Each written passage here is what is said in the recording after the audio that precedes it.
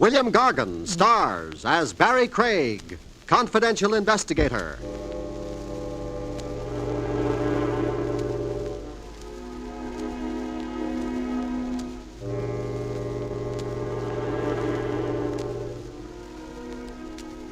If you crave all the elbow room you can get, folks, be sure to have your coffin built to your own specifications.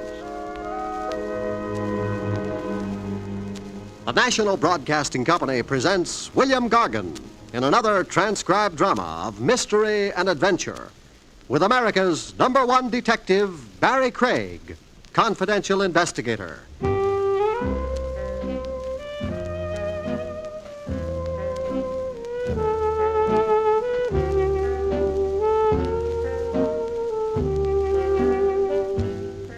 Barrie Craig speaking. Live sharply with your senses in high gear, as a confidential cop must. You notice things the average citizen never sees. Little situations that look normal on the surface, but aren't really. Like a loving couple on the subway, the Sea Beach Express, en route from Times Square to Coney Island. A cute red-headed girl with an ice cream look, and a young fellow with an actor's profile. He had an adoring arm around her waist, inside her coat. Young lovers, peaches and honey. Only thing, I could see the hard outline of a gun under the girl's coat. She was acting cozy, all right, by persuasion. Going through a tunnel, I changed seats to chaperone the situation. Nice day. Huh? You say something? I asked, what do you think of the world situation? Hey, what are you, some kind of a nut? Isn't everybody? Look, creep, blow. My seat's paid for. My ears aren't. Oh, now, that's an unneighborly attitude. What does your girlfriend think about it? Mind your business about my girl. I can't. You what? Chivalry. I've got the taint of the Southern gentleman. I once spent a weekend in Chattanooga. I can't ever pass up a lady in distress. What makes you think she's in any distress? Isn't anybody with a gun in their ribs? Look, wise guy, a gun can point 2 ways and I'll bite your tongue. Can't do. I'm a lifelong vegetarian. You can get plugged. So can you, even faster than me. What does that mean? Cast a downward glance, brother. My right hand in my right coat pocket. If I fired, let's see. Yeah, you'd be shot in the 7th rib. Who are you? Sir Galahad. I've got a suggestion to make. What? The next station stop, we get off. The 3 of us. You, me, and the redhead. If not? We'll both be disappointed.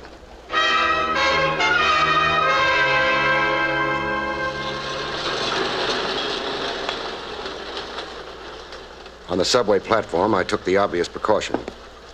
Your gun. Let's have it. Huh? Hand over your gun. Yeah, I guess you would want that. Only thing I'm not so sure I've got the drop on you. I know. First shot's yours, then my turn. You want it like that?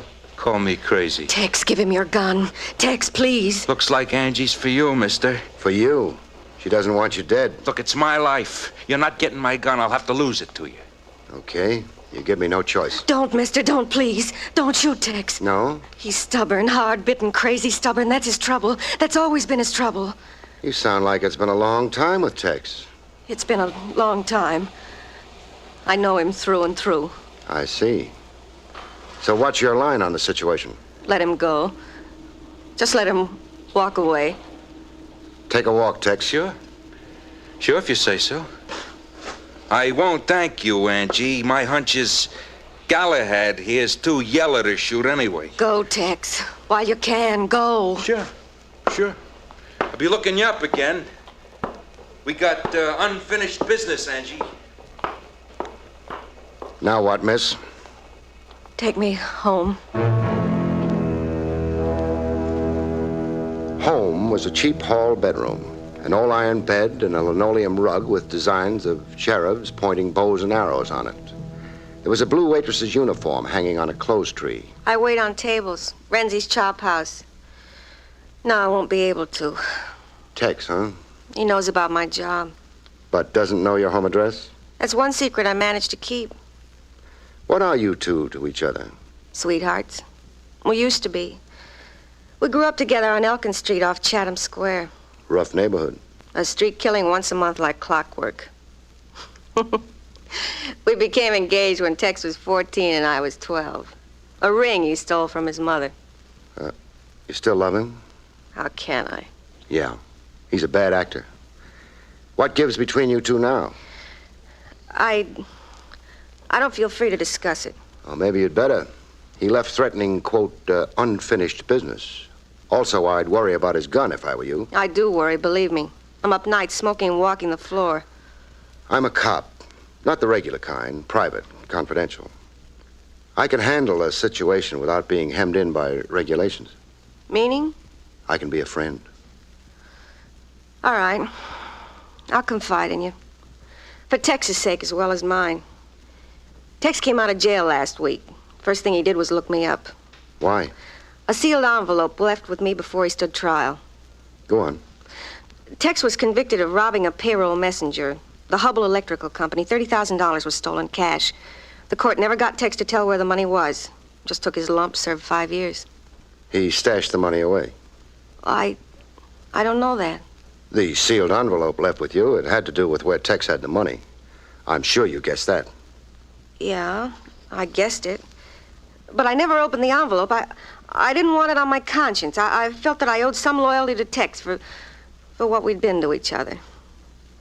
I remembered good times we'd had. Times Tex acted civilized and normal. You turned the envelope over to Tex last week. Then what? Well, Tex came back the next day. He couldn't find the money.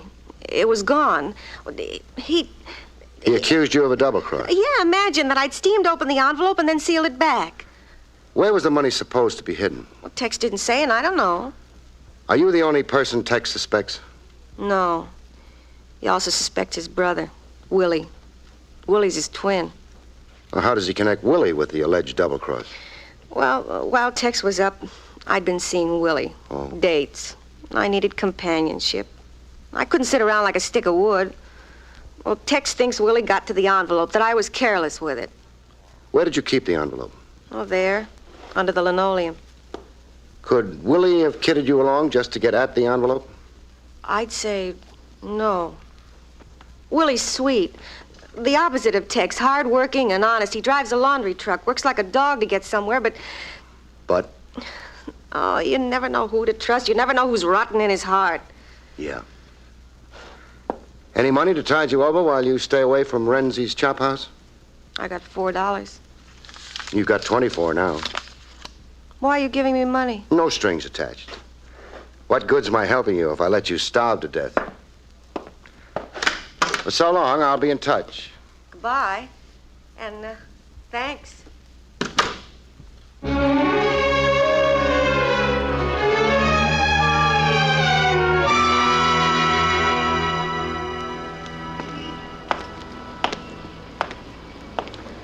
A few doors up from Angie's furnished room, the neighborhood got over-friendly. One resident constituted himself a committee of one to see to my comfort. A fellow with sideburns that ran into his neck. Hey, you feel something, Pop? You've got 10 years on me, pal, so how can I be your pop? Well, my gray hair at an age, I do that on purpose. Why? So as I can look distinguished. Why? Why? Well, don't everybody want to look distinguished? Hey, you're ribbing me. And you're ribbing me. Yeah.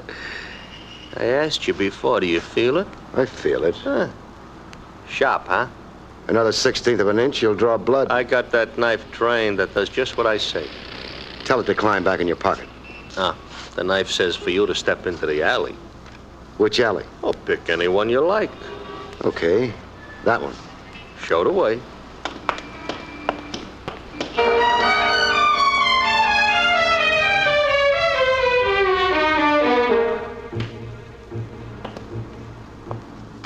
In the alley, I submitted to a frisking. Hold still. What prey are you looking for? A gat. How come, fella? Check my wallet and deduce for yourself. Oh. Private eye, huh? Worried? No, cops don't worry me. I worry them. A cop fighter. I was 10 and one shot my old man for nothing. I never forgot. Shot your old man for nothing? All he was doing was a saloon stick-up, only for laughs. Only for laughs? Yeah, it was a Saturday night, nothing doing, everything dead. The old man wanted to liven things up. And then, boom, and I'm an orphan. Stupid cop. Sad story. Well, should I love cops? No, but don't hate me. I'm private. I work for me. Now work for me. What do you want? I seen you with Angie Palmer, showing her home. So? So the dough Angie held for Tex when he was sent up, don't leave Nick out of it. You being Nick? Yeah. Me being the Nick that used to beat the ears off of Tex when we was kids, PS 142. 30 G's. And hot money. I've been drooling over it. Who's got it, huh? I don't know. Angie or Tex, huh? I said I don't know. Or maybe you. All I've got is what's in my wallet. $10. My worldly goods. Here, take back your wallet. I'm after big stuff. Just like you're after, huh? Meaning? Oh, you're after Angie for my reasons. Maybe. You make out. Remember, don't leave Nick out of it. Your knife says. My knife says. That fence there, you see it? I see it. Climb over it and find yourself some other street. I don't want to be seen with you. I'm hard luck climbing fences. I tear my pants. Get.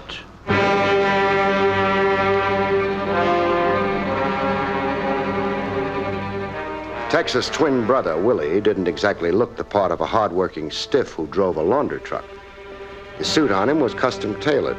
The shirt under it was pure silk. The ring on his finger had a rock in it the size of a rhinoceros egg. Prosperity all over him in neon lights. I haven't seen my brother Tex in 5 years. Trains stop at Ossining. Oh, Tex warned me never to visit him in Sing Sing. A feud between you? We're peas in a pod, only on the outside. Meaning? Tex has always given me a bad time, abuse, trouble. He resents my respectability. Being twin to a bad man has its complications. Such as? I'd been arrested time and again for something Tex did in the years before he was sent up. Ladies have identified me as a purse snatcher, stuff like that. I'd stand sweating it out in police lineups. Angie, why are you romancing Tex's girl? The normal reasons. Love? Uh-huh. Head over heels since I was this high. But Angie's been Tex's girl. Once. That's over. The guy your brother is, you're asking for a headache. I know. It scares me, but it scares me more to give up Angie. I see. I glean you've had more schooling than Tex. Night school. I take courses in speech and electronics. Pointing for trade? Radio, TV repairman. I figure someday to open my own shop. Tell me, what's the twist in Tex? Well, he was a show-off as a kid. He got used to the wrong kind of applause. He'd pull all kinds of petty stuff just to get attention. He couldn't stand being ignored. It drove him crazy, made him feel like dirt. He's still a kid showing off.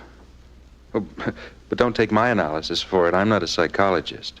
I've got a rough question for you. I think I know it. Go ahead. Did I get close to Angie? Well, just to nose out where Tex hid the stolen $30,000. What's the answer? No. You have no idea where the loot is? No idea. Where can I find Tex? Have you any idea? It happens I do. In my own way, I keep a corner of my eye on him, concerned for Tex and to protect myself.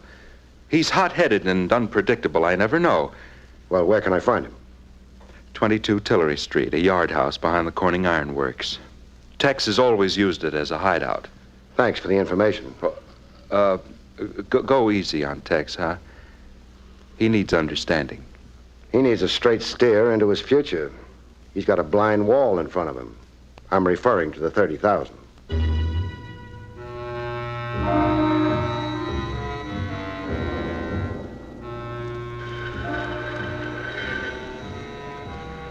The frame yard house behind the ironworks looked like a strong wind would blow it down. I found Tex in the room that had the smell of last year's rain. He was stripped to his waist, stretched out on an army cot. More in a coma than asleep, his eyeballs popping in a lunatic stare and sweating a hot paste of sweat. Sick he couldn't be sicker, and delirious, babbling in a delirium. Mistake for Tex. Tex riding high. Blasi no good. 30,000. Beautiful, beautiful, beautiful. Old Dunstan's chicken farm. Walk a line from the coop. Easy. Oh, it's easy to do it blindfolded. Easy. Easy as pie. Easy. Pretty soon, I was playing nurse to a hoodlum, bathing his brow and cooling him down. And then his eyes were on me, blind to who I was, and suddenly calm as if the fever had passed. Oh. You. Yeah? The bottle. The shelf over the sink. Reach me a pill, will you? Sure. Oh. Here, now, raise up a little. Oh. Thanks. The pill brings me to. Fine. Oh, I must have passed out. You were delirious. Yeah. Fever. I got it in the tropics once. I was a kid on a job in the tropics. Rubber plantation. I was hired out to a surveyor. 40 lousy bucks. The fever. It hits me and goes all the time. It hits me and it goes. Chronic, huh? Yeah, chronic. The prison medic had me on shots. You... What? Do me another thing, will you? Fry me a couple of eggs. Oh, my stomach. It feels like an empty drum. How do you like your eggs?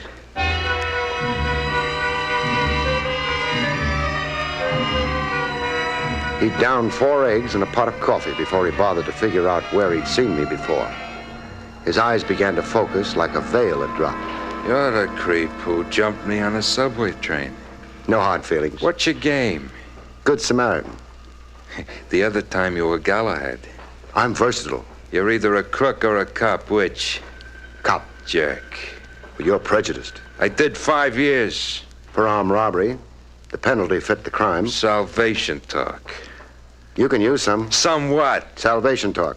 Cops hounding me. Look, I paid my debt. Not quite. Not quite? The $30,000 still outstanding. You're still in debt. I earned that $30,000. 5 years. I lay in a hole for 5 years. You'll live in the shadows for the rest of your life if you try keeping that money. My risk. Besides, I haven't got it. Who has? Angie or my phony brother Willie. Or Nick? Yeah. Oh, Nick. The rat Nick. He was up at Sing Sing visiting Sundays, handing me a carton of smokes and a line. Tip him to where the money was. He'd keep it safe for me. Safe in a pig's eye. Angie, Willie, or Nick. Anybody else you suspect could have beat you to the money? McAvoy. The insurance dick in the case. I swear he had a phony look to him. Or you. I wouldn't put it past you. Everybody's dishonest in your book, huh? Yeah, sure. The only honest sucker who ever lived was my father. $5 a day digging ditches until he fell dead into one. What killed him? The $5 a day. He made 5, he needed 10, period. Where did you have the money hidden? Sure, I'll tell you. Why not? It's no secret now. There's a chicken farm up in Yonkers. Dunstan's Chicken Farm. Weekends I candled eggs for old Dunstan, for eats and pocket money.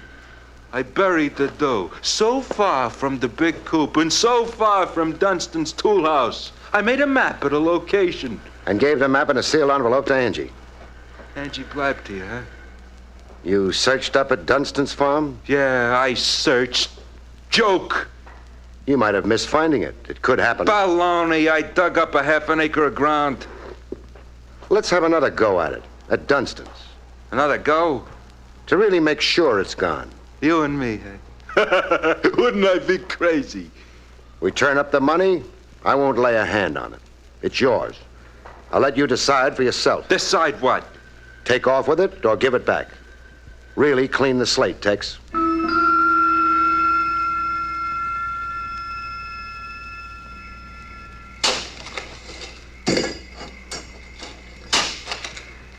We had 4 hours of digging in the evening quiet of Dunstan's Chicken Farm. What used to be Dunstan's Chicken Farm, that is. Dunstan was gone, and there was a for sale sign on the abandoned property. I give up. Oh, my sentiments, too. We've at least dug up an old shoe, Now, if we can find one to match it, Oh, don't make with the jokes. The money's been snitched. I know it. maybe old Dunstan himself, Don't sell me that. or anybody, some lucky stranger. Still no sale. It's Angie, my smart aleck brother, or Nick. Hey, somebody mentioned my name? Nick. Yeah, in person. Hiya, kid. Greetings. This disposes of one suspect, Tex. Yeah, how's that? Nick trailing around after us, letting us dig and watching us.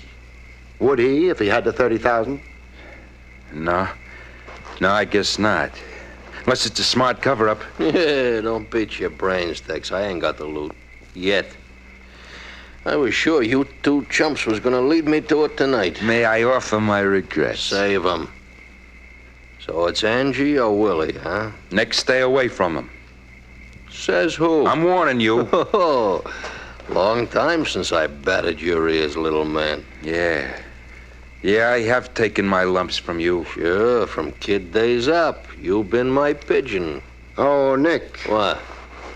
got your knife sharpened? Yeah, and pointing at both of you. I noticed. But see what I've got. What? Hey, a gun. Cocked and ready. Drop your knife, Nick. Oh, sure, no argument. Dropped. Tex, Yeah? I've got a hunch about you. That you've taken a lot of guff from people right from the cradle. That it gave you, say, a complex. Made you try awfully hard to pass yourself off as a tough guy. Yeah, I've taken a lot of abuse from Nick here, right? He made me the joke of the block. All the time, the joke of the block. With his fists, fair and square, and the best man wins? Fists, my eye, with his knife. I got scars to show. Then go to it. Go to it. Here's your chance to lick Nick in a fair fight, man to man. Lick Nick and lick a few of your complexes. Wait a minute. Yeah. Yeah, I always wondered how I do it, Nick, fair and square. Let's get to it, Nick. Hey, wait a I'm minute. gonna beat your brains No, in. now listen. Show some fight, Nick. Listen, Tex.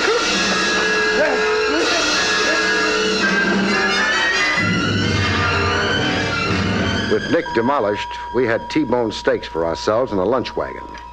There was a new shine to Tex, confidence, but of a different variety than before. Oh, I feel great, great. I'm glad to hear. Oh, like a weight off me. Like Nick was the symbol of something that had me down. Always had me down. Well, in flattening Nick, you proved to yourself you could make out on the level with honest sweat and toil. Yeah. It flashed through me the exact words you say. I got stuff I don't have to put on. I can be me. But I'm forgetting something. What? The money. The money's gonna pull me down low. Meaning? Somebody's enjoying it. But it's my rap. I'll get the short end of it from the cops, the insurance outfit. They'll never believe I lost the loot to somebody. I gotta put the screws on Angie and Willie. Tex, Yeah. I'll make book that neither Angie or your brother have double-crossed you. Well, why wouldn't they? They're just not the criminal type. Ah, that's crazy. While you're learning things, also learn to have a little faith in people. That's gonna come a little tough. Angie's a sweetheart, and your brother's solid gold. Yeah, nice words. Now, about the money. Who got it? I've been picking my brain. No, who hasn't? I've got an advantage. I'm a cop. Meaning you think better? 20 years as a trade gives a man a certain training. Yeah, well, you show me.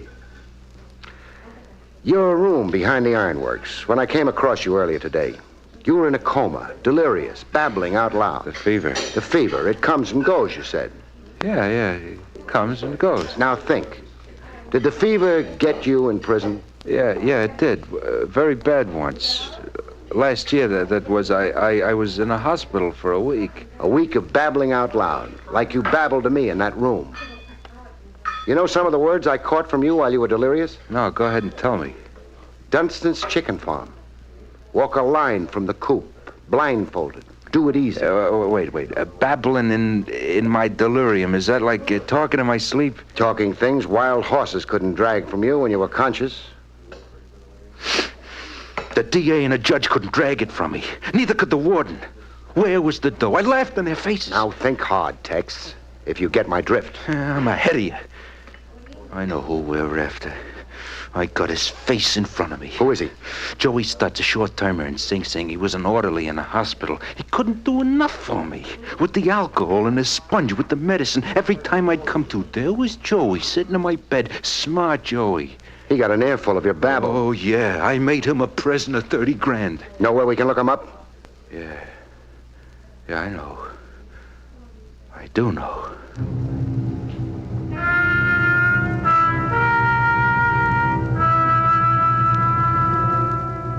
Wind up a case, you don't always do it to the king's taste. Or should I say, the law's taste. We found Joey Stutz, all right. Living it up big in a Park Avenue duplex. Funny-looking runt of a guy in a Japanese kimono and gold-stitched bedroom slippers. Joey had a surprise for us up his kimono sleeves. I wondered when you was going to tumble at my little trick, Tex. Your ears open while I lay in a coma, rat. It took just 4 days for me to figure out what you were telling me. How to walk 10 yards from the coop and then 5 more left of the tool house. Cough up the dough. I can't.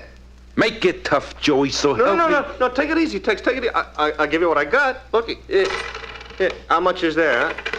82 cents. 30 G's, Joey. Oh, wait till I show you, Tex. Here, look.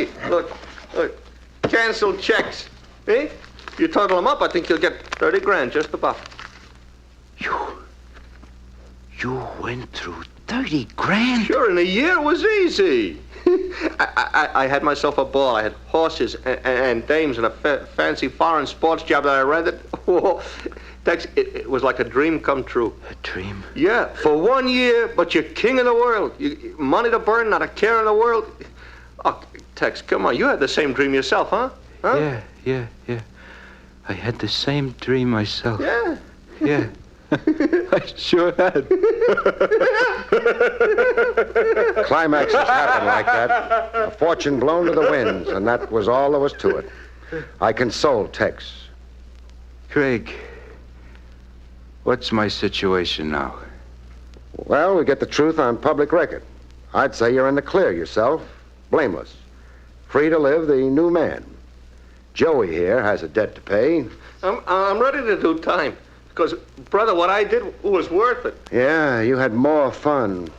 82 cents left out of $30,000. How did you manage to hold on to 82 cents, Joey? I got a thrifty streak in me on my mother's side. Hey, look, you're grinning, Shummers. Yeah. I'm thinking how I'm going to take you downtown as you are, in your silk kimono and gold slippers. Huh? I want headquarters to see what the well-dressed crook is wearing nowadays. Shall we go, gentlemen?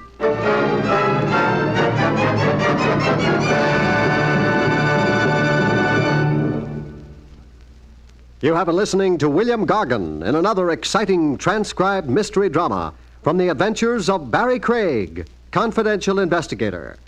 Tonight's story, The Tough Guy, was written by John Robert.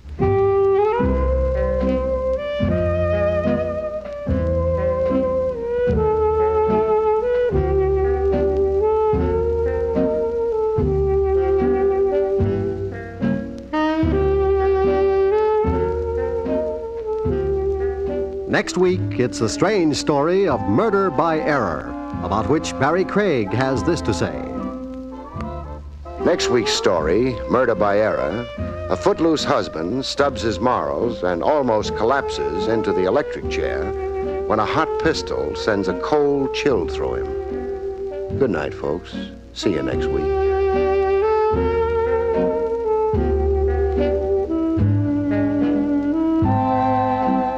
The National Broadcasting Company has just brought you William Gargan, starring as Barrie Craig, confidential investigator, directed by Arthur Jacobson. Heard in our cast were Charlotte Lawrence, Shep Menken, and Larry Dotkin. This is Eddie King speaking.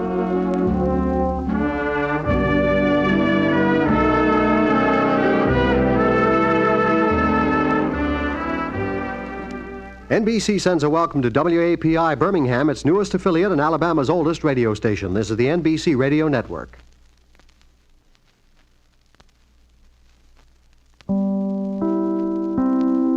Hello? Craig speaking. I wanted to read you my lead for tomorrow's column. At the door. Hold the line, Barrie, while I see who it is. Don't answer that, White. Stay away from the door. Stay away from the door. Don't answer that. Oh. You? Look, I told you it's no use coming here. You're just wasting your time. My life's too short.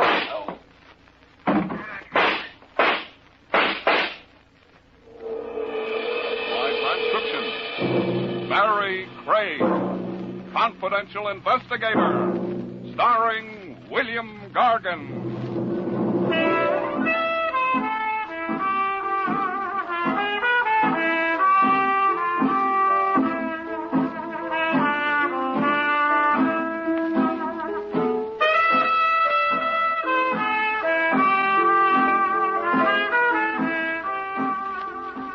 Barrie Craig speaking. It was one of those nights. I was sitting in my office with my feet hooked on the corner of my desk, trying to whip up some enthusiasm over an assignment to bodyguard a couple of tin coffee pots at a Long Island wedding when the telephone rang. I let it ring a few times before I reached out and snagged it off its hook. After all, when they're that anxious, they can be mighty worthwhile. Yeah, who's this? Al White from the Chronicle. Remember me? Oh, Al White, sure. How's the gossip column racket these days? Warming up. I got a chore for you. I'll bet you have. Meaning what? I've been reading that column of yours. Those cracks you've been making about Larry Slade throwing the big fight, they can't have made him very happy. I hear he's looking for you. Yeah, so do I. I need a bodyguard. You keep printing that Slade took a dive, and you're more likely to need an undertaker. I was right about it, wasn't I? I even called around. Sometimes there's something better to be than right. Such as? Alive. Something you're not likely to be if you keep needling Slade. He's big and sensitive. My heart bleeds for him. Look, do you want this job or not? All right, Al.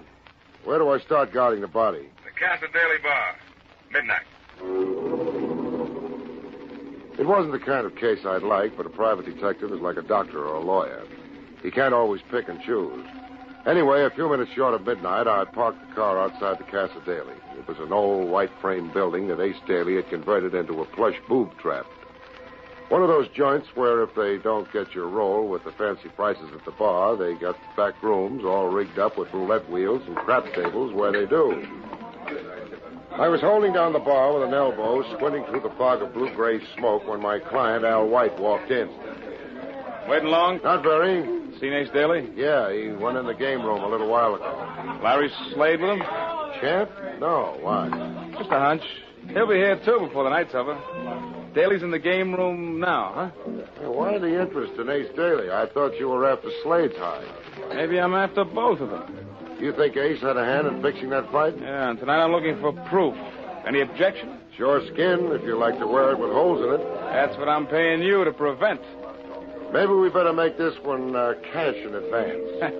Can't you trust me? Oh, sure. I just don't want to have to go to the trouble of suing your estate to get my money. Oh, very funny. Hey, wait a minute. You must read tea leaves. Huh? Don't look now, but your old friend, the ex-champ, just came in. Is he heading this way? No, he's going on through into the gaming room. Good. What's good about it? I had a tip Slade would be showing up for the payoff tonight. This settles it. He jumped the fight, and Daly paid him to do it. You still haven't got any proof of a payoff. With a little luck, we might even get that. What are you going to do, follow Slade in? Not yet. Give him a minute or two head start. He won't go direct to Daly's office. He'll probably waste a couple of minutes looking around in the gaming room, just to make sure he isn't being followed. Now, if we time it right, we may catch him in the act. And if we do, I'll have the biggest story of the year. I only hope you live to write it. I'll write it. Don't you worry about me. All right, then. I'll worry about me. I only hope that I live to read it. We stayed at the bar, finished our drink, and listened while a tinny five-piece combo did unmentionable things to a popular ballad. Then Al White dropped a handful of silver on the bar and nodded he was ready. I led the way out of the bar to the disguised entrance of the roulette room. The door was presided over by a tuxedoed man with a broken nose. We stepped into a small vestibule, waited while he closed the door behind us. Then another door opened, and we stepped into the game room. A low buzz of conversation, spiced with the click of roulette balls, rolled out toward us. A dozen or more people were huddled around a huge roulette layout in the center. On the far side, a hot crap game was in session. Either Ace or Slade was in sight, so we ambled past a bank of slot machines toward a door marked private. From behind it, we could hear the sound of someone laughing. Ready? All right, let's go. And may your marriage be as happy as you are beautiful, my dear. Hold it, Judge. We got company. Something just crawled out of the woodwork. Something was wrong. Instead of a payoff, it looked like a party. Lifting a champagne glass with Ace Daly and Slade was the most gorgeous redhead I'd ever seen. And a tall, distinguished, white-haired man was just proposing a toast. It wasn't what we'd figured to find. But Al White didn't let that stop him. He walked right in like the life of the party. Or maybe the death of it. Hello, Larry. Evening, folks. I've been looking for you, White. I'm going to knock Easy, you... chap, easy. My client doesn't like to be crowded. Make it easy on yourself, and you keep out of Cut this. it out, He's chap. got it coming. I'm going to... Okay. Okay, Ace. You, White. On your way. Daly, you could lose a lot of customers talking to them that way. I didn't send for you. Get out. Ace, who is this man? Yeah, Ace. Why don't you introduce us? I'm Al White, Miss Adair. I write a column for the Chronicle. How do you know my name? Recognizing faces is part of my business. And how are you, Judge Adair? I thought you and Ace Daly were old political enemies. How nice to see that you've gotten together. I think perhaps you'd better excuse us, Ace. Louise and I... Sit down, Judge. I'll take care of White. He's just about to leave. Don't mind if I do. Now. You see, I came here looking for a story in the Fight Fix the other night. Oh, it's small potatoes compared to a political fix. What does he mean, Ace? You and Ace, the happy couple. Well, really? And maybe if Ace helps the judge to get reelected, he can claim the bride as his reward. What a story. Ace, he mustn't print that. Not before election. He'd ruin everything. Don't worry, Why, Judge. He's not printing anything. That's where you're wrong. I'm not only printing it, but I'm going to do a feature piece on it. Don't push your luck too far. You're still healthy because nothing will happen to you in my place. Providing you're out of it in 5 minutes. Just let me take him, Ace. Let me Without take a him. rehearsal, champ? I thought you always rehearsed your fight. Why, you little rat, I'll kill you at the last thing, Look, Ace. champ, I don't have my hand in my pocket because it's cold. I told you the guy's my client. Sit down, champ. As for you, Craig, put up the heater. Ace, you've got to stop him. He mustn't print that. It would ruin us, all of us. Don't worry, Louise. If he so much as hints at it in that rag of his, I'll not only be on the line of people who want to kill him, I'll be at the head of it. As we weren't in any position to cop any popularity prizes at the moment, there didn't seem to be much point in hanging around the Casa Daily. We got out with about 2 minutes left of the head start Ace had given us. White insisted that I drop him off at the combination office and apartment where he worked. So I locked him in for the night, then headed for my own apartment and some long-delayed shut-eye. I didn't need anybody to rock me to sleep, as I was practically snoring by the time my head hit the pillow. So when the phone started to dance off its stand a couple of hours later, it took me a few minutes to locate it. Oh, stand still, will you? Yeah? Al White. What time is it? Oh, about 4:30. Oh, it's the middle of the night. Not for me. These are my office hours. Just finishing up tomorrow's column. I want to read you an item. I can wait until tomorrow to read it. Hey, what's that? Oh, the doorbell. Who is it? Hold the line a minute. White, don't answer that. White, stay away from that. White! White! Without stopping to think twice, I knew that whoever was paying that late call to Al White carried a peculiar calling card engraved in lead. I started dressing, made par for the course, and was headed for a cab in less than 6 minutes. A police cruiser outside of Al White's apartment house told me somebody else had heard the shots. When I finally got to his door, it was opened by Sergeant Marty Moran of Homicide. Yeah, I might have known. What are you doing here? White was my client. Was? Don't let's get cute, Marty. I was talking to him on the phone when he got it. Oh, that accounts for the phone being off the hook. Do I get in? I suppose so. What were you talking about when it happened? He wanted to read me an item out of tomorrow's column. Column? You didn't find any column, just a few blank sheets in the typewriter, no column. Yeah, there he is. We haven't moved them yet. Me hasn't gotten here. Got it in the back, huh? All 5 of them. Small caliber gun. 32 or less, I'd say. Big enough to do the job. Yeah. And you say there was no trace of a column? No, just a few blank sheets of paper in his typewriter. All right to handle? Yeah, I guess so. Barrie, what's on your mind? Just a hunch. I'm wondering if Al White had the same habit most newspaper boys have of jamming 2 or 3 sheets into their machine at a time. Gee, you got something there. If he did, we may be able to bring out the impression on the second sheet. Well, that's worth a try. There should be some dusting powder in the lab kit. Yeah, here's some. Let's have that second sheet. Here you are. Think that's enough dusting powder on it? Yeah, a little more, maybe. Shake it around. Well, what do you know? It worked. Can you read it, Sergeant? I think so. First, let's blow off the excess. Yep, there you are. Clear as a carbon copy. Take your bows later. Uh-oh. Here it is. Listen. The mob is giggling over Ace Daly's payoff if the election goes right. Now, instead of fixing fights for sugar, the Ace is fixing elections for honey. Ace Daly in this? Yeah. He told White that if that item appeared, he'd kill him. Well, why didn't you say so? That makes it easy. We put out a pickup on Ace, and we got it made. Better pick up Larry Slade, too, Marty. The champ? Yeah, he got into the act, too. He promised to kill White if he mentioned fixed fights again in his column. Oh, fine. First I have no suspects. Now I've got more than I have teeth of my own. How many other characters promised to make this creep a prospect for a headstone? Offhand, I don't recall, but as I think of them, I'll keep you informed, Marty. I got away from Sergeant Moran as soon as I could. He was yelling pickup orders into the phone as I closed the door behind me. On the street, I grabbed a cab, told the cabbie to double back up a couple of streets to make sure there was no police trail on me, then gave the driver the address of the Adair home. It was an old converted brownstone house with a large brass knocker. Through the glass door, I saw the commoded figure of Louise Adair. Over her shoulder on the stairway, I could see her father, his white hair shining in the gloom. What do you want? I'd like to see you for a few minutes, Miss Adair. Now? What about? Murder. Murder? Yes, Al White, the columnist, a few hours ago. I see. Perhaps you'd better come in. What is it, Louise? You go on to bed, Dad. This, gentleman wants to ask me a few questions. Maybe your father ought to sit in on this. Leave my father out of it. Nonsense, Louise. Now, what's this all about? Al White, the columnist you met last night at Ace Daly's, is dead.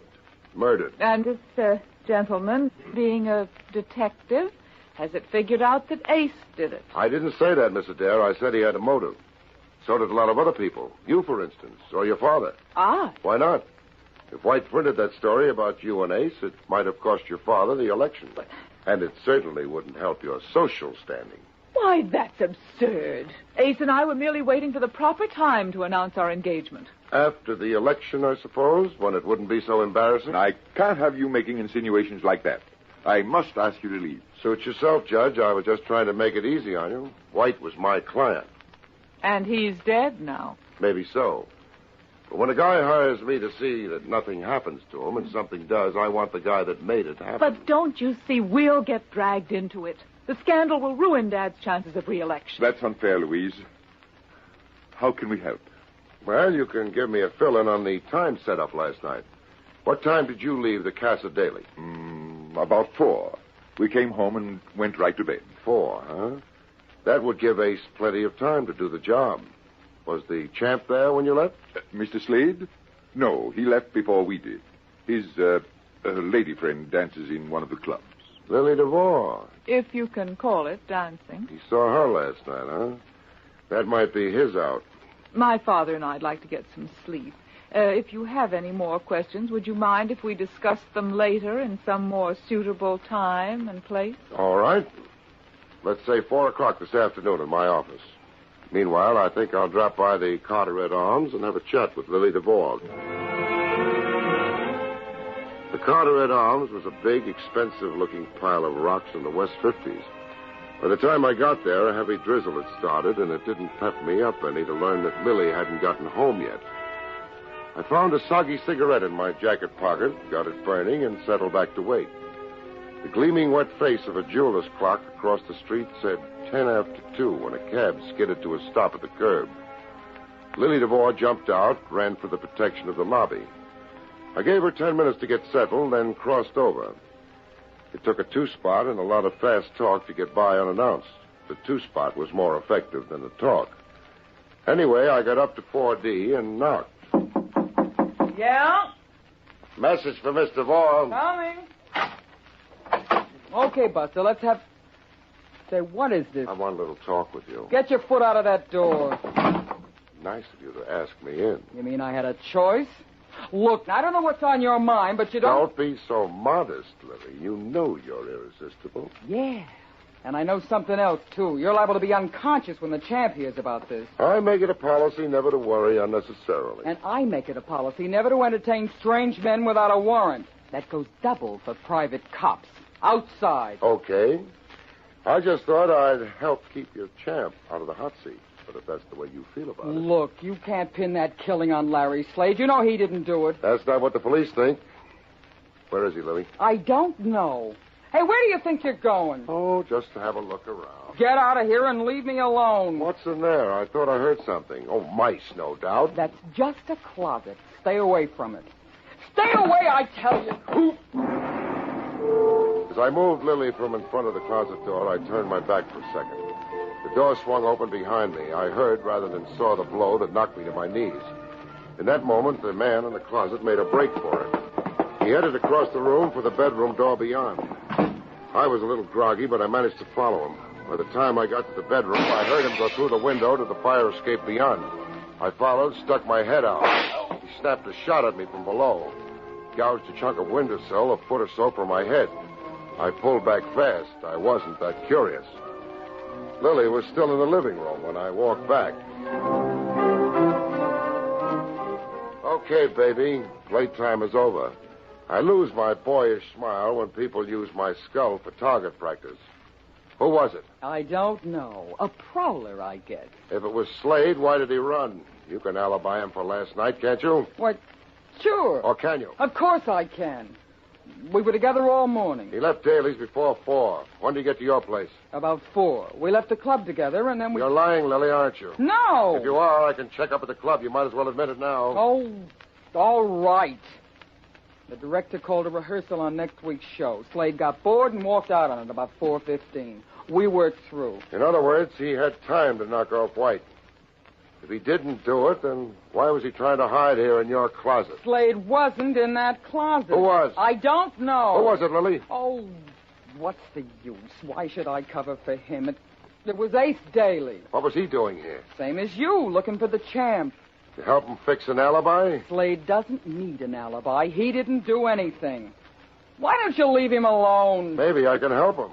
Where is he, Lily? I told you I don't know, and I wouldn't tell you if I did. That's what I thought.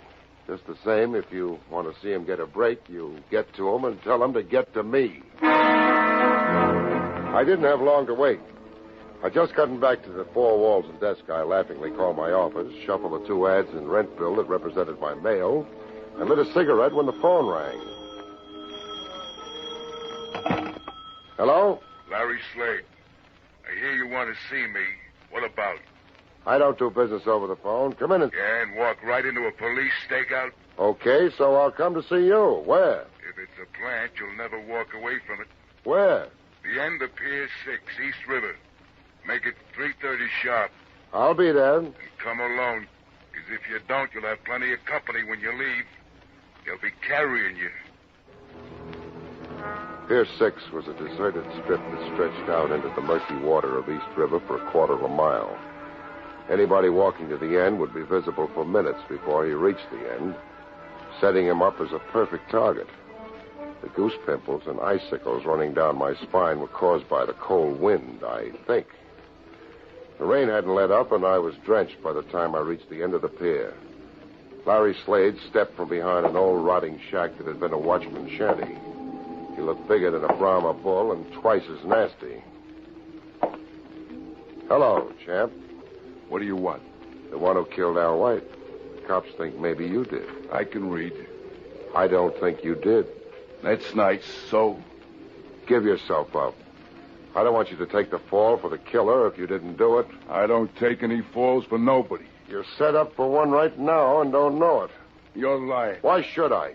Ace Daly's the only one got anything to gain by lying. He wouldn't cross me. Not unless he needed a fall guy, and he does. Why don't you tell him that? Hey, Ace. Busy little man, aren't you, Craig? I tried to get around, only this time I didn't get around fast enough. Looks like you beat me to it, Ace. Looks like I did. He thinks you're trying to pin the murder on me, Ace. Now, why would I want to do that, Larry? Why would I want to frame the guy who's giving me my alibi? Your alibi? He hasn't even got one for himself. Not after he left Lily Duvall last night. Oh, yes, he has.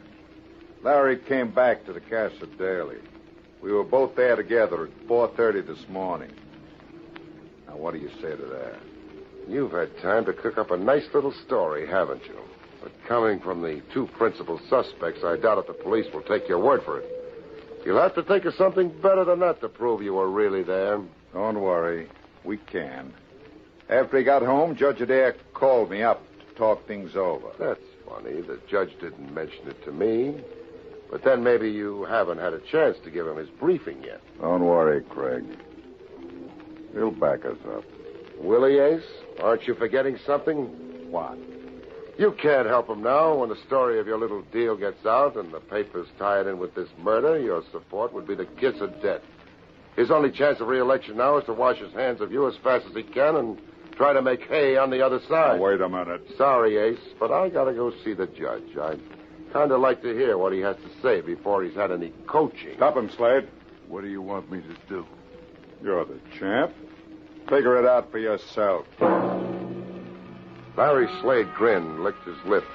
He hunched his left shoulder a bit. And I saw the punch start somewhere near the tip of his shoe, but I couldn't get my jaw out of the way fast enough.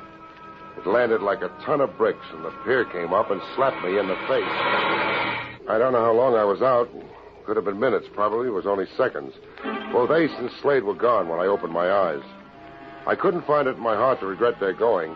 All I could do was hope that they were going to the wrong place if they wanted to locate Judge Adair. I managed to get a cab and gave the driver my office address. When I got there, two people were at my door trying the knob. Even in the semi-gloom, I had no difficulty making out the sleek lines of Louise Adair as one. The other was her father. Looking for me? Oh. I thought you'd forgotten our 4 o'clock appointment.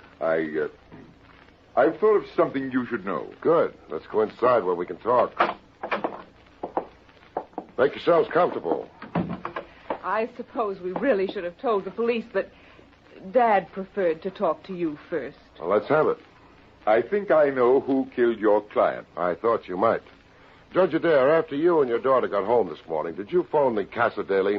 Why, how did you know about that? Then you did make the call. Why, yes, about 4:30. Well, there goes the old ball game. I thought that Ace was lying. But Ace wasn't there. No one answered the phone. He didn't?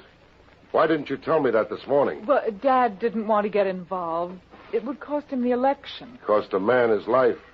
I finally realized too late. When Daly tried to reach me today... I see I got here just in time. Hey! No, don't shoot, Daly. I won't tell anything. Don't... Why, you dirty double-crossing old buzzard. He's got a gun, Dad!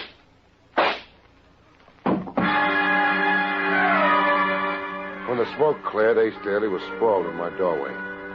Louise Adair was doing a good job of trying to swallow her fist.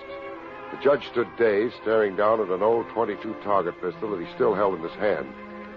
I managed to pin my eyeballs back in their sockets long enough to walk over to Ace. At that moment, the door to my office burst open, and Sergeant Marty Moran came tearing in. What's going on here? Holy cow, Ace Daly. Who did it? I'm afraid I did, Sergeant. It was self-defense.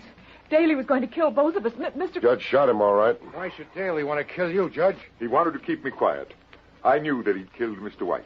You were taking an awful chance going up against a pro like Daly with that pea shooter. I couldn't keep quiet and see him get away with murder. Even if it does cost me the election, I couldn't do it. Cost you the election? You kidding? You come out of this mess a hero. Delivered a killer all wrapped up. Just too bad Ace Daly didn't kill White. Didn't kill him? What do you mean? Yeah, you better translate that for me, too, Barrie. Daly couldn't have killed White. I was talking to White when the killer knocked. He got up and let him into the apartment. So? He wouldn't hire me to hold his hand while he was talking to Daly in a public place, then let him into his apartment. But Ace could have disguised his voice. Won't wash, baby. White was shot in the back. That means he opened the door to the killer, then turned to lead the way into the apartment. He never would have turned his back on Daly. In that case, I have a little surprise for you. Ryan, bring Slade in. We picked up Slade waiting outside in Daly's car. Ace? Who did it? I'm afraid I did, Mr. Slade. I thought he killed White. Which leaves us only one logical suspect. Oh, I get it. I'm supposed to be the fall guy, eh? Why, you two-bit Seamus, I'm going to let you have it. Right in the whiskers. You KO'd the champ. I owed him, that's it. Holy cow, so I did. Hey, he didn't throw that fight. He's got a glass jaw. Well, I'll get him out of here and booked. He didn't kill White either. He never would have used a gun. He'd get a bigger charge out of beating him to a pulp. Well, if neither of them did kill White, who... You did, Judge. What? And that wasn't self-defense when you shot Ace Daly in my office. It was murder. That's fantastic. Why should my father kill either of them? Because White was getting set to break a story that would have blasted your father's chances. Ace knew your father killed him and covered him for your sake. But your father knew when the heat was on, Daly would throw him to the wolves. But to go up against Daly with a .22... Ace was a sitting duck. The judge shot him before he knew he was being double-crossed, using me as a witness that it was self-defense. Now, see here. This is ridiculous. I was in bed when White was killed. Sorry, Judge. I went to your house an hour or more after the killing. You were supposed to be in bed, but your hair wasn't even mussed. I won't listen to these lies. Tell them, Dad. Tell them. What's the use, Louise? I took a long chance and lost. I killed them. Well, they can't prove a thing. Yes, they can, now that they know the story. I left too many traces. Why did you kill White, Judge? I had to. My only hope of escaping prosecution for malfeasance was to be re-elected to cover what I had done during my last term. I would have done anything to be re-elected. Even come to blows with a thug like Daly. Don't talk, Dad. They can't prove a thing. It's no use, my dear. I'm ready to make a full statement. Okay, boys, take the judge out. We'll book him later. For murder, I guess.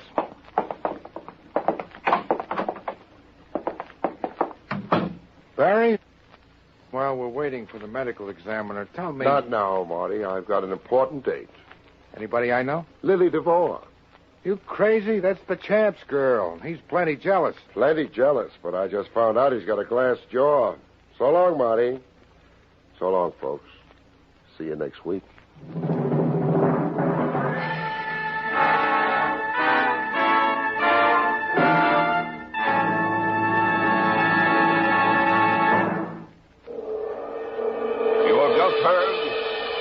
Barrie Craig, Confidential Investigator, starring William Gargan.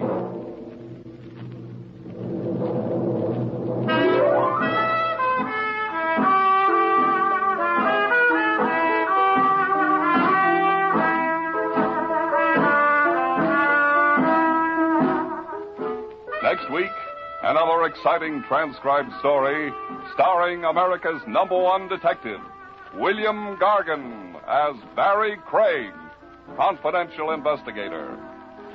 Tonight's script was written by Frank Kane and featured Santos Ortega as Ace Daly. Edward King directed. Your announcer is Don Pardo.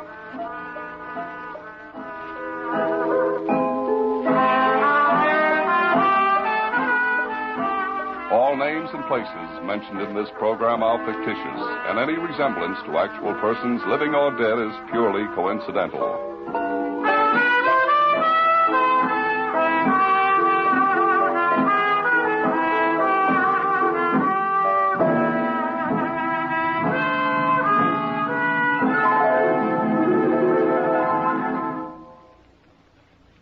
Three chimes mean good times on NBC. William Gargan stars as Barrie Craig, Confidential Investigator.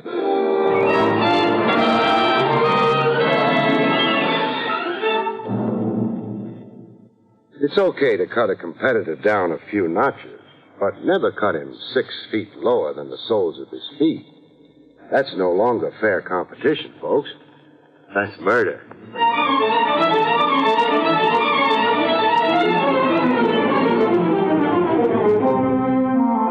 The National Broadcasting Company presents William Gargan in another transcribed drama of mystery and adventure with America's #1 detective, Barrie Craig, confidential investigator.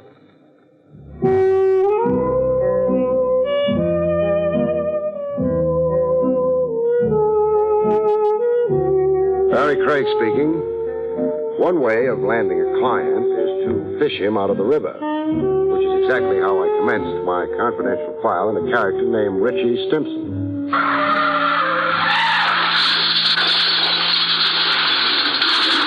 I jumped with my shoes on.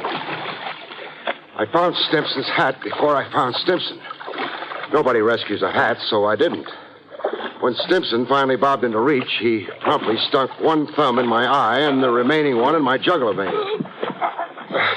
Another thing nobody wants to do is drown in a stranger's embrace. When his jaw came up flush with the surface, I landed on it. He lay quietly on his back now, spouting water from the mouth like Moby Dick, and I began floating him to shore.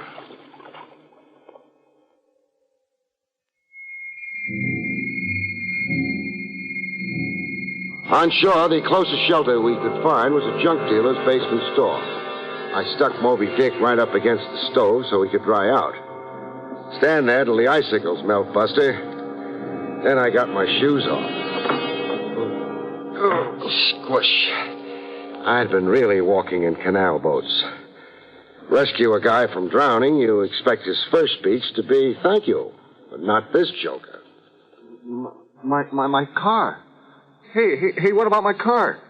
Oh, I'm keeping it as a souvenir of the occasion. Hey, it's a brand new job. The fish will be pleased to know.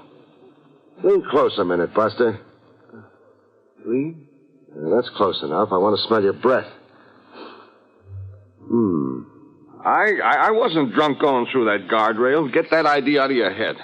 Just lousy driving, huh? Yeah, it's coming back to me now. What is? That same feeling I've been getting lately. Dopey all of a sudden. And the blues, like I'm depressed. Up here, something starts fogging up. In your head? Yeah. Makes me want to shut my eyes, like I've been on a weekend toot and now I gotta sleep. And do you shut your eyes? I don't know. Buster. What? Confidentially, who are you? Richie Stimson. Chauffeur. Used to be. And now? A husband. That's, your occupation? Yeah, that is. Oh. Who are you? Barrie Craig. I'm a detective. Well, you know. And, where can I bill you? Bill me for what? A suit of clothes, look. Oh, yeah, it's torn. Hey, you sure it wasn't torn before? Now, that's what I call gratitude. 472 1/2 Park Avenue. Send me the numbers and I'll write out a check. Where? Park Avenue? What's the surprise? Boy, your kisser, it's got 10th Avenue on it. So I moved east 7 blocks. So you married east 7 blocks.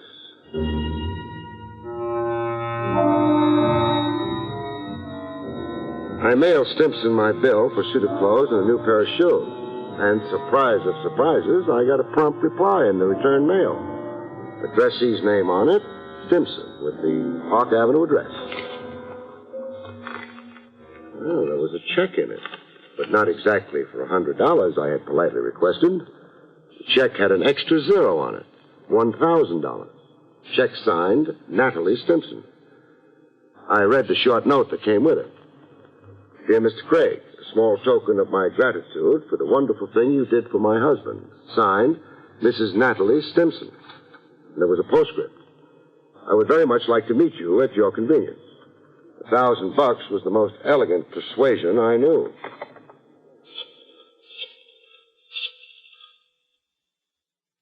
Information? I'd like the phone number of a golden angel. Her name? Oh, This is Natalie Stimson, 472 and a half, Park Avenue.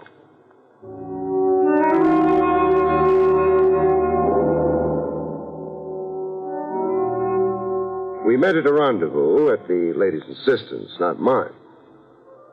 An out-of-the-way private for members only joint called the Club Socrates, where people dined lying down on couches like the old Roman nobility. The maitre of the hotel wore a toga, and the slant-eyed waitresses were all made up to resemble Cleopatra. Natalie tried to clear up my confusion. It's a revival of old Roman dining habits, Barrie. It's the newest fad. Imagine. It restores eating to what it should be. And what's that? Why, life's most gratifying experience. A sheerly exotic... Enough said. So, kick your shoes off, lie back on the couch, and luxuriate. Really enjoy it, Barrie. So tell me. Tell you? Why we're wallowing here. Oh, I want to talk to you about Richie. Oh, your ex-chauffeur and present husband. It's his unaccountable depressions. You worry over them. Richie's told you about them? You sound surprised. Well, I am, for Richie to confide so quickly. Well, I'm a guy people right away confide in. He says he gets, quote, dopey all of a sudden. Gets the blues. Becomes depressed. And then up here in the beans, something starts fogging up, unquote. His reflexes go awry. He loses sense and coordination. I've seen it happen time and again. Well, give me an example. What? Well, in entering my dad's brokerage office some weeks ago, Richie burst through the door but continued going across the room. He didn't stop at Dad's desk. And where did he continue on to? Right through the window. How far did he fall? 2 stories. The miracle was he landed on a terrace on the 26th story. Otherwise, 28 floors to the sidewalk. Otherwise, a horrible death. What do you make of it? Well, I could go medical and call it an unconscious suicide wish, but I won't say it. Then what do you say? I say hand Richie over to a doctor. But he's been to doctors. Doctors in the plural? 6 doctors this year. What did the last chap say? That Richie's a normal neurotic. Yet he's accident-prone. Accident-prone. Those are exactly the words the other fellow, the lay analyst, used. So keep him under glass. Don't let him roam around. Now, is that practical advice? Maybe not. Now, besides sympathy, what do you want of me? I want you to be Richie's man friend. Come again? You see, I've got my own theory about Richie. That being? That he's a cat in a strange alley. He needs someone around he can feel at home with, someone who talks his language. Same being a slob like me, huh? I'll pay $1,000 a week. For me to chum around with Richie? Room with him, play gin rummy with him, go off to burlesque shows, all the things Richie used to enjoy doing. And for how long am I Damon to his Pythias? 1 month. 1 month for $4,000. Sold. And you'll do it? For $4,000, I'd swim underwater to Siam.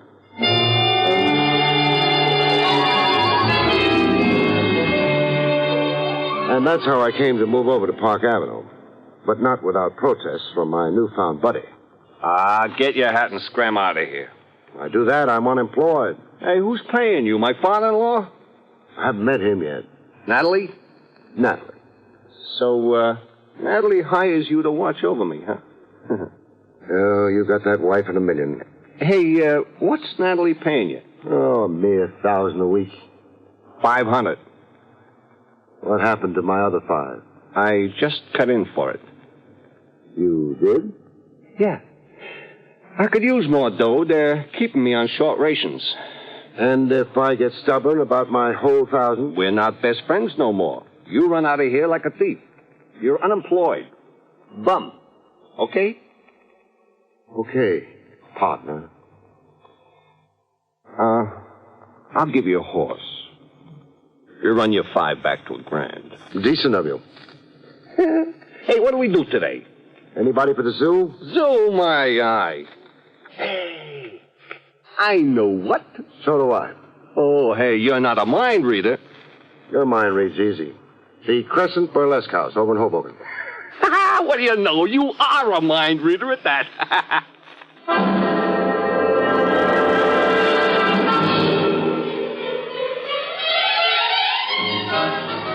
That was the chauffeur turned blue blood in one of his optimistic moods. I also got him in his pessimistic moods, and right on top of breakfast. Hey, the fog's coming up. It's beating at my eyeballs. You're depressed today. I feel lousy. Boy, how lousy I feel. Hating the world and yourself? Yeah. Yeah, that's one way of putting it. Hey, will you look? I can't even tie my shoelaces. Hands shaking? Yeah, like that head mom over at the Crescent last night. The reflexes all shot, huh? Who knows about reflexes? Now, look, hold one arm out straight in front of you. Huh? Okay. Now what? Close your eyes. So they're closed. Now bring a finger back and touch the tip of your nose. Touch the tip. Oh! Trouble? I jabbed my finger in my eye. Couldn't find your own nose, huh? Hey, what does that mean? Your coordination's off. Way off? Way off. Hey, what does it to me, huh? Well, ask a doctor. Well, I've been to doctors. I've been tapped with little hammers, x-rayed. I've been laying on couches and talking myself hoarse. Talking about what? Oh, anything that came in my head. Psychiatry, this was. About kid days, my old lady. The time Lefty Louie came at me with a butcher knife. Over abroad, this was. And, about Miss Curran. Miss Curran? Yeah, my teacher in 4B. I used to dream about her a lot. I figured to marry her when I grew up. So why didn't you? Well, at the time I was in 4B, she was 72. No, what I got in for doctors, I tried them. Hey, what we do today, huh? We'll stay indoors and play gin. Leave us not tempt your reflexes.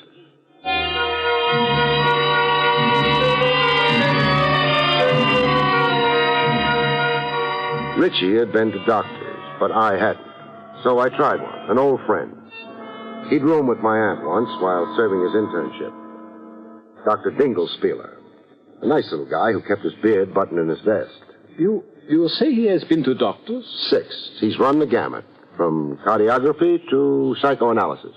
Well, it is very strange that there was no recommended therapy. The symptology seems to be clear. Meaning? The disorientation. The damage to the nervous system. Talk to me in English, not Greek. Either the man has a detectable nervous disorder or he is in a psychosis. As simple as that. I mean, medically speaking. A good physician should see what bothers Richie Stimson by eye. A head doctor could do it by ear. Yeah, that's right. Absolutely apple pie for a doctor to diagnose. Now, look, apple pie is for the cook and the kitchen. Okay, then say easy to diagnose. There is perhaps one simple conclusion to come to. Speaking for the doctors, I mean. And that is? That your friend had none of these symptoms you have described at precisely those times when the doctors examined him. Had none of the symptoms at the time of examination. Yeah. I'll need time to figure that one out, Doc. Tell me, which branch of medicine is more apt to be mistaken? The nerve specialist can be sure. Meaning the head doctor has a bigger margin of error. Well, psychic sickness is a more experimental medicine. It is, shall we say, in a stage of development. And Richie Stimson is in a stage of disintegration. Well, thanks for your time, Doc. If I said I wasn't twice as confused as when I came in, I'd be lying. Well, so long.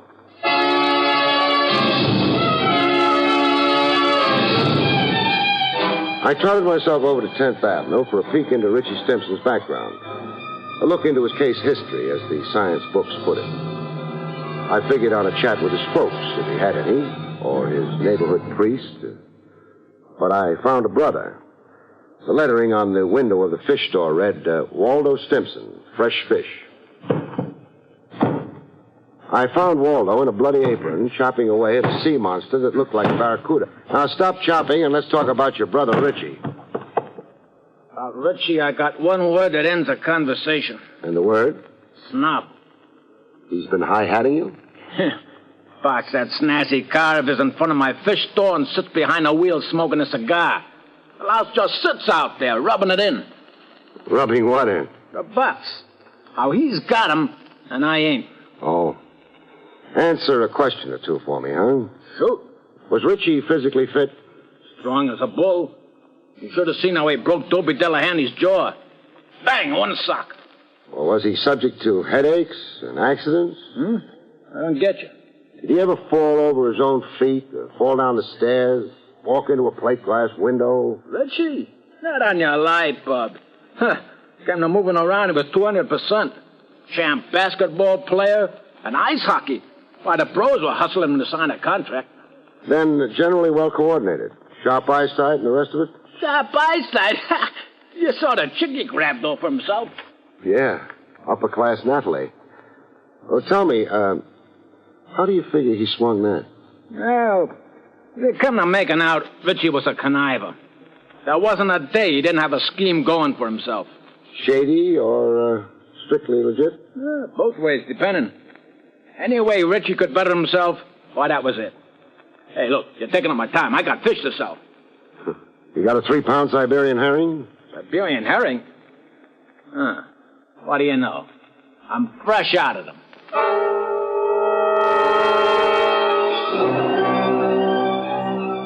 That led me to the father-in-law, C. Lindsay Bernard, broker. I wanted to know how come the uppercase Bernard had sanctioned his daughter's marriage to the family chauffeur. I found Bernard, Sr., behind a mahogany desk the size of a tennis court. The cigar in his mouth almost reached out into the hall to the elevator. Yes, your question, Craig, has definite point. But not with me. Well, why not? There's no snobbery in the veins of C. Lindsay Bernard. Not a drop of it, sir. We're a tribe of great commoners. Why, my father cleaned sewers, and his father sold pots and pans along the great American highway. Then you approved of Richie Stimson? Oh, heartily, sir. You might say I cheered him up that middle aisle to the marriage altar. I favored Richie over Byron Follansbee. Yes, sir, a red-blooded young man like Richie. Why, I abetted his cause with Natalie. I am against the rich inbreeding with the rich. Very bad for progeny. Transmits white blood cells. Offsprings are anemic. Cut. My ears are bent. While we're on this high-level talk, a quotation comes to my head. Something we used to recite in school, Mr. Bernard, from Shakespeare. Oh, always a pleasure to hear Shakespeare quoted. The quotations, huh? Methinks you plead too hard. That a sneer at my veracity? It could be. Why, you foul-mouthed, low-born peasant. And a minute ago, you were the guy advertising himself as the great commoner.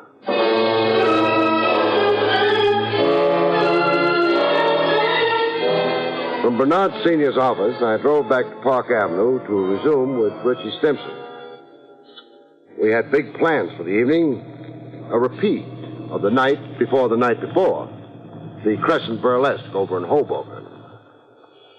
At 472 and a half Park Avenue, I found Richie already downstairs on the street. On the sidewalk a few feet away from the big front door canopy. Top hat on him and tails as if he couldn't wait to get going to Hoboken. Only thing, he was the last guy I'd want to be seen out with. Not the condition he was in. Flat on his back with a seepage of blood dyeing his clothes red. A crowd of morbid gapers packed around him and an ambulance on its way to the scene. No, sir, no date. I couldn't see myself watching a girly show with a corpse.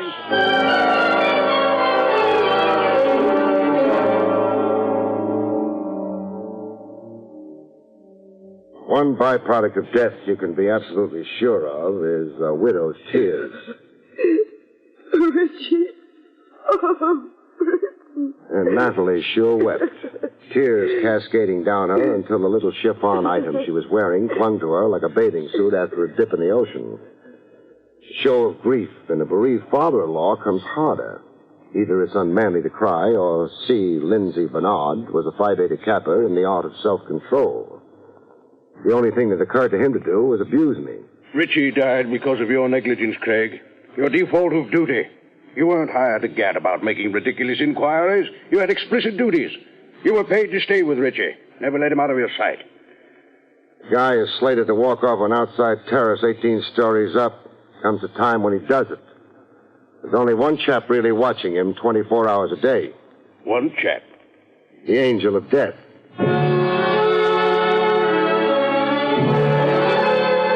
A brother of the deceased can usually muster a tear or two. Poor kid. Death softened you toward your brother Richie, huh? Yeah. Yeah, I ain't got no hard feelings now.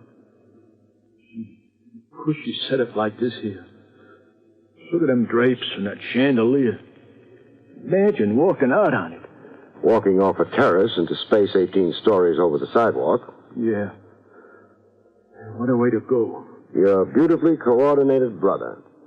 The kid with sharp eyesight and trained reflexes. Oh, about that, No, I didn't exactly feature the right dope on Richie that time we talked. I sort of left something out. You did? Yeah, something that came back to mind. You see, Richie was a big one for accidents. All the time falling down cellars or fire escapes. And your pains here in the head, always with a wet towel and the ice pack on his bean. You get me, huh? Better than you think, Waldo. Tell me something. What? Who's paying you to lie to me, and how much are you getting? Well, suppose I am in the way of a few bucks. No harm to nobody. Why should I pass it up?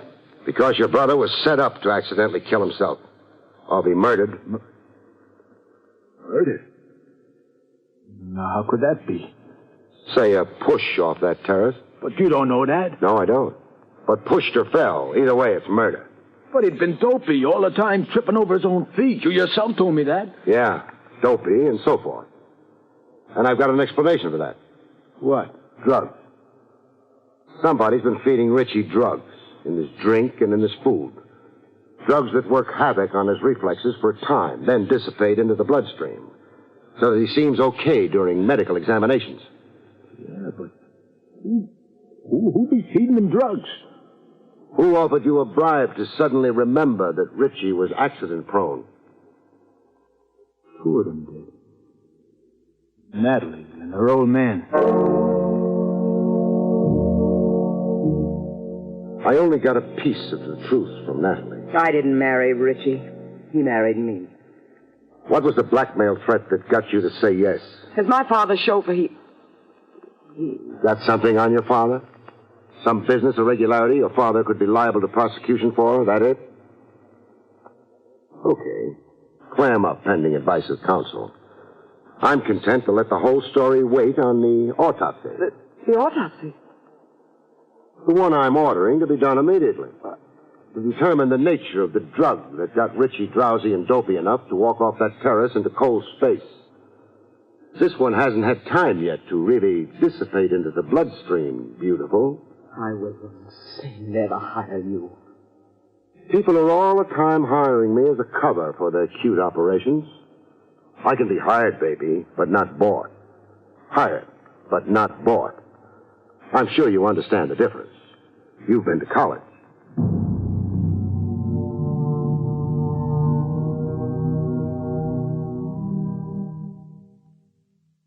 You have been listening to William Gargan in another exciting transcribed mystery drama from the adventures of Barrie Craig, confidential investigator. Tonight's story, Angel of Death, was written by John Robert. Next week, it's the strange story of the man who died by himself, about which Barrie Craig has this to say. We call next week's story The Man Who Died by Himself. Among other things and corpses, it deals with a fortune teller, a fortune, and a beautiful girl. And, of course, the man who died by himself, except he wasn't entirely alone. He had a killer for company.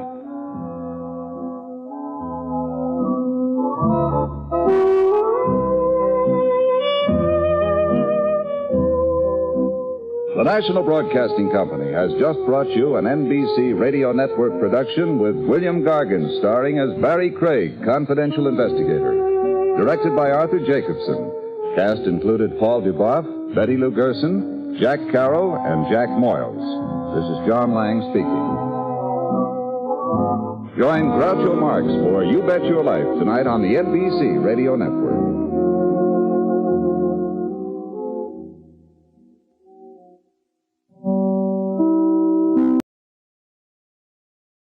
William Gargan stars as Barrie Craig, confidential investigator.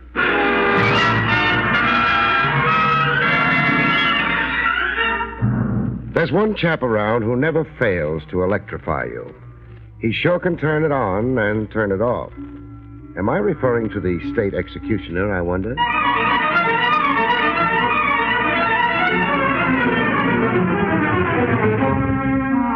The National Broadcasting Company presents William Gargan in another transcribed drama of mystery and adventure with America's #1 detective, Barrie Craig, confidential investigator.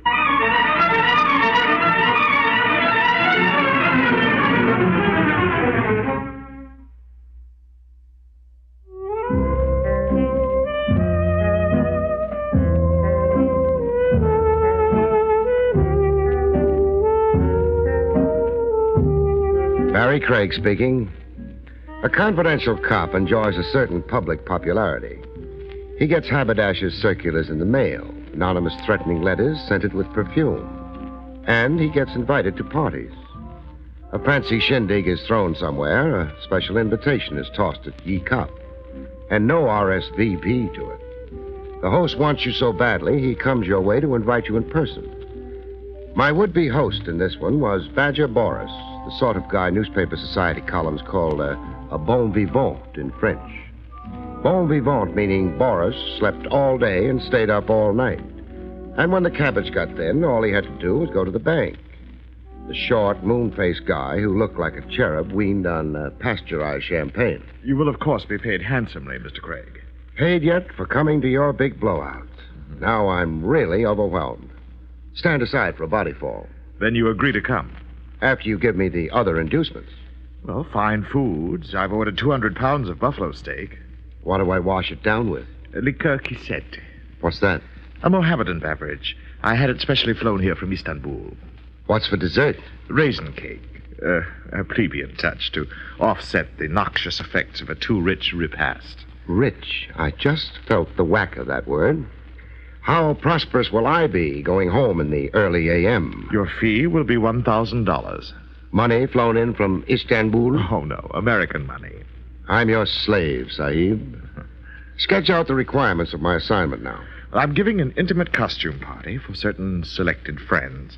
A masquerade, you understand. You've perhaps read about other famous parties I've given in the past. Who hasn't? Your parties generally make the front pages and the police blotter. Brawls. They always break up in bloody brawls. You are unfortunately accurate.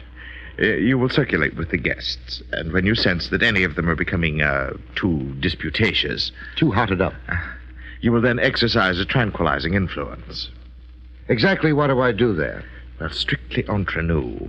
A blow shrewdly delivered to the stomach, say, where the damage cannot be seen. I don't want a lawsuit against me.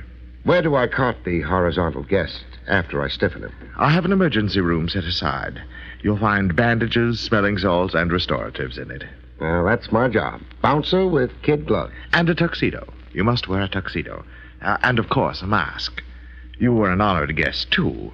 Oh, and one other small chore. Don't tell me. Dilettantes, you said. On my side of the street, we call them deadbeats and freeloaders. They live piling up IOUs. A party sideline with them sometimes is palming somebody's jewels or wallet. Yes. You will prevent any theft. I don't want that disgrace. Well, are we agreed? One item remains. I'll need $10 on account. On account of I've got to rent a tux.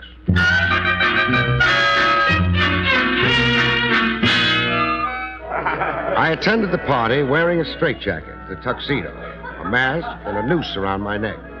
That would be the black bow tie. An intimate crowd like Badger Boris had promised. Everybody in costume and mask.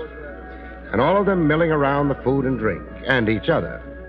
I got up on a balcony for a better view of the menagerie. Up on the balcony with me was a society photographer. A guy in striped pants who looked like an unemployed diplomat. He was taking flashbulb pictures. I watched him until I felt a hot breath on my neck. Mr. Craig. Oh, how are you, boss? Call me Mr. Boris, please. I dislike informality. You've got a problem? This is the wrong station for you, here on the balcony. It is? I don't like you looking down on my guests. I'm not. They're looking up to me. Mingling with them, you can overhear and anticipate. Prevent any disorder by forestalling it. Okay, I'll get down off my perch. Besides, the ladies below resent the standoffish male. You must dance with them and flatter them. And be witty. Witty? Say, can you tell me a few fast jokes?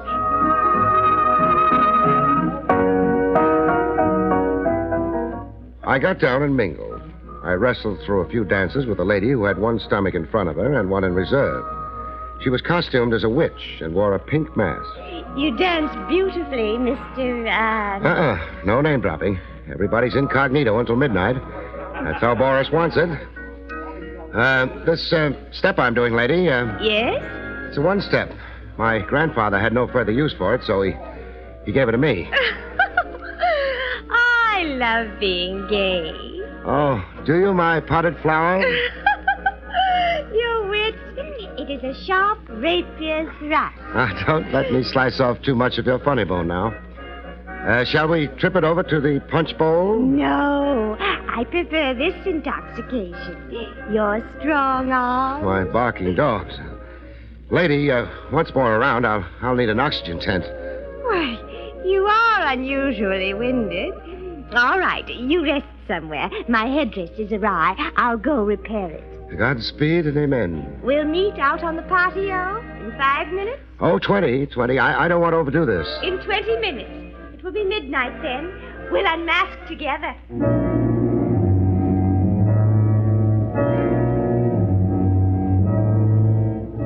A rendezvous on the patio. 2 alone under the moon. Me and an oversized dame dying to kick me around for kicks. Earning a living sure came hard. Midnight happened, like it usually does. I sneaked off to look for my witch on the patio. The patio was sleek flagstone with a floral display on it like a high-class funeral parlor. There was a moon that had a bloodshot look to it, as if it didn't sleep days. There was a small wind that poets and advertising copywriters like to call zephyrs. I found my bewitching witch on a love-seat swing made out of wrought iron. She had her arms outstretched, like a snake about to give you constrictions. The rest of her was in a sprawl. When I reached her, my worries ceased. She wasn't being amorous. She was asleep, as if she'd passed out. 2 seconds later, I changed my diagnosis. She was in another condition altogether. She was defunct, dead. There was blood all over her costume, like she'd been stabbed over the heart by a knife or a dagger. But the weapon wasn't around. At least I couldn't see it. But then the way the situation stacked up, I had eyes only for the corpse. I conducted some postmortems with my client, Badger Boris. I checked over his guest list. 12 guests. Is that the net count, Boris? Yes, 12 excluding you, Mr. Craig. But then you weren't really a guest. Who was the murder victim? Cora Wilmer. Cora Wilmer. Let me see. I don't find her name on your guest list. How come? Cora Wilmer, the late Cora Wilmer, I mean, crashed the party. Symbolically enough, she was the 13th guest. Tell me about Cora. Gross, foolish, and very rich. A middle-aged matron, miserably in quest of the elixir of youth. Chop it up. Cora was 50. She affected the mannerisms of 20. That sounds like a young husband in the picture she was trying to keep up with. Astute of you. Yes, there was a younger husband. A bit player in theatricals whose dream is to play Hamlet, the melancholy Dane. Was he here tonight? You have the guest list. Yeah. Mark Wilmer. What costume was he wearing? I've already given you a clue. Hamlet, the melancholy Great Dane. How did Cora and Mark feel about each other, or don't you know? I would venture that they despised each other. May and December, Mr. Craig. The seasons are inimical and antithetical. You keep clobbering me with words. Call Mark Wilmer in here for a little questioning. I can't. He's gone home. I gave orders. Nobody leaves. Mark Wilmer or any of my guests don't respond to orders, as you will discover. Cora crashed, you say, but Mark was an invited guest. Then who came coupled with Mark? Oh, the Queen of Sheba. Yeah, I saw the costume. A dish in harem silk with a ruby glued to her forehead. Who was she on this guest list? Rita Romaine. A heat wave? Yes, if you must express it so commonly. She was the poster girl for the Inter-Allied Fruit Pickers Convention last year. Boat manufacturers proclaimed her Miss Cabin Cruiser of 1953. And Mark nominated her to be Queen Empress of his heart, soul, and liver. You're trying awfully hard to supply me with a motive, Boris. Am I? And I thought I was being so ingeniously subtle.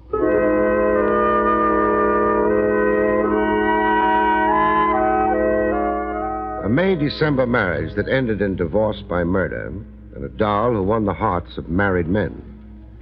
I hurried over to the Wilmer house.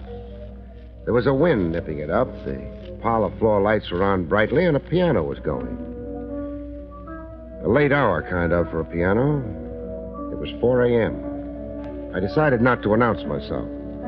Instead, I crossed the big lawn and found a station just outside the big French windows. There was a hard-looking character inside, standing over the pianist. He had the look of a private eye. I made that guess anyhow. I also guessed the pianist to be the new widower, Mark Wilmer. I got an earful. Wilmer. Yes? You're ignoring me, Sonny. You got lost in Beethoven. Liszt. I'm playing Liszt. Now let's start playing truth or consequences, huh? I hear I lost a rich client. Yes, you have. Cora is dead. But you have a new client now. It's you. Yes, me. Sounds like you're trying to bribe me. I'll be accused of it. They'll say I murdered my wife for her money. Money? And how? A lot of loot falls into your lap. They'll say I did it to be free to marry Rita Romaine. That I was secretly in love with Rita. Which you are, Sonny. They'll subpoena Gurko, a private detective, and put him on the witness stand. And I'll testify the late Cora Wilmer hired me on the QT.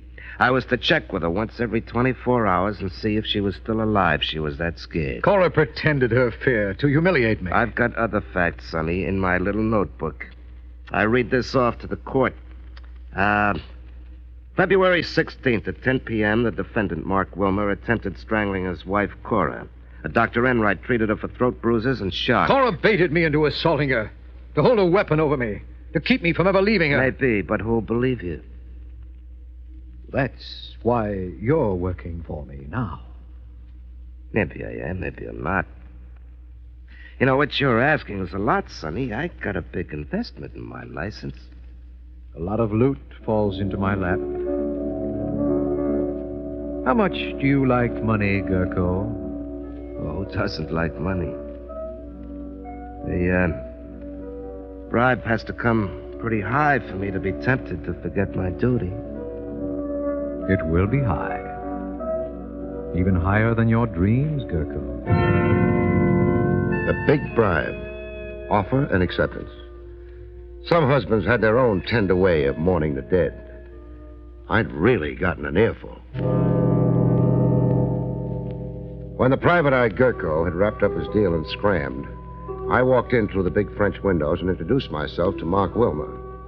Police persecution is beginning early. Early? Your wife's very cold.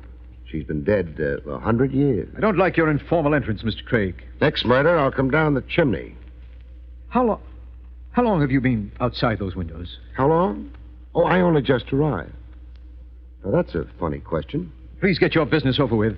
I'm dog-tired and verging on collapse. The $64 question. Answer it for me.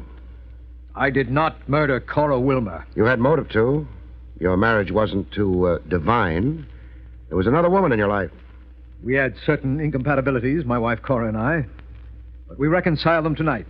We made peace with each other, patched things up, decided to give ourselves another try. But you escorted Rita Romaine to Boris's party. That's untrue. I went to Boris's with my wife.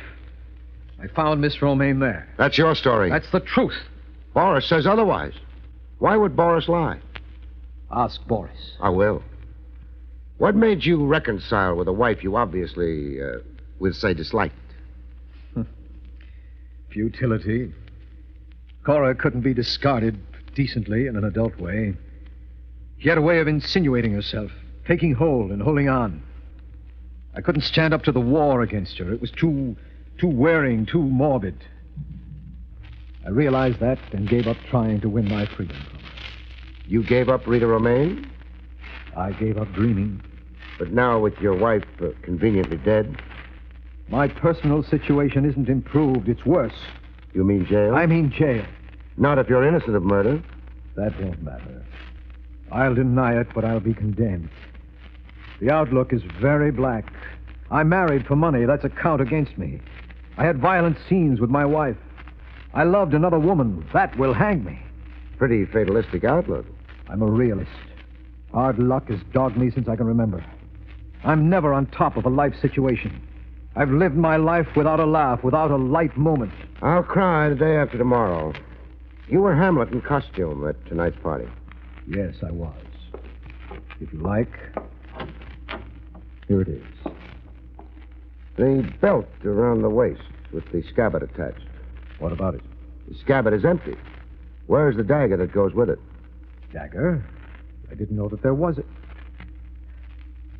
Was that how Cora was murdered? A dagger into the heart. Oh. I told you I'd deny it, but I'd be condemned anyhow.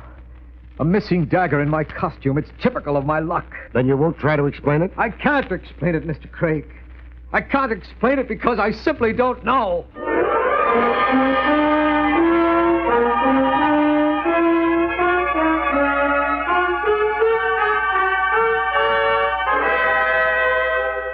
Back to William Gargan, starring as Barrie Craig, in just a moment. And now, back to William Gargan, starring as Barrie Craig, confidential investigator. A guy on the edge of becoming delirious, you leave him for another day, a calmer time. Besides, I needed sleep myself. I got into my car.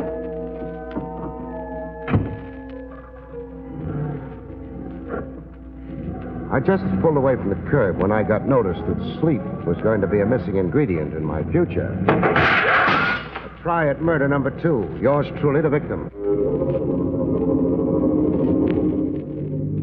I drove around the block and around again with my headlights out, watching for a car somewhere to come to life, start up and show the glow of its taillight.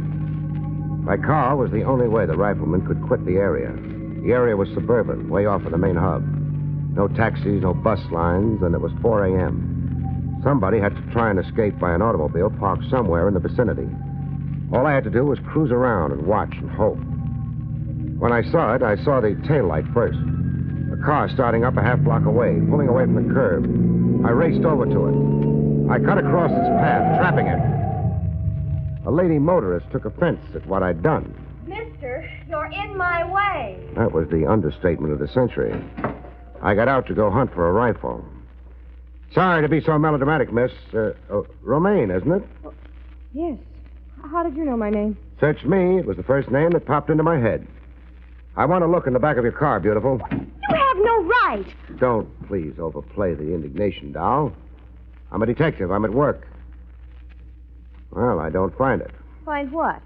A rifle used on me a little while ago. Oh, this whole thing is absurd. Yes, isn't it? I'd apologize, only I found something even more exciting than a rifle.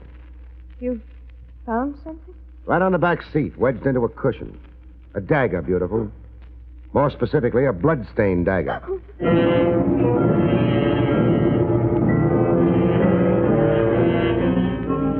We kept company, the Queen of Sheba and me, in a roadside diner. We split a gallon of black coffee down the middle while she poured out her sad tale.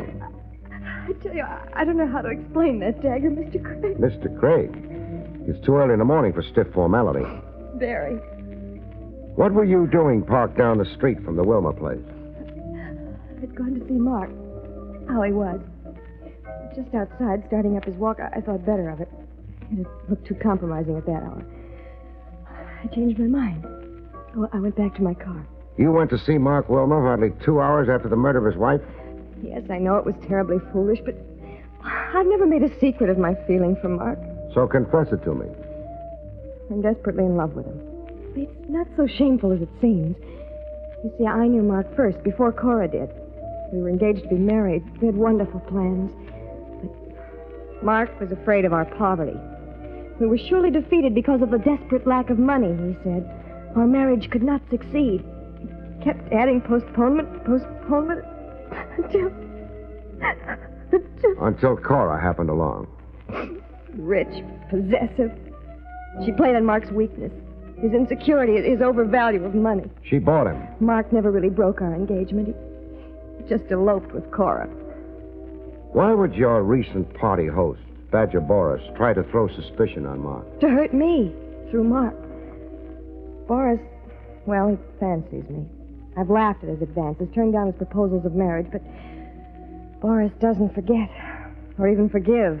He harbors grudges. He's a horribly twisted egotist. Did you go to the party with Mark, Wilma? No, I came alone. Mark came with Cora. And Boris did lie to me. I now have 3 capital suspects. 3 suspects? Mark, wanting out of his marriage, out with profit. You to get rid of a rival who'd stolen your dearly beloved. And now Badger Boris to beat you over the head by framing the man you love. Now, let's go, doll. I'm under arrest? House custody. Your own house, this is. The dagger was too conveniently where I could find it. I don't think you could be that careless about a murder weapon. Or could you?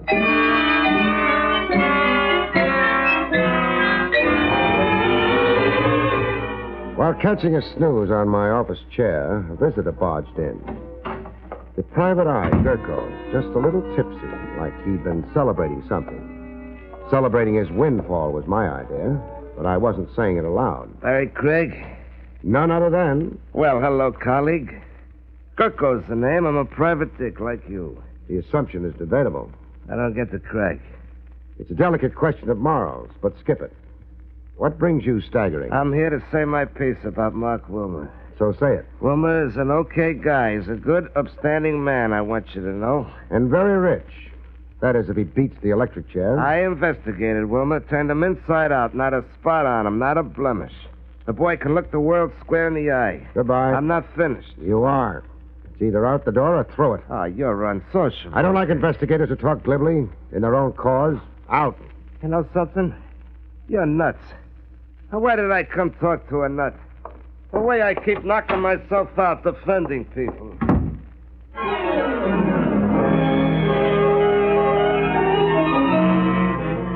I got Boris on the phone.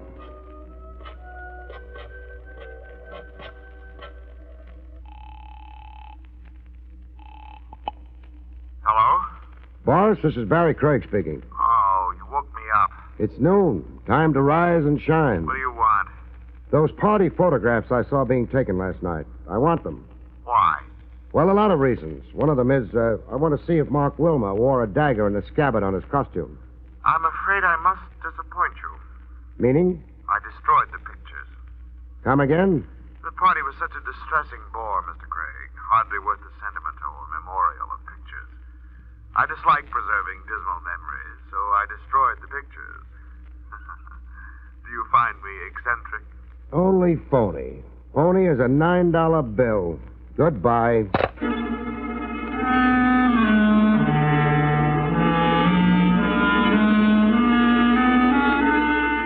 I stopped in to see Badger Boris personally, without appointment. You have no business molesting me. I know. Home is your castle.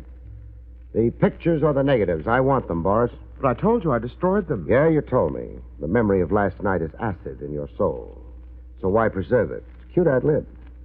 You've got a genius for evasion. Now come across. I'll have you thrown out of here. We'll hit the sidewalk together. We'll ride downtown arm in arm. So close because we're handcuffed together. Let's measure your wrist for size. You would dare handcuff me? And arrest you. Suspicion of murder. You're sure going to look elegant penned up with the rabble. Well? Well, you argue resourcefully. You've uncovered my one weak spot. I am allergic to odors. I could never tolerate the reek of your prison rabble. The negatives, you'll find them in that cabinet there. The bottom drawer. Take them and go. I'll take them and go after you write a check for $1,000. My agreed fee for last night's rhubarb. Don't look so pained, host.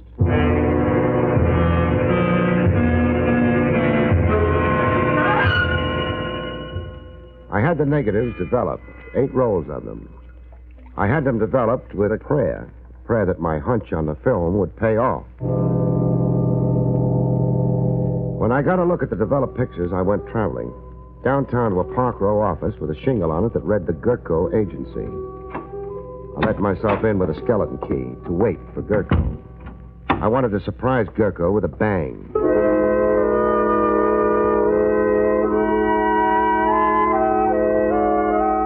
Gurko rolled in at the stroke of 3. I waited until his head showed. Then I came down on the target. Oh! When he came to enough to stare up at me groggily, we got down to cases. You slugged me, Craig. Why? Precaution to take the fright out of you. I checked into your background a bit.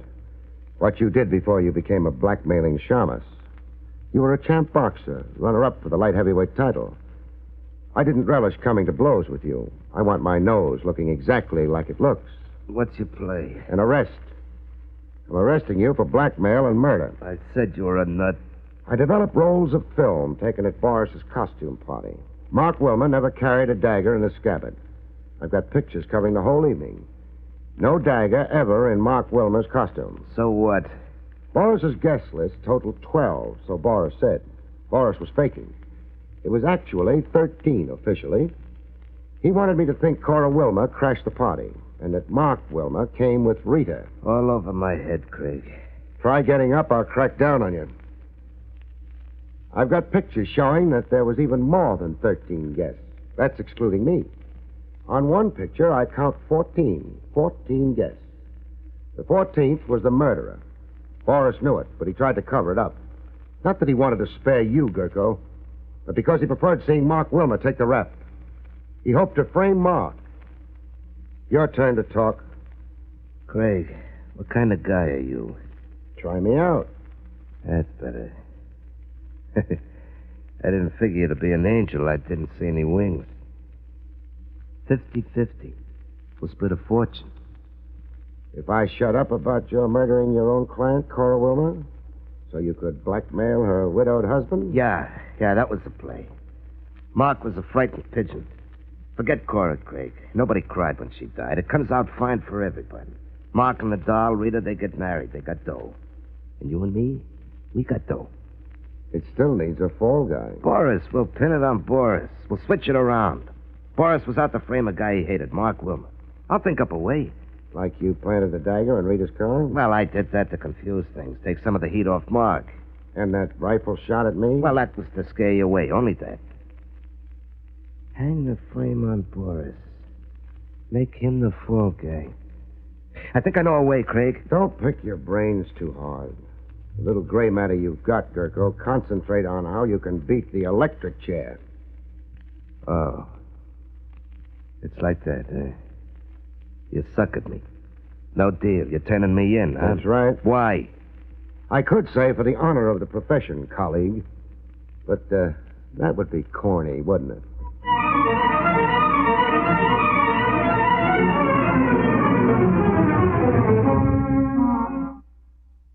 You have been listening to William Gargan in another exciting transcribed mystery drama from the adventures of Barrie Craig, confidential investigator.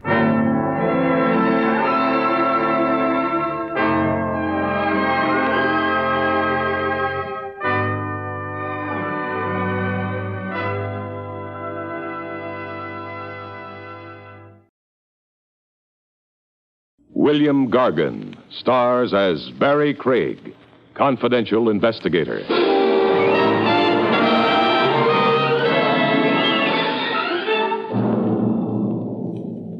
A tempestuous blonde wants a carefree Romeo to slow up and settle down. It isn't always sweet surrender. Not if she emphasizes her demands with hot lead.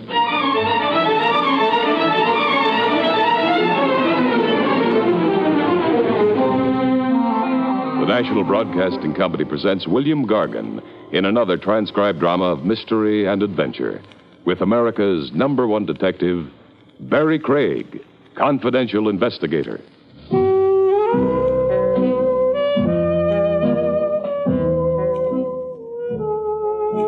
Barrie Craig speaking. In any national poll where voters were asked to elect the prize chump of 1955, I know one candidate who'd walk away with the title. Mr. Fenley, Bertram Fenley, to give the champion sap of our time his full name. I first met Fenley on the docks, Pier 82. He'd phoned me very hush-hush to please meet him there. I found him on the pier, squatting on 2 beat-up valises, looking like he'd just come off the banana boat docked right behind him. He had, it turned out. I was on that boat, Mr. Craig, the Hilda May. I was in Honduras. That's in the Orient. Honduras is in Central America, Mr. Fenley. Oh, yes. Well, I mean Central America. A middle-aged man with fat cheeks and a mild look. So, what's your trouble, Mr. Fenley?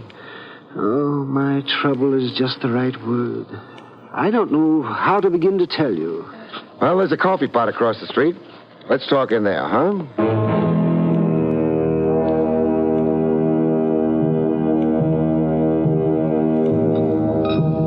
Over rancid coffee and stale donuts, Fenley stated his problem. Yes, well, I'll show you all these papers, Mr. Craig. You would like to look them over? The Anzio Calhoun Hotel Land Development Corporation. The big print says... That's my employer. I was sent overseas to make diagrams of land space for building modern hotels. Well, I see you did a cost analysis. Oh, yes. That one file of papers in your hand represents 3 months' work. Meaning there are other files of paper? Yes, I've been abroad 3 times now. I've completed reports on Honduras, Siam, the Belgian Congo, and in a little village called Kukasanka. Kukasanka? I never heard of it. Well, nobody has. It doesn't appear on the map. It took me 27 days to find it. Kukasanka is mainly 12 straw huts located 270 miles due east of Rangoon. And your company is scouting it as a modern hotel site? Well, that was my understanding. Now, you've been traveling here and there for how long? 8 months. All expenses paid? Yes. My expenses to date have been $7,000. Why did you contact me to meet you secretly at the dock? Well, in Honduras, I received a telegram. And not to come home, but to proceed on to Borneo. And prepare more papers? Yes. But you hopped aboard a banana boat instead and came home? Yes. You see, I had begun to suspect. Oh, at long last. What else has fired your suspicions? Well, mysterious incidents overseas. Like unexplainable accidents, huh? You almost lost a leg or an arm? Yes, and even my life. Once in a village named Terabumba on the African coast, I was arrested as an enemy spy. Somebody planted documents in your luggage? Yes, and I was thrown into a dungeon without trial. So how come you're here today? The merciful heavens intervened. A tidal wave overran the village. It washed every building off its foundation. And washed you into the open? I fled by ox cart. Enough. I've had it up to my ears. Now, where will you be staying? The Yankee Doodle Hotel on the lower Bowery. No one will think to look. Okay, fine. Now, I'll come see you after I've talked to your so-called employer.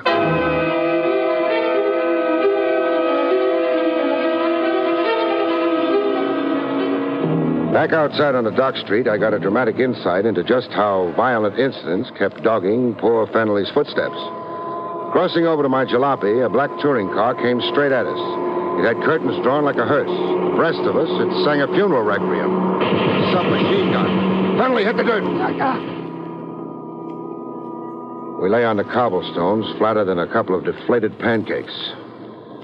60 seconds after the danger had passed, Fenley was still speechless. I could say it was an attempt on your life, Fenley. I can't see anybody machine gunning the street just to be naughty. However, come on if we're going. The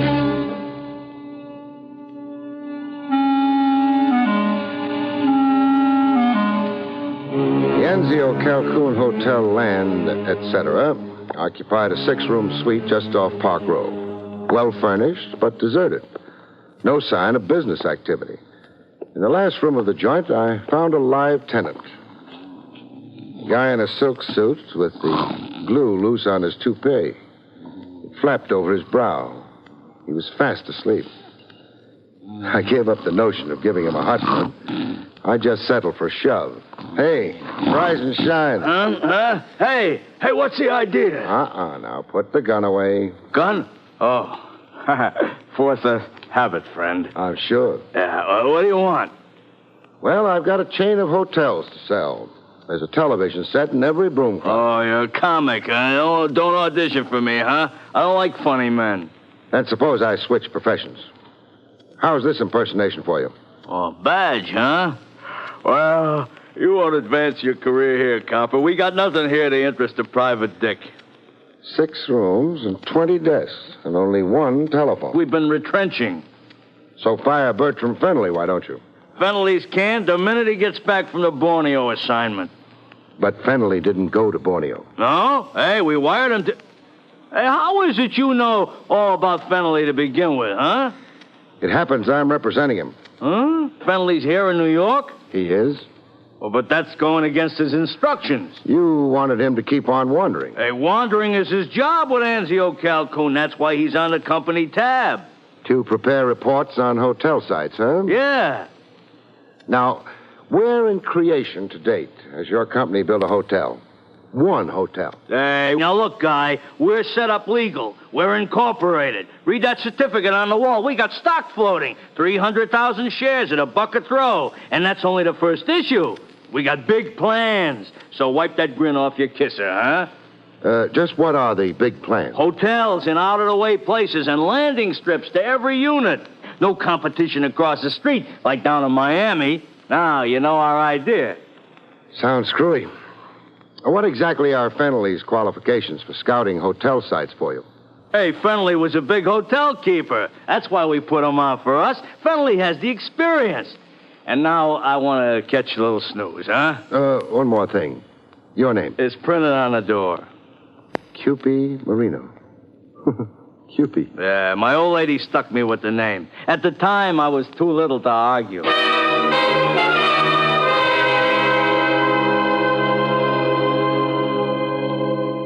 Every guy has his racket, but Marino's had me mystified. So far, anyhow.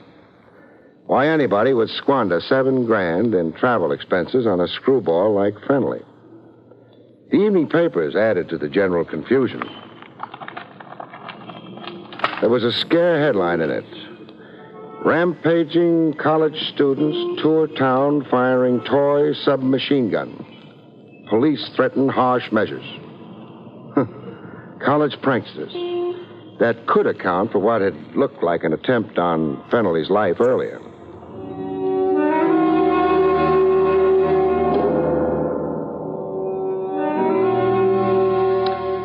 In the Yankee Doodle Hotel, Fennelly breathed a sigh of relief over the headline. Oh, my.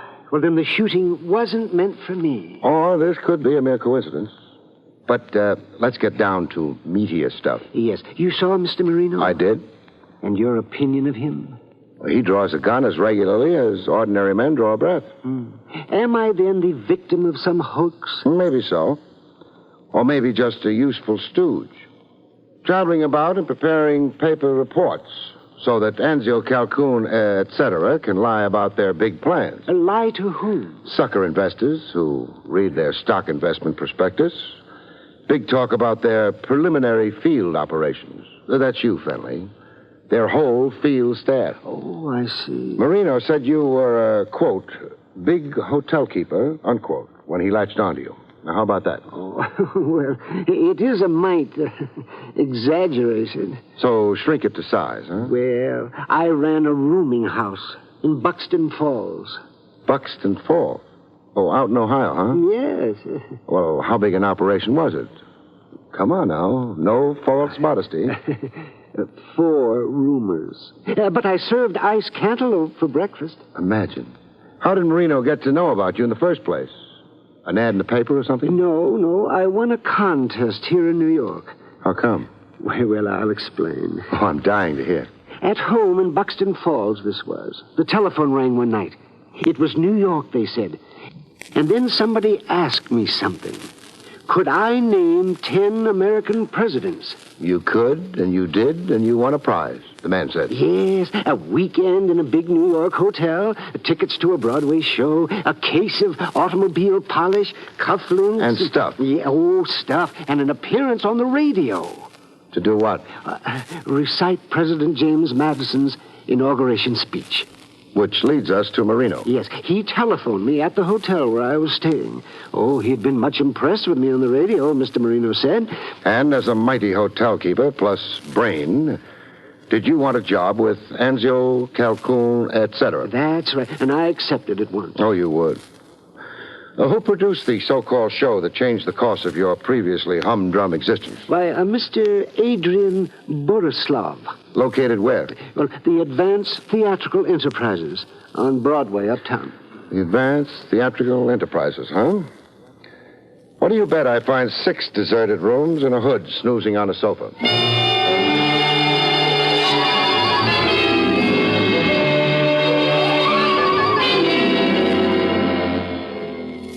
My guess on the Advanced Theatrical Enterprises was only partly correct. There were only 5 offices in this suite, and nobody in them. Hello, anybody? Not even my echo. In the last room of the suite, I found my sleeper. Oh, Nick. No hood this time out.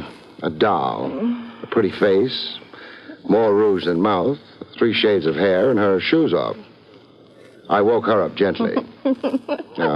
Rise and shine, gorgeous. Who are you? Barrie Craig, a detective. And you? Margie. I dreamed somebody was... Tickling your feet? Yeah. I was. With this. My pencil. Oh, I just returned it. Now, a gent named Borislav. Where do I find him? Ha-ha! Did I just crack a joke? I'll say you did. Well, enlighten me.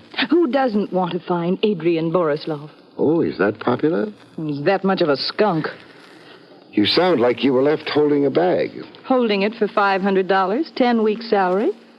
You were Borislav's secretary? I was. Now I'm in here every day for a week, just waiting for that creep to show up. Characterize Adrian Borislav for me. With pleasure. He's a petty promoter, a deadbeat. He bought radio time on small stations just to publicize himself as Mr. Big, to attract attention to himself. He ran cheesy little nothing contests. Mind you, they were all on the level. After all, it only amounted to cheap advertising.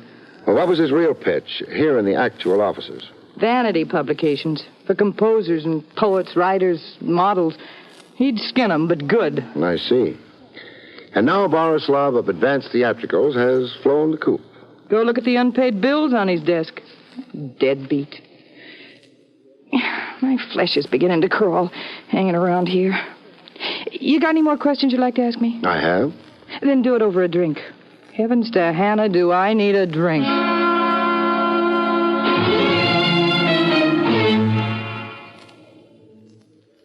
When Bright Eyes had lubricated her gullet sufficiently, I got back to the business at hand.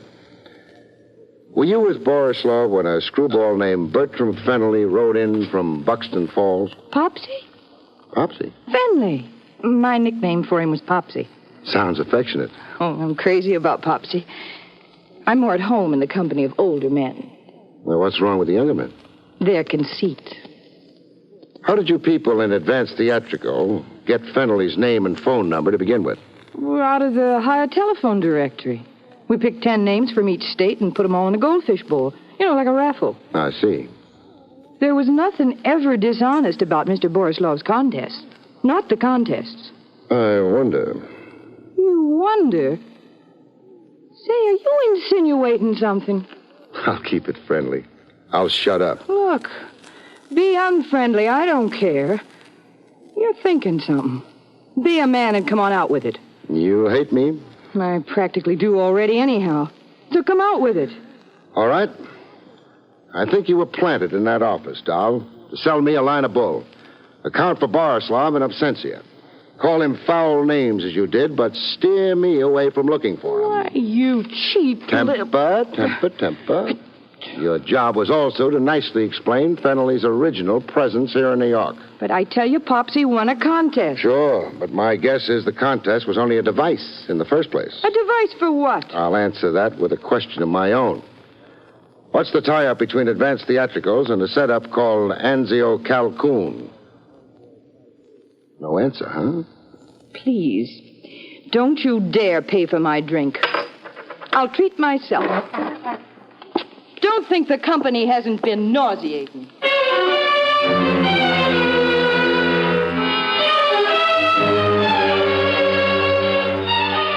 Any blonde with saucer eyes and 3 lovely shades of hair who can't snare her man is a dead blonde awaiting burial.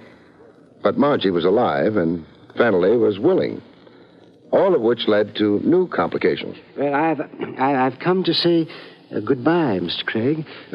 Where are you going? Well, frankly, I feel like such a fool. So talk like one. I'm going to Borneo. After all? But I'm afraid my misapprehensions about the Anzio Calhoun Hotel land development were all imaginary. Yes. Marino's been in touch with you, huh? Yes, he offered me a substantial increase in salary. And you snapped it up? Well, the fact is, I have personal reasons for going abroad this time. It promises to be very enjoyable. I can see. You can see? And smell. That cologne on you. Oh, a phantom lover. It's a toilet water. The axle grease in your hair. The snazzy new suit and the yellow pointed shoes. And that tea rose in your buttonhole. Why, Fennelly, you're a regular Beau Brummel. Well, thank you. And it all spells blonde to me. Margie, huh? The fact is, yes, we're engaged. To be married where? In Borneo. And why in Borneo? Margie, that's my fiancée, is rather incredibly romantic. Yes, I see. She wants to be married by a tribal chief. A tribal? Why, how did you guess? Oh, I took 9 easy lessons in mysticism.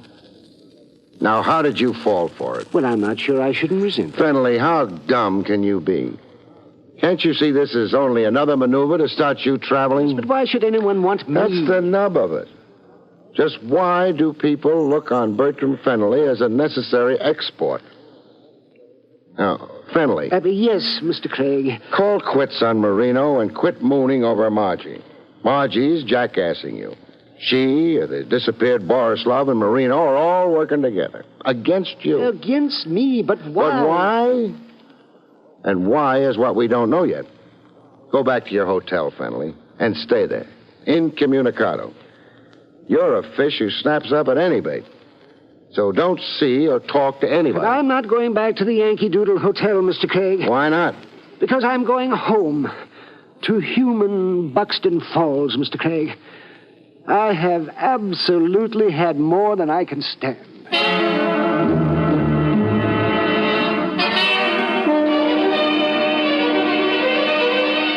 But Fennelly didn't make Buxton Falls as it developed. He got as far as Pennsylvania Station, New York. Then got himself a free ride downtown. In the paddy wagon to the Tombs. Which was where I next found him, in a state of collapse. Oh, for this shameful thing to happen to me. What are you accused of? Theft of a wallet. Did you have the wallet on you? Yes, but... But? But I found it in Pennsylvania Station while waiting for my... It was there. It was right at my feet. Then up came a complainant and a cop. Yes. And? The complainant, a Mr. Sampson Maxwell, swore that I had... Picked his pocket? Yes. Sampson Maxwell of the Borislav Marino Margie Combine. Fennelly, your middle name is Trouble. Oh, but it's an infamous lie. This tactic of the wallet adds a new wrinkle to the older pattern. Yes, well, I don't understand. Up to now, I figured the idea was to keep you out of the country. Knocked off overseas, or failing that. Anyhow, keep you traveling around. But now... Now I figure the idea is to mainly keep you out of Buxton Falls. Keep me from my hometown? Just as they lured you out of it. With that phony contest. Well, I'm confused. You were born confused. Borislav lured you away from Buxton Falls. Then Marino sent you overseas. Now a Maxwell fixed it so you can't get home to Buxton Falls. He thinks. Yes, but what can all this mean? An idea is beginning to glimmer in this beautiful head of mine. We'll go into it, Fennelly, when I post bail for you.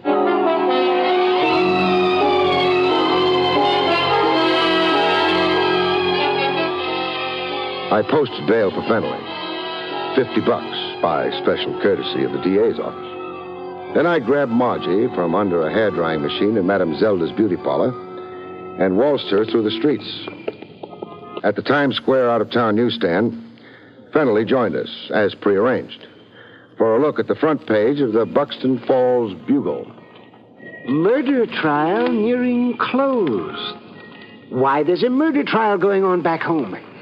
Defense bases case on alibi for New York mobster Stitch Latimer. Stitcher. Yeah. Hello? Mr. Craig, what does it say there? Well, the gist of it is, Stitch Latimer is charged with killing a guard in the factory payroll robbery. 8 months ago, this was, Fenley. About the time you began traveling. Latimer's defense is that it's all mistaken identity. That he never set foot in Buxton Falls in his life. Oh, Fenley. Yes. Here's an inside picture of Latimer.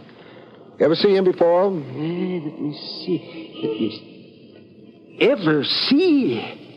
Why, yes, he roomed with me once. Overnight. He said he was a traveling salesman. Well, there's the why of your travels.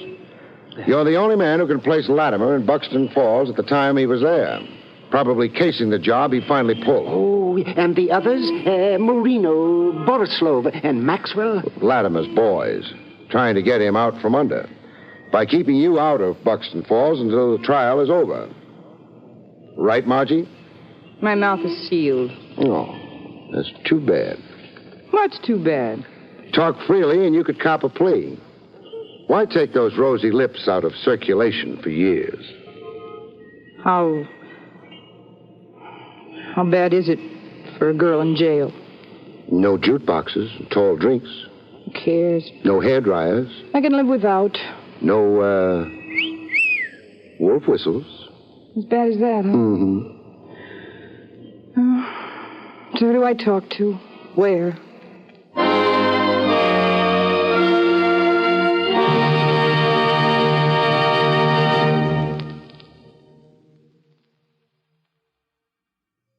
You have been listening to William Gargan in another exciting transcribed mystery drama from the adventures of Barrie Craig, confidential investigator. Tonight's story, The Moving Target, was written by John Robert.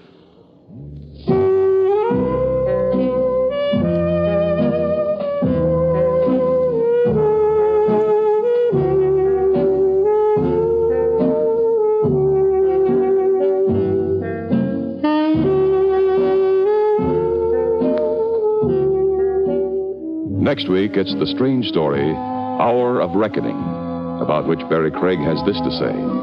In Hour of Reckoning, a manicurist and a playboy find the rocky road to romance is a dead-end street when a certain ill-wisher contributes a corpse to the bride's trousseau.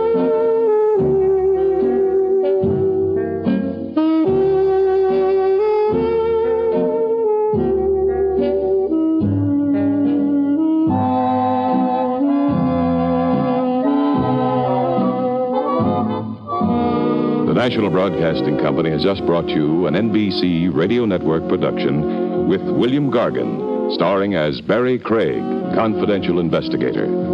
Directed by Andrew C. Love, the cast included Lynn Allen, Howard McNear, and Jerry Hausner.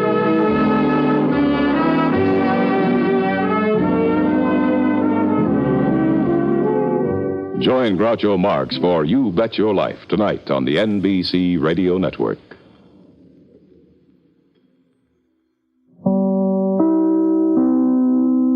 William Gargan stars as Barrie Craig, confidential investigator.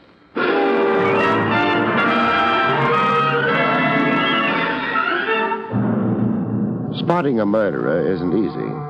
They don't help.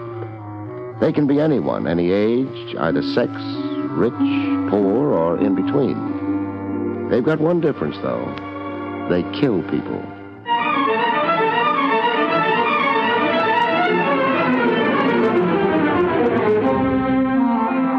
The National Broadcasting Company presents William Gargan in another transcribed drama of mystery and adventure with America's #1 detective, Barrie Craig, confidential investigator.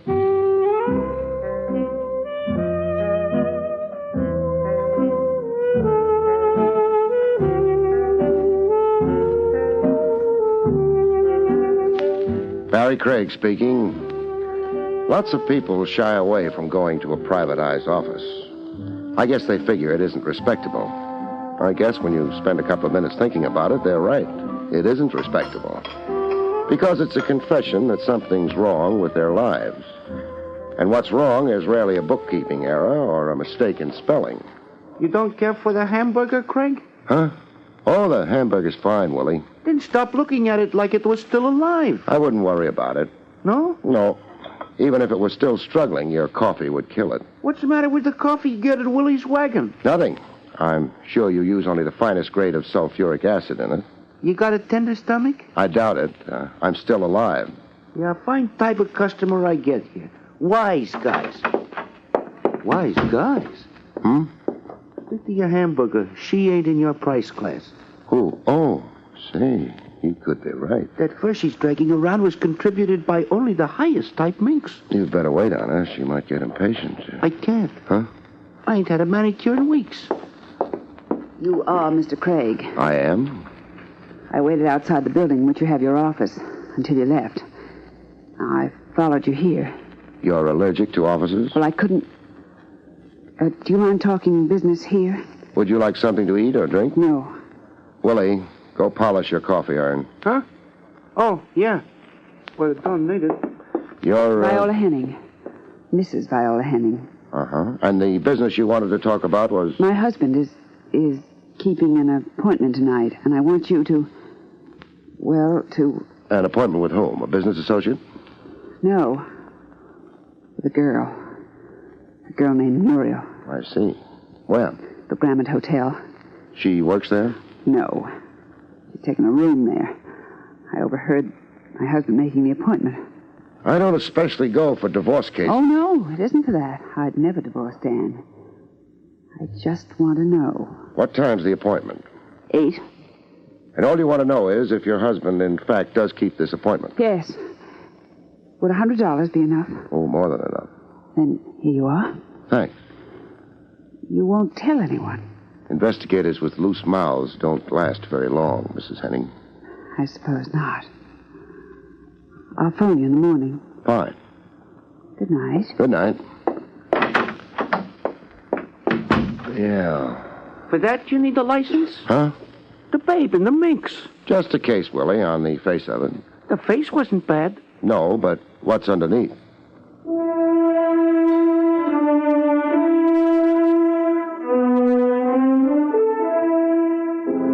I killed some time with Willie. His feeling is he's a very good gin player.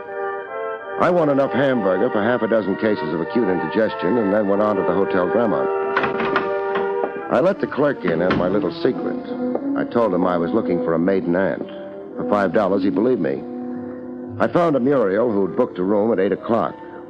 The full name was Muriel Jones. Jones.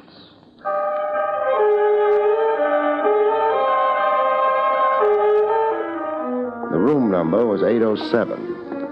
The time was 20 minutes after 8. I decided I'd be the boy bringing the ice water. Maybe they hadn't ordered ice water. That would be all right. I didn't have any with me. I lifted my hand to knock, and I didn't get around to it. The door was locked. Nothing happened after the shot, so I knocked after all. Maybe I was naive, but kicking the door in didn't seem practical. I turned out to be right. Mr. Craig! Hello, Mrs. Henning. Mind if I come in? No. There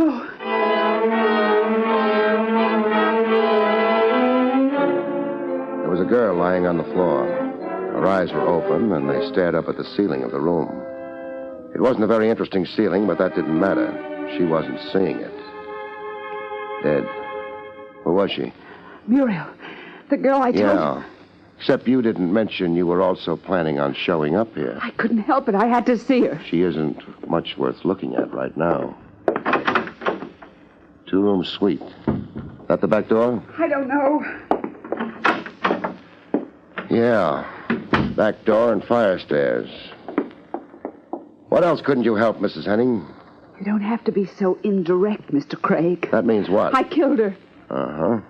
What's her name? Muriel. Muriel Jones. No.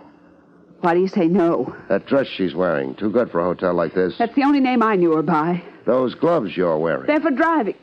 Well, that is... I wore them so that I wouldn't leave fingerprints. It doesn't explain why you didn't use that back door to get out of here after you shot her. I changed my mind about hiding my guilt. Tell me how you killed her. Start outside in the hallway. You came to the door, you knocked. Yes. She opened the door. When I came in, she shut the door. She didn't know who I was. I told her. She liked that? It didn't seem to matter to her. I accused her of taking my husband from me. She laughed at me. So I shot her. You had a gun? Yes. You shot her. She fell down and died.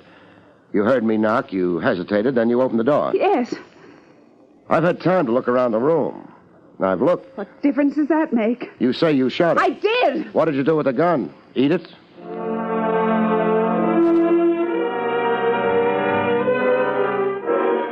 Mrs. Henning didn't have any answers. I found a phone and let her notify Homicide that she'd been out hunting. I left her in that hotel room with a dead girl. Both of them would wait.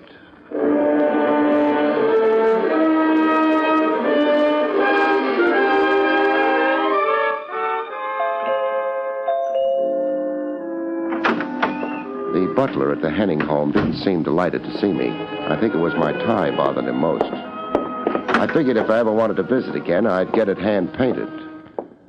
Johns tells me your name is Craig. Johns tells you the truth, Mr. Henning. Yes.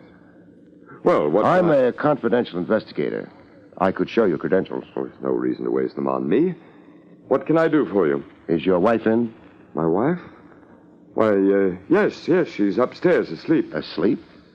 It's a little early for that, isn't it? I don't see how that's any of your concern. I guess you don't. Would you mind asking her to come downstairs? I most certainly would.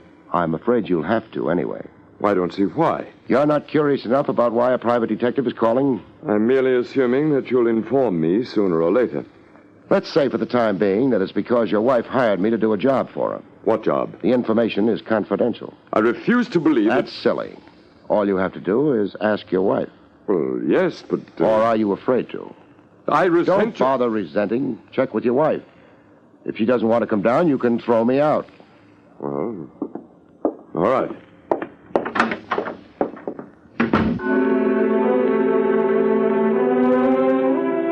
I didn't know exactly what made him go through with it. Maybe it was because his tie was already hand-painted. Mr. Craig? Yeah? My wife isn't feeling very well. She can't come down. Uh-huh. When did you see Muriel Jones last? Jones? Let's just leave it at Muriel. We'll discuss last names some other time. We won't discuss it at all. You're not very big. I could push you aside and go upstairs. You wouldn't do that. Oh, you're not sure of that. So when did you see Muriel last? Well, why not ask the lady? Oh, there's a technical difficulty. She's dead. She's what? Dead. You're quite serious? It's not a good subject to joke about. Well, how did she... She was murdered. Oh. Well, who would want to kill her? That might depend on who she really was. Her name was Muriel Carter. She sang at the Bright Star. Her voice was very beautiful. She's still dead. I find that hard to believe. She had such a rare quality. It didn't stop the murderer. She was, in her way and in our time, a lovely princess. I've heard of the Bright Star. It's run by a man named Thompson. He's short, fat, and greedy. As far as I know, he doesn't hire princesses. Now, what do you mean by that? She sang for Thompson, that's all. And what did she do for you? I think you'd better get out. I'd like to, except I've got a client. I'm in the middle, whether I like it or not. I could say I don't like it, but what good would that do? Did you keep your appointment at the Grammont Hotel tonight? That's none of your... I had no appointment tonight. It might pay you to keep in touch with your wife. Good night, Henning. Good night. Your wife, who's upstairs and not very well. Yes? By this time, she's also downtown having a conversation with the district attorney. Did I say good night?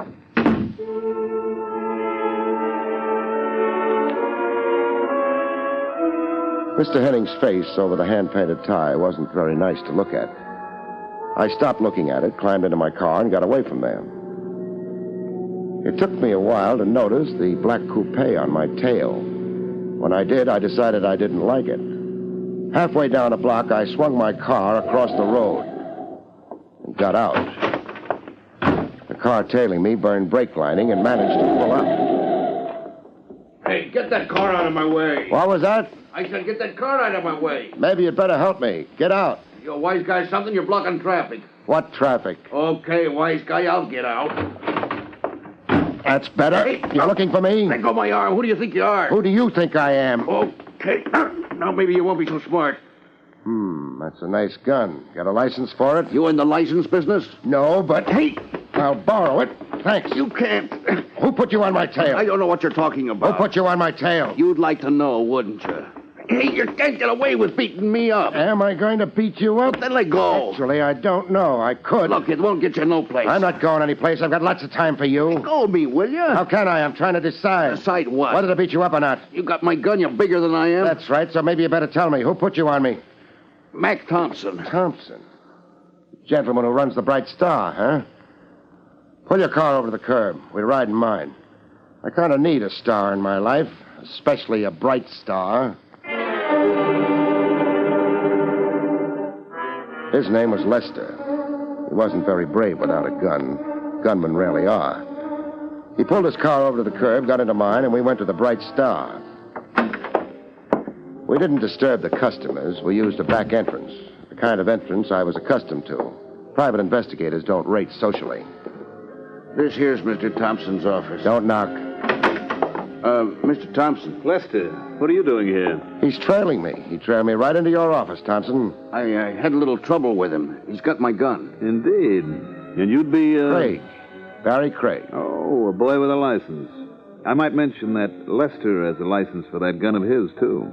Makes it nice for the city taxes. You, could get into trouble taking his gun, Craig. He could get into worse trouble pointing it at people. Well, he threw his weight around, Mr. Thompson. All right, get out, Lester. Okay, only you ain't sore at me, Mr. Thompson. I couldn't help it. Get out. Yeah, Mr. Thompson. Yeah. Lester isn't a very strong character. I wasn't a character analysis of Lester that brought you here, Craig. No. Now, I don't want any trouble with you. I don't think you want any with me. I have a friend or two in the department. That's nice. That license you own has to be renewed every year. Now you're frightening me. I have no intention to, merely making things clear. Thanks. Now, would you make it clear why you put Lester on my tail? I didn't. He misunderstood his instructions. Uh-huh. How was Muriel's act tonight? Muriel? Muriel Carter. She didn't appear tonight. Why not? Well, you know how these things are. I don't. Thompson, where were you around 8:15 tonight? Here, reading a good book. How many witnesses? 4, 8. How many would you like? You've got a large payroll. Thank you. Now that you've stopped imitating a detective, what happened at 8:15 tonight? Muriel Carter quit the Bright Star. You practicing to be a theatrical agent? 2 bullets hit her. Oh? How sorted. Not to mention fatal. You know something? I'd like to have the gun those bullets came out of. At 8:15 tonight, I was here reading a good book. 8 witnesses, Craig. That ought to be enough.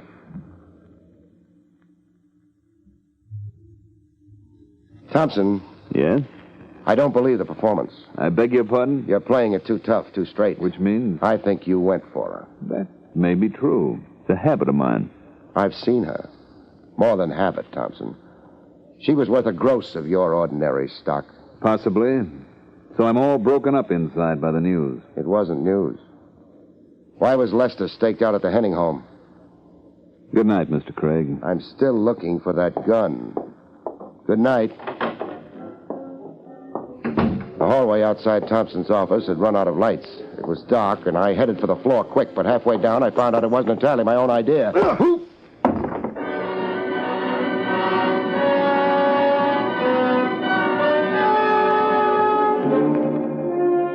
You get knocked unconscious, and it's dull for a while. Because you're unconscious. But after a while, things change. Something began to pound. It must have taken me 20 minutes to discover it was my own head. I lifted it off the ground, and the air smelled good, which meant I'd traveled. There were trees around and a sky, from which handful of facts I deduced I was out in the country. The gun someone had been careful to put in my hand was still warm. I got to my feet and crossed over to him. He was lying a dozen feet away. Dying hadn't improved his looks any. Lester was very dead. It wasn't a frame-up especially. It wouldn't stick. But it did help use up time. Time? For what?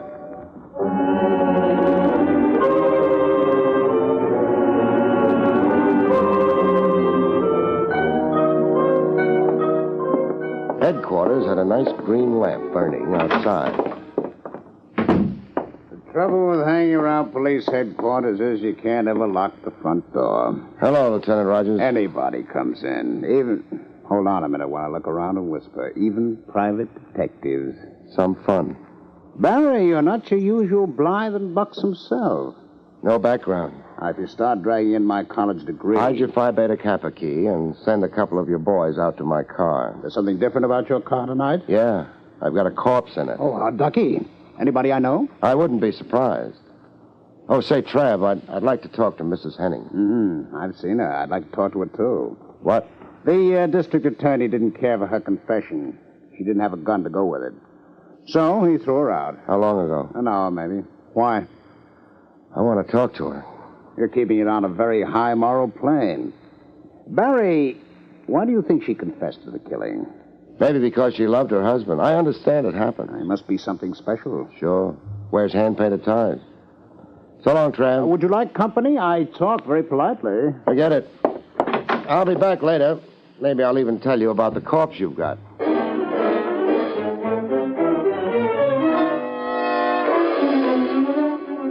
My head didn't feel too good. Maybe I was wrong. I'd find out. The Henning house was dark when I got to it. I didn't worry about the butler much. It turned out that I didn't have to. The front door was open. The skating rink they used for a foyer was dark, but a line of light under the door down the hall told me where I wanted to go. No! Nobody noticed my low bow as I went through the door. Oh, Mr. Craig! Which way? The window. Caught a tail light going around the corner outside. There's nothing special about a tail light. I was late. Mrs. Henning.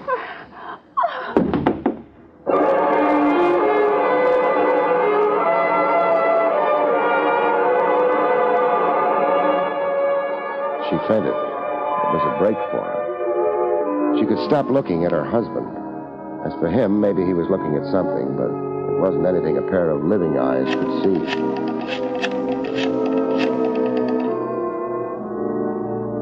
Lieutenant Rogers, homicide. Trav? Barrie. I'm at Mrs. Henning's home. Yeah. It also used to be Mr. Henning's home, but he won't be living here anymore. He's moving into smaller quarters. Underground.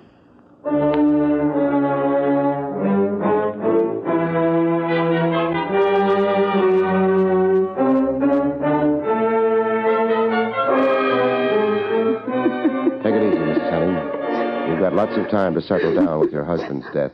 It isn't possible. It's possible. It happens all the time. But who could have done... That's for later. You wouldn't want to confess to this murder, too, would you? How can you say things like that? Practice. I need a little information, quick. The truth, maybe. What happened at the Grammont Hotel? For real? The hotel? I got there after Dan did. From the hallway, I could hear him and that girl quarreling. And then the shots. I wanted to run, but I went in. Dan wasn't there, but... Oh, I can't go on with this. You don't have to. Just hang around and greet the cops, huh?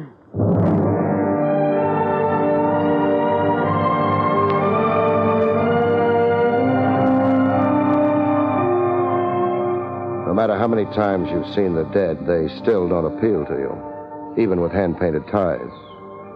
I concentrated on the furnishings. They were nice. They weren't the kind of stuff you buy if you're a private investigator. I stopped being morbid and just waited for the cops. They came. I brought a few friends along, Barrie. Do you mind? I don't mind, Tran. I was worried. Where's the object of our affections? Over near the window. I hope he hasn't left. He hasn't left. Boys, make with the routine, huh? Wouldn't he cash a check for you? I'm not killing people this week. Mrs. Henning? No. Henning was shot from outside the window. Mrs. Henning was in the room when I arrived and heard the shots. That's nice. Maybe it's the perfect crime. Maybe. Mrs. Henning's in her bedroom. I imagine she'll wake up if you knock. So long. And where, if I'm not too inquisitive, would you be going? You're too inquisitive. Barrie! Don't worry about it. All I'm doing is looking for a star to hitch a wagon to. A death wagon.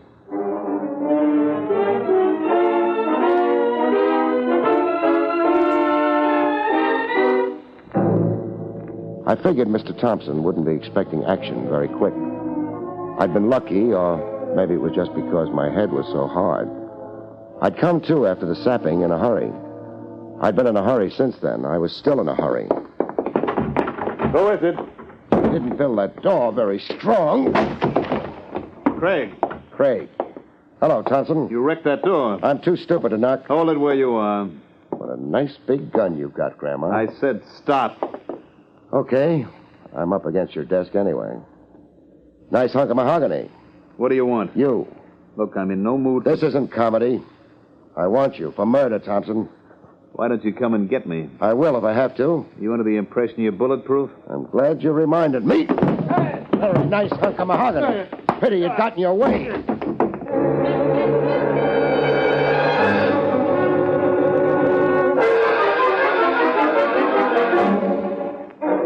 I hadn't hit him very hard.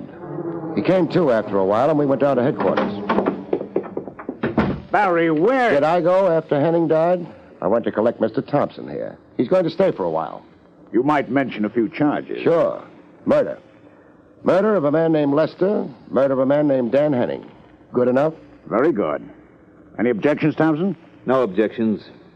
I killed Lester. He was a weak character. Craig made a point of it. He was tying me in too tightly. The boy's got good grammar. I'm appreciating it. How about Henning? Why kill him? Because he murdered Muriel. You didn't know her, did you? He murdered Muriel. And even now, with me where I am, I can almost figure it's worth it. You see, I did know her.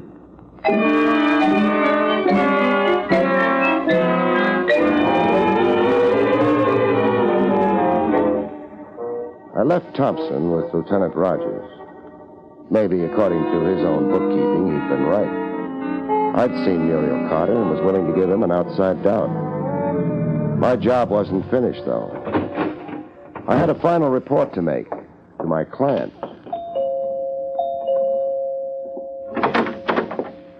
Mr. Craig. Yeah. Mind if I come in?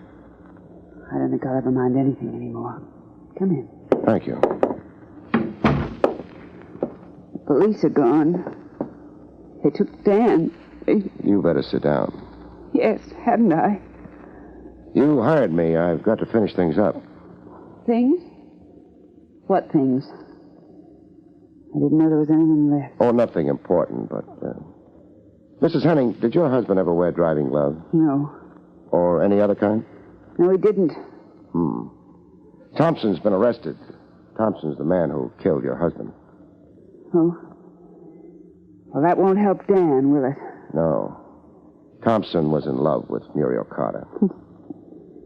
He had company. The only thing is, Thompson wasn't the one who killed Muriel. I know. What does it matter? That confession you handed me at the hotel didn't make very much sense without the gun. That's what the district attorney said. The cops found the gun. Did they? It belonged to your husband. They found his prints on it. Very clear prints. Why bother? Too clear. Too clear, Mr. Craig? That's right. But... A man fires a gun, the prints tend to be smudged a bit from handling.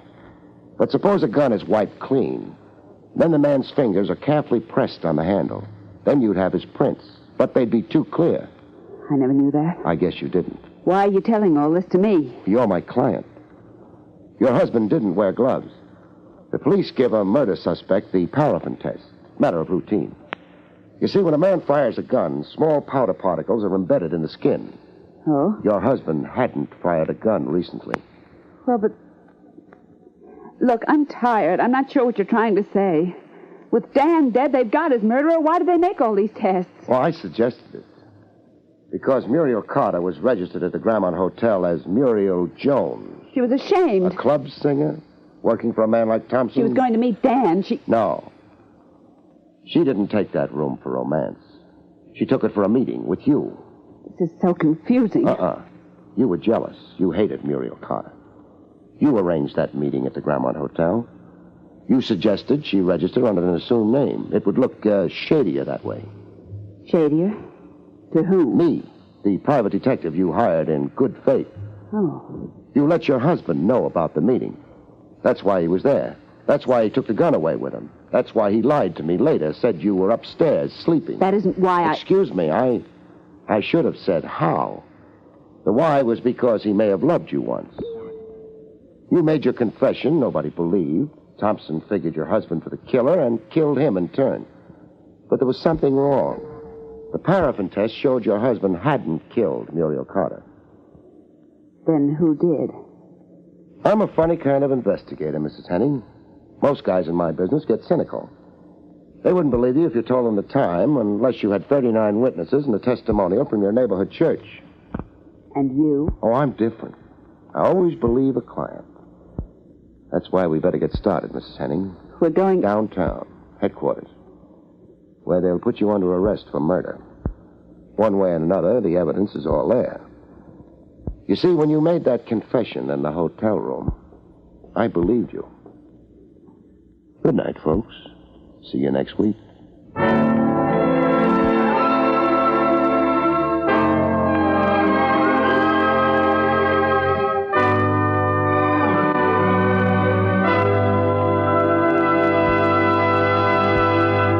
You have been listening to William Gargan in another exciting transcribed mystery drama from the adventures of Barrie Craig, confidential investigator. Tonight's story, Fatal Appointment, was written by Lou Vittis. Next week, it's the strange story titled The Deadly Fight, about which Barrie Craig has this to say. Next week, I meet a widow who can't find tears, an obituary notice in search of a corpse, and a boxing champ whose biggest win is a fight strictly off the record.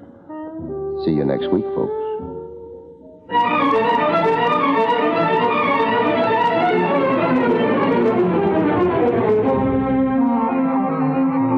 Featured in the role of Viola was Joan Alexander. Barrie Craig, starring William Gargan, was under the direction of Hyman Brown. This is Don Pardo speaking.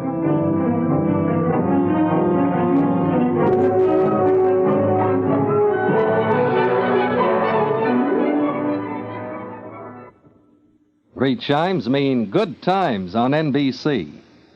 Thursday evening on NBC, enjoy comedy with Robert Young as he tries to convince the rest of the family that, without a doubt, Father knows best. Then lovely Rosemary Clooney is guest vocalist with Guy Lombardo and the orchestra on Your Hit Parade. And for high adventure, join Mr. Keene, tracer of lost persons, as he investigates the alcoholic bride murder case. Then Saturday, it's the Camel Caravan with Vaughn Monroe and his orchestra. Now enjoy Meredith Wilson's Music Room on NBC.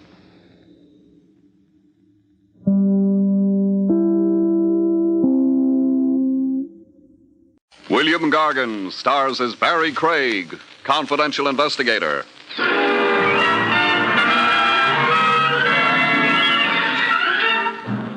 One sure way to reduce the body beautiful and eliminate excess fat is horizontal living. Lie prone and don't blow your lid. Your coffin lid, that is.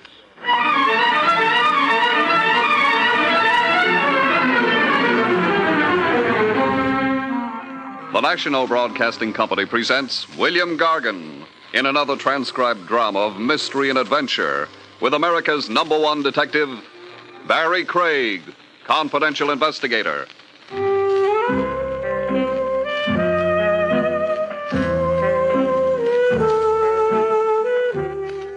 Barrie Craig speaking. A smart confidential cop keeps a straitjacket handy as standard office equipment. The time has to come when you want to rush a prospective client to Bellevue for observation. What else can you do when a guy pops in, tells you his name is Julius Caesar, and then without any further explanation starts bawling like a baby? Julius Caesar, right out of Runyon. Pants under his hip line like a Burlicue comic. A checkered vest with egg stains. And a face that could only advertise a meat grinder. Here, my handkerchief. Dry your eyes. I only said to dry your eyes. You through blubbering? Yeah. What are you crying over? Cleo, Your dog? my wife. She ran off with a piano mover? Would I be wearing this armband? Oh, black armband. I'm sorry. You're a widower. No. You said she was your wife. Is my wife. She died and came back? Cleo never died. Then why the mourning band? Cleo is gonna die for sure. Some incurable disease? You and me put together, Cleo is healthier. Now I'm in utter confusion. I was to a tea room. Oh, I didn't know they had pool tables and tea rooms. Look, I'm in there getting my fortune told. I'm gonna lose Cleo, it says in the tea leaves. Cleo has got to go. What's going to kill her? Not what. Who? That is what I want to know. You, maybe? Chop off my arm, I wouldn't hurt Cleo. I love this doll. That's the whole basis of your fears? Cleo didn't make out in the tea leaves? Let alone that, someone has tried to get to her already. Clear up get to her for me. Rub her out. Depart, Cleo, from my midst. Somebody tried to murder Cleo? What was I saying? Don't you know? Okay, murder. Describe the attempt, Julius. Cleo has got a medicine for pep. A hangover had her down. So she took a swallow of this stuff. What was she drinking instead? Poison. Somebody had switched the bottles on Cleo. That's the attempt? No, I got a few more. This one, for instance. Coming down the stairs. Soap. Now her spine is out of whack. Cleo leans a little. To the right or left? Left. No, right. No. Oh, I give up. Who's behind all the mayhem? I wouldn't be here if I knew. Here. 3 C's on account. I took a mortgage on a shop. Shop? Flowers. I run a flower shop over at Prince and Fort. For free, anytime I'll make you up a wreath. Oh, no thanks. Save it for Cleo. The biggest in town. When Cleo goes, it'll need a Mack truck to haul it. Here, I'll show you a picture of Cleo. In a bathing suit. Where's the bathing suit? Bikini. That's a type suit. In the picture there, Cleo's in the contest. Contest? Yeah, Mrs. Apple Pie, 1952. This is a contest for married queens who can bake. A gent who manufactures the stuff, the pies, that is, Mr. Willoughby. He's sponsoring the contest. 20 grand. 20 grand? That's the first prize. How are Cleo's chances? You've seen her picture. But I haven't tasted her pie. Smooth. It slides into your stomach. You don't even need no teeth. Cleo can't miss. Only, you see, that's what's going to get her knocked off. The envious competition. Yeah, them. Cleo's got to be stopped, somebody figures. Oh, please, don't leave me lose her. Well, I'll do my best. Where is Cleo now? Calamity House. That's a hotel this sponsor Willoughby rented out in Sheepshead Bay. The whole joint. Every contestant has got to stay there and take a turn in the kitchen. Baking pies. All week long. They judged them on the pies, and then they judged them on their looks. Calamity House. Okay, Julius. You've whet my appetite. I'll go have myself a pie.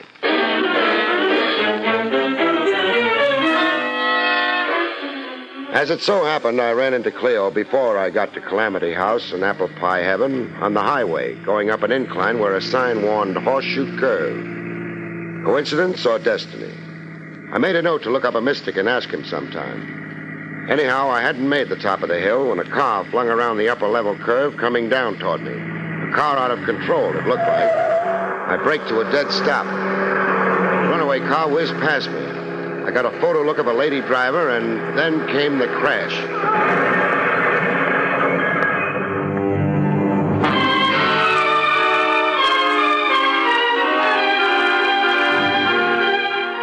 A car crash creates employment.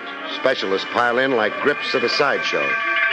When the emergency squads got finished, I huddled with Lieutenant Trav Rogers. Trav had jumped at the chance to head out to Sheepshead Bay at the first radio flash. Trav liked the sea air. Cleo Odell was her name. Cleo Odell Caesar. Caesar? She was married to Julius Caesar. Her age didn't show. I'm not joking. No, you're not? All right, instruct me. Later. Meanwhile, let's get down to the whys and wherefores of the accident. Negligent driving or inexperience coming down inclines or her brakes wouldn't work. Au revoir, Cleo Odell. No good, Trav. What's wrong with my reconstruction? The cuts and gashes on the victim's face and neck. You get badly marked up and cut racing downhill into a crash? I examined the car. So did I. The safety glass cracked, but it didn't shred or splinter. Yes, that's so. I made a note of that, even wondered a bit. With no chips of glass flying about, how could she get cut up as she was? Another thing. Yes, Craig? If you checked over the corpse. I left that to Dr. Conway. I didn't. I satisfied myself. The bleeding from those cuts on her face and neck, they'd begun to dry. You're certain of that? I'm positive they couldn't be fresh wounds sustained from the crash itself. Those cuts and gashes came earlier, before the bottom of the hill. You've mustered a pretty convincing story. I've got a clincher. Come over to the wreck. Take a look at the gas accelerator. All right. So? Feel around it. It's wedged to the floorboard. What's wedging it? What? Oh, wait. A pebble. This pebble was wedging the gas accelerator. I discovered that 20 minutes ago. But I had two men, Muller and Wilson. They missed the pebble. They weren't looking for evidence of foul play. No. Looked for all the world like a cut-and-dried vehicular accident. The car out of control, an unfortunate fatality. It was murder. Cleo Odell was beaten to death, beaten around the head and neck by a blunt instrument.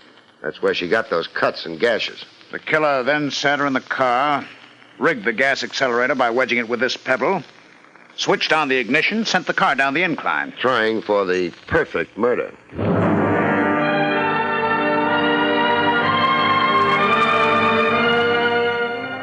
In Calamity House, pattering about the main suite like a Maharaja, I found the contest sponsor and pie manufacturer, Mr. Willoughby. His Highness was wearing a scarlet lounging robe with a golden dragon growling across it. This tragedy, Mr. Craig, it casts a damper. Murder does that, Willoughby. Murder? But I thought... The first police flash was a mistake. Cleo was beaten to death before she went joyriding down an incline. I'm bewildered. I cannot grasp. Let's stray from the corpse until your blood pressure can take it better. Answer me this. What were Cleo Odell's chances of pocketing your $20,000? Why, most excellent indeed. Her pies hit the spot? They were outstanding. In the first 4 contest days, Cleo Odell had won 456 points. We have a point scoring system. Skip the intricacies. Who was the runner-up? The missus closest to Cleo's 456. The contestant most likely to win, if not for Cleo. Why, Lois LaRue. Her point score so far, I believe, is 372. Yes, 372. And the rest of the field? Oh, below 200. Their chances of forging ahead to victory are quite doubtful. Okay, then. Lois LaRue. Cleo alive could cost Lois $20,000. Well, surely you don't think... I'm only asking.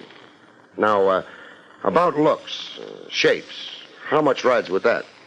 Physical beauty determines the winner only in the event that there is a close race between 2 or 3 contestants. If the spread in points between contestant 1 and 2 or 1 and 2 and 3 is less than 50... Less than 50? Well, that ends that. Cleo was a mile ahead of everybody. Her runner-up and survivor, this Lois LaRue, is also miles ahead of the field. Yes. After Cleo Odell, it appears the award must go to Lois LaRue. Who awards points? Or maybe let me say it this way. Who judges the quality of the pies and hands out the points? Our judge, Mr. Cornell, Vincent Cornell. Mr. Cornell is a well-known illustrator. Who appointed him judge? I did. If you're minded to impugn... Simmer down, Your Highness. I'm just acquainting myself with background. All right for me to go have myself a pie? Why, of course. Any number of them. The kitchen is on the basement level. Every pie is enriched with exclusive Willoughby ingredients. A secret miracle chemical, exclusive with Willoughby. Cut, you've got your plug in. You're keeping me from the pies.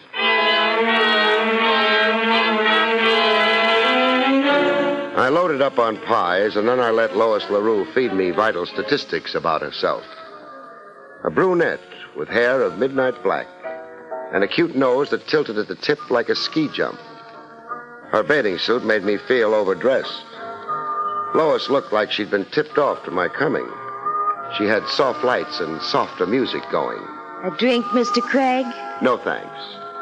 And let's switch off the music, huh? Romance and murder mix badly. Oh, it was a terrible thing. Cleo had so much to live for. There was a neat $20,000 in her future. But you can't say that with certainty. The contest hasn't finished. It was in the bag for Cleo. She was a mile ahead on points. Ahead of you. There are 9 contestants here in Calamity House. The other 7 are hanging on for the exercise. All right, I won't argue it. Except to say that I felt I could win somehow. And somehow you're going to. That's for sure. I don't know how to take that. Resent it if you can muster outraged innocence. If I can... Why, of all the gold... No throwing things. And don't throw music and curves at me, beautiful. I look at that utterly utter torso of yours, and all I can see is a corpse. The corpse of Cleo Odell. Now, let's get businesslike. Well, what do you expect of me? Some insight into you. You're right up front in my gallery of suspects. Merely because I was closest to winning after Cleo? Because 20 grand is bait, and you look to me like hunger. Like you'd die if you lost the contest. All right. I admit it. I am intense about winning. I don't dare lose. This contest isn't my gamble alone. They're investors. It's their gamble, too. Investors meaning? Backers. My family and friends. They've shelled out every penny they could raise to dress me, pay for my photographs, publicity, miscellaneous expenses. I'm a corporate body. I've been cut into percentages, into pieces. Familiar stuff, speaking of contests. How does your husband fit into the situation? My husband? This is a contest for married women only. Oh, yes, my husband, Zach. Zach? Zach Foster. He manages me, too, represents me. Where is he? Why, around. Zach floats around. What is he, a balloon? Oh, well, I mean, Zach can't be pinned down to a place, so to speak. He's on the move, making arrangements, contacts. Sometimes he's here at the hotel, other times somewhere else. I see. Next time you see Zach, tell him to stay put long enough to exchange introductions with me. Tell him Barrie Craig wants to talk to him.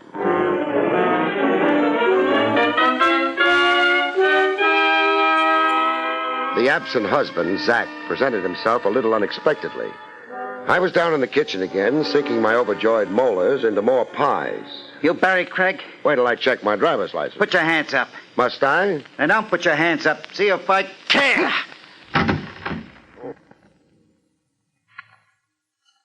Should teach you. Oh, my jaw.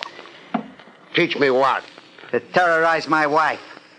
I talk better standing.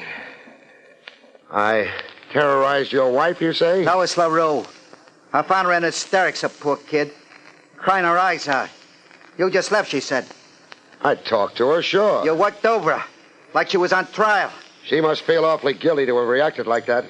Watch that tongue, Craig. You can't throw murder accusations around and get away with it. Not with Zach Foster around, huh?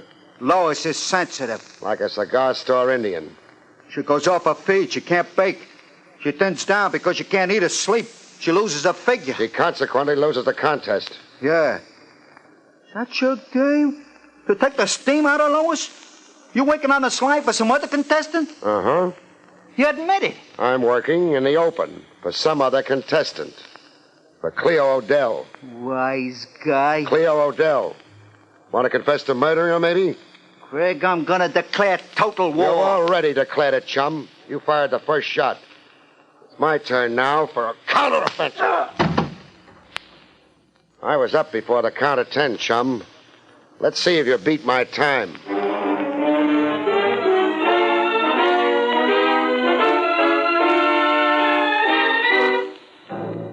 One thing about a contest judge, he doesn't ever look the part. He looks nervous, like he's only doing the job because somebody's got a gun at his head.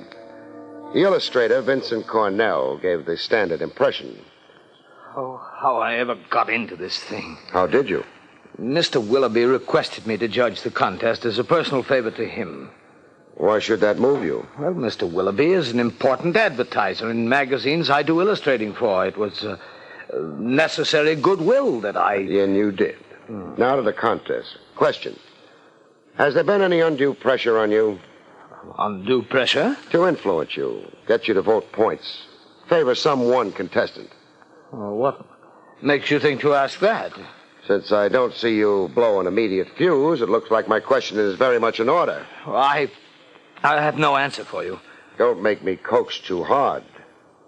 We're not just passing the time, Cornell. Yes, I know the seriousness, the enormity, Miss Odell. The recent Miss Odell.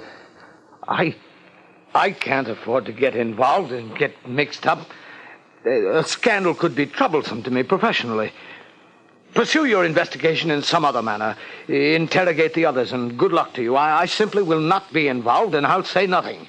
In fact, I'm resigning as judge at once. Come off it, Cornell. You can resign all over the lot, but you're still going to find things troublesome. What do you mean?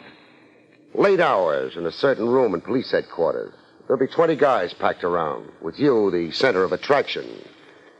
How do you sleep sitting up in a straight chair? Mr. Craig, I'm confused. Tell what you know and watch the confusion evaporate. Undue influence. What about it? Well, I found myself pressed to favor Cleo Odell. Cleo Odell? You seem surprised. Yeah, I thought any pressure on you would be on behalf of the runner-up, Lois LaRue. That nice husband of hers, so-called Zach Foster. No, there were no overtures made to me, no pressure or prompting for Lois LaRue, only for the late Cleo Odell. I, in fact, questioned some 200 points I awarded her. In thinking it over later, I felt I was, influenced. Who pressured you? Mind you, it wasn't overt. It was something subtle, more insidious. Say, a notion cleverly planted in my thinking, a bias. Never mind how it was done. Who pressured you? I'm... Cornell!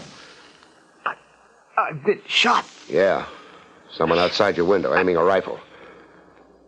How bad is it? It hurts. Go seize... Can't. I've got to lie here, flat beside you, and keep my fingers crossed. There's a second shot coming. That was for me. Insurance in case I'd gotten the whole story out of you. Name who pressured you for Cleo. Cornell. Cornell. Not much point questioning a corpse.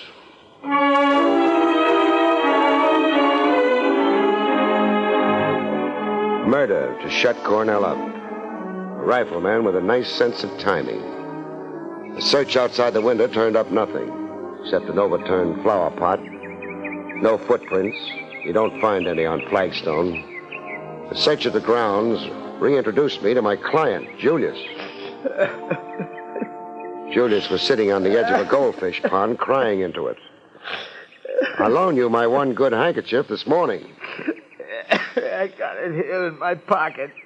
Be my guest. Blow your nose. You really got something to blubber about now. No kidding this time. I won't never stop crying. Do it someplace else. You've got the fish pond overflowing. I lost Cleo. Cleo lost more. What brings you here to Calamity House? To see you. I got things to talk over. Where did you park your BB gun? I don't get you. How long have you been squatting down here? 10 minutes. Then you heard 2 rifle shots. No. Like peals of thunder and with breaking glass. What are you, stone deaf? No. No what? Not stone deaf, but I don't hear good. I once got a draft deferment because I don't hear good. Oh, Julius, you kill me. Wouldn't I like to? Repeat that, please. For losing me, Cleo. Craig, they're going to pin it on me. Lay Cleo's murder to me. On what ground? 15 grand. Double indemnity. That makes 30. $30,000? You carried insurance on Cleo? Yeah, double if Cleo went in an accident, like a train or a car. A policy that size is suspicious. All of a sudden, I even suspect you myself, Julius. Oh, don't say that. Are there any other suspicious circumstances wrapped around that policy? Yeah, there are. You see, I got the policy only 2 weeks before. 2 weeks before Cleo went down the incline? Yeah. 2 weeks before this afternoon? Yeah, that's what. Cleo was murdered, and the killer tried awfully hard to make it look like an accident. A vehicular accident. Looks bad for me, huh? I can practically see you in the electric chair. Oh, Craig, don't say that.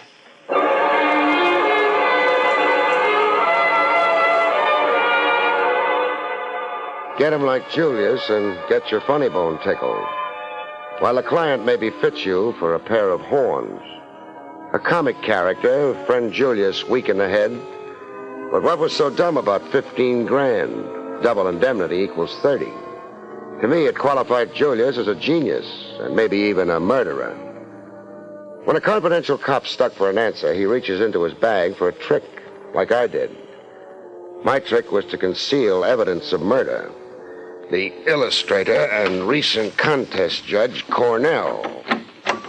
I decided to let him spend the first hour or so of the hereafter in a clothes closet. A corpse in a closet and a locked room. In case people wandered about a little too freely in Calamity House.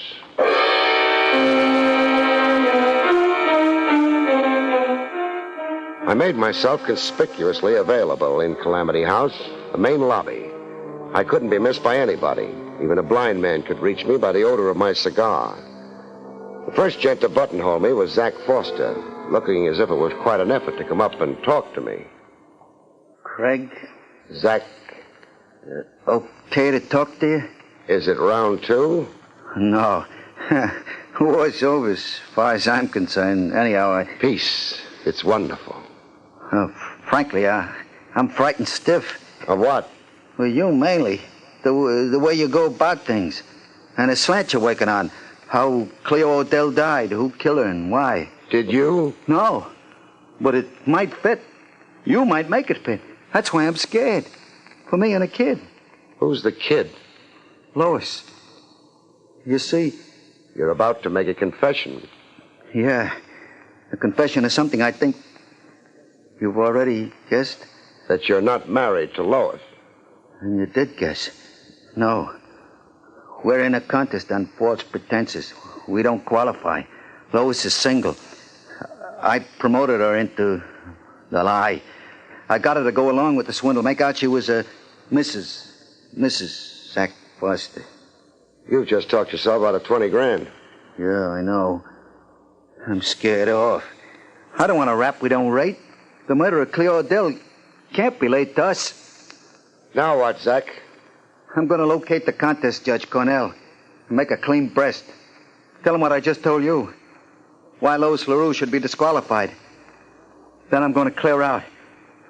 I mean, if it's okay with you. It's okay with me. You've just cleared yourself, all right, in a bigger way than you suspect. But stick around a while anyhow.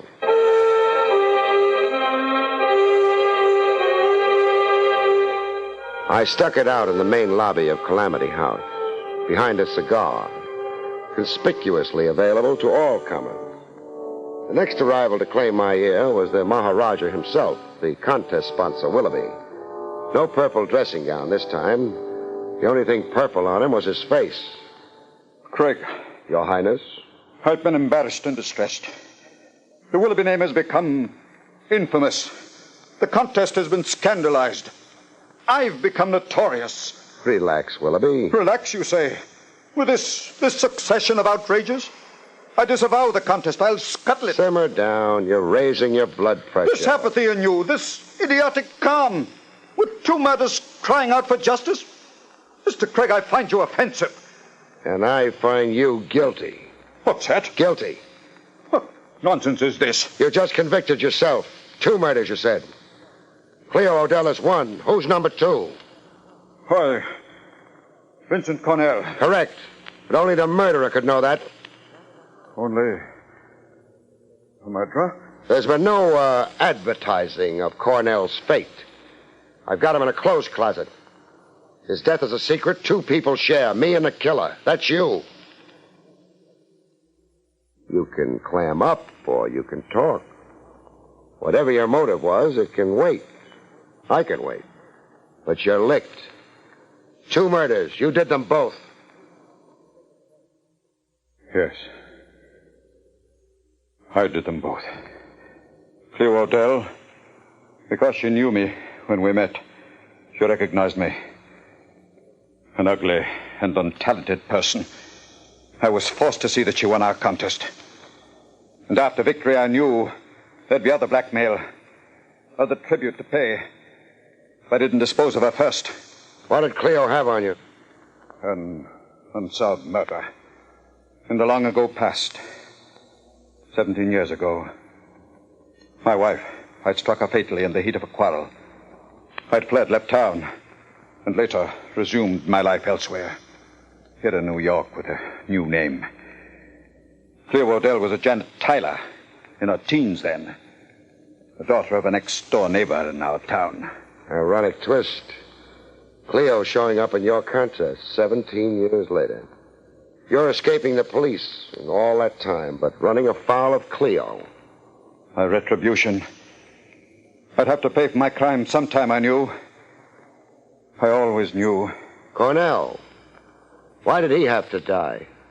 Cornell could tell you that I had influenced him to favor Cleo. You see, I'd agreed to blackmail before. Before you decided that the only good blackmailer was a dead blackmailer. Yes. I wasn't at first aware of the lady's avarice. That I would be her captive forever. Case solved. You're under arrest for murder. Murder new and old. Now, who was it who said, your sins will find you out?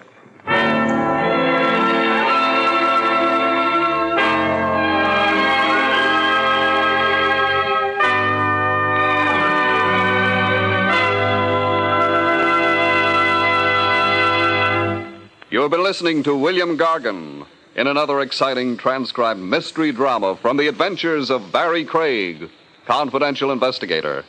Tonight's story, Murder by Threes, was written by John Robert. Next week, it's the strange story titled Dead Loss, about which Barrie Craig has this to say.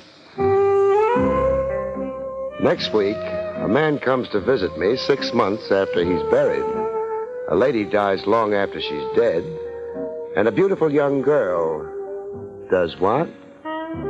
Good night, folks. See you next week.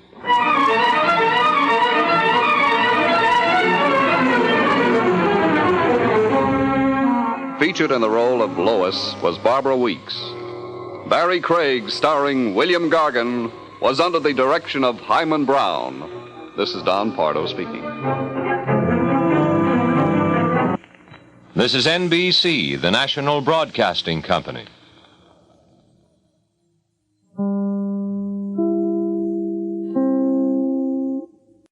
William Gargan stars as Barrie Craig, confidential investigator.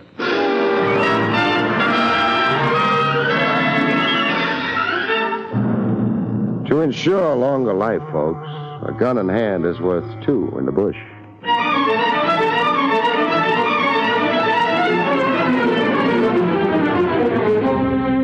The National Broadcasting Company presents William Gargan in another transcribed drama of mystery and adventure with America's #1 detective, Barrie Craig, confidential investigator.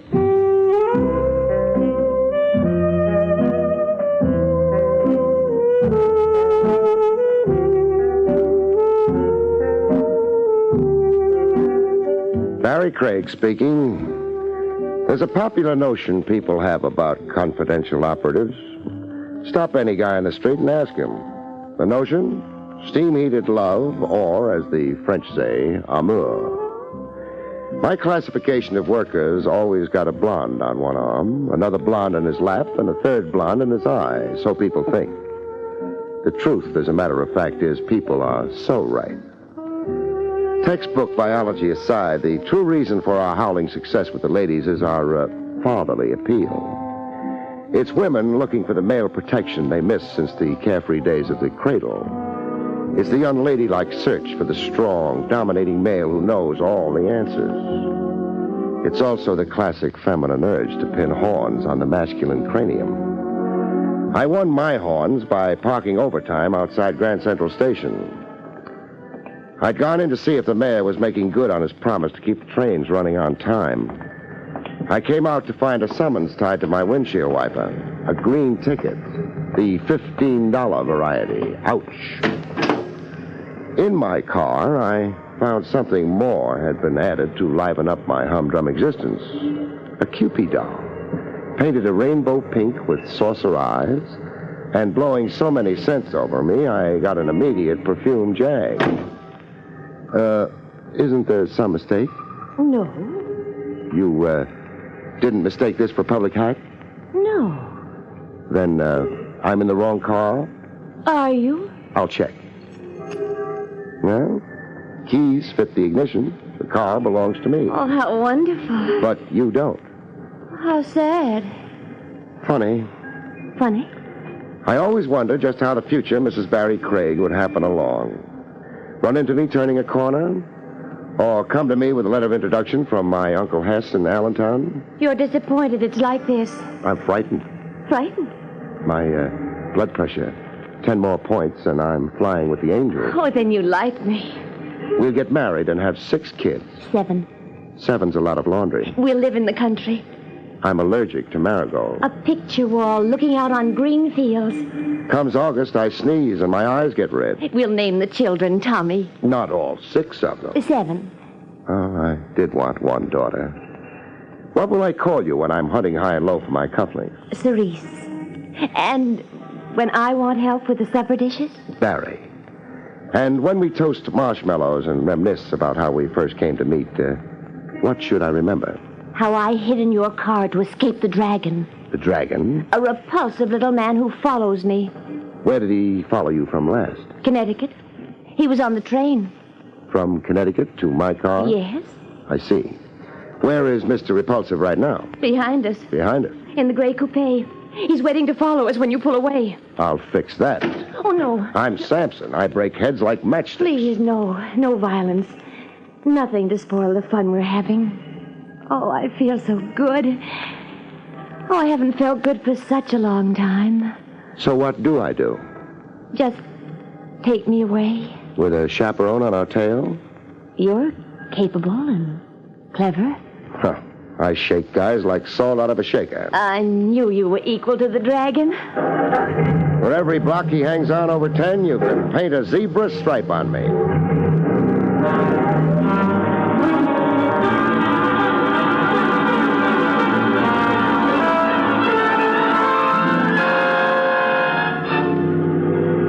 In no time, I had more zebra stripes than skin.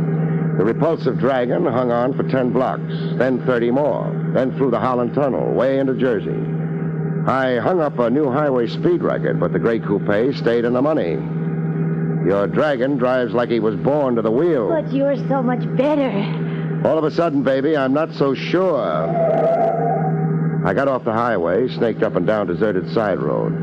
I followed the moon across rocks and stumps of forest like my car was a Jeep, but the gray coupe hung on.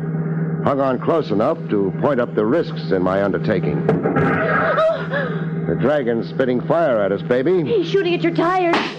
Oh, you're wrong about the tires. Oh, Barrie, you've been hit.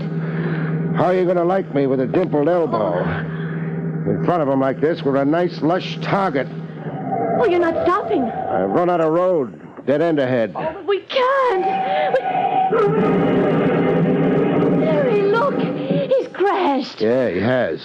That will teach him to shoot and drive at the same time. He ran into a tree. Remind me to kiss the tree. Let's go offer our condolences. Wait. I almost forgot. Got a dime handy? A dime? Oh, yes. Here. But why? I'm throwing it to Finnegan. For luck. It was Finnegan who made the gray coupe crash in the nick of time. Oh. You understand? Yes. Finnegan's your good angel. Oh, I almost forgot, too. Let me see. A quarter. I'm throwing it to Mrs. Rumpelheimer, my good angel. You're growing on me, baby. No question about it. You're really growing on me.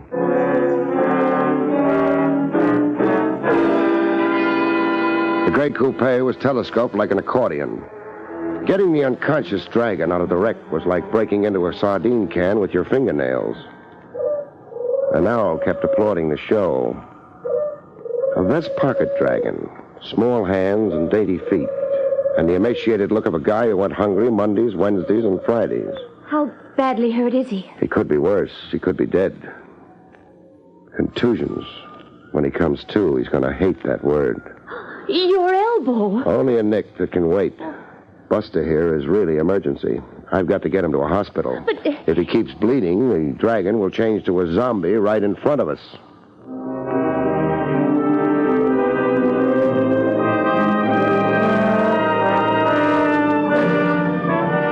Contusions weren't half the medical jargon. The patient's in an oxygen tent, Mr. Craig. What's the diagnosis? Multiple injuries to the head. Conditional paralysis of the reflexes due to severe concussion. Oh. He'll recover? Pathologically, yes. What does that mean? As an aftermath of trauma, there may be psychiatric complications.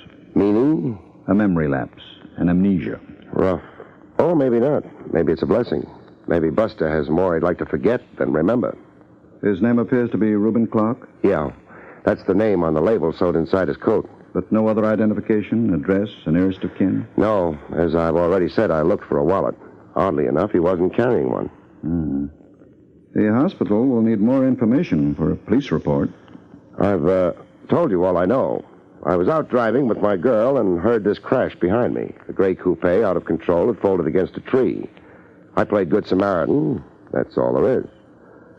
He's in your hands now, Doc, so give him the full treatment, huh?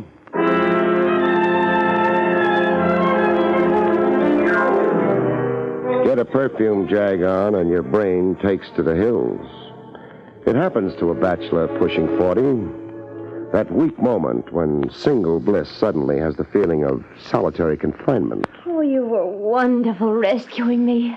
The congressional medal goes to that tree. Do what you did for me in blind faith. All through history, men have gone blind and boneheaded over a Cupid doll. Mark Antony, for instance. Baby, you kiss like you took a graduate course. No man has ever risked himself for me before. The men in your past must have been 80 and over. I've never before had a champion. Tie a blue ribbon around my neck and fit the dunce cap at a rakish angle. The dunce cap? Blind faith, you said. I could be promoting a horse laugh at myself. Oh, no. Then fill in a few reassuring facts. Facts? The delirious dragon I palmed off in a hospital, Reuben Clark, who is he? I'm not sure. Who do you think he is? I think a man in the hire of my guardian. And what's the problem with your guardian? I don't think I want to talk about it. It's too late for reluctance, baby. I've taken too big a bite of your life. He's mistreated me, hurt me, kept me prisoner, confined me to my room, always under watch. Why? He wants to marry me. There was money, many valuable things left to both of us when my parents died. And guardian wants all of it through marriage to you? Yes. But why run? Why not stand up to him, get to a lawyer, go to the police? I can't. He's clever, my guardian, devilishly clever and determined. You're in the land of the free. We pay judges to step on worms. He's threatened to have me put away if I oppose him, if I keep refusing to marry him. What do you mean, put away? In a sanitarium. He's bribed people, old servants, even old friends to swear that I'm mentally irresponsible. Nice guy, your guardian. Well, I have no way of fighting him fairly. You've got me. Oh, thank you so much, but I don't want to fight him. Procrastination, baby. I just want to hide and rest. Not think today and tomorrow. Just not think. I've been trapped in a nightmare, in a hideous nightmare. Sure you have. It's up to your ears. You want a breather. Nothing to fret over. Just pass the time. And have fun. Like the fun we were having. 6 kids. 7. During this breather, where do you want to be? Anywhere. Where only you can find me. Okay. I know a country shack owned by a friend of mine over at Scotch Plains. It won't be in use until May 1st, and I know where the key is. Oh, you're wonderful. You'll be the guest of a certain Lieutenant Trav Rogers, only he won't know it. It's Rogers' shack. I'll stock you up with groceries and look in now and then. I'll take you over to it. Just one more fact to file away. Who and where is your guardian? I'd rather not at present. No, you can trust me. My word on it. I won't make a move until you agree to it. My guardian is Jeffrey Foley. We live in Tuxedo Grove Heights, Connecticut.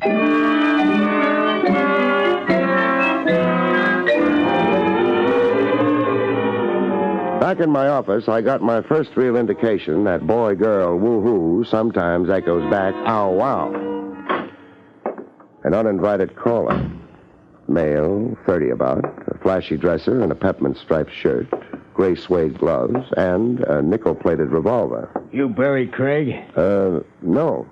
What do you mean, no? This is Craig's office? Was. I took over this morning. I'm a distant cousin. Then where's Craig? Passed away. Croaked? Yeah, all of a sudden at 2 a.m. this morning. What are you giving me? The obituary. Into your pocket and throw your wallet on the desk. I want to check. It so happens I'm carrying Craig's wallet to turn it over to the estate. Where's the dame? Dame? You're asking for something, Craig. Your arm will get stiff pointing that gun. I got a heat lamp home. Oh. You don't want to talk about the dame, huh? I've got a block against discussing women. I was a retarded adolescent. Want to talk about the track? The dame. Famous battles of history, then. The dame. You're a hard man to please. Get over to the window. The window? Open it. You can't throw guys out of windows. Why not? The sanitation code. Littering the sidewalk. You'll be socked $5 in magistrate's court. Open the window, comedian. Now, close it. Close it?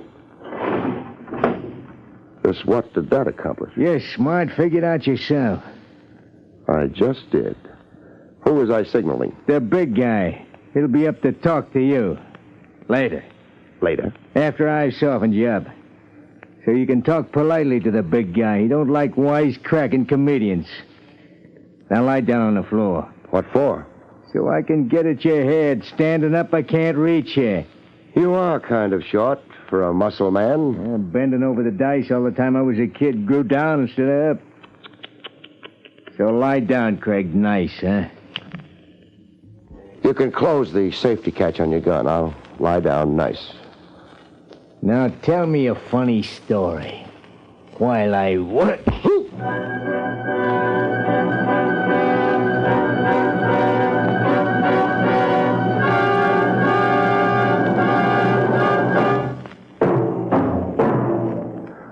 I awoke in a fog.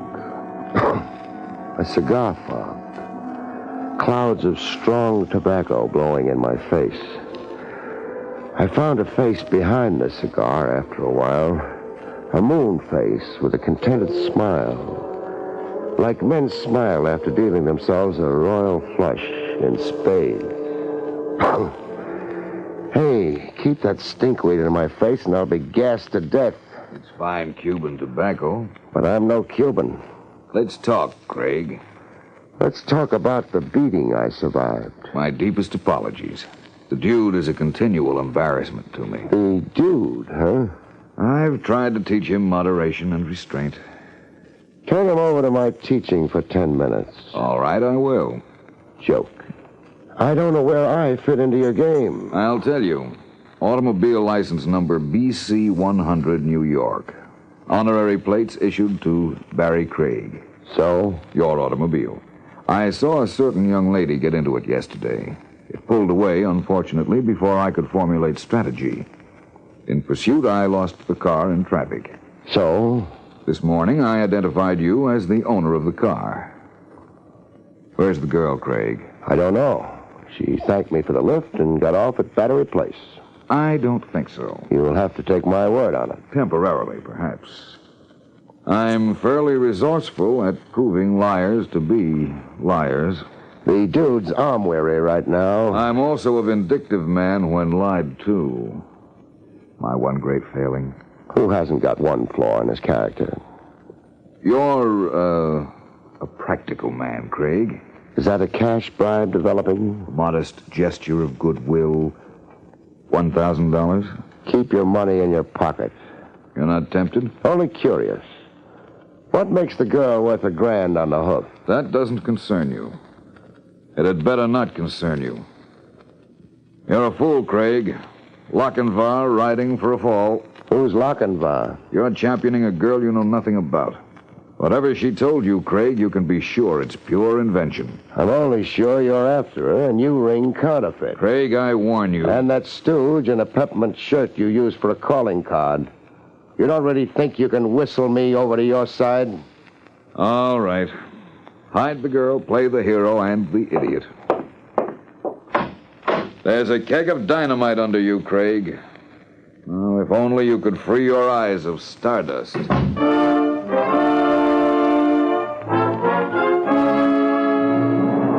Keg of dynamite. The phrase kept repeating in my head until it gave me the willies.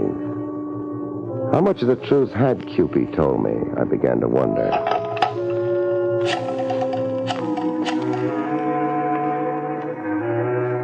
Information?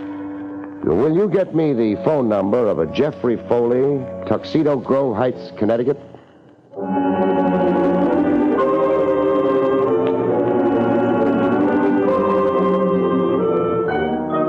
Later in the afternoon, I went calling on Love. Lochinvar's here, baby. Barrie. With a sack full of groceries. Wax beans, salmon, fresh blueberries, vintage year bagels, enough food to keep you hiding out for a month. Here, I'll take your coat. Take my hat first, huh? The dunce cap. The dunce cap? I hate myself in it. Take it off me, baby. Barrie, what's happened? I tried to telephone that wicked old guardian of yours.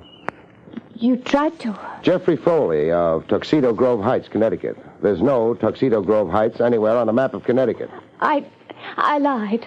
Tell me something I don't know. But only about the address. What's the real address? Cranberry Hills, Pennsylvania. Why'd you lie about the address? I wasn't sure I could trust you. Really trust you. Baby, come here. I've confided in people only to have them use me, extort money, hurt me. Two guys dropped in on me today looking for you. They barely stopped short of murder. Barrie. I came out here by way of Planet X to shake them. You must be quite a prize to rake two homicidal retrievers like my morning callers. $1 million, Barrie. The estate my guardian is trying to steal it. It's worth $1 million. $1 million? I knew that love, when it came, would be nothing trivial, but I never dreamed it would have a Dun & Bradstreet rating.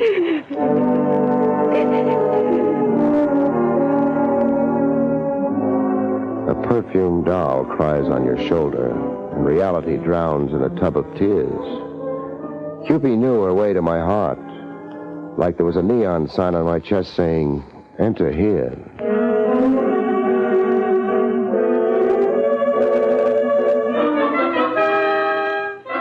When love let go of my throat long enough, I took a half-hearted whack at confidential investigating. I did some more sneak checking on Cupid.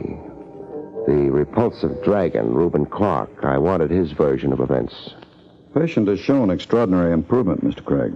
Is he conscious, Doc? Yes. I want to talk to him. I don't think... Don't think. The first story I told you, I thinned it down a little. The fact is this. Dispatch. Uh-huh. But, Don't pump me, Doc. I'm engaged in Operation Top Secret. I can't give out facts until I've wrapped up the case. Of course. Which door do we go through?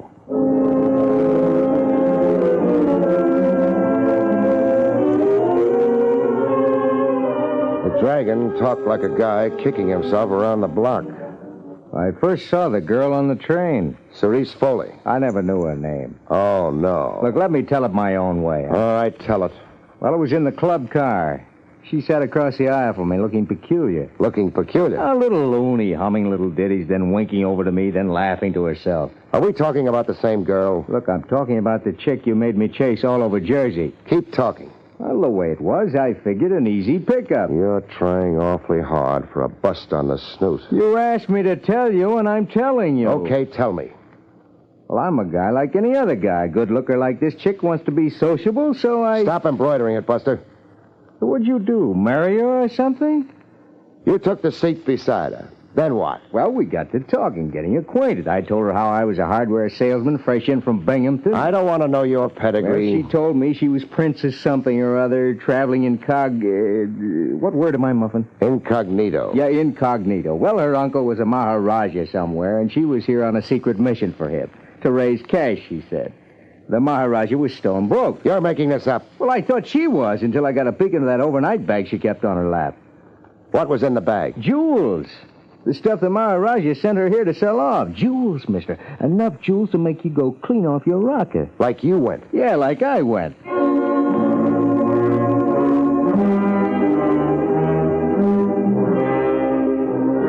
Cupie confirmed the fact of the jewels. Yes, Barrie. I have jewels. Many, many jewels.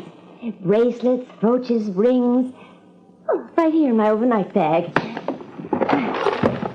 See? They're real? Well, yes, of course. Where did you get them? I asked, where did you get them? You're hurting me, Barrie. No phony stories about a guardian or a Maharaja. I want the truth. I stole them. Who from? Jeffrey Foley. Of Cranberry Hills, Pennsylvania? No. Oh, he really lives in Meadow Farms, New York. I worked for Mr. Foley as an upstairs girl. You were Foley's maid? Yes. He was a brute. And Mrs. Foley, too. They mistreated me, humiliated me. So you made off with a fortune in jewels? Yes. Baby, put your hands out, nice and straight. Put my hands out? I'm handcuffing you and tying you up so you stay put in my absence. Where are you going? Away from that sweet, sappy, daffy kisser of yours so I can think.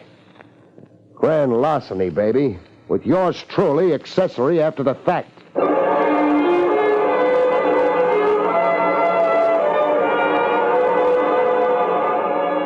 I thought it over, stewed over it, and wound up telling it to Lieutenant Trav Rogers.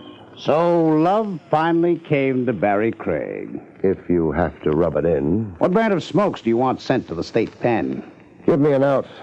An out like? A deal, quietly arranged. This Foley gets his jewels back, and he doesn't prosecute. Where's the girl in the swag now? When I tell you, don't blow a fuse. What's that supposed to mean?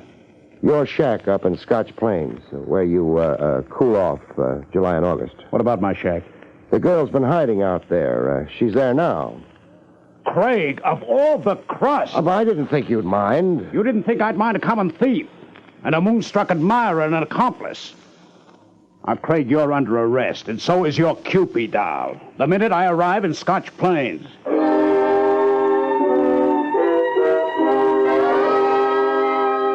But it didn't end like that. As it turned out, after some nice police handling, I had a couple of new wallops, a couple of new surprises in store. The first surprise was handed me by a solemn-faced fellow wearing a white coat and a white beard, a doctor. I'd been brought to a place called Hopewell Rest, a sanitarium, by Trav Rogers. This is Dr. Kempner, a psychiatrist. Doctor, tell it to Craig. Yes. Mr. Craig, I'm acquainted with all the details of your curious experience with Cerise Foley, the daughter of Mr. and Mrs. Jeffrey Foley. Daughter? Now, wait a minute, Doctor. Craig, hear the doctor out. Okay. The story of the jewels and her position as a maid were a pure fabrication, part of, shall I say, her newest hallucination. Newest hallucination? The young lady has been a mental patient under my care here for some time. She hallucinates many, many things. The jewels belong to her father. She merely appropriated them in this latest escapade. Two guys who worked over me. Who were they? I'll answer that. They were private detectives hired by the father to recover the jewels and his daughter without publicity. They play rough for private detectives. Their promised fee was $25,000. The fee had them a little overeager. Cerise, she's here now, in this sanitarium? Yes. She is confined here. Can I see her?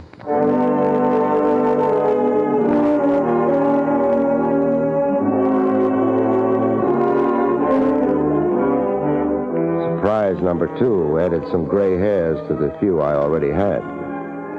I watched the doctor walk Cupid doll toward me. Hello, baby. The doc tells me you'll do okay, and I'm rooting for you. Who is this man, Doctor? I watched her stare at me blankly, stare through me, then walk away. You see, Mr. Craig? She looked right through me, as if she didn't know me. She does not know you. That is another symptom in her hallucinations.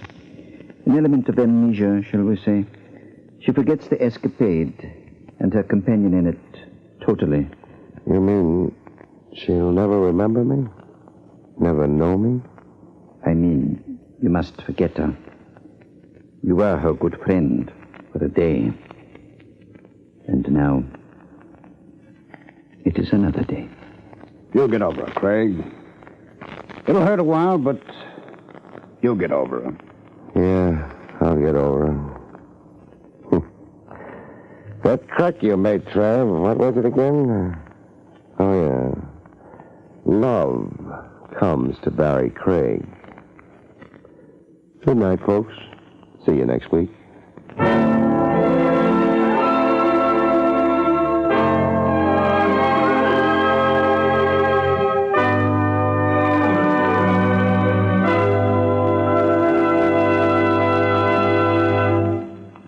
You've been listening to William Gargan in another exciting transcribed mystery drama from the adventures of Barrie Craig, confidential investigator. Tonight's story, A Time to Kill, was written by John Robert. Next week, it's the strange story titled Motive for Murder, about which Barrie Craig has this to say. Next week, death flies the Atlantic from Lisbon to New York. A corpse breaks the bank for $40 million, and yours truly almost sprouts wings. See you next week, folks.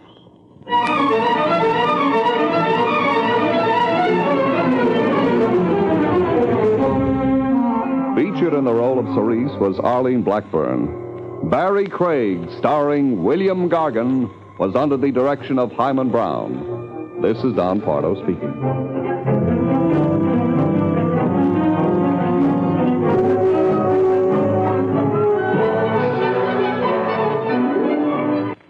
Next, Robert Montgomery presents Something Different in News Analysis on NBC.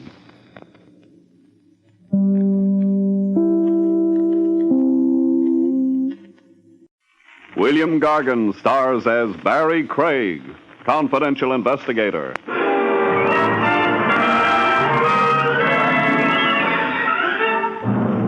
The old saying, early to rise, folks, can't possibly mean a thing to a corpse.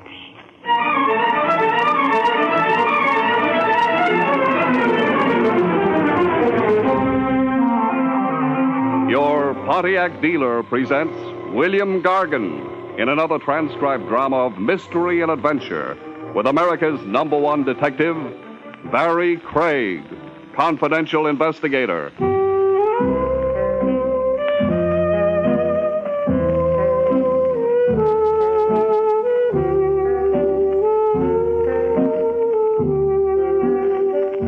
Barrie Craig speaking. The trick in continuing on as a confidential investigator is to keep on good terms with the police. Comes time for your license renewal, and a department sawhead can louse it up for you. Play footsie with a corpse, conceal evidence, rack up as many black marks as you must, but be sure you've got a friend somewhere in the higher echelons.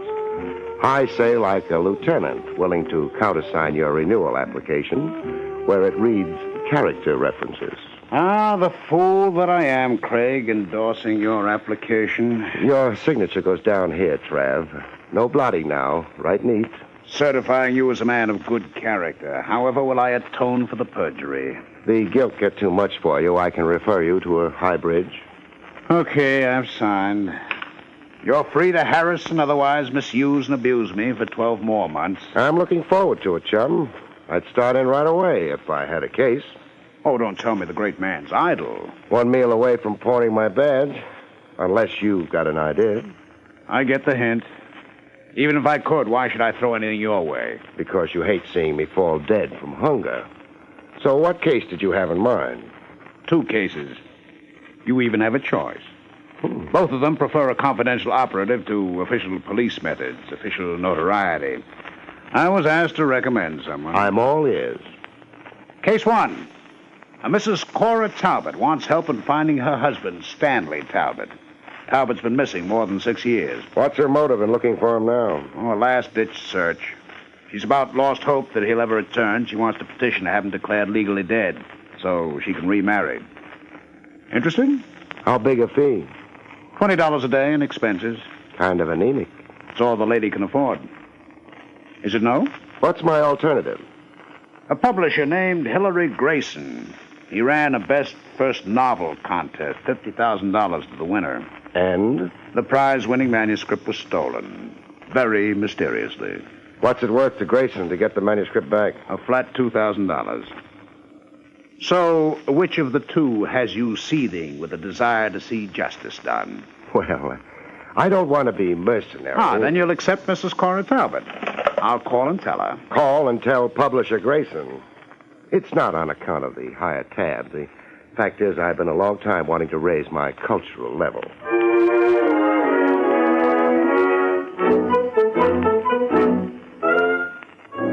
The publisher Grayson had more body than any one guy needed. 3 sets of jowls and thick eyeglasses. Looking into his eyes was like watching fish in an aquarium bowl. Get that manuscript back, Mr. Craig. Spare no effort or expense. If the manuscript isn't recovered, I'll be the jackass of the publishing world. Hold on a minute, Grayson. You're forgetting I don't know what it's all about. I just got here. Yes. I suppose I should give you the facts. It would be helpful. The prize-winning book manuscript, The Cry of the Hyena, by Eric Trent, was stolen right out of my office.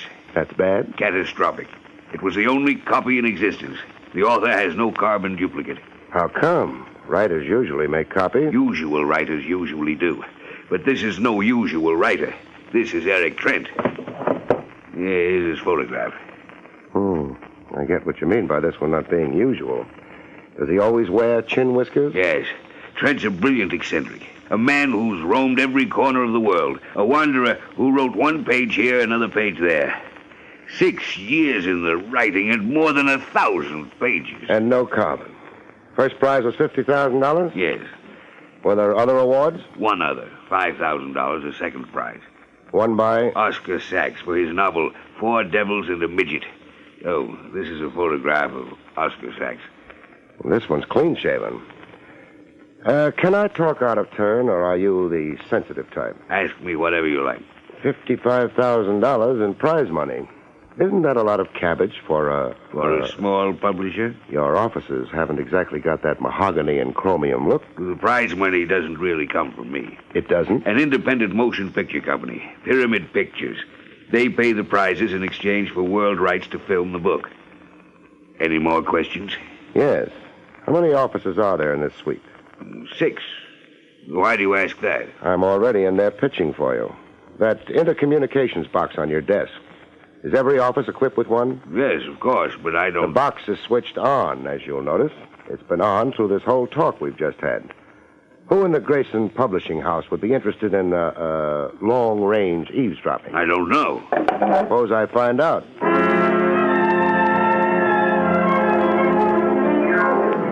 But I didn't find out. The eavesdropper resented my curiosity with all his might. An inkwell pitched at me.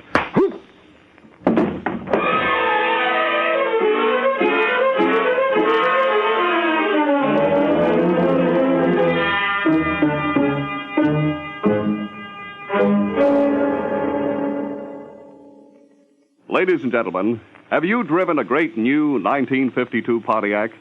Until you do, you cannot possibly appreciate what Pontiac's dual-range performance really means.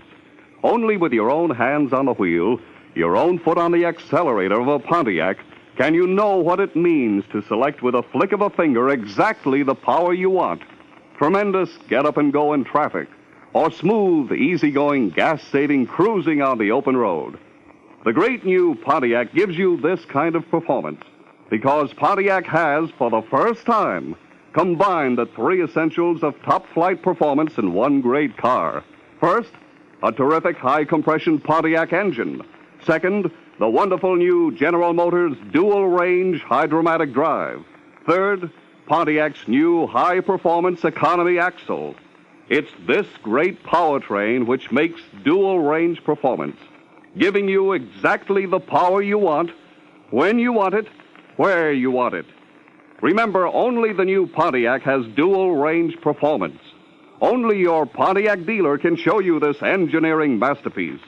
Before you consider any new car, be sure you visit your nearest Pontiac dealer. See the new Pontiac. Drive it yourself. You won't be very many miles down the road before you heartily agree that dollar for dollar, you can't beat a Pontiac. And now back to Barrie Craig.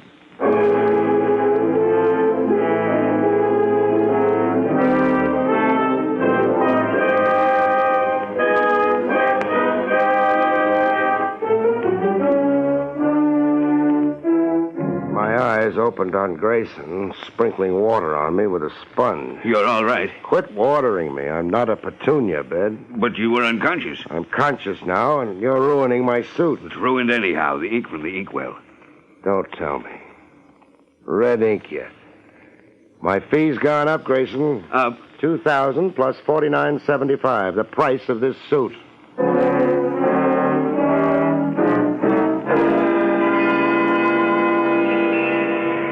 A while later, on the street outside the Grayson offices, a motorist tooted me over. A long hair driving a sky blue pink jalopy.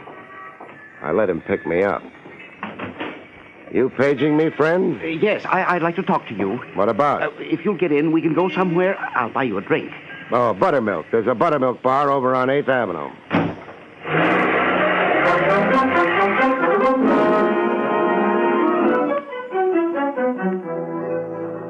The buttermilk bar, we had a chat for the books. I'm Oscar Sachs. I know that. I saw the photograph of you in the Grayson publishing offices. Oh? Well, there's some facts about the book contest I think you should know. Why? Why? You've been engaged by Mr. Grayson to locate Trent's missing manuscript. What am I wearing, a sandwich sign? I obtained the information through sources I cannot disclose.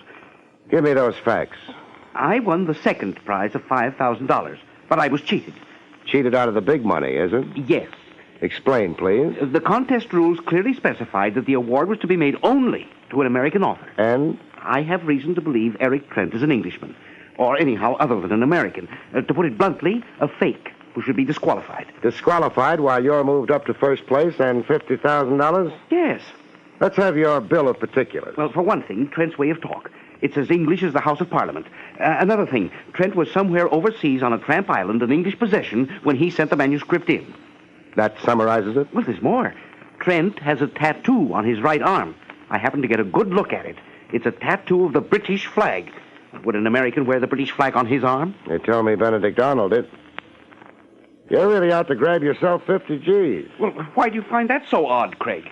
Just that I thought artists had no money sense. Well, I have, and I'm not apologizing for it. Okay, I've got your point of view, Oscar. Oh, yes, one little thing remains. Hold out your hands. Hold out Do my... what Papa asks. Red ink smudges on your right thumb.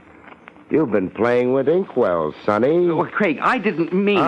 Don't apologize. Fun's fun. And I like to play myself. My interest runs to sugar bowls. Oh, Craig, no! No! Oh.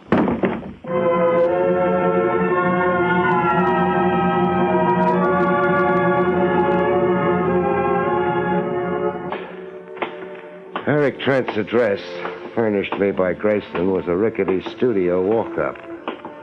7th Heaven in Bohemia, Greenwich Village. The door opened on a blonde who eyed you as if she was already counting your money. Hiya. Hello. This is 6D, isn't it? That's what it says on the door. It's my astigmatism. Is Eric Trent in? No, but I am. Baby, I'm not a gentleman caller. So who's tough luck, would you call it? Come in. Trent said for you to wait if you simply had to see him. Trent expected me? Yeah. That Mr. Grayson, the publisher, he phoned and said you might be over. You're Barrie Craig, the detective, he said. Barrie Craig, confidential investigator. I'm Judy. Judy Joy. Well, come on in. I won't bite you. I was waiting for you to make that promise. Well, if right next door in 6E. I come in here to play the radio. Mine's out of order. Oh. That's Bummy Fiegelspan's orchestra you're hearing. Oh. It's on every day this hour. Mm-hmm. I get simply dilapidated if I miss hearing Bummy. Come again. Did you say dilapidated? Yeah. Dilapidated, like frazzled. You know, fractured. Or were you correcting me on the words? Oh, no. Eric's always correcting me on the words. Imagine me keeping company with a real live author type. Sure I can. I can even imagine 50,000 reasons. Huh? What'd you say? Oh, there's Eric now. Eric? Judy. On the sofa's Barrie Craig, the investigator. I've been keeping him here for you. Thank you, Judy. Now, if you'll leave us alone. Sure. I got a slip to press anyhow. Nice meeting you, Mr. Craig. I was floored myself. Excuse me while I shut off the musical background. Now, Mr. Craig, the object of this visit? Your stolen brainchild. What else? But what can I do about it? I submitted it in good order. I'm not responsible for its disappearance. How come only one copy? Why didn't you type up a carbon duplicate? I have no patience with purely clerical details. I'm an artist. But the full risk of losing the one copy. I'm a man who takes risks, Craig. In my years abroad, away from America, I've lived a life of risks. Skip the personal build-up. Wherever I went, I traveled lightly. Suit on my back, pipe tobacco, and a pencil. It was enough of a nuisance carting one copy of 1,000 pages around. And how was I to know my confounded book would ever get to a publisher, much less win a prize? Okay for that. What's your guess on the missing manuscript? Grayson. What motive? A stunt. Grayson intends exploiting this whole affair for all the publicity he can wring out of it. It's an angle. The 50,000. Would you say you won it legitimately? Legitimately? I mean, what if you were to be disqualified as the first prize winner, say on a technicality? What technicality? Not actually being of American origin, as the contest rules specify. But I am an American. With a British accent? I spent years in the islands, in Jamaica and British Somaliland. I'm told you have a tattoo of the British flag on your right arm. So? Well, I sailed the 7 seas, and like a sailor, I had myself decorated with tattoos. But the British flag on an American citizen. Ah, wait until I open my shirt. There. Are you looking at the tattoo on my chest, Mr. Craig? Yeah, the American eagle. What do you know? Expand your chest, genius. Expand my... I want to see old Baldy flap his wings.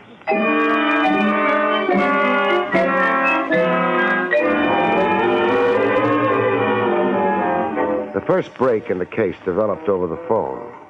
I was in my office, soaking my feet.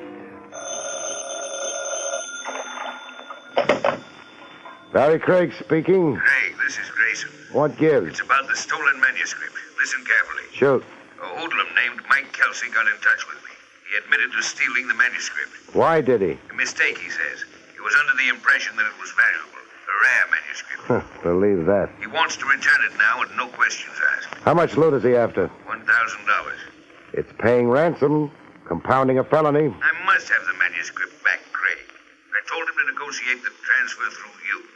You're representing me in the matter. Where's the 1,000? I'm sending the money over to you with cash by messenger.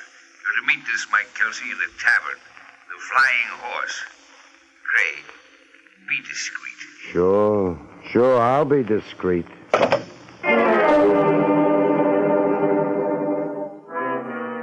The cash came by messenger, okay, and I got to negotiate in the Flying Horse Tavern. A mug with heavy artillery bulging his coat, waiting at a table for me. You Mike Kelsey? No, I'm, McGuire. I'm here for Mike. Hey, you're negotiating for Grayson, so I'm here negotiating for Mike Kelsey. Now, let's negotiate without any monkey business, Craig. Why a gun under both armpits, Buster? So as I don't develop a stoop on one side? Oh. Now, here's your manuscript. Right in the wrapping Mike Kelsey found it in. Now, count me out a fast grand. Here, $1,000. Count it yourself. Yeah, it seems okay. Don't be stupid enough to stop me from leaving.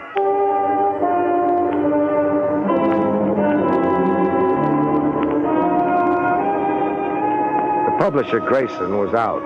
Would I please call later, a secretary told me. I'd gone back to my office to cool my heels for a while when the phone rang. Barrie Craig speaking. Craig, this is Oscar Sachs. Now what's your beef? Craig, I've discovered something I think you'll want to know. Something that will promote you into the 50 Gs? Something that won't help Eric Trent any. Craig, the man's a fraud. You're playing a cracked record, Junior. Am I? Come hear me out and then tell me that. All right, I'll come hear you out. As soon as I dry my feet and rustle up a change of socks.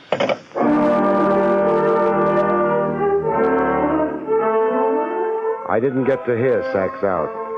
To achieve that, I'd first have to perfect a way of communicating with the dead.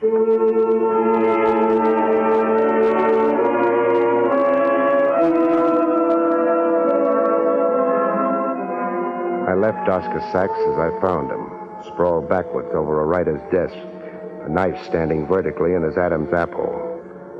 I left him as is, so Lieutenant Trav Rogers wouldn't howl to heaven and the DA that I'd once more tampered with a corpse.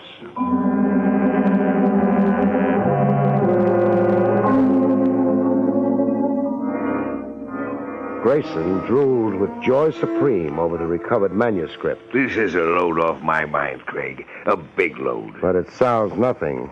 Who stole it and why? And why was Sachs murdered between the time he phoned me and the time I got to his flat? I'll show you the manuscript, Grayson, and then I've got a question.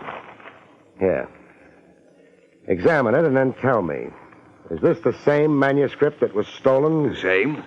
Why, sure it is. The Cry of the Hyena by Eric Trent. Examine the manuscript, not just the title page. Study a few sample pages. Yeah. It's the same. You'll swear to that? On a stack? No. No, I won't swear. You've detected something? Some changes? Yes. I think yes. For one thing, this copy is cleaner. The edges of the pages aren't so ragged from handling. As you remember them to have been? Yes, even the title page looks altered now. I remember a burn here in the upper right corner near the author's name. A burn like from an accidental cigarette ash. I'm convinced. This isn't the copy that was stolen. But what can it mean? I aim to find out. Grayson. Yes? Phone Eric Trent. Get him to come here to your office on some pretext. But why? So I can have the run of his studio without Trent being the wiser or being present.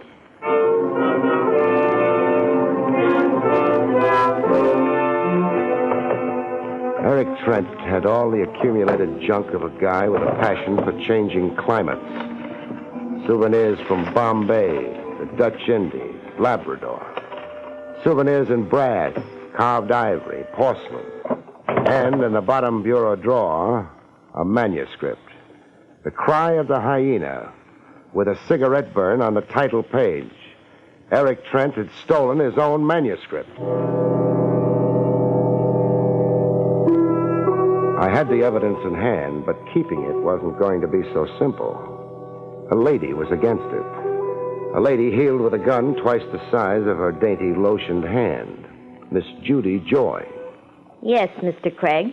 It's Judy Joy. Through the convenient connecting door? I heard noises in here, and I made it just in time to catch a burglar. Drop that manuscript. You charm me into it. Want a word of advice, beautiful? No. I thought you would. Ring off Eric Trent as fast as you can flick your glamorous eyebrows. You're crazy. Being true to Trent's an awful waste of war paint. Now... What are you trying to tell me? That Trent's value on the hoof has just been slashed by about $50,000. He won't get the money? Neither will you get the money. You're a liar. The Dutch uncle.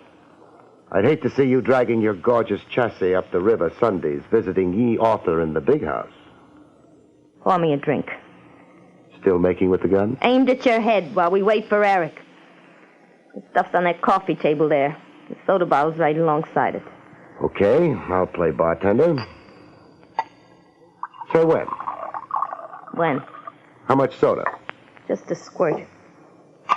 That's enough. Spot more, huh? Just enough to dampen your spirits? Had enough? She's no good. Roll down.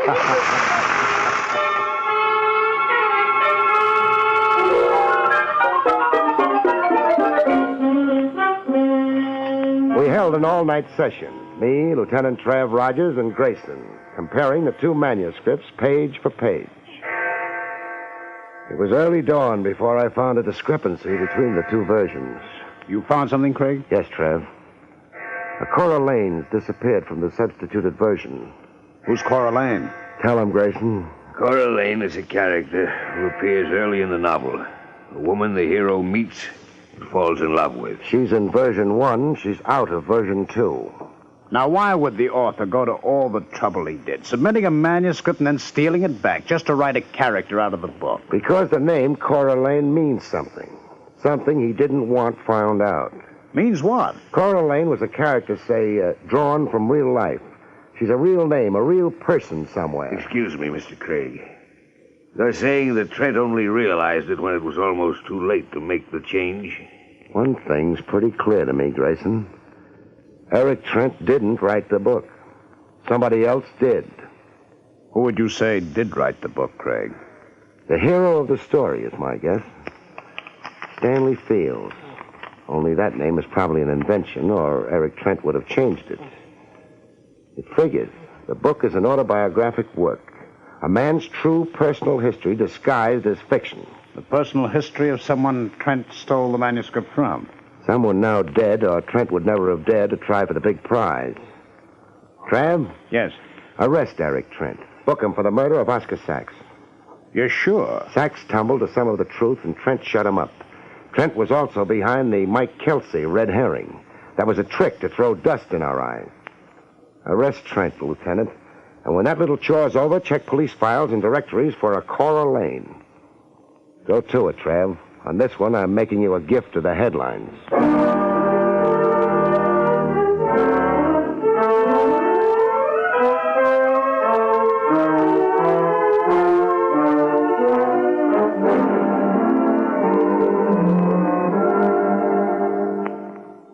Ladies and gentlemen, when a great reporter wants to get the inside story of a great new car, he gives it a thorough test run. That's exactly what John Daly did with the new Pontiac. Here he is to tell you some of the outstanding facts of the new 1952 Pontiac and its spectacular dual-range performance. This is John Daly to tell you about a great advancement in automobile performance. The great new 1952 Pontiac with spectacular new dual-range performance. A number of factors contribute to this sensational new kind of driving. Pontiac has combined a powerful high-compression engine, new dual-range hydromatic drive, and high-performance economy axle into an amazing powertrain that gives you tailor-made performance. At the touch of a finger, you can have tremendous acceleration and get up and go for any occasion. With equal ease, you can choose a different type of performance, quiet, economical cruising for the open road. Drive the new 1952 Pontiac with dual-range performance on display at your Pontiac dealer now. It's spectacular new proof that dollar for dollar you can't beat a Pontiac. The great new 1952 Pontiac with dual-range performance is on display now at your nearest Pontiac dealer. See it, drive it as soon as you can. And now back to Barrie Craig.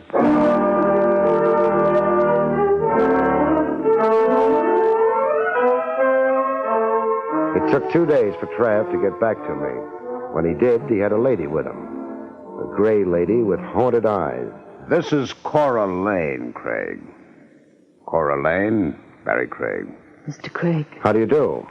How did you find her, Trav? Police files. The name of Cora Lane appeared on an old record card. She reported her husband missing some years back. Stanley, my husband. He left one morning, never returned. I was frightened. I imagined him injured, a traffic victim. I didn't know then that my husband had planned to just disappear, that he couldn't live in my world, that he had so much wanderlust. Her husband was the Stanley in the book. The author of it, as you theorized, Craig. Your husband was a writer? Yes, a writer all through him. Foolish, wild, irresponsible, and wonderful, too. Is he dead? Tell her, Trav. Yes, he's dead. Oh. According to Eric Trent's confession, your husband died of a tropical disease somewhere in the Pacific. Eric Trent was a drifter your late husband had taken up with. An odd thing, Craig. What odd thing? I offered you one of two cases the other day. Why bring that up now? You took one, but you solved both. What? Cora Lane is the maiden name of Mrs. Stanley Talbot. Mrs. Cora Talbot. Not the $20 a day in expenses deal I passed up. Yes. As it turned out, you found her missing husband. A gray lady, Trav, and all-around loser. Her life hasn't been good. Her life needs fixing. Mrs. Talbot? Yes, Mr. Craig. We're taking a ride, you and me. A ride? Cross town. You've been poor, but now you're rich. That book of your husband's, The Cry of the Hyena, there's $50,000 coming to you. And I'm going to stand over Grayson while he makes out that check. Good night, folks. See you next week.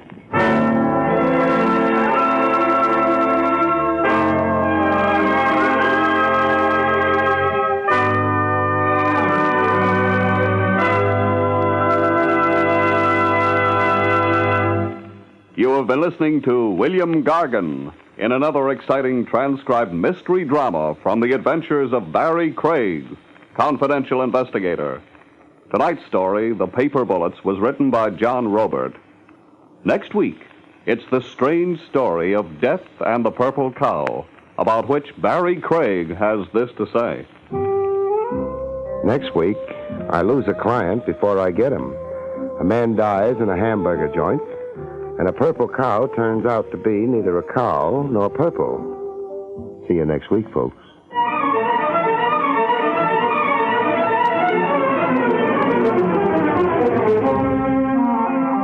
Featured in the role of Judy was Barbara Weeks. Barrie Craig, starring William Gargan, was under the direction of Hyman Brown. This is Don Pardo speaking. Now enjoy Meredith Wilson's Music Room on NBC.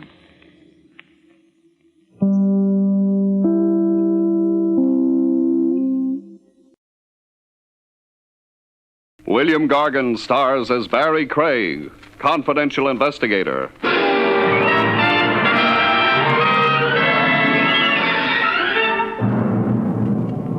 There's a place somewhere, folks, away from the hurly-burly, where everything is slow and easy, and you can sleep around the clock without being heckled.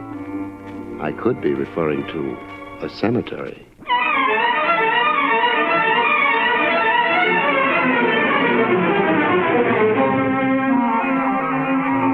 The National Broadcasting Company presents William Gargan in another transcribed drama of mystery and adventure with America's #1 detective, Barrie Craig, confidential investigator.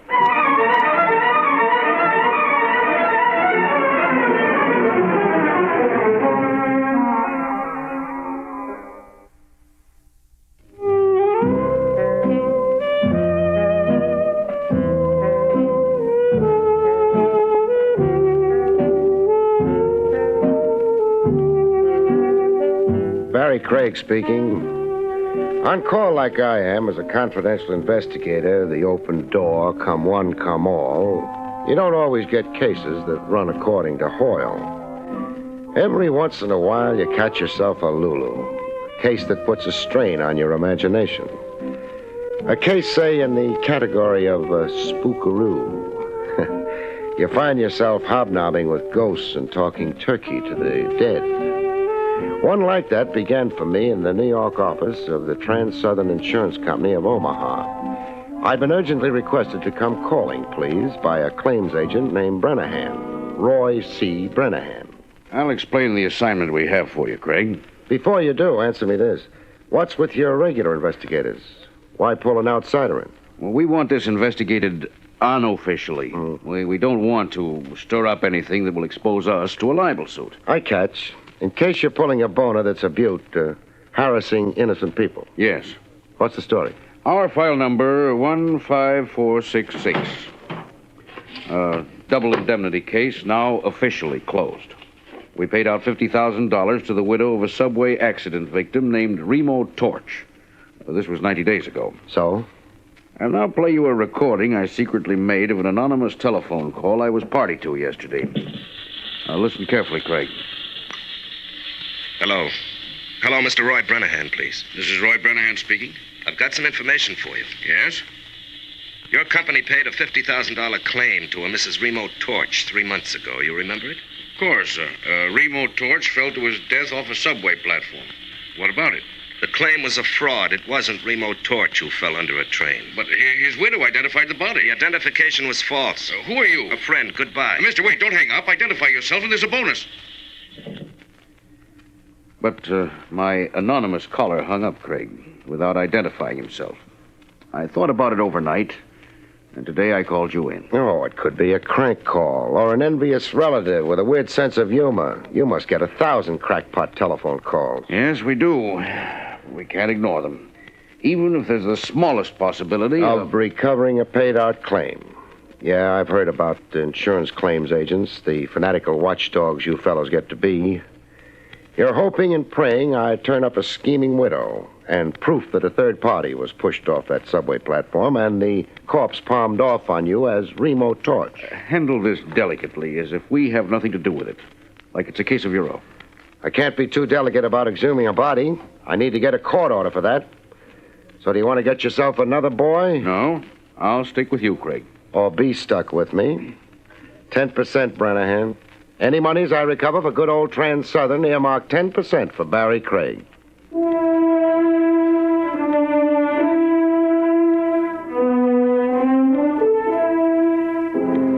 While waiting for red tape to unravel on the court order for exhumation of a corpse, I went to see the scheming widow.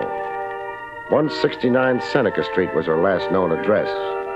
A street where the drunks outnumbered everybody else. I ran into a very curious development at 169 Seneca. No Widow Torch. The janitor, who looked like his mind wandered, explained the widow's absence. Widow Torch is dead.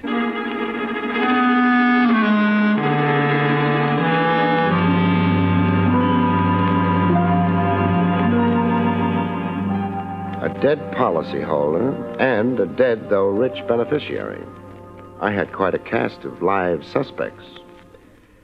The next evening, I drove myself to the Hillcrest Cemetery on Sycamore Street out in Long Island, where the mangled remains of Remo Torch had been buried.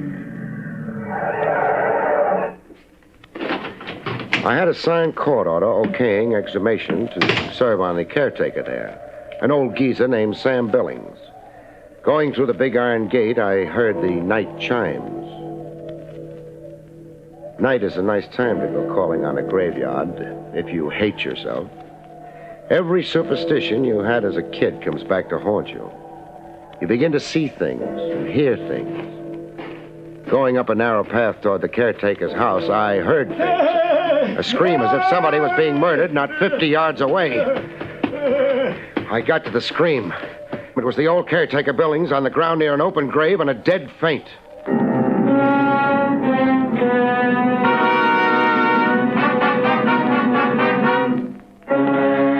Caretaker came to, pop-eyed as if he'd seen the devil and clawing at me as if I was the devil. Quit it, Billings. No, go away. Keep choking me and I'll have to flatten you. I'm Barrie Craig, a confidential investigator, now concentrating on insurance. Now, if you can collect your wits, old man. You're an investigator. Who'd you think I was? Him. Him? Who? The reason dead. Makes sense, old man. I was making my rounds like every night when I heard a noise. A noise I'll never forget if I live to be 100. The odds are away against you, the hypertension you've got. I turned to look, bringing my light close, and it was the lid of a coffin coming off, as if by itself. Neatest trick of the century. And then what happened? I lived to be 100. We've already been through that. Then the dead man got up and stood there, alive as you're standing here, all green under the moon. How does the rest of the hallucination go? I watched him go off, not making a sound, and walking in a funny little hop. And then... You screamed and fainted dead away. The next thing you knew, you had your fingernails in my neck. Now get your bearings and throw a light on that coffin. I want to have a look. See, the casket is empty. Empty it is. So a stiff came to, forced the lid open, turned green under the moon, and then went on the town. It's something to believe, but I saw it with my own eyes. With that 20/20 vision you don't have, did you also see who dug him up? Dug him up? That's what I asked, if you'll really open your eyes. 6 feet of dirt piled in 2 neat hills on both sides of the grave. See it? Yes. To get out from under, your stiff needed a muscular accomplice on the outside. Who was supposed to be buried in that grave? I can't make out the name on the tombstone. Torch. Remo Torch.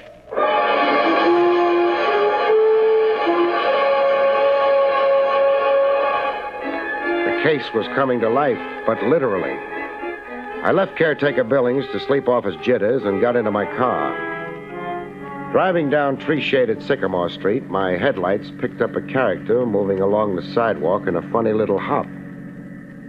A funny little hop were exactly the words the caretaker had used describing his stiff who'd come alive.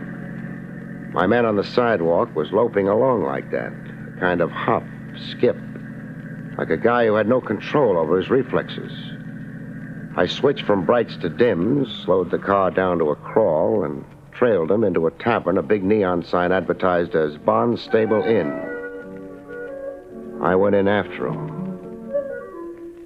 My man wasn't after eats or bottle goods. He was out to make a phone call.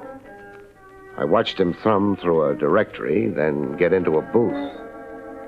As soon as it was safe, I eased into the adjourning booth to hear what I could hear. I must see you. At once, tonight. Well, you must come. In Burnside Park, near the fountain. I'll be there waiting for you. I watched him start for the open door of the tavern. I checked the phone directory where he'd left it open and read off the name where his fingernail had left a line under it. Mrs. Verna Talbot, it said. 2580 Merrydale Drive. A guy risen from the dead was dating a woman.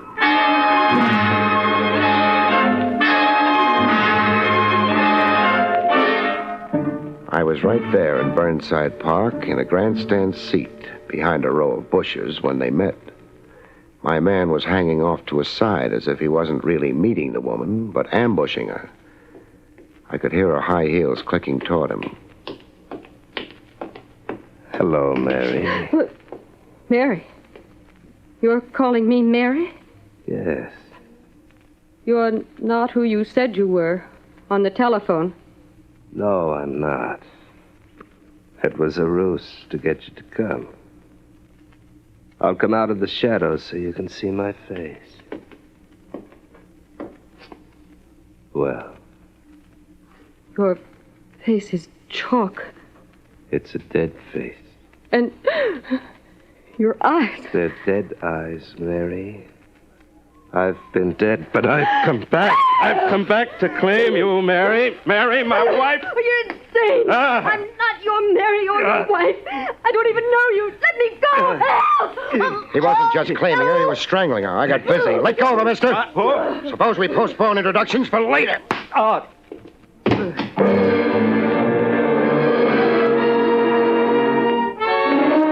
He might have been risen from the dead, but he reacted to the old one, too, like anybody else.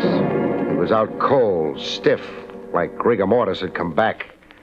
While he slept it off, I revived the dame and questioned her. I'm Barrie Craig, an investigator, madam. I'd like a few honest facts and no ad-libbing. Remember, I probably just saved your life. I'm grateful. The man is insane. You acted as if you didn't know him. I never saw him before in my life. He's allegedly a Remo Torch. He said he'd come back from the dead. So far as we know right now, could be. If you don't know the man at all, why did you agree to meet him here? He telephoned me and said he was Tom Avery. I've known a Tom Avery. Your name is Mrs. Verna Talbot? Why, yes. How did you know? Never mind how. You live with your husband? Yes, I do. But he mustn't know I came here to meet Tom Avery. Jealous? Yes. We get along badly, my husband and I. We're together, but we live separate lives. Oh. May I please go now? Sure. I don't see why not.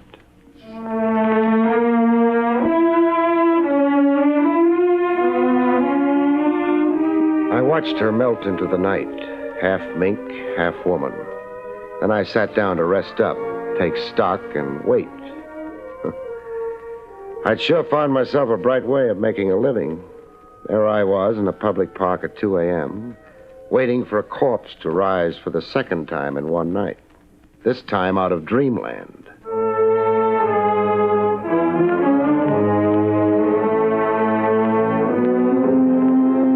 Remo Torch, or whoever he really was, slowly came out of the dreamland I'd rocked him into. He got up on his feet, rubbing his jaw where I'd clipped him. With a wild gleam in his eye and his teeth showing, as if he were getting set to jump me, I threw a gun on him fast. Don't try anything, Torch, or I'll prove to you that dead men bleed. Gonna do what I say, nice and cooperatively? I'll do what you say. My car's outside the park. We'll get into it and drive to my apartment. To your apartment? For a heart-to-heart talk. Shake your head and I turn you over to the cops. It's all the choice you've got right now, me or the cops. I'll go with you.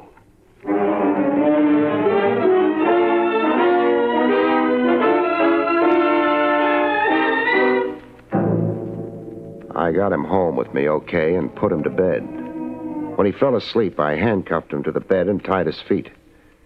Then I showered and waited for daylight and a good morning chat with Lieutenant Trev Rogers at Willie's Coffee Pot. I don't get half of what you told me, Craig. Half's enough to hold you for now. Feed ghost stories to little boys a spoonful at a time, an old teacher of mine used to say. Just you run down a few items I asked, huh, pal? You want me to find out when Mary Torch died? And who signed the death certificate, and where was she buried? Phone me the minute you know. Craig. Yeah? Being your blind helper, just how did I get so degraded? The coffee's my treat. Have yourself a second cup, chum.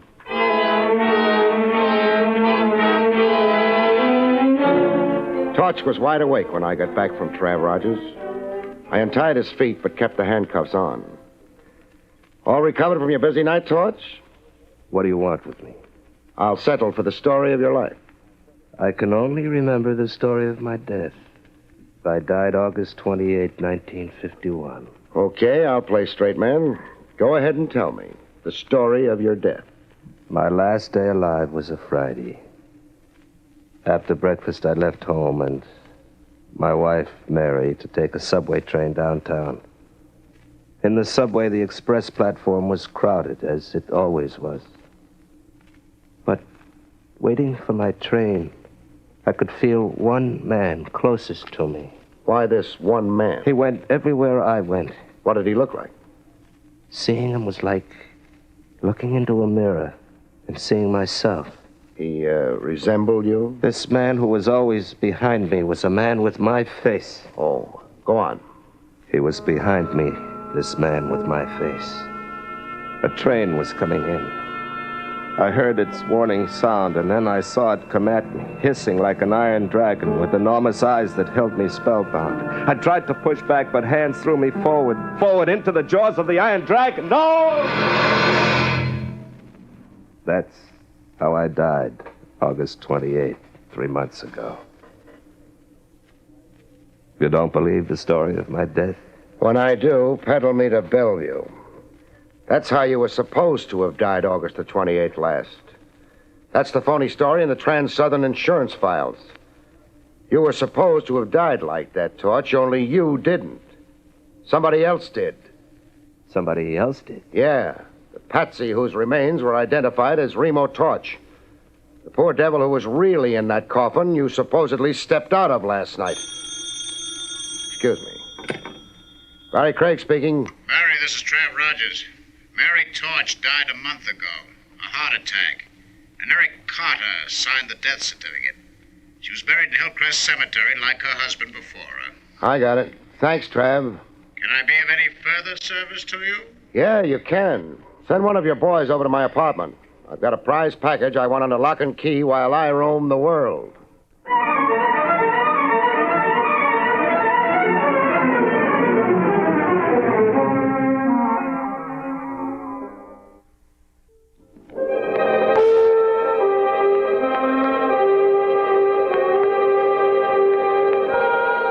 I had the graveyard habit.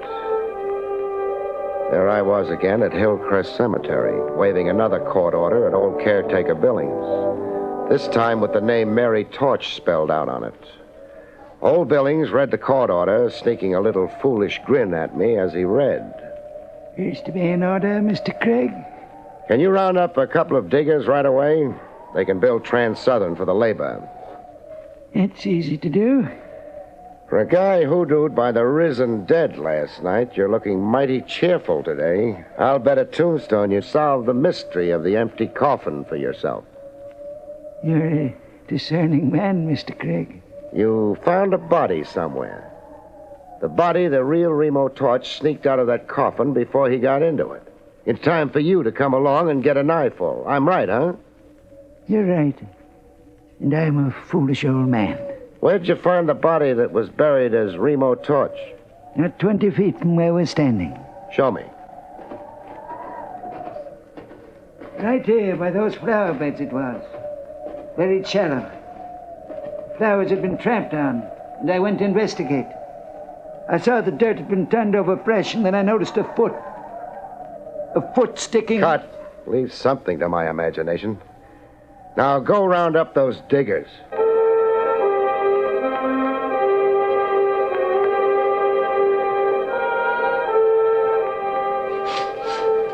The slab of marble read Mary Torch. Two beefy gents were digging her up. They wore a look on their kisses that said they just loved to make an argument of it. They were the same team who'd buried the Mary Torch coffin only a month ago. To them, I was some creep undoing a work of art. Me and my court order. You've got the coffin exposed enough, men. Now use the crowbar on it. I soon got a look at the contents of the coffin. No. Body, Mr. Craig. The casket's full. Full is the word, Billings. Full of rocks.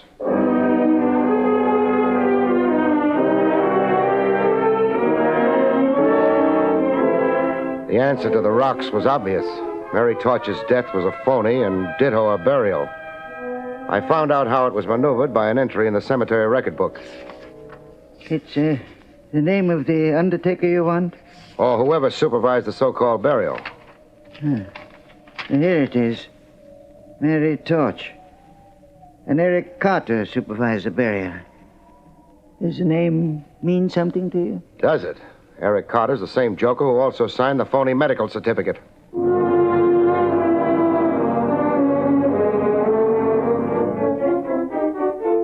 The great insurance swindle and how it was accomplished began to stitch into one piece. I had almost all the answers, enough answers anyhow, to parlay into a climax. Only somebody was working his own idea of a climax to Barrie Craig. I'd left Hillcrest through the big iron gates for the drive back to Manhattan. I switched on the ignition. Good thing the cemetery was convenient. It took all the fuss and bother out of my burial. Oh!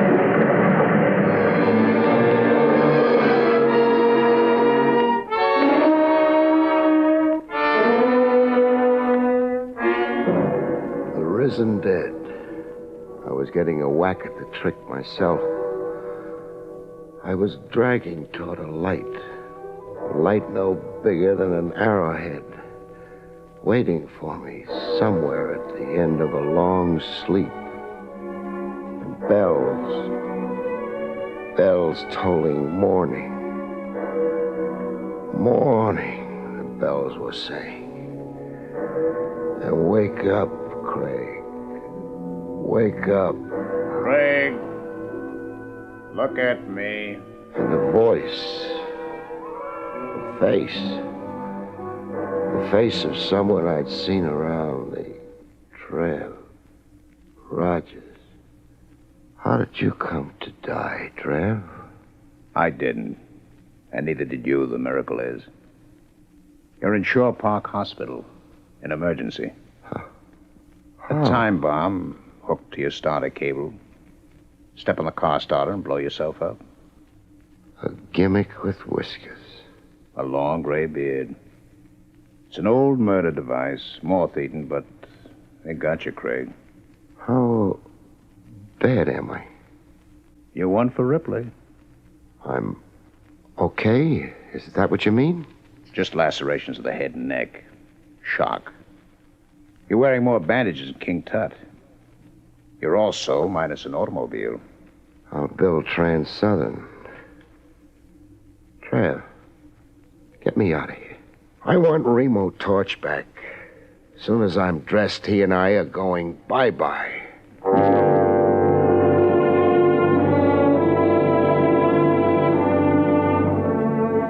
I taxied Remo Torch across town to an address in my little black book, 2580 Merridale Drive. I'm reuniting you with the lady you made a scene over last night, Torch. Yes, you. Us. May we come in? But, You remember Remo Torch? well, yes, of course. After last night, could I forget? I guess not. Especially since he only tried to strangle you. It'd be even harder to forget him if you were his wife. His wife. I'm Verna Talbot. My husband is George Talbot, a manufacturer's representative. Hooray for employment. Is your husband around? Yes, Introduce him to us. very well. George, Yes, Verna. this is my husband, Mr. Craig. That's him. Him, Torch? Him who? The man with my face. It's my murderer. My murderer. Get this madman off me. Torch! No more of that. Let go of him. My apologies for my friend's behavior, Talbot. There does seem to be a superficial resemblance between you. Same general features, sort of. Nonsense. This man's plainly insane. Insane like a fox. I'd say Torch has a pretty shrewd idea of what he's up to. I'd even say he was trying to drive a couple of schemers crazy before the law caught up with them. I don't understand a thing you're saying, Mr. Craig. Craig. All Greek to you, huh? Suppose I spell it out and you see if you get the drift. Torch's wife had him marked for murder. The lady wanted to cash in his insurance and then marry her boyfriend, an Eric Carter. The boyfriend began following poor Torch around, waiting for a chance to knock him off. But Torch caught on to what was cooking and figured out a way of outsmarting the schemers. Drop the insanity pose, Torch, and tell them how you did it. I hired an unemployed bit actor to wear my clothes and play at being me. The actor came down the steps of Torch's house every morning, stopped at the same newsstand, then went into the subway to ride to his office, as Torch would. Am I right on that, Torch? Yeah. The device worked. You fell for it, Talbot, because you'd never actually met Remo Torch. Did you say I fell for it? I said just that. You pushed a stooge hired by Torch under that train. Madam here identified what was left of the stooge and collected her $50,000. But Torch was really alive and kicking all the time. How much does it take to coax a confession out of you, Mr. Eric Carter, alias Talbot? Or you, Mrs. Torch? We're caught, Eric. Are we, Mary? I rather think I have our little problem very much under control. Keep your hands as they are, Craig. No good, Carter. How far do you think a gun's going to get you? Oh, I told you we'd lose, Eric. Stop whining, you fool. Face it, Carter. The lady wants out. The way it's stacking, I'll bet she turns state's evidence. Now, drop that gun. Get back, Craig. I said drop it. You crazy fool. Let go, my... Oh. When you shoot somebody, Carter, be sure you keep possession of the gun. Craig, I didn't mean to shoot you. It was an accident in the struggle for the gun. Craig, don't shoot me. Tit for tat. In a minute, I'm going to pass out. I don't want you on the loose when I do. Tit for tat in the leg. Just enough to make you stay put. Craig, no. Torch. Yes, Craig. Call police headquarters. Rogers. Lieutenant Trav Rogers.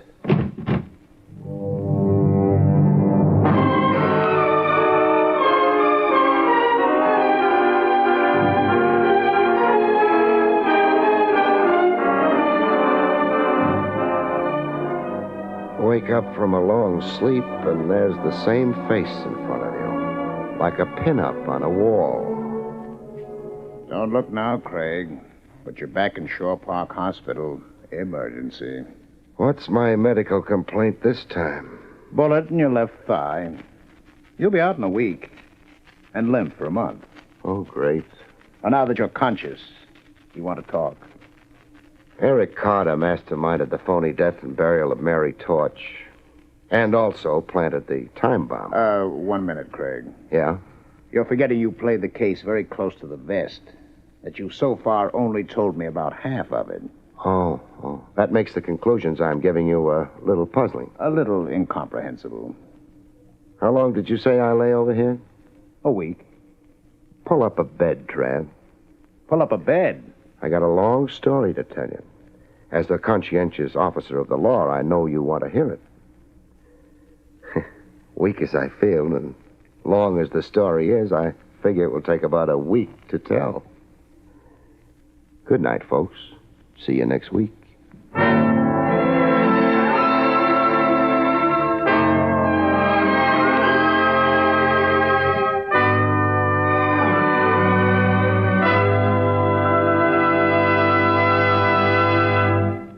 You have been listening to William Gargan in another exciting transcribed mystery drama from the adventures of Barrie Craig, confidential investigator.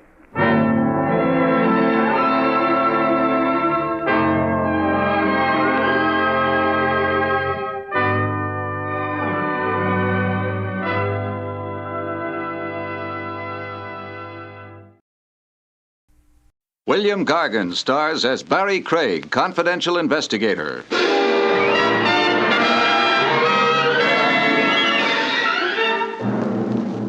Someone once said that murder is a fine art.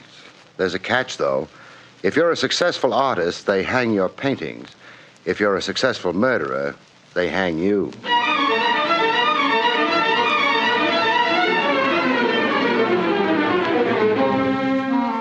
The National Broadcasting Company presents William Gargan in another transcribed drama of mystery and adventure with America's #1 detective, Barrie Craig, confidential investigator.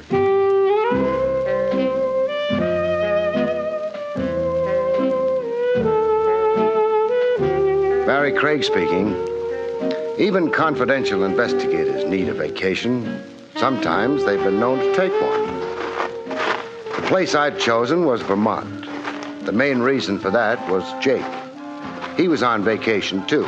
He decided to come home and see if he'd been smart in abandoning Vermont to run an elevator on Madison Avenue. Say, Jake. Yeah? What's the verdict? Madison Avenue. Why? Is Madison Avenue dark and quiet like this? Nope. Is Madison Avenue surrounded by tall trees, cooled by gentle breezes, filled with the fragrance of unspoiled nature? Nope. Now, what's Madison Avenue got that this place hasn't? Girls. Well, you may be right, but... Or you may be wrong. That came from directly up the road. Nice night for a hayride. Is it? Yep. Could have been a giggle. A rather loud giggle. Girls got very loud giggles sometimes, especially on a hayride. Oh, Jake, stop pulling my leg. Hey, wait a minute. What's that in the road up ahead of us? Hay wagon. I refuse to believe it, but it is filled with hay. Usually are. There's a horse out in front of it, but where's the driver? Say, Jake, would he have gone off and left the wagon out in the middle of the road? It ain't too likely. Oh. I'm coming up on that wagon. That girl, if it was a girl, didn't giggle. She screamed. I'd better take a look around in the hay. What for? Anything larger than a needle. Yeah, there's plenty of hay up here. Anything else? No, Mr. Craig? I was rushing things.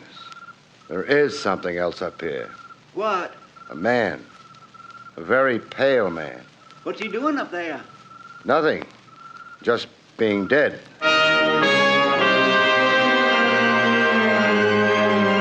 He lay very still. His eyes stared up at the summer sky overhead, but saw neither the stars nor the moon. The moon that shone on him and on the metal handle of the knife that was buried in his heart.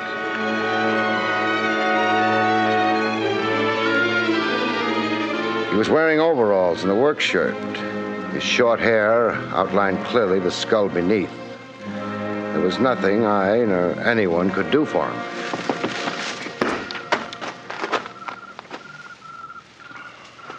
Murdered? Yes.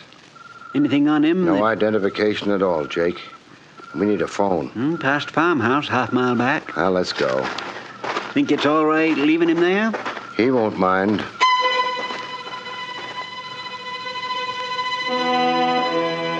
The Vermont night was as quiet and peaceful as it had been before I heard the scream and a man died of a knife wound lying on a mound of hay. Nature doesn't concern herself too much about us and our doings, which is very bright of nature. Got to turn off the road to get to that farmhouse. Yeah. Well, somebody ought to oil that gate. Yeah. Whole house is pretty run down. Jake, get down. Ain't necessary. Those shots. Over our heads. Her aim might improve. Her aim? Well, you can see her, farmhouse window. This time it's not the farmer with the shotgun, it's the farmer's daughter. Spoil a lot of stories that way. She's left the window. Yeah. She knows she didn't hit either of us. Those shots were either a warning or possibly a yell for help.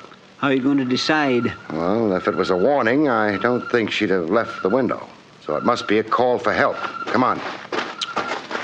That was real logical, Mr. Craig. Thanks. Let's hope it turns out to be true.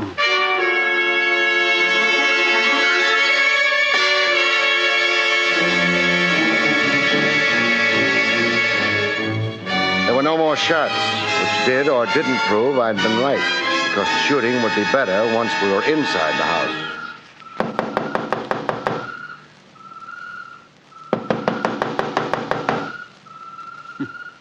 First time I ever heard of targets knocking on the door. The lady may have had all the target shooting she wants. Who's there? Barrie, Craig, and Jake. Hello? Barrie Craig Yeah. and Jake? Me. Neither of you look very terrifying. Is that bad? Oh, no, it's nice. Please come in. Thanks. Please, make yourselves comfortable. Nice room.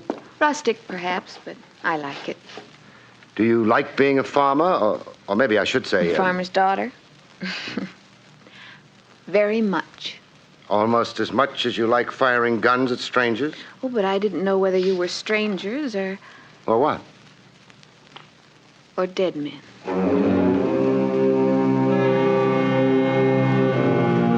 Maybe she was what she claimed to be, a farmer's daughter, but if she was, somebody's been telling me lies about farms. Her hairdo was sleek, as though it had been just applied. Her fingernails had had a lot of professional attention. Her dress was so simple it practically yelled Paris at you. And she didn't need any of these beauty aids. She would have been beautiful without them, but not nearly so expensive. You did say dead men. Yes. You often run across dead men walking around? Yes. Uh-huh. You think I'm crazy, don't you? I don't think you're crazy at all. You've just got a peculiar vision. I'm not sure I ought to be grateful for that. Oh, forget I said it. My name is Millie George. How do you do? This is, or was, my father's farm. He was very happy here until the dead men started walking. And then?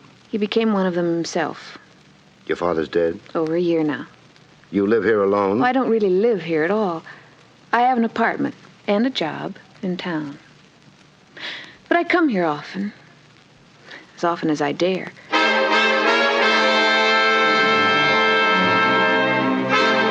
My fingers idly traced a pattern in the inch-deep dust on the table next to my chair. Inch-deep dust. Millie George was very lovely. She told her ghost story neatly, but she was also a complete liar. I think maybe we'd better skip the Walking Dead for a minute. There's something more urgent that's got to be done. Where's your phone? I'm afraid there isn't one. Father never cared for what he called mechanical murderers. Murderers? He meant things that killed time, interrupted work. I see. Destroyed quiet. I see. That's too bad. Why do you need a phone? Jake and I ran across a hay wagon some distance down the road. Oh? There was a man in it. He wasn't walking around like the people you've been telling us about. He was lying down, but he was dead anyway.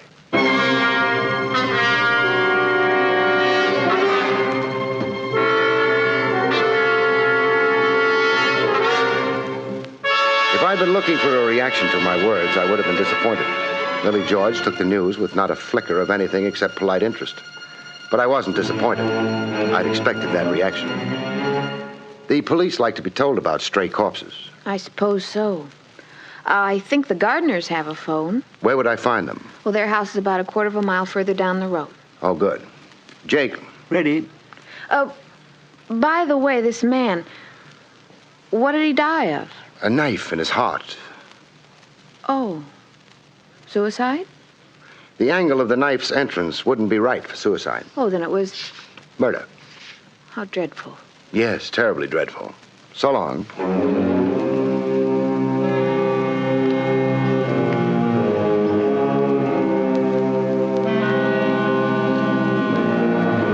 So far as Millie George was concerned, murder belonged in pretty much the same category as a run in a pair of new nylons. You said how dreadful and bought another pair. You couldn't do exactly the same thing with a damaged life, though. Mr. Craig. Yeah? Millie George said the gardener's house, the one with the phone, was down the road that way. That's what she said, Jake. Then why are we going this way? I want to take another look at that hay wagon. Once wasn't enough? I think maybe there's been a change. Less hay? Less corpse.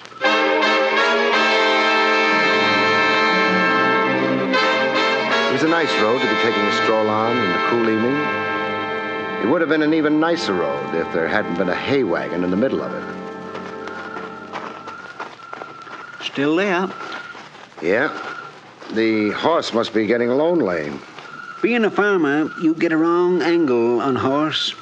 You don't think being a horse's chum is romantic. I'll never say hello to a horse again. Excuse me.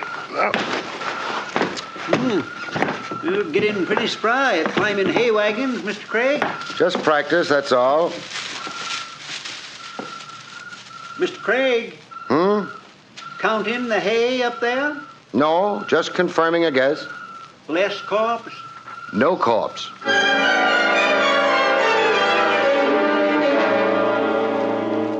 I'd thought back at Millie George's house that the shots might have been a warning or maybe a call for help. I knew now they'd been neither. What they actually had been were distractions. Mr. Craig, maybe he wasn't really dead. Jake, they don't get any deader. Ain't likely you'd be fooled. Somebody moved him out of there. Yeah. Well, what for? Can't be many folks enjoy dragging corpses around. Whoever dragged this one maybe didn't enjoy it at all. Well, what was he trying to do? Save undertaker's expenses? Maybe he was trying to save his neck. I got down out of the hay wagon and said goodbye to it. We wouldn't be coming back that way. Mr. Craig. What is it, Jake? Funny thing about city people, they like to walk. Oh? They do it deliberate, even when they don't have to. Well, Country people hate to walk. But, Jake, we've got to get back to that farmhouse. With the girl in it? Yeah, Millie George. We're hoping that this time maybe she won't shoot over our heads. We're hoping that this time she won't shoot at us at all. And for this, we're wearing our feet down clear at the ankle. Oh, it's not as bad as that. It's worse. I got short ankles. Oh. Mr. Craig, I can tell you right now, she don't have a phone. I know, but by this time, she may have something else. Do I want to know what it might be? Not in your condition, you don't. Thanks.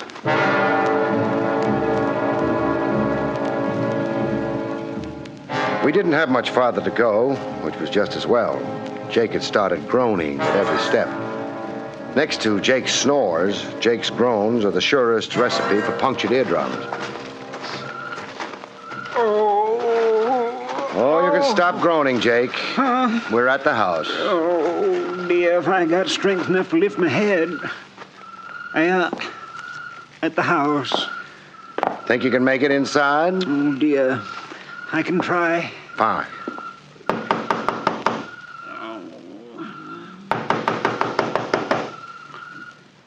Jake. It doesn't look as if anyone's going to invite us in. This don't make me feel bad. We'll go in without an invitation. Now I don't know how I feel. Find out later. Well, somebody left the lights on. Wasn't a Vermont man. Quiet. Yeah, let's try the parlor. Oh, anything for an excuse to keep a walk-in. I suppose this is the parlor. Nobody in here. It's the parlor. I don't like this much. But the only thing left for us to do now is sit down. Excuse me while I cheer. Well, what are you waiting for? Go ahead, Grandpa. Cheer. Company. So I notice. Kind of thing you're liable to run into in old houses. They come out of the woodwork, I think. Don't try to insult me, mister. Why not? Anything you're liable to say is liable to be true. Don't be foolish. I don't use that kind of language. You also ain't using the kind of language I would like to hear. What language would that be? The one telling me where the baby is buried? A boy or a girl, baby? Jake. Oh, that Grandpa's a joker. Grandpa could easy get his head knocked off. Put the gun down, son, and Grandpa will be glad to tangle with you. I ain't putting no guns down. And when I say baby, you know what I mean. You mean something worth money? Oh, you are a bright one. Okay, so where is it? Even if I knew where it was, I wouldn't tell you. Why not? You've got the wrong RH factor. Wrong? Well, supposing I could get a hold of the right one. It wouldn't buy you the time of the day from me. Language like that's gotten guys killed before this, mister. So have guns like that. Well, this is kind of fancy, but it ain't very productive. What makes you think I know anything about the baby? You're in this dump, ain't you? I'm in it. So what are you doing here? Looking for a beer? It so happens I'm looking for a corpse. Well, you're gonna find one. Your own. Only ain't gonna be in no condition to appreciate it. Funny thing, you didn't show any interest in the corpse I'm looking for. Whose it might be, say. Mr. Corpses is dead. They don't bother me. It's the live operators you gotta keep in mind. Like you and Grandpa. How about the girl? You just leave her out of this. She's for me. Oh? And why do you think I was called in? Hey, wait, mister. You trying to tell me you was called in by... By the girl, yes. That don't smell so good. Neither do you. Let's call it a draw and go home. You were saying the girl brought you in, huh? Okay. We find out fast. Hey, Sugar! Come here, Sugar. This joker informs me you brought him in on the deal. That so? No.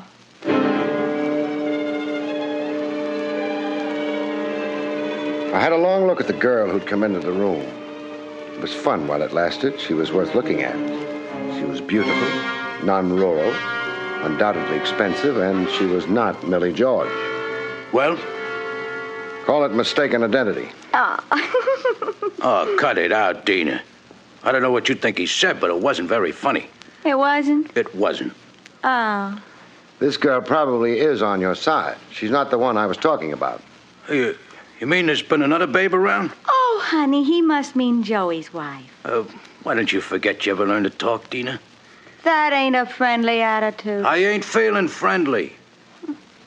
Joey makes it out of the pen, ducks for cover here, on account of here is where he buried the baby. Banks wouldn't like you calling their money baby. Well, I don't like banks. So it was bank money. Thanks for telling me. Who told you? Never mind.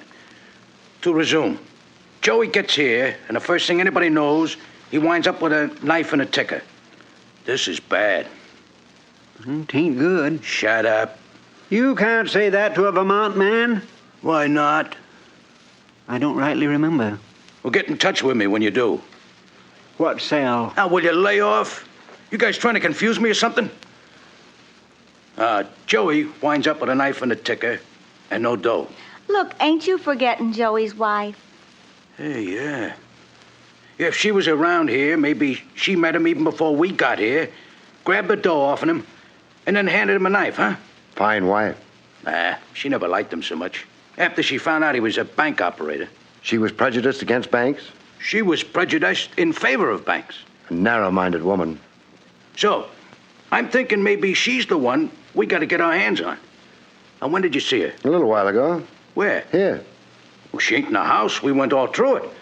If she knifed Joey and scrambled the dough, we better get after her. Brady's a scream, ain't he? Don't disturb my mental processes, huh? There wasn't no car around before, which means she must have headed for the village and railroad station. Okay, now we know where we're going. Oh, I think we do. That reminds me. What about you guys? Well, we'll hang around play some pinochle. I've been wanting a good pinochle game. Dina, what do you think? I think you're a big dope. Oh, what kind of remark is that? Oh, you believe too easy. Joey's wife would maybe stick up Joey, but she wouldn't take the bank's money. Yeah, that could be right. Yeah, but maybe... These characters, you ought to... Don't pay any attention to her, Brady. She's a bitter woman. You shut up.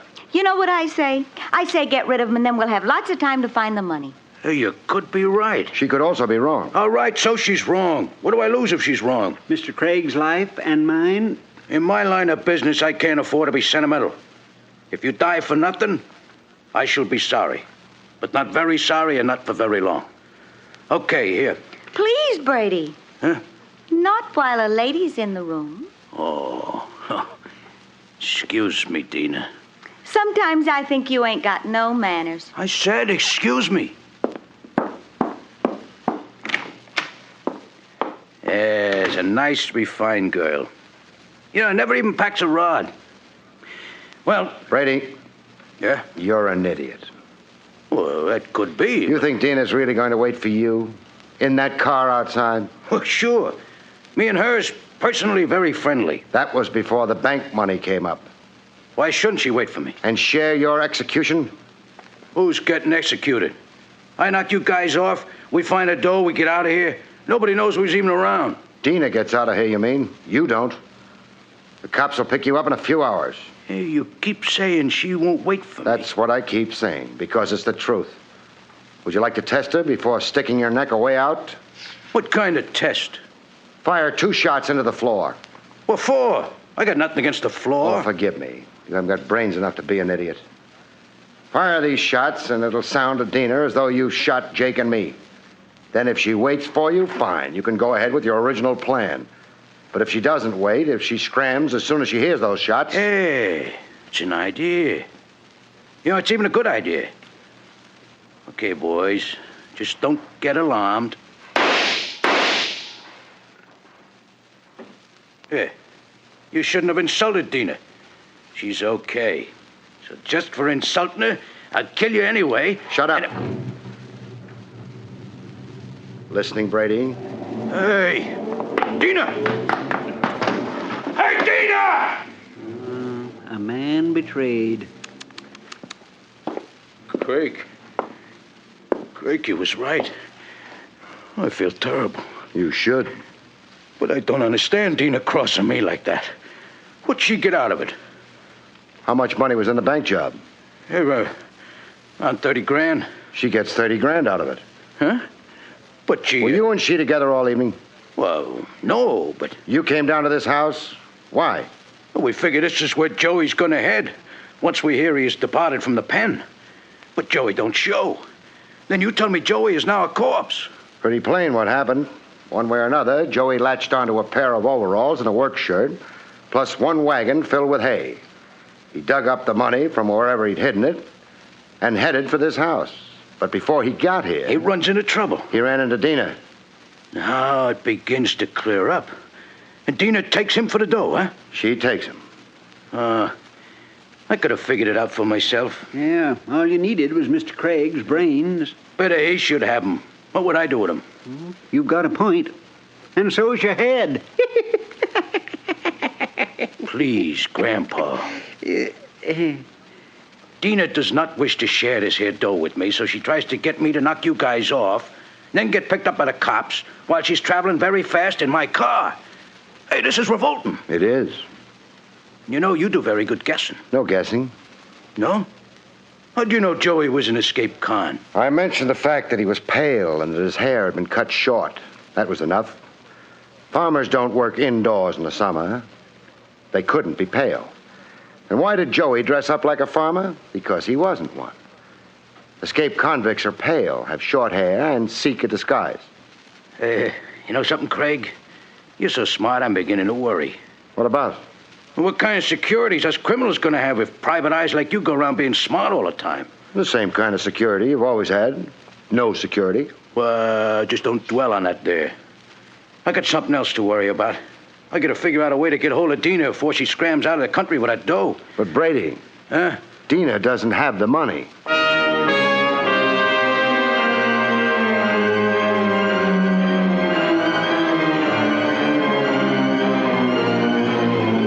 Brady had a little trouble with this. Even Jake began to look worried. As far as I was concerned, I hoped. Because I could turn out to be wrong, and being wrong in a case of this kind was only one short step before being dead. But you figured it all out yourself. Logically. That Dina was the one who knocked off Joey and took the dough. What you're forgetting, Brady, is that there can be more than one logical explanation for anything. Huh? He means just because something's logical don't prove it's true. Oh. And then, of course, logic can be twisted as your mind, Brady. You leave my mind out of this. It's got its own troubles. Please explain. Well, Joey was a desperate man running from the police. He was also a man owning $30,000. He was finally a man in a hurry. So? How would Dina have persuaded a man in those circumstances to let her get close enough to him to stab him? Well, maybe... There's no way. Well, somebody got close enough to him. Of course. Somebody who was armed, with a weapon that was dangerous at a distance. A gun, say. Oh, so Dina... No. You yourself told us Dina never carried a gun. Joey's wife. Wouldn't have needed to take the chance of killing him on the road. She could have waited till she had him here. You know something? I said you were so bright I was beginning to get worried. I ain't beginning no more. I'm worried. So you admit you were the one who stabbed Joey and took the money? Yeah, sure. Dina scrammed just now because she was afraid you didn't intend to share the money with her, but instead would kill her the same way you'd killed Joey. Could be. She realized you'd hidden Joey's body to gain time for doing just that. Won't do her much good. I know where she goes when she's scared. But before that... You can't shoot us. Why? Well, I don't know, frankly, but give me a little time and I'll think of something. Too bad, Grandpa. I ain't giving you no time at all. Oh, for a fellow who's just been shot, I feel fine. You weren't shot, Jake. Come on in, Miss Millie. I spotted her behind those drapes a long time ago. I was looking for her. The trouble with you, Jake, is that you spent so much time thinking about the farmer, you forgot about the farmer's daughter. It didn't quite end there, though. The police removed the debris, put out a pickup for Dina, and then... Barrie, Yeah? I really am a farmer's daughter. I know. So, Yeah? how about some country cooked ham?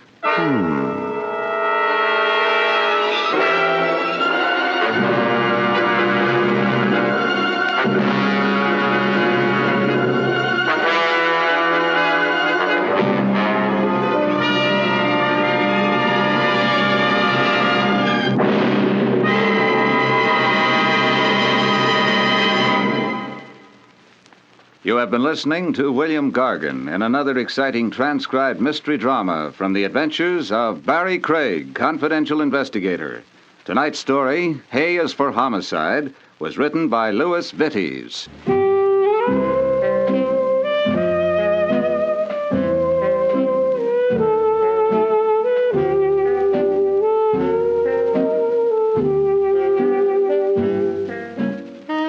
Next week, it's the strange story of Ghosts Don't Die in Bed, about which Barrie Craig has this to say.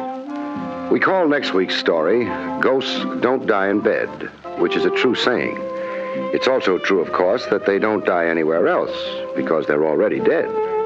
All except for one I run into when... Good night, folks. See you next week. The National Broadcasting Company has just brought you transcribed an NBC Radio Network production with William Gargan starring as Barrie Craig, confidential investigator.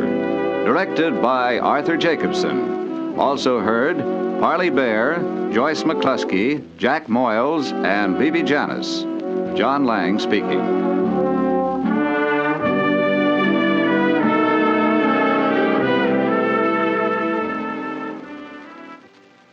The aviation age of America is now in progress and calls to young Americans to keep in step by becoming members of the United States Air Force. If you are a high school or college graduate between the ages of 19 and 26 and a half, single and in good physical condition, then you may be eligible to win your wings as an Air Force lieutenant. While in training, you'll learn to fly as pilots with the latest equipment and the best instructors. Investigate now. Visit your Air Force recruiting station for additional information. There's another exciting Dragnet adventure tonight on most NBC radio stations. William Gargan stars as Barrie Craig, confidential investigator.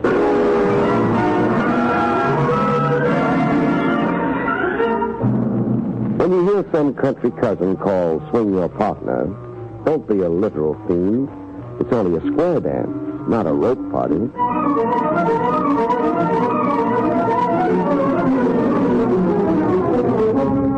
The National Broadcasting Company presents William Gargan in another transcribed drama of mystery and adventure with America's #1 detective, Barrie Craig, confidential investigator.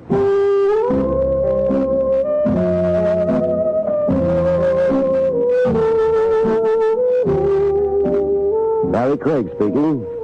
Case number 216. The number sticks in my mind, as does everything pertaining to the rhubarb, because it was off the beaten track. Nothing like the general run of stuff a confidential investigator tackles. Even the way it began was unusual. Very hush-hush, with elaborate secrecy safeguards. The kickoff was on a train.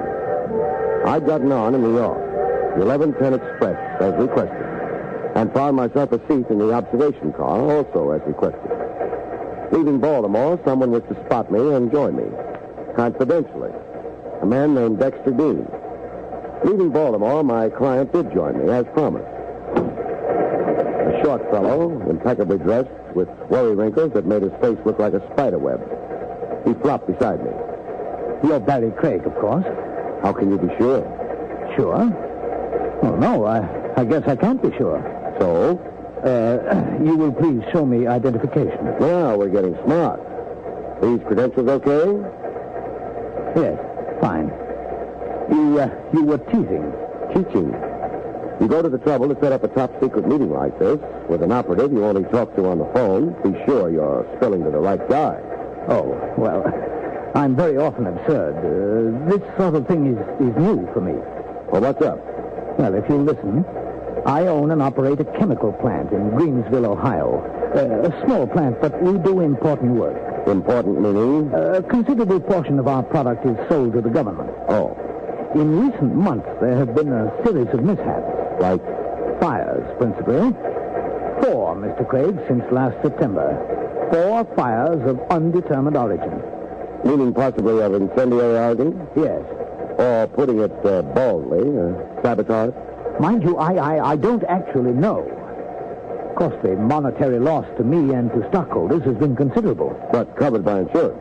Yes, there has been insurance, but only enough to compensate for a portion of the loss.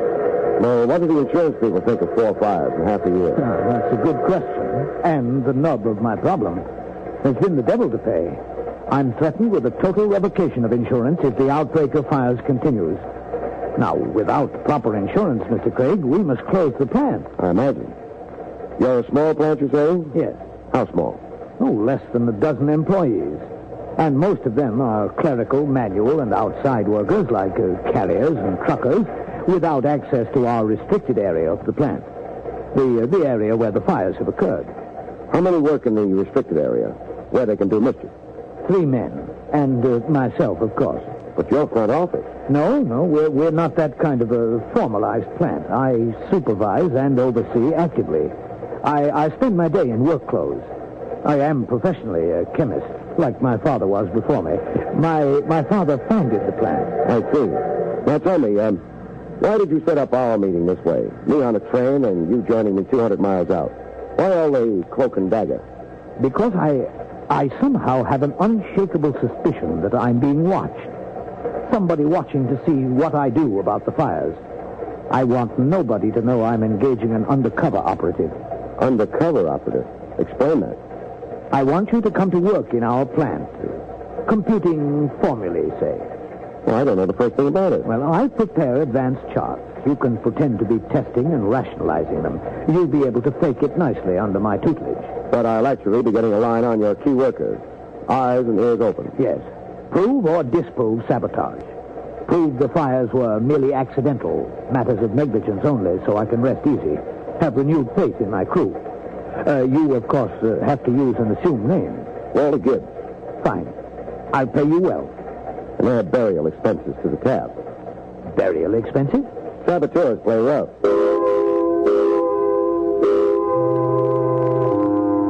Greensville is a community of neat clapboard homes and postage stamp lawns. A population that would get lost in the bleachers of the Yankee Stadium. One main street with the usual complement of stores, a shoe factory that employed most of the town's breadwinners, and right at the edge of town, the Dexter Dean Chemical Company, my new place of employment. In the bright and early a.m., I showed up for work, looking wise and very scientific over a sheaf of formulas that were Greek to me. 20 feet from me, down the restricted room, a few key people were filling compressed tanks with liquid chemicals. A wholly mechanized bit, with a gadget wall of instruments and meter pressure readings that looked like something out of space fiction. Like any minute, the whole joint would take off for the planet Mars. Hiya. Gibbs, is it? Uh-huh. Gibbs. Walter Gibbs. I'm Ben Marlowe. Welcome to Dexter Dean Chemicals. Thanks. Where you from? East, Baltimore. The Haley Wilcox? Haley Wilcox? Chemical company in Baltimore. Oh, no, never worked for them. As a matter of fact, I'm back at a trade I gave up 8 years ago. Oh? Had to try my own business for a while. Even had a government contract while it lasted. Well, I can't blame you for trying it solo. On your own, you can get rich. This way, never. Here you get a box of candy Christmas and a company diploma when you're 80. You sound bitter. I've been giving my all to good old Dexter Dean 10 years now. No headway? A raise, $5 at a time, spaced 5 years apart. Well, then quit. Pick up and try somewhere else. Oh, I like Greensville. I was born there. Well, there's the whistle. It's lunch. I'm alone. I'm not. A date every lunch, every day. Oh, she must have something. Mister, she has everything.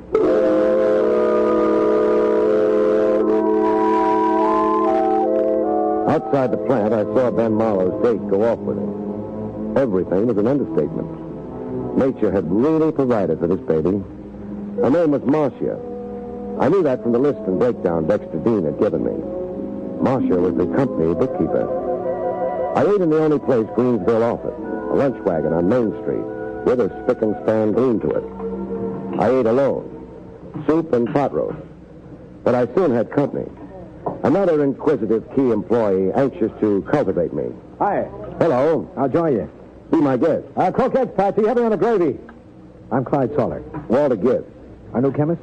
Uh-huh. Well, there are your croquettes. Fast service, eh? Yeah, Patsy's a wonder. Chief cook and bottle washer, makes his own change. Wife's dead, raises 3 kids without help. A dynamo. Now pass the NaCl. The NaCl? The sodium chloride. Well, translated into English. The salt. Some chemist you are. NaCl is a basic chemical formula, high school stuff. Well, I'm a long time out of high school. Before you start clowning about the water, I'll pour you some H2O. You're frowning, cousin. Am I? Yeah, what about? Wondering why Dexter Dean's got you working on formulas. That worries you? In his, Dean's place. Must mean Dean's thinking of giving up active work, grooming you to replace him. It could mean that. So what? Well, frankly, I'm miffed. Why? I rate the promotion to head chemist. I'm qualified. I've got seniority. 12 years of my life. The typical Dean double-cross. Harsh words. Dean brings them on himself. Doesn't anybody like the boss? We could, if Dean let us, but he won't. He's pompous, fuzzy-headed, self-centered. dead to the human issue around him. That's why I'm knocking myself out. Well, you're living in Greensville, Wilson. The name is Gibbs. You know it's Gibbs. I just wanted to see if you remembered your own name. Did you think I wouldn't? Chemists are vague sometimes, absent-minded. And where did you say you were stopping? I didn't yet. The Hotel Wabash. $8 a week. 10. They hiked the price on you. Don't they usually to strangers in town? Well, I've got to get back to slating over a hot formula. So long, Swanson. The name's Salter. Looks like you've won every round so far. Looks like, but I wonder.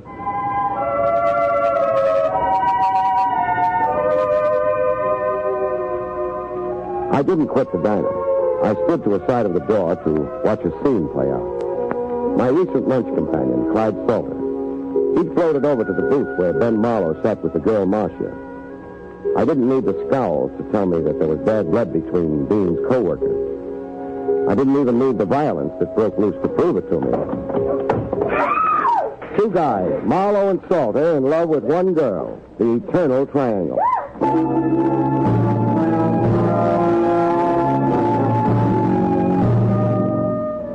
My first day undercover in Greensville. A setup so far with every earmark of intrigue. That night, heading for my room and to bed, I got a better idea of the lively time I was in for. I'd hardly gotten in the door when the sky over Greensville fell on me. I slumped, grabbing at a guy's sleeve. My hand came away with a piece of metal, a cufflink. I barreled my fist around it before going to sleep.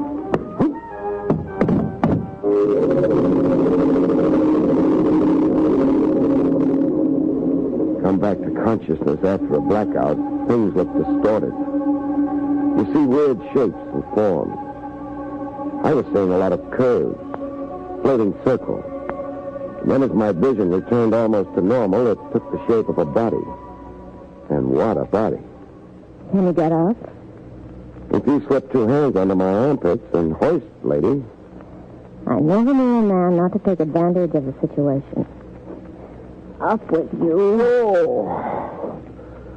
Oh, I'm riding a seahorse. You were really slugged. Yeah, I was. But how did you know? Your head. That can't be the natural size. I mean, how did you know to come here and at this time? The thought of a body. Huh? I thought the roof had collapsed. I'm in the room downstairs, directly below you. Oh. Am I acquitted? Of what? Being your invisible attacker. How did you know my attacker was invisible? Aren't attackers always? You're glib, baby. You're suspicious, mister. Pardon me while I check my pocket. I thought so. What? My wallet. It's been lifted. Motive on robbery. Maybe. And maybe another reason. Now, what other reason could there be for theft of a wallet? Oh, stuff in it besides money. Identification. You said it. I didn't. You know something, Marcia? Yes? If I had $1, I'd bet it. Bet what? That I'm not undercover to you. That you know exactly who I am. Yes, I do know. You're Barrie Craig, the New York detective. You're the daughter of a witch? In the plant office, I overheard Dexter Dean telephoning you long distance. He did it so secretly. Or you eavesdropped so expertly. Now tell me, who slugged me to find out whether Walter Gibbs was a native? I don't know. But I can try to guess. So try. Clyde Salter. Continue fingering him. All right. I believe it was Clyde Salter who started all those fires. Motive? I'm not sure. For one thing, hatred for Dexter Dean. Dean's removed on a promotion promise Salter. And another thing? Hatred for my fiancé, Ben Marlowe. I used to go with Clyde. I dropped Clyde for Ben. I believe Clyde planned to involve Ben. Have Ben blamed for those fires. But he hasn't in all this time? He tried. I frustrated him. How? When I cleared the fires, there were certain things belonging to Ben left at the scene. A hat once. Another time, Ben's fountain pen. I found them before anybody else did. Both articles stolen from Ben. Maybe not. Maybe your fiancé Ben did drop those things at the scene of the fire and nobody tried to frame him. Oh, that's ridiculous. Your Ben has no more love for Dexter Dean than Clyde Salter has. Ben's gripe, no adequate raise in pay in 10 years. You can spin circumstantial theories around all kinds of people, Marcia. But back to the guy who slugged me. I've got a clue to him. Clue? This cufflink. I grabbed at it when I got hit. An initial cufflink. Solid gold, looks like. Here, look it over. H.T. What? Harry Tyler. And who's he? A former employee of Dexter Dean. He's here in Greensville. On a bum. He was once plant engineer. Until? He had a violent row with Dexter Dean and was fired. A rankling ex-employee. With time and purpose enough to come calling on me with a lead pipe. Looks to me like I've really got a suspect.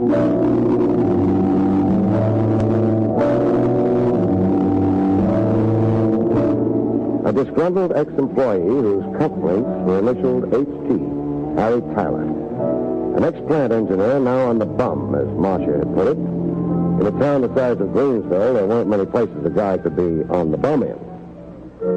I tried the Odeon Dance Hall. Here served on the premises. 6 couples were trying to live it up. Tyler wasn't among them. I next tried the one other place called the Sports Emporium. Pool and gentlemen's billiards. And in the back corner, a friendly dice table. The guy shooting answered the description Marcia had given me of Tyler. I waited until he'd lost his point. Then I pulled him to a side. Come here, Tyler. What do you want? Someone wants to see you outside. Outside? Who does? Me. Hey, what's the joke? If you don't come outside quietly, I'll have to embarrass you in front of your friends. Embarrass? By dragging you out bodily. And what's this about? I'll tell you outside. Are we going? Outside, we found a quiet back street. That's all Greensville had, was quiet back streets. Empty your pockets. What are you, a stick-up artist? You know who I am. I do. You read my identification. You got my wallet. Mister, you're crazy. I hate doing this. That evens up one phase of our situation. Now on your feet and hand over my wallet. Here's your wallet. You didn't have it, huh? Here. What's this? Your cufflink. The cause of your downfall. Look, I didn't mean to pinch your wallet. None of the money in it, I mean. $80. It's all there to the penny. I just wanted to know who you really were. I knew you'd blown into town. I was pretty sure you were here as an undercover investigator for Dexter Dean. And if I was, why did that bother you? Are you kidding? I'm asking. Those fires. Dexter Dean would love seeing them pinned on me. He'd love manipulating you so he could pin them on me. Just what bruise between you and Dexter Dean? I used to work for him. I know. You were fired. I had the nerve to talk back to Dean. Call him a few names. But one thing Dean never forgives is not giving him his dignity, the pompous stuffed shirt. And for that, a solid citizen like Dean, plus being a plant owner, would retaliate against you even with a big lie? Blame you for something someone else did? Yes, Dean would. What else does Dexter Dean dislike you for? The politics in this town. I don't mean political parties, mind you. I mean the honorary titles to this and that, being parade marshal on Memorial Day, stuff like that. What about it? Well, Dean's hipped on being top functionary in Greensville. He thinks it's his right by fact of wealth and social position. And you competed with him? I made that mistake. I got more votes than Dean did.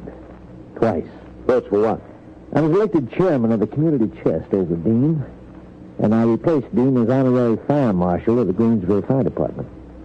Well, that did it. Playing fire chief was dear to Dean's heart.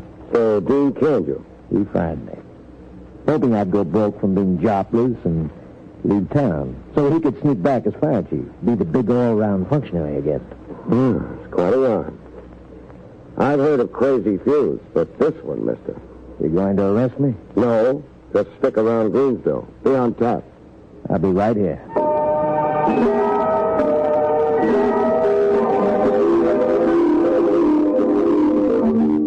Wacky characters in a town so small you could bicycle through it in 4 minutes flat.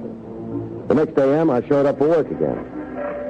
Even though I was now as undercover as a gravy stain on a tuxedo front. I showed up anyhow, for what it might be worth. Same routine as the first day. The first chance he got, Clyde Salter hopped over to heckle me. Morning. Morning, Salter. I picked up a hot rumor. About? You. I heard say you were a New York detective here doing a job of spying. As a spy, I've just been declassified. Seeing the secret's not only out, it's all over town. But I'm still a detective. Here to make an arrest? Here to find out the truth about 4 fires. 4 fires I figure to be incendiary in origin. Who do you suspect? Everybody. And that includes me. Well, you're neck and neck for top honor. Marcia or Ben Marlowe or both of them have been steering you in my direction. Now, why would they? Marcia would see me dead. I left her standing at the altar 3 months ago. Not the way she tells it. Ask the townspeople. Yet you slugged Ben Marlowe over Marcia yesterday in the lunchroom. I slugged Ben, but not over Marcia. Then? Ben Marlowe drives an imported car at crazy speeds. You're digressing. I'm not. Marlowe ran down and killed my boxer. I don't want to carry on about a dog with you, but you can guess how I feel. Yeah, I can guess. A man and his dog. I thought this town was only wacky a half hour ago.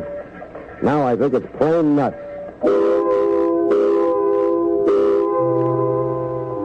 Came quitting time, there was a whistle. Loud enough to buckle your knees and send waves up your spine. When the plant was emptied, I huddled with Dexter Dean in his office.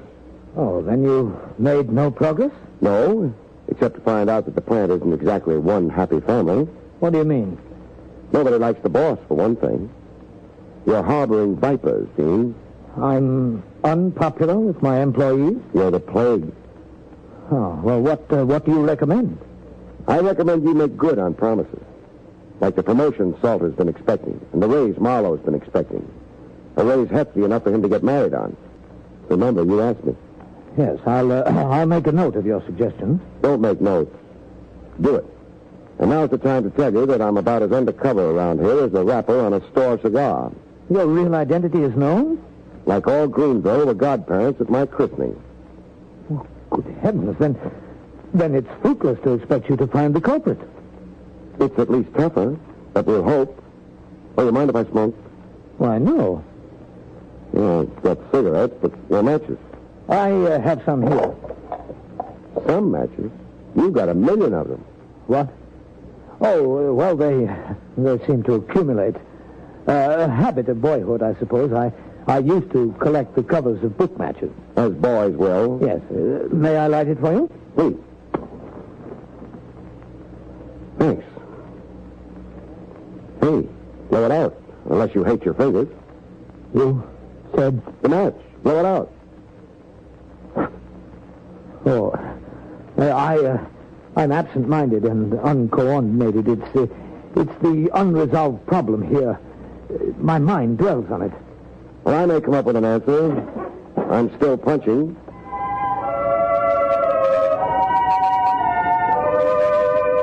That night, I took my constitutional down Main Street. The town was dead.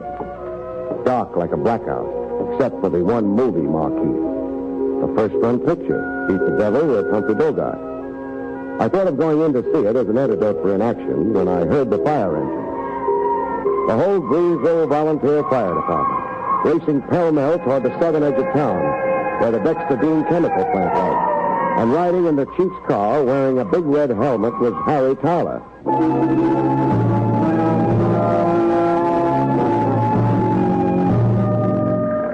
I was at the scene personally after a 5-minute sprint. The fire localized in the so-called restricted area of the plant. And a bunch of volunteer comedians making like mighty firemen. Oh, more water hoses than people, it seemed, looking at the sight. Everybody splashing everybody else, and in between time, wetting down the plant. Some. They were like kids squirting water pistols. And having more fun than anybody was my client himself, Dexter Dean.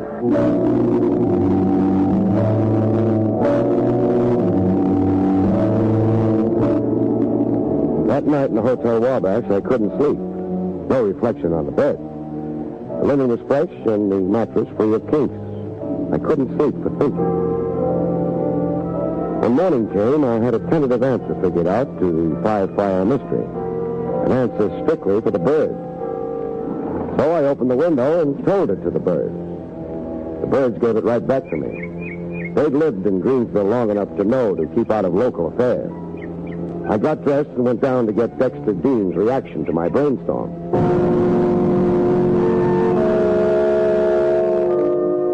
Dean was sitting in his chair looking shattered, but positively.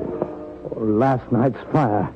My insurance will be revoked and never reinstated. I'm ruined, Craig. Sad. But I'll have one consolation. What? The Dexter Dean Chemical Company will close its doors. Every ingrate in my employ will be unemployed. Paupers applying to the community chest. That pleases you? One of them is a despicable arsonist. Maybe not an arsonist. Not? An arsonist sets fires consciously. He has a motive, profit or revenge.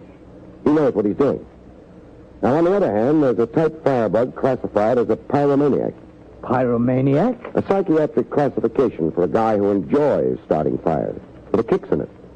He starts them, then even hangs around to watch the blaze. This fellow isn't always conscious of his urge. Well, that's difficult to understand. I know, but it's so. He has an irresistible urge to set fires. It's something off in his head, say, and maybe in his psyche. I'll leave the clinical accuracies to a doctor. Anyhow, about this character. Think of him as a Jekyll and Hyde. As Jekyll, he doesn't know what Hyde is doing, and vice versa.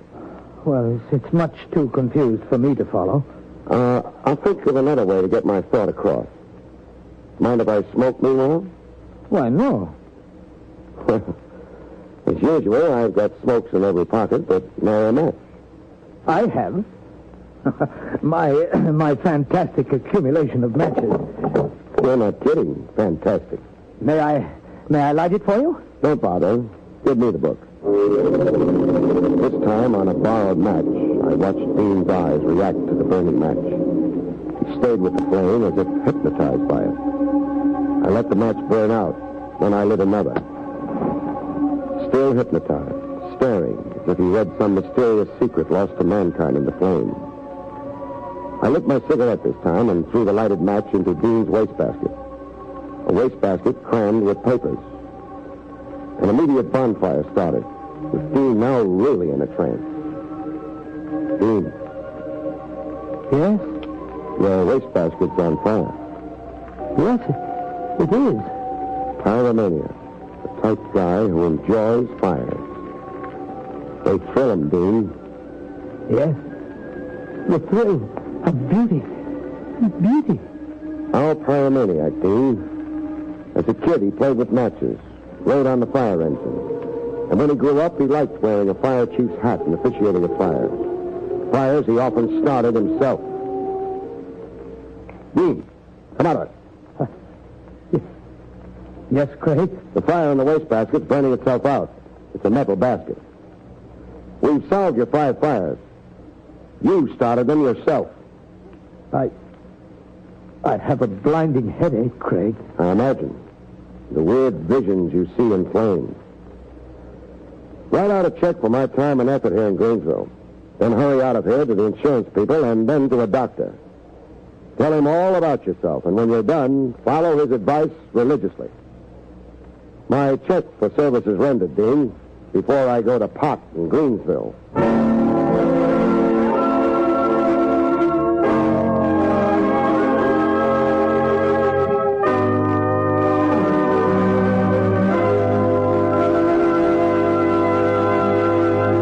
You've been listening to William Gargan in another exciting transcribed mystery drama from the adventures of Barrie Craig, confidential investigator.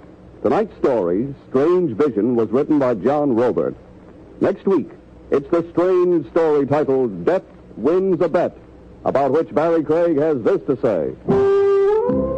Next week's story title suggests the idea that it never pays to make any bets about death, because he's got the game fixed. Everybody dies, but in this particular case, death gets an assist. From whom? Good night, folks. See you next week.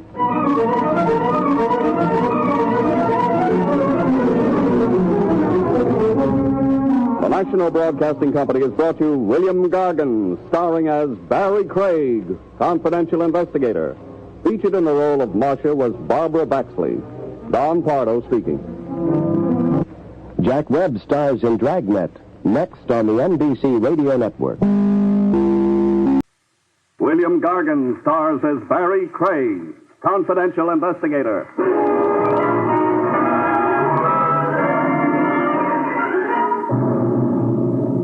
One thing about a corpse you can be sure, folks. Everybody's always trying to palm it off on the next guy.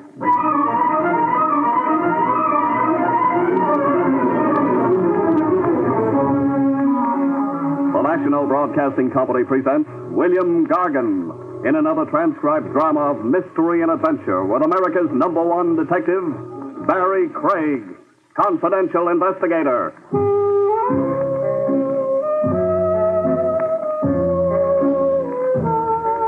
Barrie Craig speaking. A wise man once said a good detective's brain is in his feet. I guess he meant footwork solves more crimes than brain work. Oh, mister, my aching metatarsal. In my business, you rest your feet every chance you get. Any raised surface. Desks, tables, a friendly lap. Off go your shoes, and up go your feet. On this occasion, I had my feet high off the floor in a tavern, downtown along Bail Bond Row, waiting for a bail bondsman named Soloway. Sam Soloway. We had a date set up. Soloway poured his troubles out to me on the telephone. A Rogues Gallery pinup boy, Joey Florio, had skipped, leaving Soloway holding the bag for bail bond money. A cash loss big enough to give any bondsman heart failure. $50,000. My feet were asleep when Soloway finally showed. A sad-faced little guy who looked as if he'd like nothing better than a good cry. Mr. Craig? Soloway, pull up a chair. I kept you waiting. Through heartache, stardust, and melancholy baby. Huh? The juice box over there. It's been crying for half an hour. You look mopey, Sam. Mopey? Somebody should have strangled me before I became a bail bondsman. Craig, you've got to catch me a rat. Joey Florio? Joey Florio. He jumped bail, yes, but he's still here in New York. What makes you so sure? One thing, the police have every exit covered. Also, on the grapevine, I was tipped off that Florio stuck around to wind up his business. Close his horse parlors, collect all the cash he can, like a man going away for a long time. Going where? Europe, somewhere. He's going to catch a plane for Europe. Just like that, huh? A fugitive racketeer under indictment breezes into an airport all smiles and climbs aboard a plane. Oh, he has nerve, Joey Florio. It took nerve to become a high muck-a-muck of the racket. Exactly what do you want of me, Sam? Catch Joey Florio. I'll give you 10% of the bond money you saved me. You're a sucker for hiring me on the side. You've got the whole police department working for you, for free, gratis. I feel safer with one man working for $5,000. Just how do you expect me to cover the airports? I've only got 2 arms and legs. I'll hire people. Just show me an expense account. Cover the airports and then cover my funeral. Because if I lose $50,000 on account of a rat like Florio, I'm positively going to shoot myself through the head. Hear that song, Sam? Sad, huh? So what? It's my nickel. The song takes me back, Sam, way back. My first long past, and a girl named Glory. Fine time for reminiscences. Blonde curls down to her shoulders. We had a portable Victrola going in a rowboat on Prospect Park Lake. Moon Dust. The record we were playing was Moon Dust. Craig, please, you've got a job to do. Oh, maybe I should have married her, Sam. Better you remained a bachelor. A shamus in a world of hoodlums. How long can you live? Why take a nice girl and make a widow? Oh, Sam, come off it. You sure loused up a memory for me.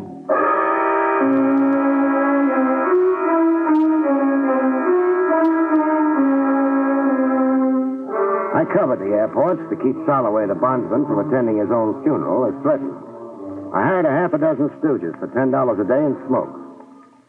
You know your stations, men. It's a 24-hour watch, so load your pockets with K-rations and carry a change of socks. The guy who comes up with Florio gets a $200 bonus and my love.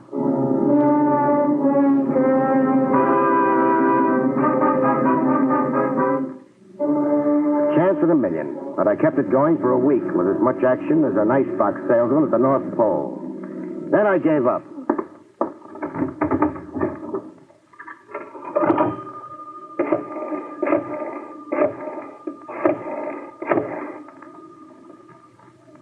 Holloway, this is Barrie Craig. That tip you got on Florio was a dud. I'm transferring out as of now. I'll send you bills. Coaxing's no good. Neither is throwing hysterics. Keep my men squatting in the airport any longer, and they'll start charging us rent. Goodbye now. I was through with Joey Florio's disappearance. That is, I thought I was through with it. I found out different exactly 2 hours after I'd crossed Holloway off my list of clients. The discovery began with me dragging up the ramshackle staircase in the Midtown fire trap I had an office in. I'd about negotiated the walk-up when a scream stopped me dead in my tracks. At the top of the landing, I got a look at the screamer. It was Polly, the old Polish cleaning lady, complete with mop and bucket, staring banjo-eyed at a corpse curled up at her feet. A corpse in a merchant marine getup. What I do? It took long minutes for Polly to find her voice. This man... This corpse. He come upstairs and knock at your door, Miss Craig. He knock once, twice. Then the other man... The killer. He sneak up behind him. And stabbed him. Which way did the knife go? Not down, not with me on the staircase. Up! He go up to the roof. Stick around, I'll be right back.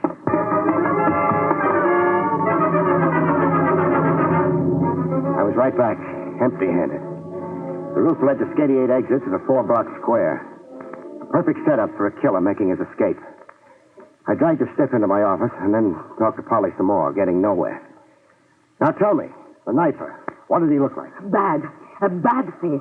I see that face and I know that man no good. Sure. There were character bumps on his face and you read them. But draw me a picture, huh?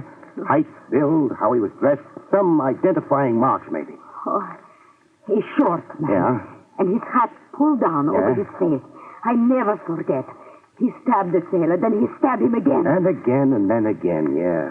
4 separate wounds. I've counted them, but give me more description. He's short, man, and his hat over his eyes. I never forget. A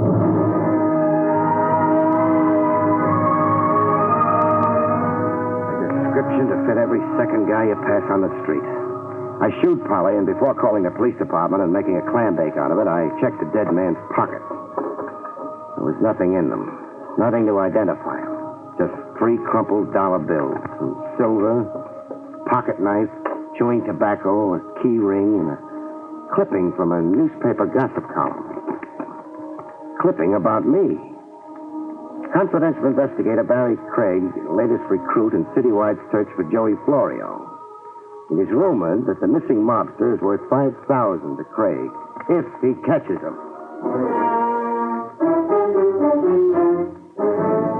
I was picking my brains over why an unidentified merchant seaman would come see me and get murdered doing it when the phone rang. Craig speaking. I got information for you about Joey Florio. That is, if you're interested. Who am I talking to? General Grant. What kind of a guy? Look, I like knowing who I'm talking to. Then you're not interested in what I have to say. All right, I'm interested. What about Florio? He's at the Freedom Hotel on the Barrie. Making out he's a bum. Whoever said he wasn't. Well, if you was to get over there right away...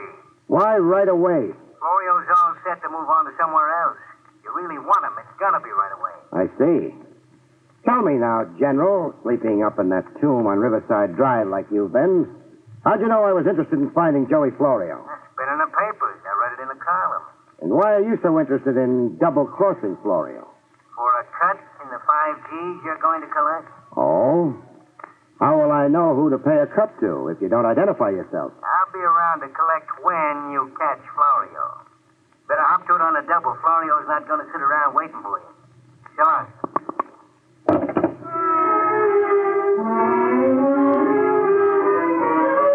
I didn't go for the phony tip on where to find Joey Florio right away yet. 10 years as a confidential operative, and you don't jump at bait like a seal in Central Park. You don't swallow everything an anonymous jerk disguising his voice on the telephone tells you. It figured. Somebody wanted me out of my office, and right away. I stuck around to find out why, in a clothes closet with my office lights out. I kept the closet door ajar just enough and waited for development. I didn't have to wait too long. There was a knock on my door. Somebody was satisfying himself that I was really out.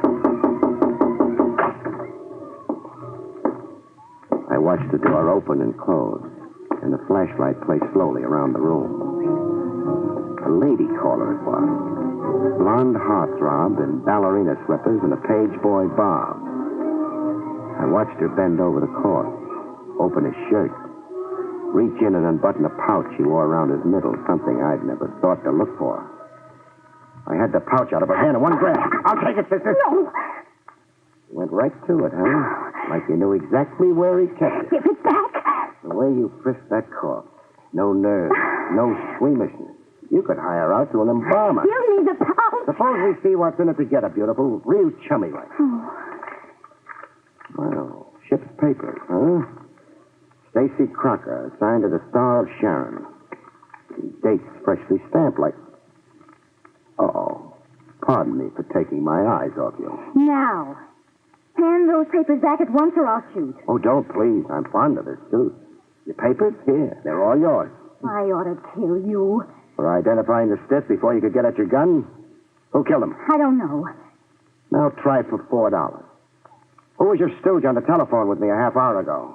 I don't know what you're talking about. For $8 now. Really concentrate on this one. Where's Joey Florio? I never heard of Joey Florio. Baby, let's not kid. But I'm not... Who is Joey Florio? And why should I know anything about him? Skip it. You going to shoot me before you leave? If you try to stop me. Oh, I won't. Honor bright. I'll pick you up some other time when your gun isn't showing. You'll know who I am and just where to find me. Yeah, I'll know who you are by your picture. My picture? What picture? Joke. I'm only kidding. Goodbye now, beautiful. If you're going. But I wasn't kidding. Blondie'd had her picture taken the minute she'd come waltzing in the door. An electric eye camera tooled into the far wall and trained on the door. Open my door and get photographed. I'd be looking her up, but later. First, I wanted the corpse removed from my premises. A gift from me to the good police lieutenant, Trav Rogers. After that, I wanted to know more about Stacy Crocker and the Star of Sharon. Police headquarters. Lieutenant Trav Rogers, please. Tell him it's his mortician friend calling, Barrie Craig.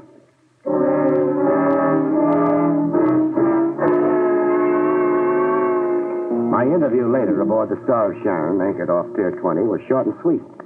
The Captain Jameson was positive that he'd never seen or heard of a Stacy Crocker. I'm sorry, there's nothing I can tell you, Mr. Craig. Nothing whatsoever. Stacy Crocker never shipped on the Star of Sharon, and to the best of my knowledge, was never assigned to this letter. But he had Star of Sharon papers on him, Captain. I saw them with my own eyes only an hour ago. Well, I can't answer for that, except that there's lots of bogus papers around. And lots of bogus talk. What? Lots of bogus talk. Why, you... Try throwing me over the side and we'll both play pollywog and a drink. Thanks for nothing, Captain. Leaving the Star of Sharon on my way to police headquarters, somebody decided it was time to discourage me a little. A high-powered rifle shot from somewhere in an empty row of dilapidated buildings along West Street. It breezed close enough to my skull to give me a head cold.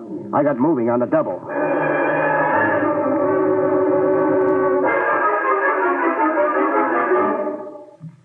I had better luck at police headquarters. Trav Rogers had wormed into the case as snug as he could get. About that corpse, Craig. Oh, the corpse that Ivy gave? The next time you're sentimental, make it a box of candy. You were saying? Stacy Crocker was a professional informer. He'd come through with vital information. For a fee. Then Crocker came to me with information to sell. I'd say so. Got any idea who murdered him? No, not yet. You mean you're not telling? I mean I don't know. What about the girl, Trav? Does her picture match anything in police files? I suppose I'm a fool to tell you. Yes, it matches a picture filed with us when she applied for a nightclub hat checker's license. A nightclub hat checker's license? Why the skeptical look? She wore ballerina slippers. You know, capriccios. No heels, low to the floor. So? So I'm a little disillusioned. And a little crazy. I have a license application here. Her name is Myrna Wilson. The address she gave us is the Hotel Mohansick. What's your position in this case, Craig? The usual 100% cooperation with the department. I'm your boy, and I don't cost you a cent. Jolly civic of you. Who brought you into the case? Joey Florio's bail bondsman, Sam Soloway.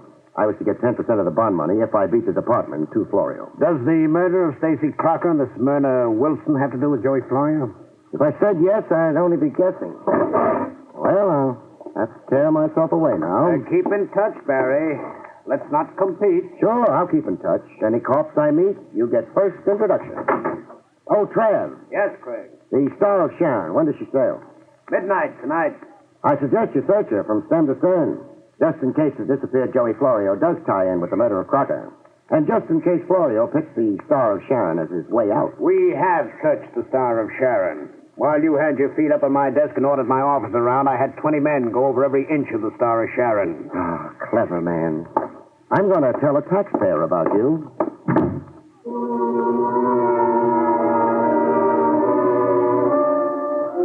Blondie was next on the agenda. A residential dump, the Hotel Mohansick. A lobby full of nice old ladies clacking their dentures. Sedate room clerk tending strictly to business. The business of taking numbers bets. The dump reeked with refinement. If Blondie was surprised to see me, she didn't show it. As a matter of fact, it looked like she'd expected me and prepared for it. Soft lights and sweet music. There were hors d'oeuvres on a tray. Cordial glasses set around a colored decanter. And the smell of incense everywhere in the room. Is the party for me? If you want it to be, Barrie Craig.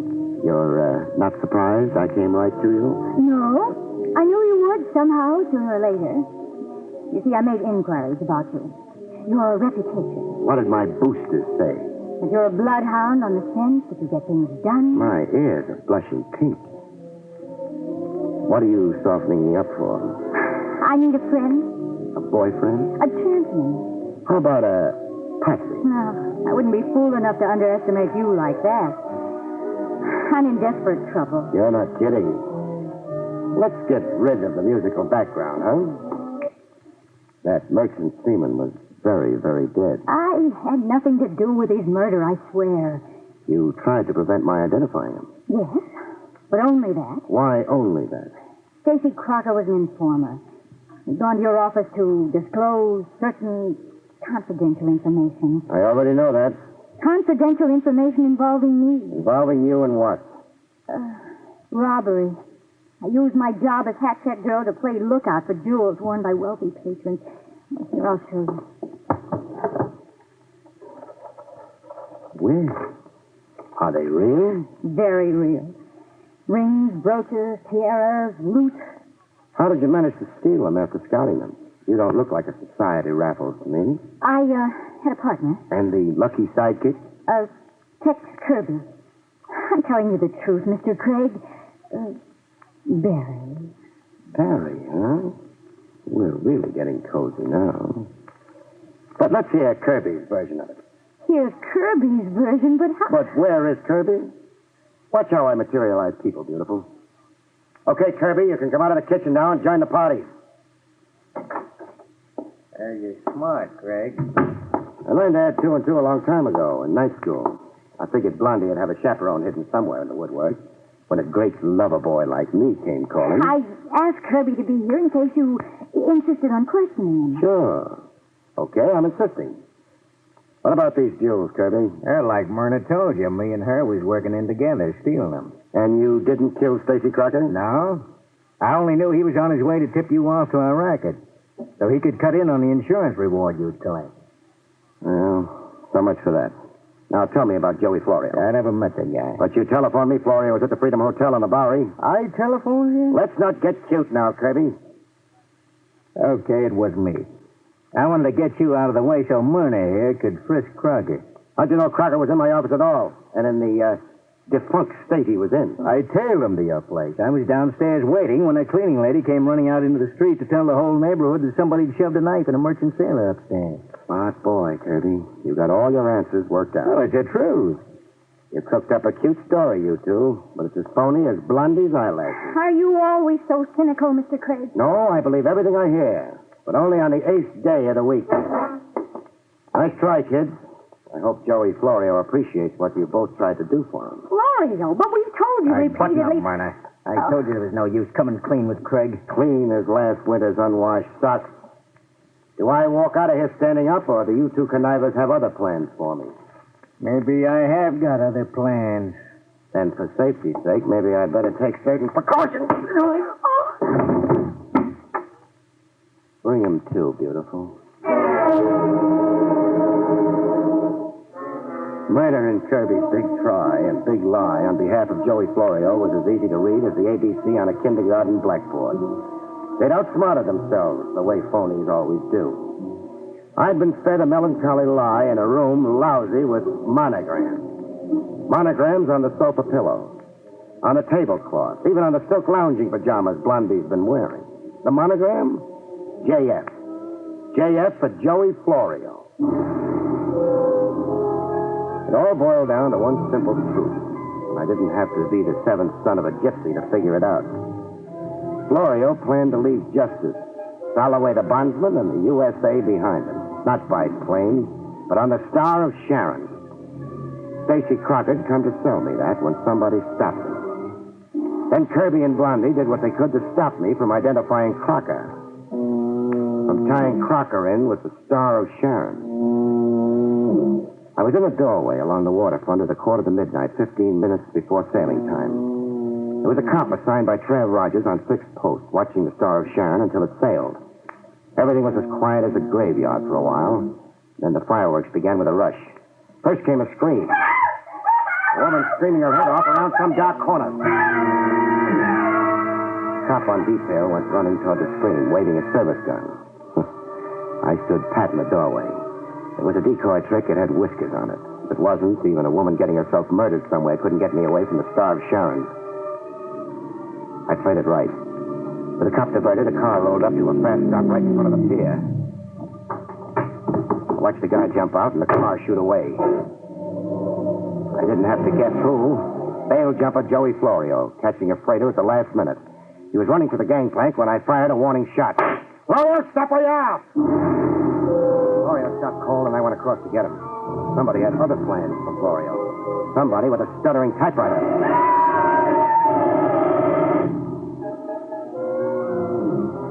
When I finally got over to Florio, he had more holes in him than a Swiss cheese.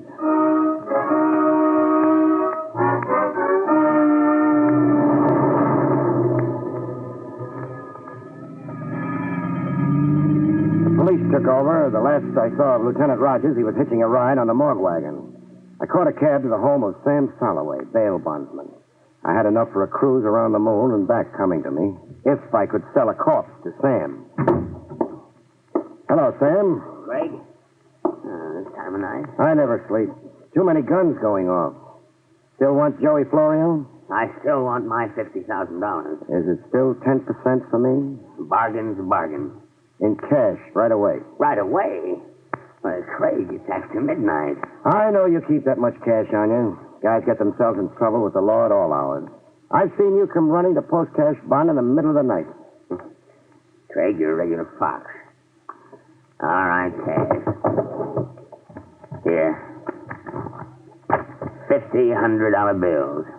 Now, where have you got Joey Florio? I turned him over to the morgue wagon. The morgue wagon? Florio was machine gunned to death less than an hour ago. Florio was murdered? Yeah. But he isn't worth crying over, Sam, so dry your tears. But she's worth crying over, Sam. She? That girl in the picture on your desk. Who is she? My daughter, Hannah. Hannah? Huh. I know her as a hat-check girl calling herself Myrna Wilson. You didn't really expect to get away with it, did you, Sam? No, I guess not. All I wanted to do was see Joey Florio dead. And you sure did that. I didn't have to be too bright to know that you had some hidden motive in bailing out a bad risk like Joey Florio. I wanted him out of jail, in the open. But I could kill him. So you hired me to lead you to him. before he either got away or the police steal him off from your vengeance. Then you followed me around while I looked for Florio. Yes. He turned my daughter's head. He dishonored me. I wanted to kill him myself. I'm sorry, Sam. Sorry you were fool enough to take the law in your own hands. You want your $5,000 back? Keep it, Craig. You earned it. You're a good investigator. The trouble you're in, you'll need it, Sam. So I'm giving it back. That much money, I get fat and lazy. Besides, I didn't really earn it. As it turned out, I didn't catch up with Florio. Get your hat, Sam. On our way to police headquarters, we'll hire you a good lawyer. Maybe he won't go too hard on you for exterminating a rat.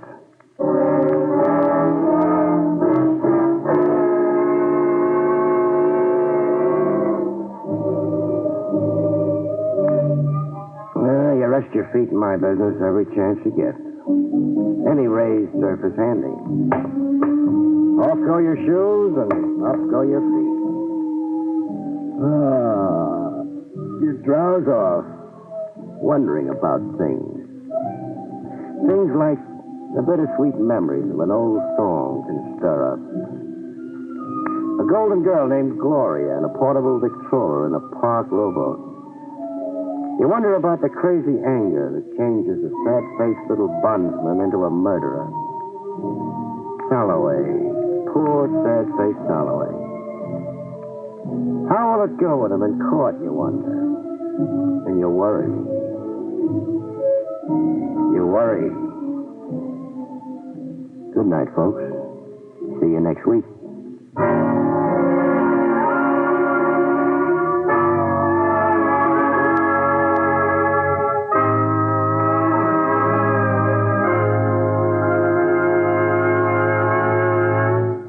You have been listening to William Gargan in another exciting transcribed mystery drama from the adventures of Barrie Craig, confidential investigator.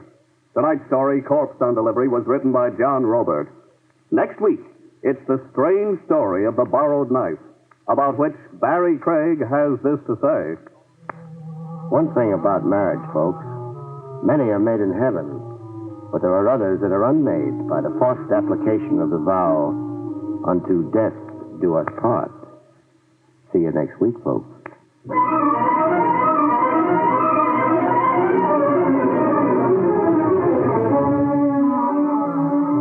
Featured in the role of Myrna was Amzie Strickland. Barrie Craig, starring William Gargan, was under the direction of Hyman Brown. Don Pardo speaking. Now it's Meredith Wilson's Music Room on NBC.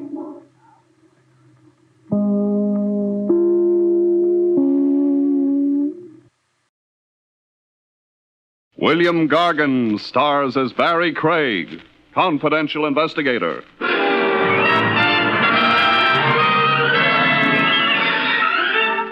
There's a familiar saying which goes, give a rogue enough rope and he'll hang himself. The theory holds fine except in one instance. What if the chap doling out the rope happens to be the hangman?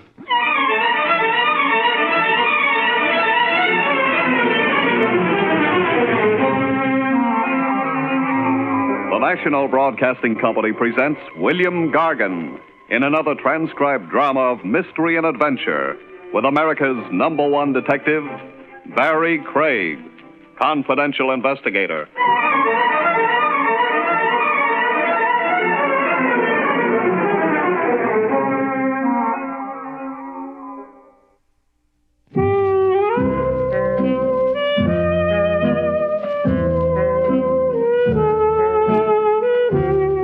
Barrie Craig speaking. A confidential investigator isn't always hired on his merits. His merits as a fact finder, I mean. Some clients choose you because they hope you're stupid. They don't want a cop. They want a stooge. You're to be the front behind which they can keep a criminal operation going. You're the rubber stamp certifying their sincerity so they can get away with murder. Yeah, you get them like that. Cases phony from the word go. That was my first hunch on Brenda Connor, a brunette with a tendency to overact. We launched her case in Central Park in a handsome carriage, complete with horse, silk-hatted driver, and lap robes. Around the park at $3 an hour. But I wasn't paying the tab. The lady was. Why the handsome cab in the freezing weather? I didn't ask. You get used to eccentrics. The rhythmic clippity-clop. I'm able to think. So who's the demon? Demon? The demon pursuing you. You have a flippant way, Mr. Craig. To cover up my emotions. I'm the type who identifies. A sad lady like you, I can cry harder than any little white cloud around. You were about to tell me. It's my husband. Funny now how it always is. Ralph Connor. He was gone for 5 years, completely out of my life. A long wait for a streetcar. I'd almost forgotten him. And then 1 week ago, he came back to me. And you resent his return? I didn't say that. That's right, you didn't. But you don't look overjoyed. No. But it isn't what you think. I have no basic quarrel with my marriage, even despite the separation, but... Throw the punchline. Ralph, this man who is my husband come back. I'm not so sure that it is he.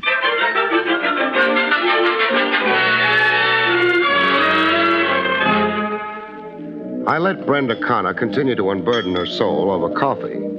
The tab was on me this time. How much coffee could a lady drink? My alarms about my husband, Ralph. Yes? I don't mean to leave the impression with you that... That you're sure he's an impersonator? Yes. My reaction to him since his return, my suspicions have been intuitive more than actual. I feel, I don't know. Her husband takes off for 5 years, and then suddenly he's back. How did you receive him? Well, gladly enough at first. You asked him questions? Yes. His explanation of his absence seemed genuine to me, understandable. He'd been out of sorts with himself. Suddenly 40 and restless, disoriented and neurotic, full of self-dislike, dissatisfaction with the career he'd chosen. Said career? Realty management. Connor and Saxton. Saxton is his business partner. When did the doubt begin for you? The doubt, intuitive as you call it, that this voyager come back maybe wasn't really your husband.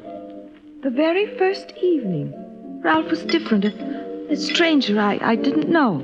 After 5 years, he would be. Yes, I know. But what I mean is the personality I once knew, the habits, the little things a wife knows about her husband. I could find none of them in this man. Little things.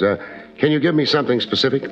Yes. The foods Ralph liked, always liked. This man has very different tastes. And even his speech, his way of phrasing things, and his thoughts, so different, so very changed, and even something physical. What's that? Left-handed. This man is left-handed. My husband, the husband I knew, wasn't. Quite a switch, that. How about his appearance, looks? Oh, there are some differences. Still differences that could only mean time, how time changes the face. Ralph was full in the cheeks. This man is gaunt, thinner. Oh, mind you, I'm not saying... Oh, I don't know what I'm saying. I'm confused. I'm so confused I can't even think straight, Mr. Craig.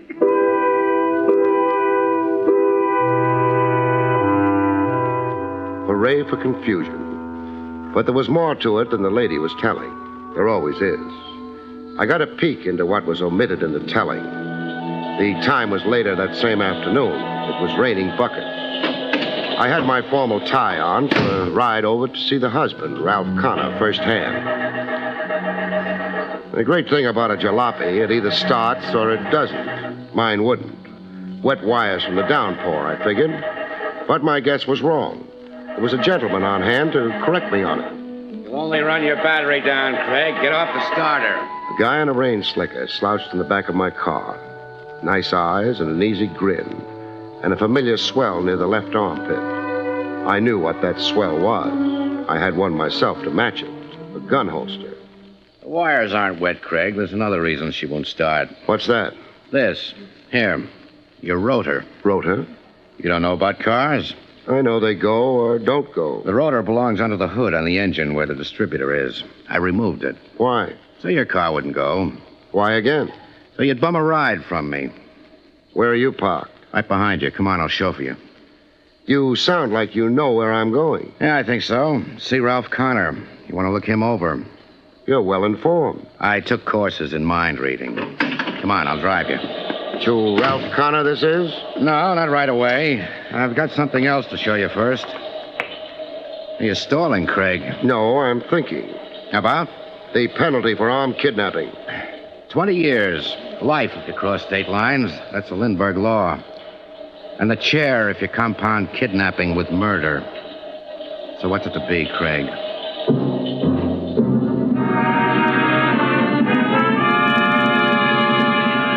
I'd been grabbed at gunpoint before, but this one had a new wrinkle. No violence, no dent in my skull, no impulsive ride to the country. Just a short ride over to Queens, to a roadhouse you had to shove your way into. More people and floor space. A jam at the bar and a jam on the postage stamp dance floor. People laughing it up, people living it up. Look over the dance floor. You see something? Yeah, sweat and suffocation. No, I mean faces. For instance, over there, the brunette swooning all over the He-Man in the plaid shirt. You see her? I see her. You know her? Brenda Connor, my client. Well, that ends my mission. So long, Craig. You're on your own now. Buster, wait. Yeah, Craig? The plaid shirt with my client. He's not Ralph Connor. Married folks don't spend time here with each other. No, he's Chris Cantura. He's a tennis player. A tennis player? Love matches in the hot afternoon sun and love matches under hot blue lights with slender ladies with fat checkbooks. Is this why you brought me here? To show you a two-timing wife so you discount half to 90% of what she told you. Look, as long as we're talking... I've said all I want to. So you won't knock yourself out identifying me when I'm gone. Here's my card. So long again. The card he'd left with me read, Mike Hassick, private detective. The guy who'd put the polite snatch on me was a private eye.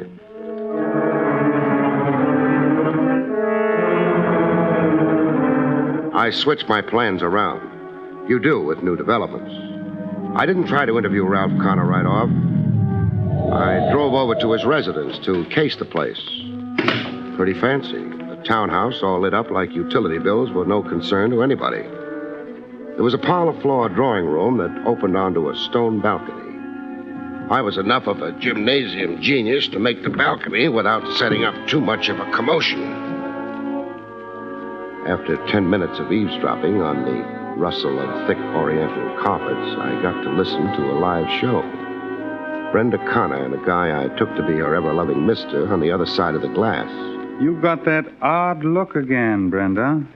Look, Ralph? What odd look? The frail, pale princess in the grip of a nameless terror. Oh, you're being cruel deliberately. Deliberately? To unnerve me. Push me to the edge of reason. Push me... Beyond the edge? Into insanity, yes. I see. Now, suppose you try the shoe. I tried the shoe. To see how it fits you. What's been your scheme with me? Scheme? I have no scheme. The terrified glances since my return, so nicely timed when company watches, so beautifully acted.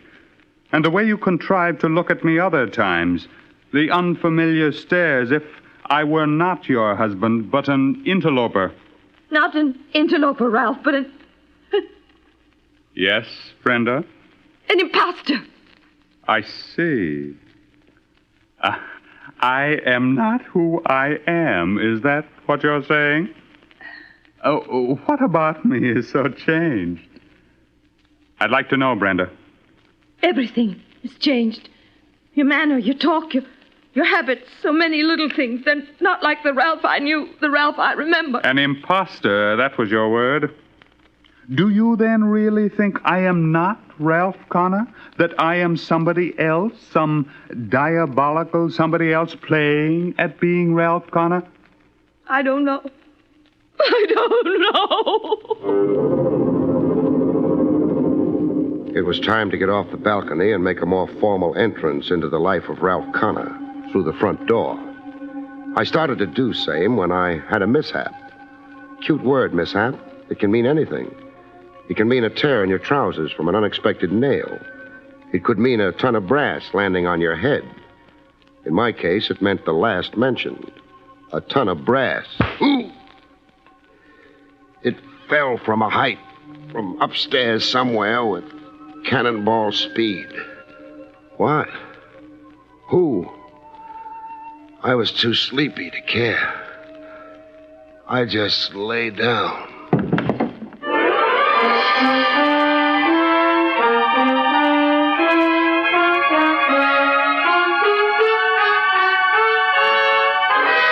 Back to Barrie Craig in just a moment.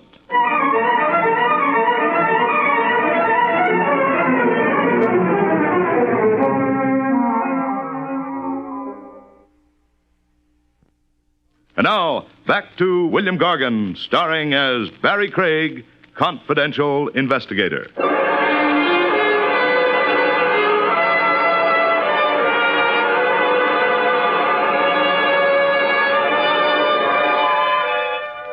One thing about consciousness, it always returns sooner or later.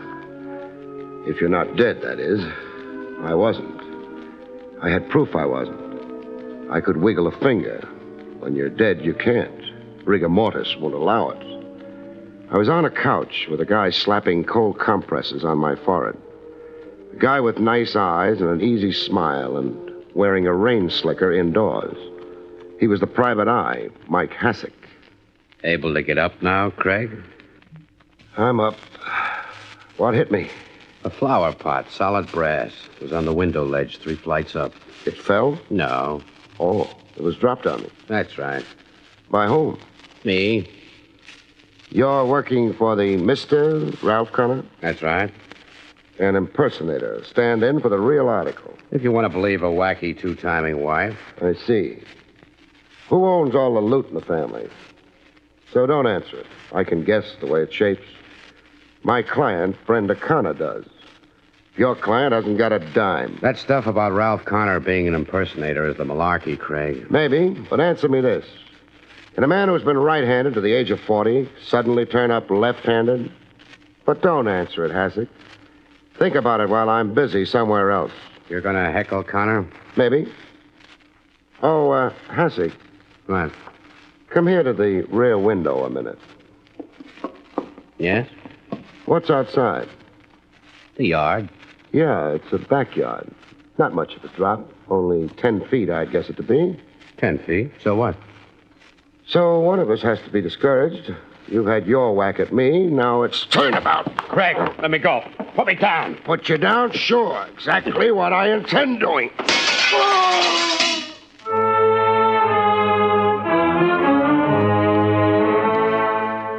You meet some guys sometimes who have to be paid back in their own coin.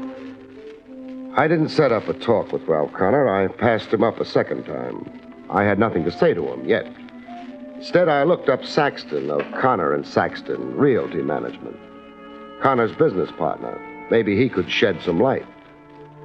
A short guy with 2 stomachs and pink ears like he was always blushing. There was an oily look to him, like he was an accomplished phony. I still don't quite understand the purpose of your call here to me, Mr. Craig. If you've stalled long enough, Saxton... If I've stalled? Worked out answers in your head... Well, I have no ulterior motives in evading you. Then? Well, it's just that I don't care to become embroiled in the man's affairs. That is, his affairs other than our joint business. Frankly, I've always found Connor strange and unpredictable, explosive. He was gone for 5 years. Yes? Did you keep his end of the business up all that time? Oh, yes, scrupulously. His share of the net profits were put into an escrow account for what they amounted to. His drawing account, of course, was suspended while he was gone. In the time he was away, did he write to you, keep in touch? No. Now, a big question. Is he Ralph Connor? Yes, Mr. Craig. You don't seem surprised at the question. No, I'm not surprised anymore. I've been asked the same question before. By whom? 2 persons. By Mrs. Connor and by a private detective named Mike Hassick. So Hassick wasn't so sure of his client's identity either. What's that you said? Just thinking out loud. What makes you sure this new Connor is the same old Connor? Why, everything about him. Like? Well, I don't know how to answer that quite. He looks like Ralph Connor, facially and physically. He knows about me, our business, the background of our business. He's demonstrated all that to you? Why, yes, of course. He has demonstrated an intimate knowledge of our business. It couldn't be faked. The man simply had to know.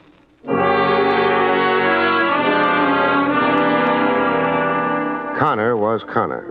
Only thing, Saxton didn't sell me the notion convincingly enough.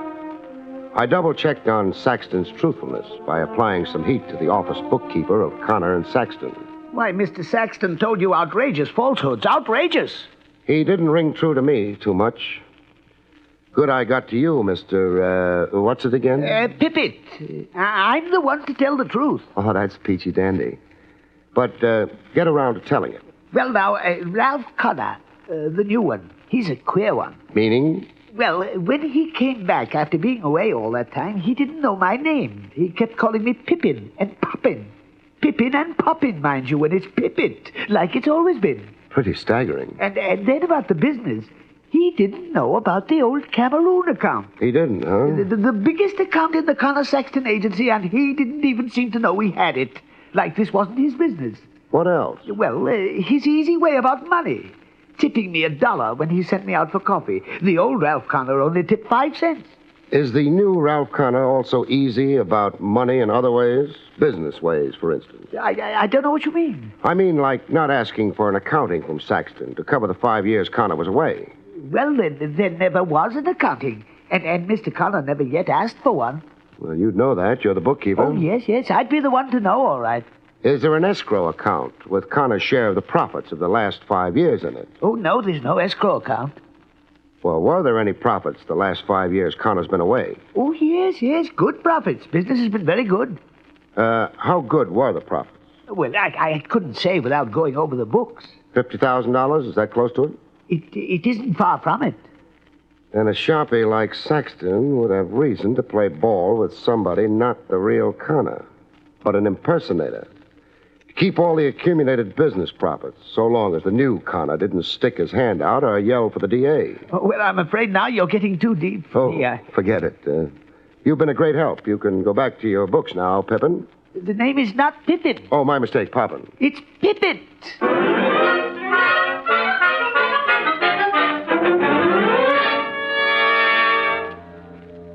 It was time to form an independent impression of Ralph Connor, I figured. The townhouse sat next door to the East River. I'd just gotten to the doorbell when I found myself doing some more eavesdropping. Nothing subtle this time. Anybody for a mile around could eavesdrop along with me. A scream has carrying power. A high-pitched woman's scream. Brenda Connor. I could identify the voice. Brenda Connor at home, either being strangled to death or blowing her top. Inside the house, I didn't get to see my screaming client. She was in her room behind locked doors. The husband, Ralph Connor, told me the melancholy facts. Or do I mean the melancholy fiction? Brenda is in there in her room with her doctor. Doctor who? Does that matter? It matters. I'm jotting it down in my notebook. Mrs. Connor is my client. Dr. Phipps.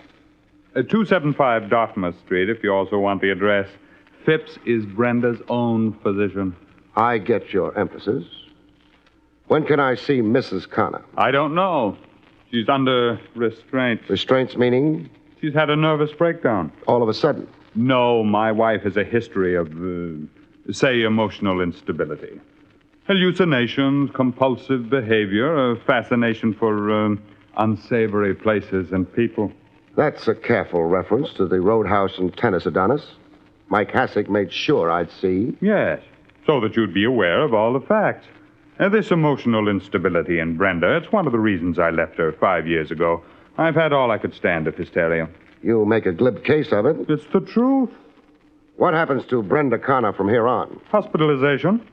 It's not the first time Brenda has been confined before. And cured? Evidently not, as this new breakdown shows. Comes the time she's declared mentally incompetent. Who gets her money? That is an impertinent question. I'll answer it. You do. You step into her estate.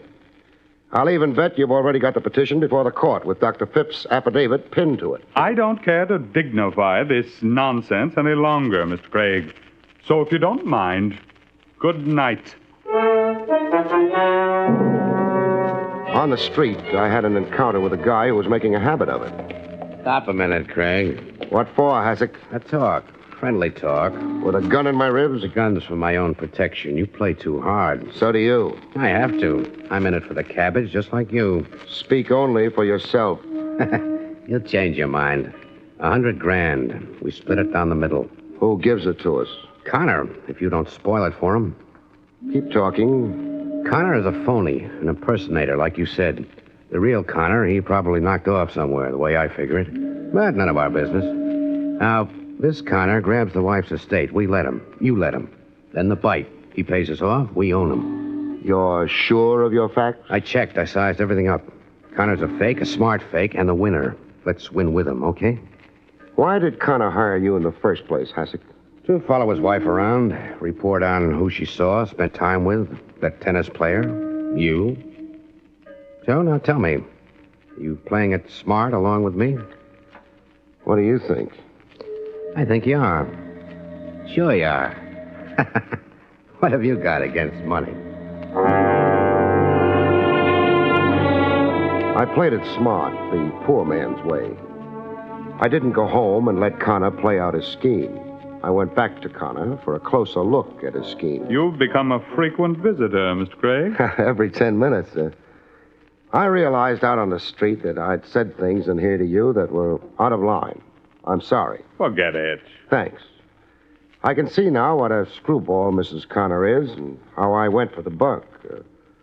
The only thing... Yes, Mr. Craig. I'm a working operative. I put in time and sweat. I've had expenses. Oh, I see. You've got a bill, and you're wondering how you're ever going to get paid. That's it. It's no obligation of yours, I know. Oh, nonsense. I'll pay Miss Connor's bill. In fact, I'll make out a check right here and now. How much is it, Mr. Craig? Well, 100 will about cover it. $100. Very well. Here you are, Mr. Craig. A $100 check for you. It means more to me than you think, Mr. Connor. Oh, you don't have to thank me. The money's due you. But I didn't mean it like that. Guess again, Connor. I frankly don't understand you. I'll explain myself. You wrote out a check, and you also wrote out a confession. A confession? You're right-handed. You wrote that check out right-handed. Like Ralph Connor should, since he was always right-handed. Look here, Craig. Let me finish. But you've been deliberately left-handed for Mrs. Connor's benefit since you came back to her. To confuse her about you, start her doubting your identity. See you as an imposter, but never be sure. Until she went out of her mind like she has. Well, you can't prove a thing, Craig. All kinds of tricks like that to play on her imagination. You thin down, change your known habits and clothes and foods, your style of talk. All to make an already unstable woman a screaming lunatic. Have her declared mentally incompetent so you could take control of her money and her estate. How big is the estate, Connor? Big, I'd judge it to be. No end of money. It has to be a fabulous grab to rate your fancy technique in crime. I say again, you can't prove a thing. Because you're really Ralph Connor, huh? And can prove it. Birth certificate, relatives stuck somewhere, fingerprints. That's what you're gambling on. Why you're so cocksure. You're immune, you figure. Win or lose, you can't lose. Since you're really not an impersonator, but the genuine article. Get your hat anyhow, Connor. My hat? Well, where are we going? To the district attorney's office to see what charge he can fit to your kind of cute scheme. Offhand, I'd say conspiracy. But what do you bet the DA finds a few more in the book?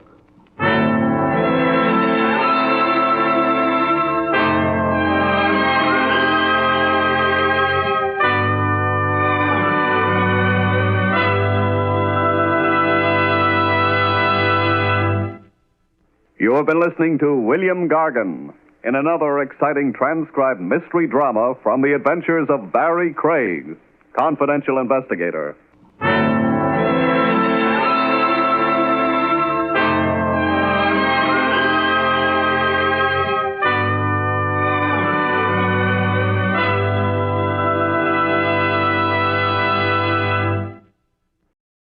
William Gargan stars as Barrie Craig, confidential investigator.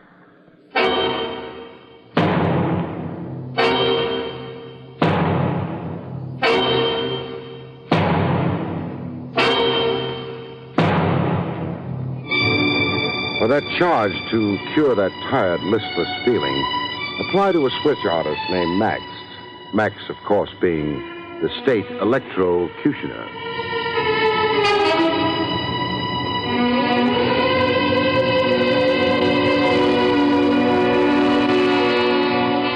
The National Broadcasting Company presents William Gargan in another transcribed drama of mystery and adventure with Barrie Craig, confidential investigator.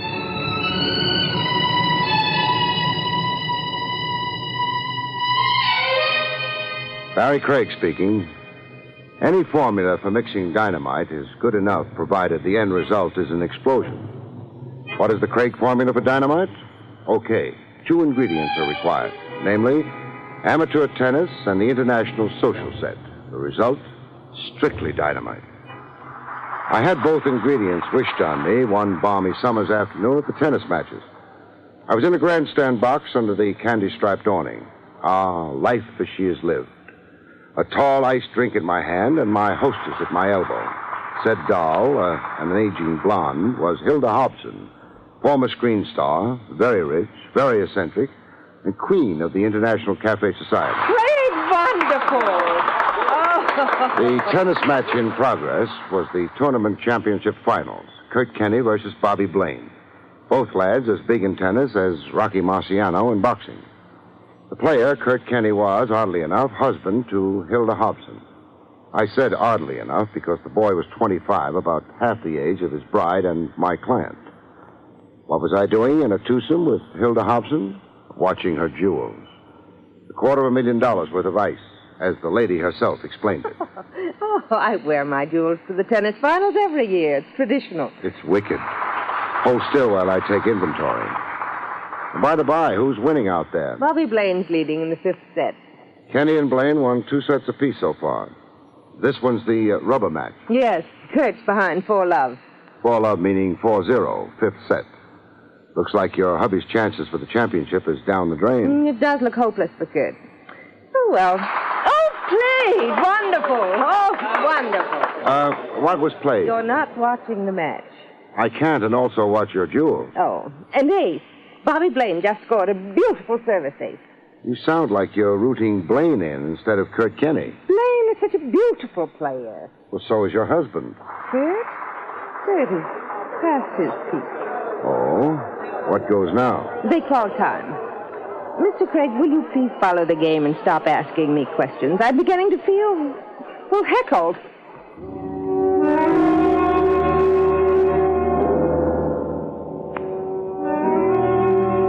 Time called meant a minute's pause. Time for the players to sponge their brows, swallow salt and energy tablets, guzzle soda pop kept in a handy ice bucket. I watched Kenny and Blaine return to the court. The only thing, there was no action. It was Bobby Blaine's service, but he wasn't serving. He was stalling, looking a bit wobbly in the knees. Why doesn't Blaine serve? I don't know. Ask me, he looks a little sick. Sick? Good heavens, he just needs one more point for the game. Blaine's down. He's flat on his face in the dirt. Give me those binoculars. What? Blaine's just lying there. Unconscious. I mean, if only unconscious. If only unconscious. The heart, m'lady. 5 grueling sets in a 90-degree heat, or are tennis players immune to heart attacks?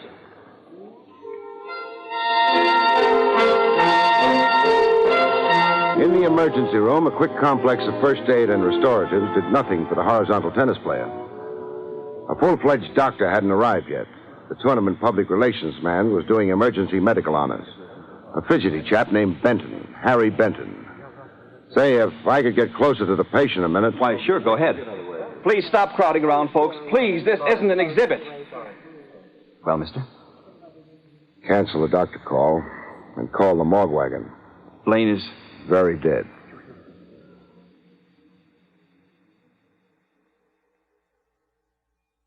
Blaine's heart, was it? That was my guess right off. But I don't think so any longer. You don't think so? the rigidity of the face and the neck muscles. Pretty horribly contorted. Blaine died in agony. What are you sniffing at? A powdery residue around his lips. Oh, that's the salt tablet. Salt is odorless. You find a smell? Enough to bowl me over. But not quite like it bowled Brother Blaine over. Blaine was poisoned, a quick poison to which he reacted almost immediately. $10 says the medical examiner will spell out the text of my diagnosis. Murder.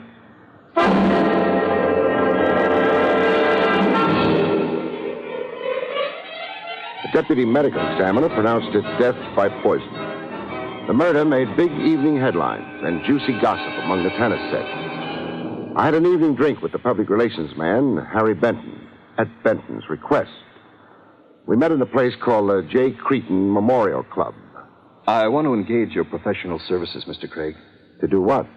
Clear up the mystery. Who murdered Bobby Blaine and why? Yes. Well, have some faith in the police. We want a private operative working in close liaison with us. We and us? Explain the plural. Well, sir, I represent the J. Cretin Memorial Tennis Association. You know the name J. Cretin? Hazily. A champ tennis player once upon a time. A tennis giant, Mr. Craig. Cretin died in the 20s. He left a $5 million trust fund to endow tennis, encourage and develop young players. Et cetera, et cetera. It's embarrassing. It's bad public relations. It's a black eye for the J. Cretin Foundation. Yes. Will you take the job? I took it 10 minutes ago. I'd love some of the J. Cretin Memorial loot for myself. What have I got against money? Now, orient me. Who in Tennis Society had murderous impulses toward the late Bobby Blaine? Tennis Society is a world unto itself. Pretty peculiar. You've no idea, Mr. Craig. You're a guy who just loves talking around the mulberry bush, making with the long-winded preambles. Come on, Benton. Take me inside tennis.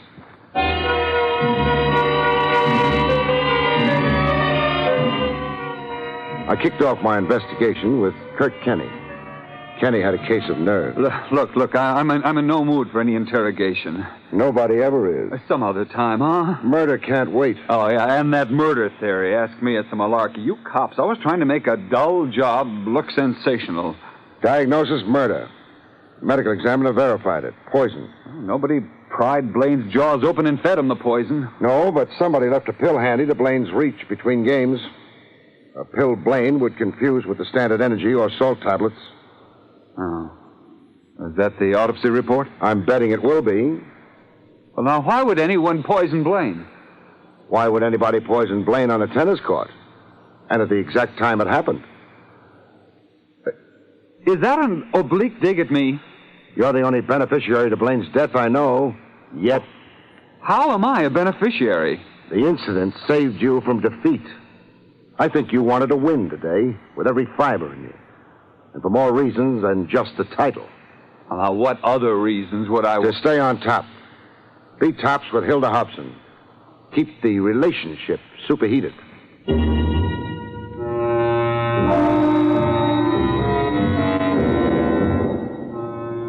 If Hilda Hobson had any inhibitions, they weren't showing. You deserted me there in the stadium. I'm sorry. A corpse generally has priority. I suppose you've come to ask me embarrassing questions. You could just let me read your diary. Oh, not on your life. Ask your first question. At the game today, I guessed you to be sour on Kenny and sweet on Bobby Blaine. Was it so obvious?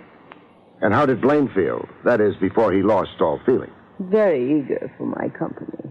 Very eager to win the title of Mr. Hilda Hobson from Kenny? I'd half promised Blaine I'd divorce Kurt Kenny, but what dull questions, Mr. Craig. Sorry. What power do you wield over these young athletes? I'm worth $5 million, Mr. Craig. My husbands enjoy liberal allowances. Oh, walking around money. Who and play tennis? Answer me this. What fatal appeal do these young men have for you? Can I get a frank answer?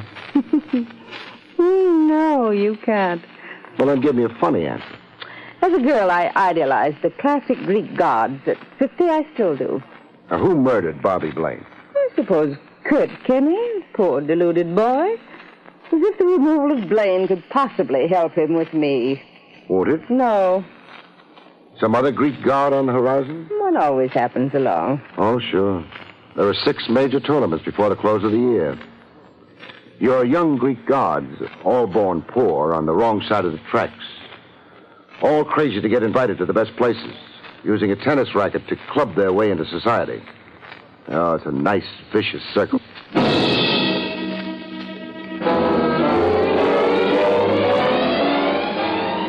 Leaving Hilda Hobson's, I didn't quit the grounds of the estate. Not yet. I headed for the garage. The Hobson chauffeur had an apartment over the garage. A chap named Pepe Zaretti. He'd figured in the purple gossip the public relations man, Harry Benton, had passed along to me.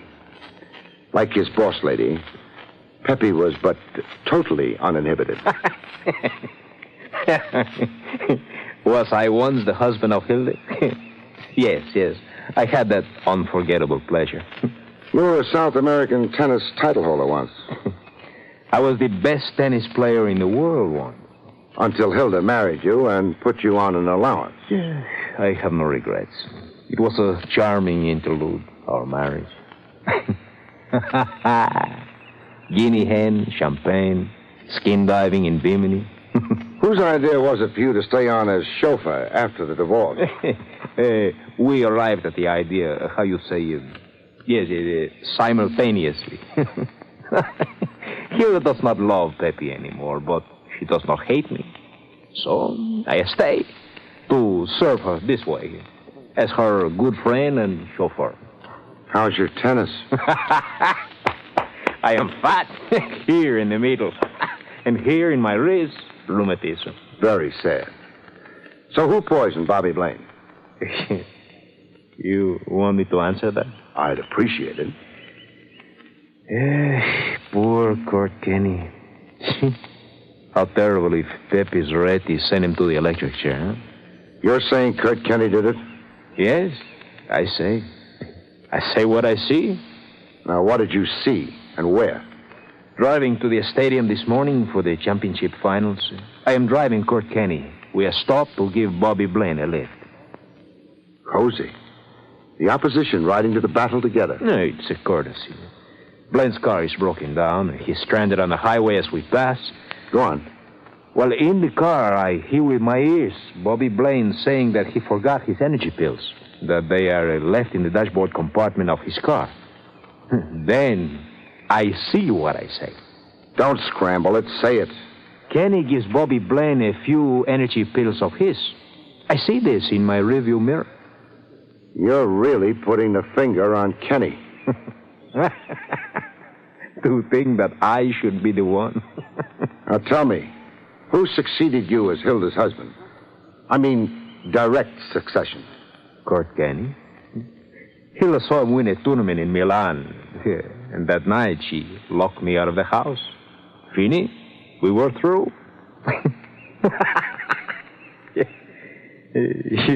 You think I'm revengeful against Kurt Kenny? Aren't you? Yes, I am. I would tell any lie to hurt him. Like now? No. This time I'm telling the truth. The electric chair for Kurt Kenny. What a delicious possibility. I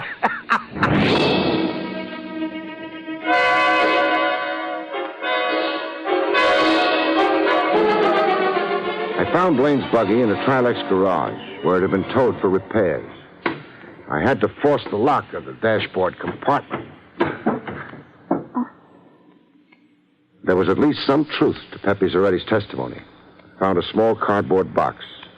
The box contained square white tablets, energy pills, presumably. It now looked like the late Bobby Blaine could have borrowed a few pills from Kenny. A few pills with one of them doctored with a deadly poison. That is, unless somebody hadn't planted the ones I'd just found to incriminate Kenny.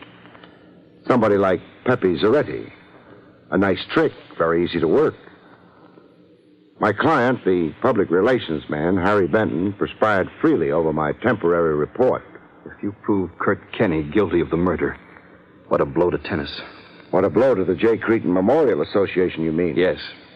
The association originally discovered and sponsored both Kenny and Blaine. Both were identified with the association as protégés. The fund maintained them, paid their college bills, developed them as players. Until Hilda Hobson took over the burden. Well, you can't blame the fund. Maybe not. But boys born to working-class families lose their sense of balance in a susceptible atmosphere. Too many of the expensive set making a fuss over them. I mean, if the boy's a winner. And only for so long as he continues to be a winner. Ask me. Big tennis could use a little more soul. However... That's neither here nor there. Mr. Craig, the problem now is how to restrain the press. Restrain the press from what? From sensationalizing Kurt Kenny's arrest. I've got to get them to play it down in the interests of tennis. You're being a little previous, Benton. Kenny hasn't been arrested. Nor is it sure he will be. I'm not fully convinced of his guilt. Yes, but I am. Only as a result of my report? Your report and something I discovered last night. What? Kurt Kenny had money bet in his finals match with Blaine. Quite a sum of money. $5,000. Looked like a pickup jury had already found Kenny guilty. Hilda Hobson, Harry Benton, Pepe Zaretti. No vote there for Kenny's innocence. One vote for Kenny's innocence came along, however, out of left field. In the J. Cretin Memorial Club, exclusive for members only. A girl who looked as if she'd crashed, dressed in a plain business suit, no sequins in her hair, no expensive look. She caught me at the bar in the middle of a swallow. Mr. Craig, I must talk to you. Well, what about? Kurt Kenny. Your brother? No, Kurt's just a good friend. And you are? Polly Blair. Well, talk. The infamous stories about Kurt, they're all lies. Kurt's fine and gentle. He couldn't hurt a fly. Nice character reference, but how well do you know him? As I know myself. That's a pretty broad statement. I know his true nature, his dreams, ambitions, his inner thoughts. You see, Kurt confides in me. I'm, someone he can talk to, frankly and openly. You sound like a sweetheart. Kurt's a married man. Well, husbands sometimes stray. Don't please add to the infamy circulating about Kurt. Isn't it difficult enough for him? It is. Help Kurt. Believe in him, as I believe in him. The stories you hear that Kurt could poison. Lies. All horrible, godly lies.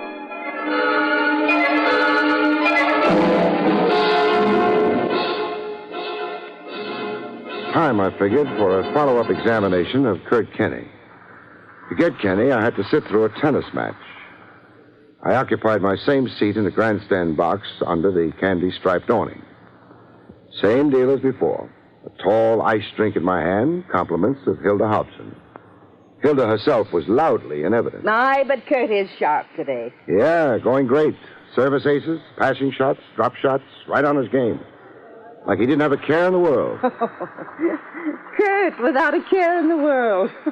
You know better, huh? Oh, I live with the man. He's been drinking like a fish. Up all night with insomnia. Why, he hasn't had a bite of food for days. He's playing on sheer nerves. Oh, that's tough. Booze, insomnia, starvation. So when does he begin being homeless, Hilda? Homeless? You're giving him the boot, I remember you saying. Or was there a change of heart since? There hasn't been. I want especially to be fancy-free for the eliminations this summer in Rome. Besides, I've got more reasons than ever to send Kurt packing. Meaning Kenny's fatal match with Bobby Blaine of the other day? You want to bandy words. Suppose you spell it out. Kurt poisoned Bobby Blaine. You have proof? Oh, you're the detective. I'm just an intuitive wife. And your intuition convinces you, huh? Beyond a doubt. It's all over, Kurt. Guilt. Every minute with me. Even his manner and look. Guilt. I see. Well, the set's over. Kurt won it 6-2. That evens the match. Third set coming up. This is where it began, Hilda. It began? That other day, the fatal day. Time out before the third set, remember? Kenny and Blaine just where Kenny and Corbett are now. Under the referee's stand, sponging off, gulping salt tablets and energy pills. And 2 minutes later, Blaine fell dead. Poor Bobby Blaine. Yeah, weep for the dead. Tell me something, Hilda. Tell you what? Womanly intuition. You remarked on it before. How about manly intuition? Is there any such thing? Do you suffer from sunstroke? No, from shock. Shock? The shock of maybe soon seeing Kurt Kenny swallow an energy pill, then move over to the baseline to open service and fall down dead. Will he, Hilda? What does your intuition tell you? You are suffering from sunstroke. You evaded answering, and now I'm really shocked. Excuse my rush, lady. I've got to get out on the field and save a life.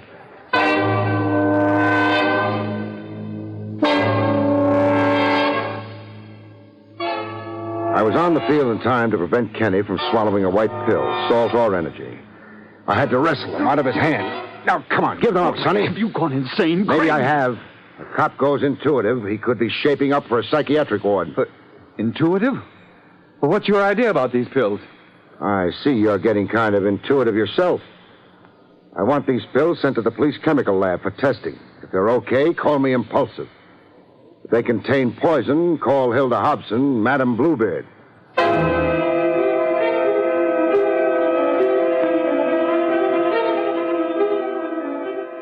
Chemical lab's verdict on the pills was poison, deadly poison. I had another chat with Kurt Kenny later that evening. I found him shocked into honesty. Sure, I bet on myself every penny I could raise. I was so sure I could beat Bobby Blaine. You see, I needed money. My own money. I had a plan for myself. A plan to cut loose from Madame Svengali, Hilda Hobson, that is. Yeah, be on my own. Be a man for a change. Divorced from Hilda and married to Polly Blair. Yes. Hilda then knew you were walking out. Hilda knew. I suppose her pride was hurt. Her homicidal instincts were aroused. The fatal tablet Blaine swallowed was meant for you. You'd innocently passed it on to Blaine that morning you gave him an automobile lift. The morning Blaine had left his tablets in a stranded car. Poor Blaine. You were supposed to duplicate Blaine's death fall today. Swallow a doctored tablet Hilda had sneaked into your pillbox. Well, how could Hilda ever expect to get away with it? Plain murder. You die and be pronounced a suicide from remorse. Remorse for murdering Blaine. Hilda had her out, she thought. Craig, I owe you. You owe Polly Blair. If Polly hadn't tipped me to your romance with her, I'd never have gotten an insight into Hilda Hobson. You see, I thought Hilda was giving you the contemptuous toss. I never dreamed that Hilda was a woman scorned.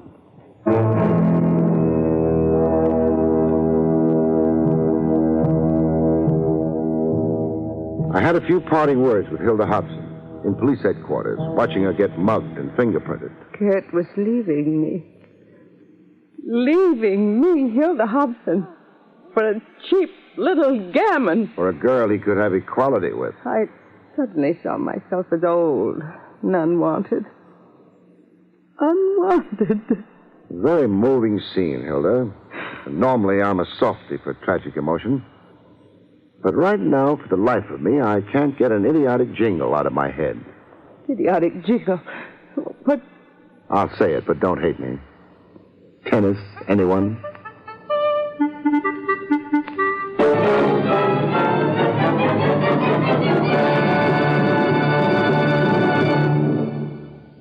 You have been listening to William Gargan in another exciting transcribed mystery drama from the adventures of Barrie Craig, confidential investigator. Tonight's story, Two Dead Men, was written by John Robert.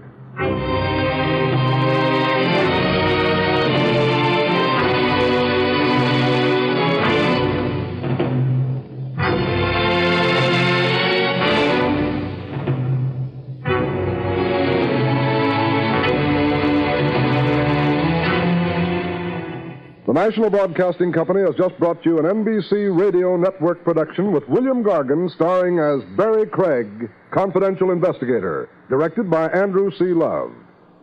Our cast included Virginia Gregg, Herb Ellis, George Neese, and Tony Barrett.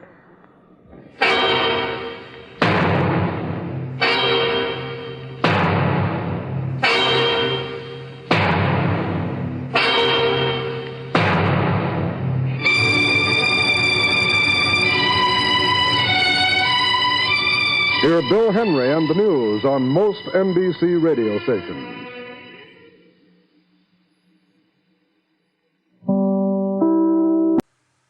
William Gargan stars as Barrie Craig, confidential investigator.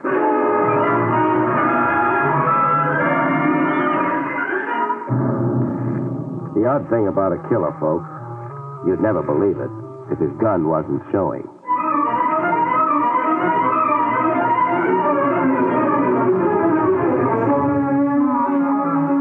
The National Broadcasting Company presents William Gargan in another transcribed drama of mystery and adventure with America's #1 detective, Barrie Craig, confidential investigator.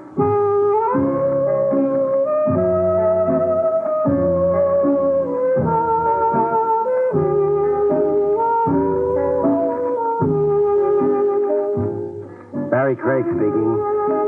The big gripe with a confidential investigator is that he has no confidential life of his own. You're on call day or night. Some jokers found your pedigree in a Manhattan telephone directory. There's a missing uncle wanted off his nuts, a double-crossing partner wanted off with the cash registers, or a tomb relic sure to set off a tongue war if you don't recover same lickety-split. Oh, carve out 5 minutes of privacy for yourself and bet on it. Someone's at your elbow asking for a bite. The case in point began a night or so ago in a barber shop. Tony's tonsorial power, the gold leaf on the window read. It was my next. One more customer move, and I'd stop looking like an unemployed violinist. But I never got to sit in Tony's barber chair. Fate popped into Tony's open doorway to beckon me out of the joint. You there, Craig. Fate was a guy in baggy pants chewing an unlighted cigar. Marty Walensky, a hack driver. Hey, Craig. If you've never been shortchanged by Walensky, you haven't lived. I dragged myself over to Walensky. What's on your fat little mind? That's your jalopy outside, Craig? The dark green job? Yeah, across the street. Why? I thought it looked like your load. You got a dame in it, waiting for you. A dame? Walensky, what kind of a gag She flagged me at 78th and 3rd, so I know a good, reliable shaman she asked. So here we are. I keep an office. We've been there. Now we're here. She's waiting on your jalopy. You don't want the business? I haven't seen the back of my neck for 6 weeks. It's my neck. On you, the long hair looks good. Listen, Craig, it can't wait. Whatever's with this chick can't wait. As a matter of fact, confidentially, she didn't even stop the dress before flagging me down.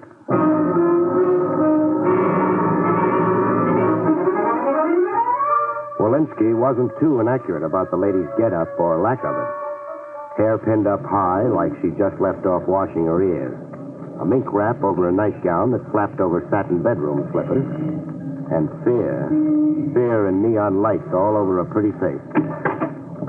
I'm Barrie Craig, miss. I'm Peggy Palmer. Well, what's it about? Not here. Drive somewhere quickly. But just an idea. There isn't time. I have a feeling I've been followed. Oh, please start your car. Look, miss, this isn't a public act. And before I get involved, I want to know what... What? Somebody's rifle happy. You hurt, miss? No. You... How does the side of my jaw look under glass? You're bleeding. Flying glass has that effect on me. I start to gush. Pull away, please, Mr. Craig, before we're murdered.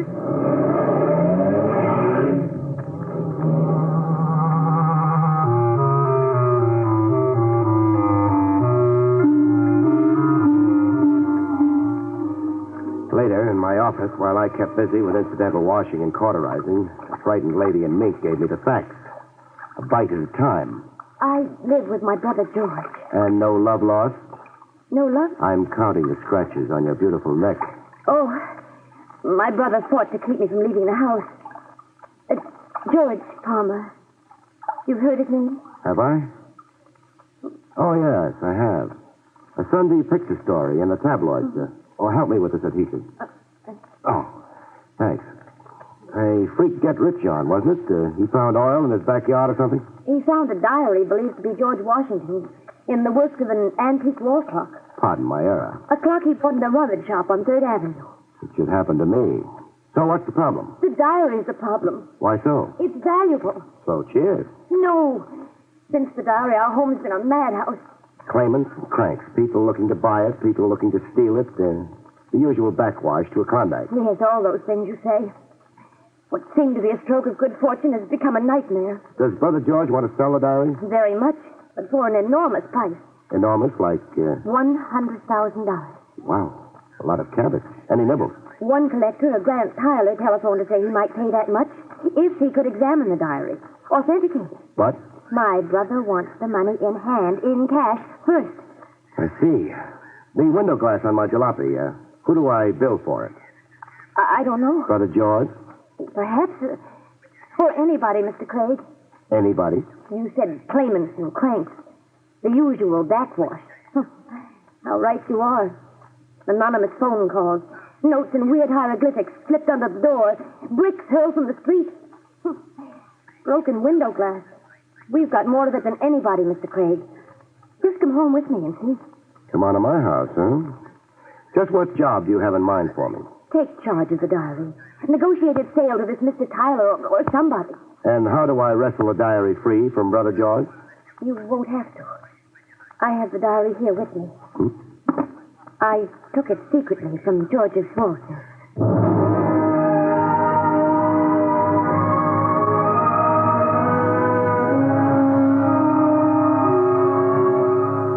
$100,000 sometimes doesn't look it.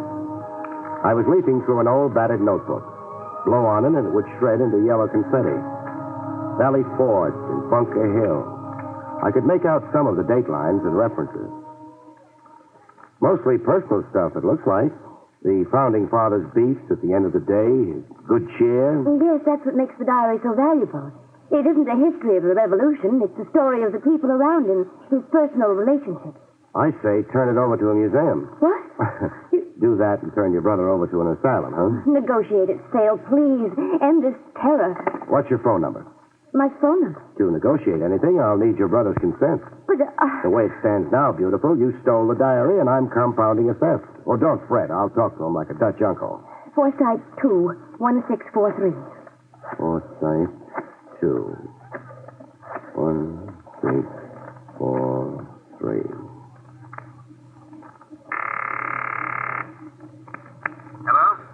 Hello, George Palmer? Yes, this is George Palmer. This is Barrie Craig, The detective? confidential investigator. Now, try not to blow a fuse. Your sister Peggy's with me. Keep her. Generous of you, but my harem's overcrowded as it is. She's a little unnerved over that diary. I want you to authorize me to negotiate the sale of the diary. The biggest buck possible, and I don't want a cent. No. Try being reasonable, Palmer, or all the diary will get you is a diamond-studded straitjacket. You can go to... Craig, there's somebody here. Craig, help. Palmer. Craig. Palmer, what's happening? I'm going to be murdered. Something happened to my brother. You've just inherited a George Washington diary. Oh, no.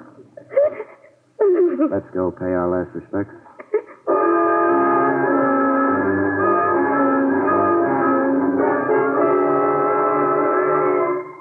George Palmer lay flat on his back. His eyes were open and calm. As if now that he was dead, the furies had left him. 2 bullets fired close to the head. The diary has been here. That's too... Don't borrow guilt, Peggy.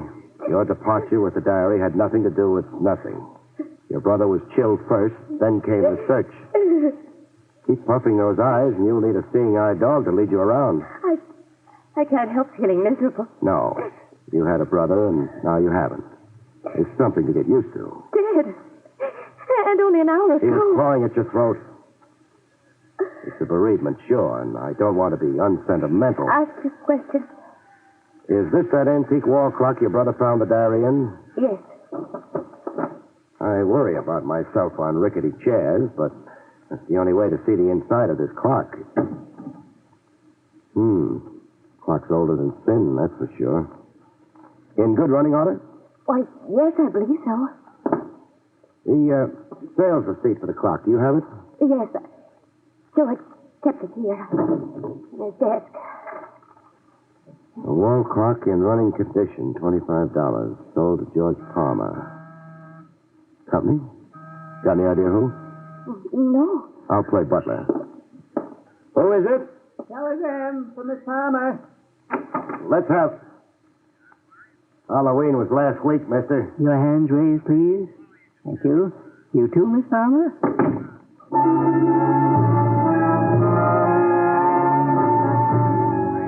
stuck up by a lot of guys, all kinds and shapes. But this one was in a class all by himself. Short and petite. A waxed mustache with a comical Fu Manchu slant at the end. White gloves and a moth-eaten formal tuxedo, 2 sizes too big for him. The gat he was holding was something else for the books. Percussion flintlock. An antique type you only see in a museum case where the card reads, Relic of the War of the States. I watched him sniff around the room a little and then come back to us. The George Washington diary. You will please give it to me, Miss Palmer. The diary? He hasn't got it, friend. No? Back up 2 feet and say hello to a stiff. He is George Palmer? Was. Oh, dear. Whoever gave him those twin perforations of the skull took off with the diary. Is the truth, Miss Palmer? Yes, it's the truth, of course. Of course not. The lie sticks in your throat. It's only a prominent Adam's apple. Give her a complex about that and you'll The find... George Washington diary. Give it to me. To give you what we haven't got, we'd have to be magicians. Even to live, you'd have to be magicians. So it comes down to that. You have 1 minute. That hunk of museum cast iron that can do the work of a gun? You'll see. Yeah. Boom, boom, and where did the world suddenly go? Funny thing, I can't wait to see. I'm that curious. Curious? Uh-huh. I know about guns. Times get tough in my business. I can be a gunsmith. If I live, This is idiotic quibbling. I'm coming to a decision. My hunch is that what it takes to load that museum piece isn't around anymore. Nobody manufactures it. Nobody sells it. The minute is gone. My hunch is that you're bluffing, friend, applying the old psychological squeeze. What if I just begin moving? You'll be shot. Barry, don't. Don't bury me on the side of a hill, beautiful. I hate sleeping lopsided. Please, nothing foolish, nothing heroic. Give him the diary. My life's against it, beautiful. Give it to a runt in white gloves and a baggy tuxedo, I'd have to disown myself. I'm coming over, No, friend. stop, you fool. I'll shoot. Let me go. Sure, but when your outlook on life gets a little more social. I'm like,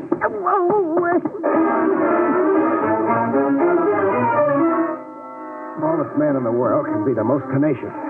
This one fell apart in slow motion. Before giving up, his thumb gouged my eye a little, and his teeth made a meal of my arm. Before coming to, we had to throw him into a bathtub of water. He was out as cold as that. Keep an eye on him, beautiful. The size of him, he can wash down the drain pipe.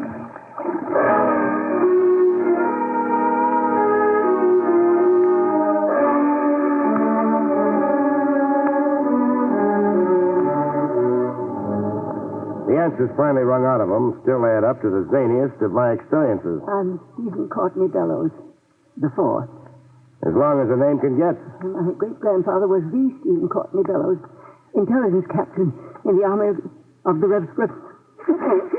His Sunday. He was accused of spying for the British. Unjustly, Mr. Craig. It's an infamous slur against a great man. Rough. Even now, I have a petition before the President of the United States demanding that he restore the good name of my great ancestor. Which brings you to the diary? Yes, I wanted to examine it. If George Washington wrote things that reflect well of my great ancestor, I want this information shouted from the rooftop. And if General Washington called your great ancestor a skunk? Then the diary must be suppressed. The infamous lie must not be repeated. It must not. Cut it. One question, Bellows. Yes? What lunatic asylum do you call home? Harbor Heights. But I was detained there unjustly. It was all part of an infamous...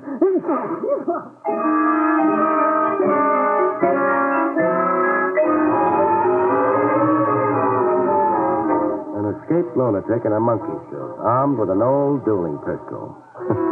About the pistol, it turned out my hunch was cockeyed. It was loaded. You could have been killed. If the gun didn't backfire. But I can't understand. Why didn't he shoot? His reflexes wouldn't reflex. He was so hoodooed watching me behave like a suicide, he couldn't get up the coordination it took to blast away. Oh, I'm glad he couldn't. So glad. Are you so glad? Yes. You say that like... You know something? What, Barry? Keep twinkling those eyes at me, and I'll climb right up on that white cloud with you. And, Barry? Go sailing over the moon. Oh, I love sailing over the moon.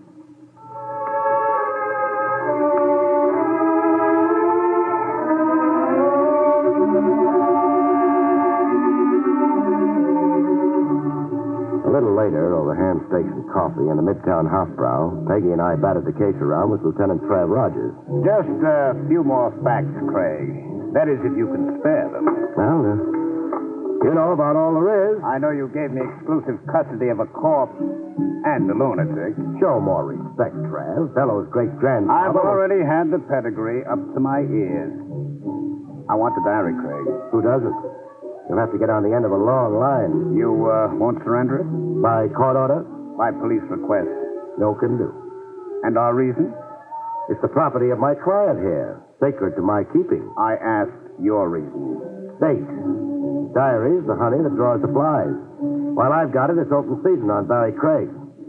Someone may come calling with a gun, and voila, I'll catch me a murderer. Or catch a bullet. All right. It's your life. Squander it any way you like. Good night, Miss Palmer. Good night, Lieutenant.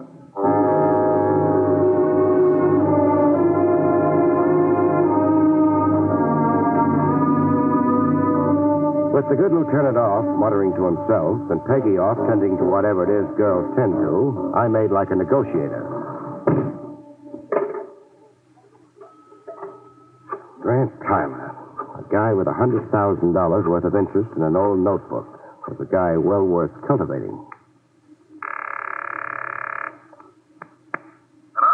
Hello? I want to talk to Grant Tyler. This is Grant Tyler. Barrie Craig, representing the Palmers. Yes, Mr. Craig. That cash offer of $100,000 for the George Washington diary, does it still hold good? It does, providing, of course, that I can first examine the diary.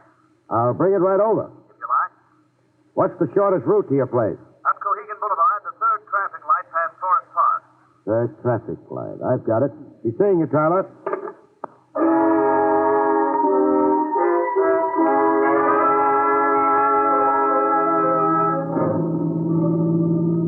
The second traffic light past Forest Park. I got the stop signal, a hand signal.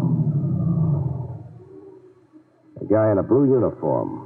Traffic cop or a fireman or a parcel delivery messenger. In the dark, he looked like all three of them. You were going 60, pal. The gas pedal jammed. Are you a traffic cop? No. No? Then what the... Don't get impolite, pal. No. I'd be a dope too. So it's a stick-up. Surprise. $40 is all I've got. You'll never make Bermuda. Keep your wallet in your pocket. Now drive into the park. All I want is your company. Into the park, pal.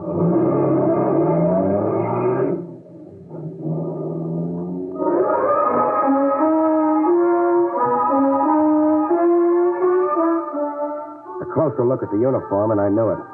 $4 rental in any theatrical costume shop. I'd been suckered. Our destination in the park was a shadowy side road. On the green, Buster got down to cases. Let's have it, pal. It? The George Washington diary. Oh, you know about it. Hand it over. Just like that, huh? Cigarette? Stalling can't do you no good. Can I help it if I'm a dedicated chain smoker? Oh, matches. I'm out of them. You, Buster? Here. Thanks.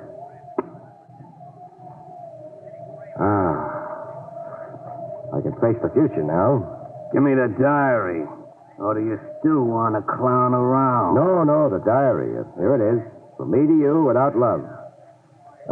Who are you working for, Buster? 2 kids and a blind grandmother.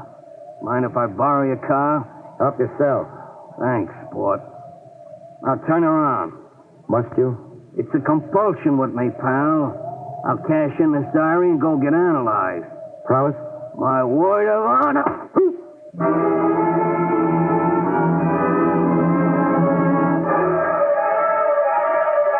It took a long time for the balloon to drift down from out of gravity and settle back on my shoulders. When I was finally used to owning a head again, I had a cab drop me at Tyler's. I'd meet up with the baloney cop again if the cover of his matchbox I'd connived was any help. Moriarty's Bar and Grill, the cover said. I'd be haunting the place. Yes? Barrie Craig. Oh, you're late. Sorry, I was detained. Well, we'll have to do this another night, Craig. I've no time left for you now. Tough. Can I come in a minute? Well, I see no point in... Thought you were an Americana collector crazy to buy the diary. I am, but... But I haven't got it to sell, and you know I haven't got it. That's why to brush now? You're speaking nonsense. Am I? I was detained, I said, by a hood who stuck me up with a diary. I know nothing about it. Then what do you know? Talk and act responsibly, Tyler. George Palmer was murdered earlier tonight. George Palmer was murdered? If you didn't know it, talk to me, Tyler.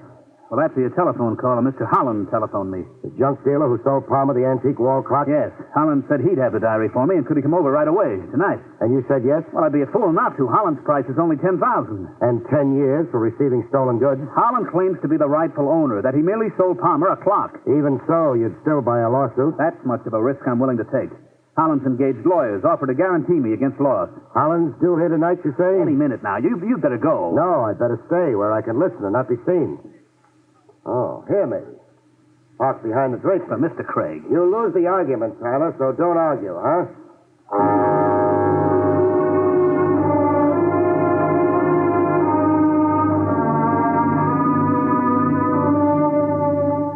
I got an earful. Holland looked and sounded like a guy ready, willing, and able to set fire to his junk shop and to himself. You don't have the diary, Mr. Holland? No, I came to tell you no. But you assured me. Something went wrong. But give me one day, Mr. Tyler. One day, and I will get you that diary. One day, and I will finish the transaction, I promise. I only have to get my hands on a no-good double-crossing rat. A no-good double-crossing rat. Oh, my friend in the park. Buster'd been working for Holland until he branched out for himself.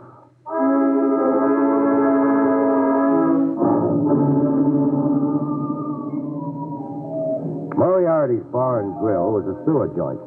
Open a manhole and drop in. 20 minutes in it, and Peggy was gasping for air. Oh, I can't stand much more of this place, Barry. You won't have to. Surprise. You see him? He sees me. And making like to come over yet. Why, the gall. Hiya, pal. The name's Barrie Craig. I'll sit with the law. I just figured out how you got to Moriarty's. Did you? Yeah, cute gimmick. Conning me out of that matchbox. Your car keys. Car's parked on a corner. Thanks for the loan. Don't mention it. Oh, I almost forgot. The diary. You'll be wanting that back. Yeah. A change of heart? Yeah.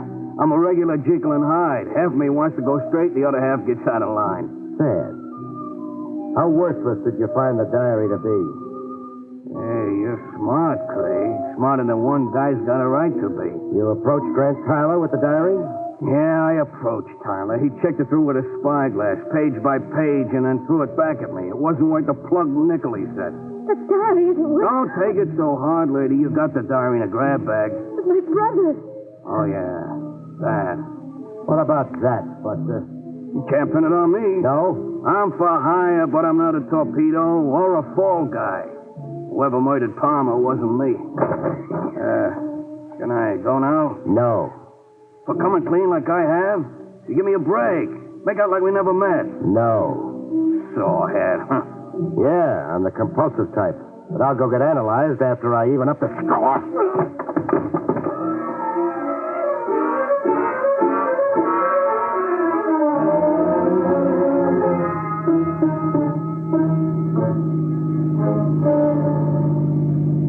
With Buster nursing his jaw in the pie wagon, I went cruising with a beautiful lady.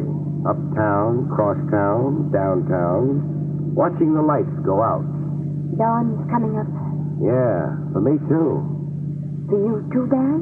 Dawn. You get drugged by night, you can't see a foot ahead of you. You're too busy listening to the thump of your heart. Especially with a beautiful babe blowing stardust at you. Barry, you're talking all mixed up. I'm always confused before I'm clear. That wall clock was sold in running order. Holland's sales receipt guaranteed running order. Oh, your mind's on the case. On a course. The clock couldn't be in running order, not with a notebook hidden in the works. But now you're contradicting. Stay with me, baby. When I examined the clock, it wasn't running. The mechanism had been injured. It wasn't running. Yet it was when Holland sold it to your brother. Does that mean something? It means that someone planted the diary in the clock after George Palmer carried it home from Holland. Am I clear? No, not to me. A phony diary not worth its weight in paper sets off a chain reaction of cranks, connivers, and grabbers. Everybody went for the gag. George, too? It cost him his life? Yeah, George, too. The question I'm asking is, who could or would plant a worthless diary in a wall clock? Who could or would? Only somebody who wanted George Palmer murdered, but not for the diary. How long was your brother dead before I called him up? Barrie, well, you're out of your mind. You heard George shot. I was with you when you did. Don't bank too hard on the alibi, beautiful. I heard somebody shot, but it didn't have to be George. Anybody could have called himself George Palmer with me, especially over the telephone. Anybody. Or, say, Grant Kyler. Staging a phony murder so you could blow stardust in my eye. Make me your iron alibi. We're stopping? End of the road, beautiful. Police headquarters. I don't suppose you want to tell me your motive. Insurance, I guess it to be. You're the lucky beneficiary. Those nights riding a white cloud, beautiful. You and I'll never see them again. Yeah, dawn's really come up. It's broad daylight now. Good night, folks. See you next week.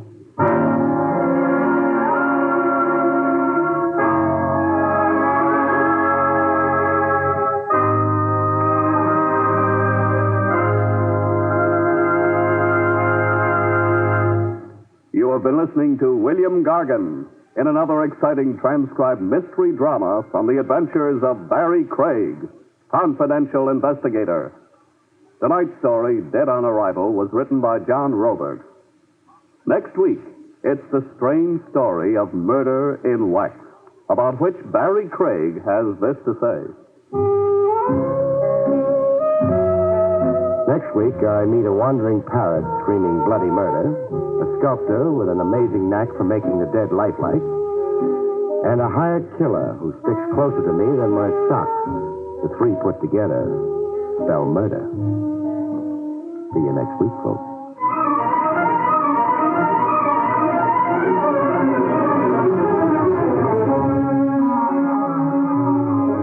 Featured in the role of Peggy was Arlene Blackburn. Barrie Craig, starring William Gargan, was under the direction of Hyman Brown. This is Don Pardo speaking.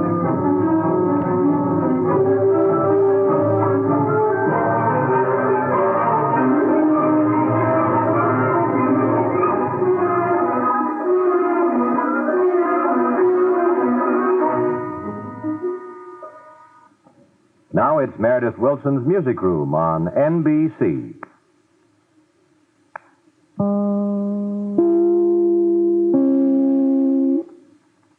William Gargan stars as Barrie Craig, confidential investigator.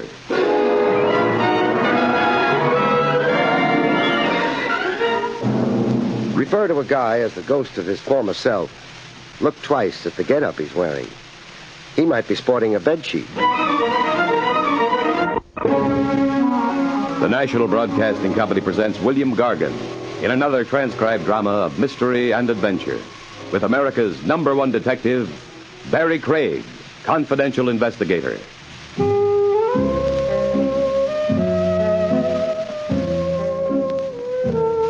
Barrie Craig speaking. There's generally a lot more to show business than what people finally get to see from the 480 seat. The backstage, behind-the-scenes shenanigans of what is delicately referred to as the pre-production phases. Brother, can it get wild? Wild and very homicidal. The particular case I have in mind began innocently enough. It commenced up near Yonkers, in a rubble-strewn area that looked like an A-bomb testing grounds in the Nevada flats. The ground floor door I went through read Luther Bassett, Canine Dentistry. Canine Dentistry. Inside, there was a guy in a short white medical coat. A pretty patch of hair on his chin in the style of old Vienna. Luther Bassett, I figured him to be right off. I'd never seen a goatee on a Joan. The dog with him was on the operating table.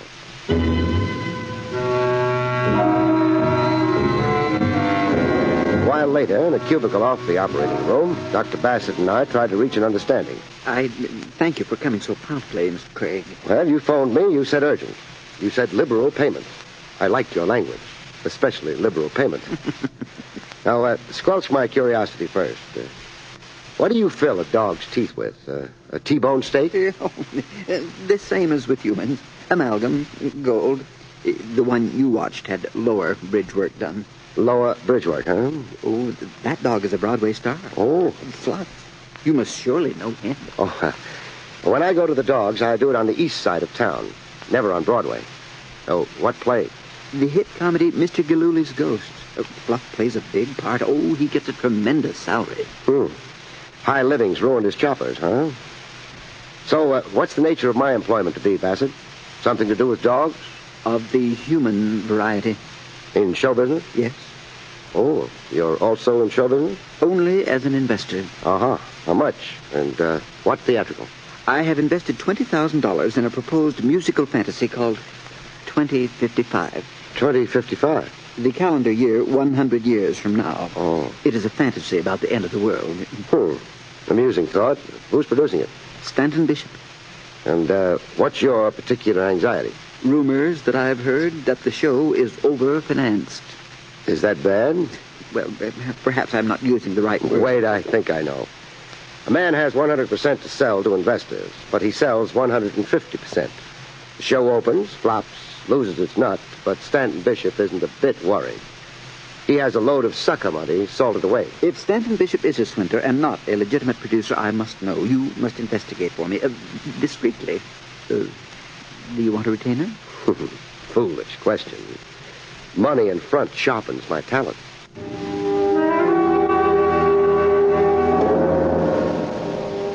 I found Stanton Bishop in a rented rehearsal hall on a side street along the main stem. Black Homburg, pink cheeks, yellow teeth, suede shoes. When I found him, he was pulling producer's rank on a lot of long-stem dolls in dancing tights. Girls, tomorrow I want to see more bounce, more jump. The title of the number is A New World is Born. That means leaps and ecstasy. You've got to prove it to the customers. Dismissed for the day. I listened while he complimented the baritone. Mr. Eduardo Bernard, you sang, and all I heard was a television commercial for a mouthwash. Before signing as a lead baritone, you should first have your adenoids removed. You're fired from this show.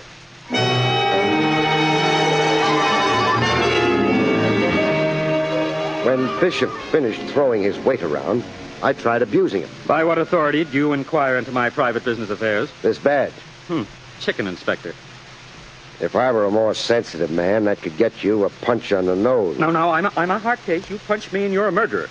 The book, please. Book? What book? The one you keep for your own information. The record of investors and money. Who and how much. Now, where do you keep it? Why, in my safety vault. Not here in your desk? Here in my desk? Huh. Why? To accommodate sneaks like you? That laugh sounded very falsetto to me. You stay out of my desk. It's personal. It's sacred to me. Oh, I'll bet. Oh, would this be it? You give me that ledger. Yeah, wrestle with me, Buster? Okay, if you must be placated. Now, don't oversleep, Buster. I get through this book, my hunch is we'll have things to talk over.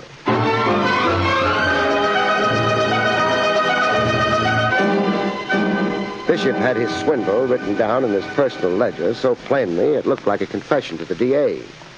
Bishop came to, and we talked it over. Your musical is budgeted to cost $300,000. You've accepted investors' cash totaling over $400,000. Well, money for contingencies and... Baloney. Who is a show angel named Eloise Finchley? She's in for a cool $150,000. She can afford it. Oh, I would imagine. Craig. What? Eloise Finchley's investment, it isn't exactly a straight stock deal in the show. Then what is it? More of a personal loan to me. You sure thought that little dodge up fast. Well, that balances my books, doesn't it? Take away Eloise Finchley's money, and the cash I have so far accepted is less, mind you, than my proposed budget. I'll believe the personal loan dodge after I've talked to Eloise Finchley. So, what's her phone number? I don't want you telephoning her, Craig. How many times a day must you be rocked to sleep? I'm making a change in that script, if you'll notice, Craig. Uh-oh. And, where was that gun up till now? Never mind. You look more like a hood now than a show producer. More in your natural element. Don't force me to shoot. Hang up that phone and get out.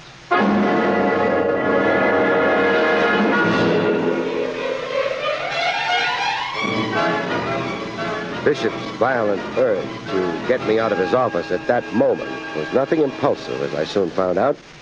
It was strategy, plain and simple. Nor did he go far. Just a motor ride to the nearest Gretna Green. Gretna Green being shorthand for any place where marriage could be completed as fast as a couple could chirp, "I do." I read all about it in the morning papers. It was Broadway impresario Stanton Bishop marries socialite Eloise Finchley in surprise elopement. At my first opportunity, I paid my respects to the bride in a fancy bridal suite almost as close to Central Park as the statue of Sherman's horse. Champagne, Mr. Craig? Conversation, Mrs. Bishop. You disapprove of my marriage? Your mister will never get through the pearly gates. Is there a man without vices, really, Mr. Craig? How come you eloped with Bishop immediately with my investigation of him? How come? Now, let me see. Yes. He invited me on a motor ride. It was perfect weather. The moon, Mr. Craig, you've never seen such a gorgeous moon. And that was it? Love doesn't stop to reason, Mr. Craig. I've heard. Bishop married you as a cover-up for his larceny. The marriage takes you off his books as an outside investor and puts it in the family. It balances his books. Must we really be so dull, Mr. Craig, so prosaic? I'm a bride. I'm in heavenly raptures. Yeah? You're heading for one big hangover. I adore champagne. I'll leave sounding one last dull and prosaic note.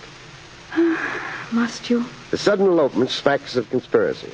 Conspiracy to frustrate an investigation of Bishop's peculiar theatrical financing. Sweet matrimony was only a device for whitewashing him. How about that? You don't really expect me to testify against my husband, Mr. Craig. Okay. I know when I'm licked. And you forget, $150,000 of the total on Stanton's books was my own money anyhow. My own money, Mr. Craig. Yeah.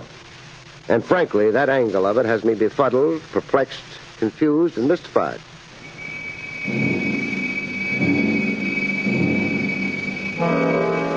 I reported back to my client, the canine dentist, Luther Bassett. Well, who's the dental patient now, Bassett? Another famous dog actor? Oh, yes. This is Rinky Tin Tin. Rinky Tin Tin? Reputed to be a grandnephew of Rin Tin Tin. Bow, wow. Genuine aristocracy. And what show is Rinky in? The World and the Egg. It's a play about reincarnation. What does Rinky play in it? Napoleon. The dog is the 20th century reincarnation of Napoleon. Mind you, it is an allegorical play. Yes, I get you. Well, you can leave your $20,000 with Bishop or not, as you please. You mean the operation is legitimate? Now it is. I think I scared him into legitimate producing. I mean, if Bishop actually has the show business know-how for producing musicals. But he was first contemplating a swindle? With every breath in his body. Then I will withdraw my investment. Well, you won't get all of it. Not at this date. Bishop has had some pre-production costs already. But salvage what you can. Go ahead. Well, my cost to you is $300. Pay me off, Bassett.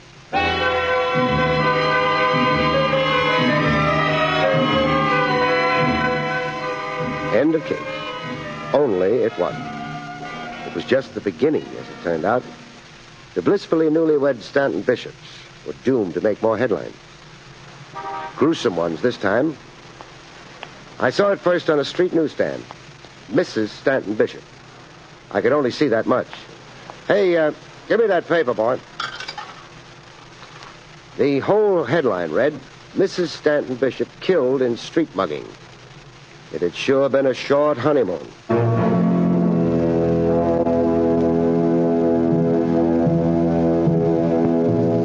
I let official sources amplify the newspaper details for me. In this case, a first-grade detective in homicide named Scotty. What's your interest in the late Mrs. Stanton Bishop, Craig? I mourn her passing. How did she go? A street assault. And what was taken? So far as we know, her purse, a diamond wristwatch, and her wedding ring. According to whom? Stanton Bishop, when he identified the body. Mm-hmm. What police results so far? None. No clue to the alleged mugger? You hit the word alleged. Why? Because, frankly, I'm skeptical. Your reason? Nothing concrete, so I won't give it yet. What was the cause of death? Strangulation? A broken neck. She'd been hit with the side of the palm, a rabbit punch. It's a favorite blow with mugger. Or a killer trying to make it look like a standard mugging. Now, where did it happen? 54th and 9th. We found the victim in an areaway. Hard to believe. What is? A lady of her style being at 54th and 9th to begin with. Eloise Finchley Bishop was Park Avenue, very perfumed, very upper class. Not always. Well, what would that mean? Our check into her pedigree turned up some interesting facts. She was posing as a socialite, and her maiden name, Finchley, was an assumed one. Then who was she, really? Eloise Berkey. Father was a railroad brakeman. Parents now both dead. Eloise herself was a dress model when she worked. Not that there's any law against posing as society folks. No, there isn't. Only one thing really has me confused now. Yeah, what's that, Craig? Well, where would a sometimes dress model get $150,000 for a theatrical investment?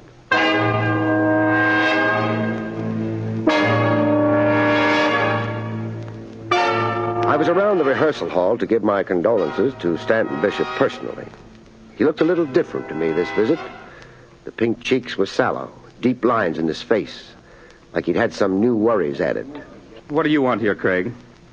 What was Mrs. Stanton doing on the wrong side of town? How should I know? Well, what was stolen from her? I've already told the police. Well, tell me. Her pocketbook, a diamond wristwatch, and her wedding ring. Craig, you're not going to maliciously persecute me. Shouldn't I? Well, I'm in mourning. I experienced a horrible tragedy. I think of how Eloise died. I have nightmares. I'm in a cold sweat. Sad. What's happened to her $150,000? Craig, please, not at a time like this. Tough to answer, huh? Look, I'm straight, clean as a new baby. Maybe I had ideas once, wrong ideas, but all right, you cured me. Now, let me live. That depends on how your wife really died. She was attacked. She was robbed. Her neck was broken by some homicidal maniac. Oh, that's how it was made to appear. Then you are going to persecute me maliciously. At least until you explain to me how an ex-dress model was able to invest a fortune in your show.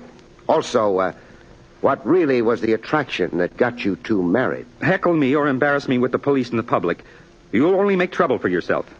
Did you murder your wife and fob it off as a mugging by a person or persons unknown? No. I tell you no. I tell you no.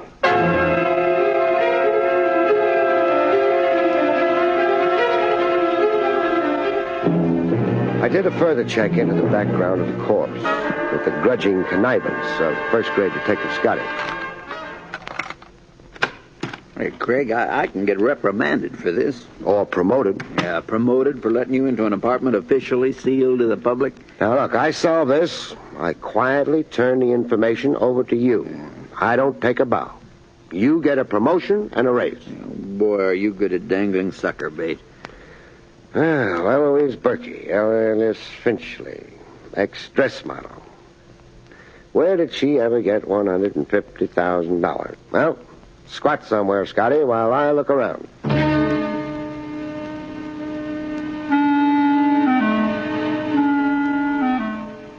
I came up with a ton of stuff, hidden away in bureau drawers, driven packages, and a steamer trunk. The personal stuff nobody ever throws away. Old letters, diaries, a high school pin, and picture albums. Lots of picture albums. The recent Eloise had collected the history of her life in snapshots. Yeah, she's in it from the first baby pose on a bear rug right to maidenhood. Yeah, Eloise in pigtails, in her school graduation dress. How she looked at Sweet 16 on her first date, as a slim chick in a one-piece bathing suit. How she looked as a dress model. Hey, hold it, Craig. Well, what strikes you? That page of snapshots, the two shots. Eloise posed with a guy. 6 pictures, the same guy. Well, what about it? Well, study the face of the guy. Now, you recognize him? Yeah, I've seen him. Why, sure. He's famous. Notorious. He's Artie Anzac. Big gun Artie Anzac. Big gun used to be. Oh, he's responsible now. Retired from the rackets. He's had it. Served 20 years in Leavenworth for tax evasion.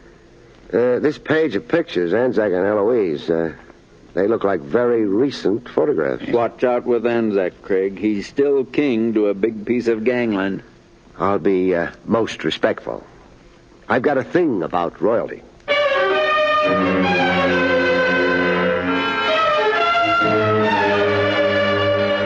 Anzac lived like royalty should. A heavily wooded estate on the outskirts of the city, with a high stone wall around it like the side of a mountain.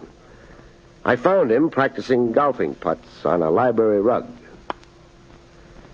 I talked while Anzac concentrated on his stance. When he'd figured out his answers, he gave them to me. Sure I know Eloise. Sweet kid. Sweet dead kid? Yeah. Ain't it a shame? Out walking and that's it. Still, everybody dies. Some just go sooner. What was she to you, Anzac? A babe. I bought her a coat. I bought her one of them foreign cars, and then I moved on to another babe. Period. I'm not poor. Spread the wealth, I figure. Did it bother you when Eloise married Stanton Bishop? No, not a bit. I'm for marriage. My mother was married. I even sent them a wire of congratulations with a load of flowers that cost me a C note. Craig, I already had another babe. Yeah, you said. Now I'd like to get back to my putting, huh? I'm in a tournament tomorrow. But I'm not through talking. What else is it? Well, I'm at the point now of mentioning $150,000. Lot of dough. Eloise invested that much in Bishop's musical production. Now, where would a babe get that kind of cabbage? I think from you. Hey, I'm not that generous. I think Eloise invested it for you. Idle money, hot money, undeclared income. She was your front, so tax officials wouldn't be the wiser. You'd already served time for tax evasion. You'd had enough of that. Hey, that's quite an idea you got. Oh, I'm loaded with ideas.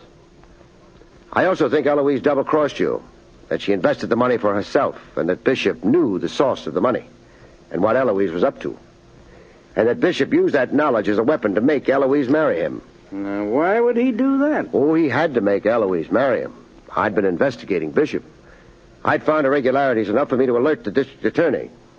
Bishop had to find a device for shutting me off. I got practicing to do, Craig. I'm in a tournament tomorrow. I think you murdered Eloise to pay her off for the double-cross.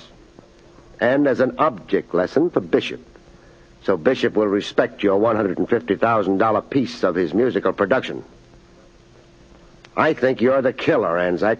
Watch this putt. Huh. Beautiful, huh?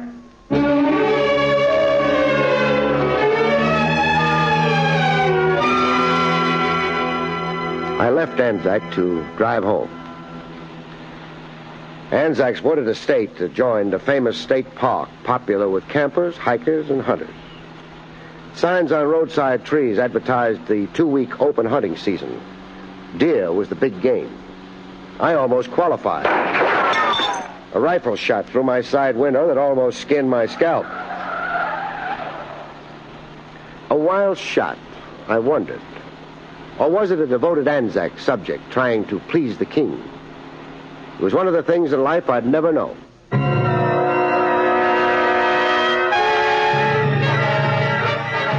A chain is no stronger than its weakest link. Stanton Bishop figured to be the weak link. An easy mark for a trick designed to get corroborating evidence against a suspected killer. I found him alone in the rehearsal hall, chewing on a dead cigar. Craig, you soured my whole life. Oh, sad. I wonder how nervous you'll be, Bishop, strapped in the electric chair. Strapped? Me, Craig? For what? The murder of your wife. I've got evidence against you. Evidence? Those articles supposedly stolen from Eloise. So? So I've got them locked up in my office safe. Where could you get them? Right out of your wife's bureau. It's a trick. You're lying to me. You're trying to trap me in something. But you can't be sure, huh? You ad-libbed a story of stolen articles to make the alleged mugging plausible. Why were you so anxious to have it written off as an unsolved mugging? Who are you afraid of? Now, you clam up, you'll only be a fall guy, Bishop. Who's the somebody else, Bishop? Come on, it's trembling on your lips. Anzac. Artie Anzac. He murdered Eloise, and I'll tell you why. Oh, don't bother to. I already know why. Now, the guy answering this phone will be Scotty of Homicide. Tell your story to him. From here on, it's his case. Hello, Scotty. This is Barrie Craig. Scotty, I've got a guy here who's going to mean your raise and promotion. Yes, sir. A Craig promise is always redeemable in cash.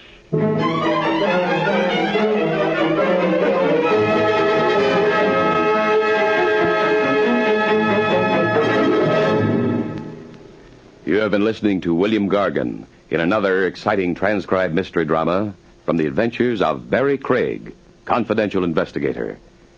Tonight's story, Corpse on the Town, was written by John Robert.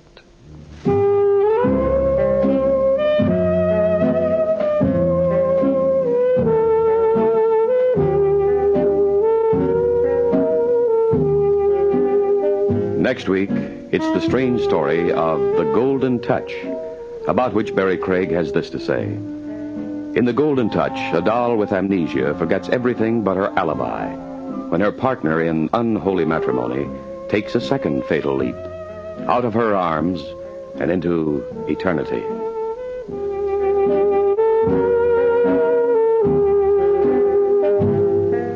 The National Broadcasting Company has just brought you an NBC Radio Network production with William Gargan starring as Barrie Craig, confidential investigator. Directed by Andrew C. Love, the cast included Parley Bear, Frank Gerstle, Vivi Janis, and Joe Forte.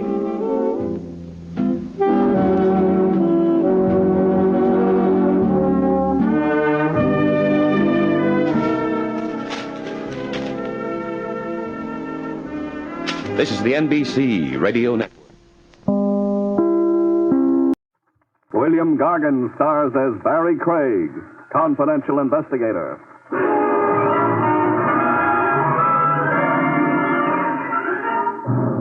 One kind of free lodging that leaves everyone cold, folks, is when it's yours, by courtesy of the city morgue.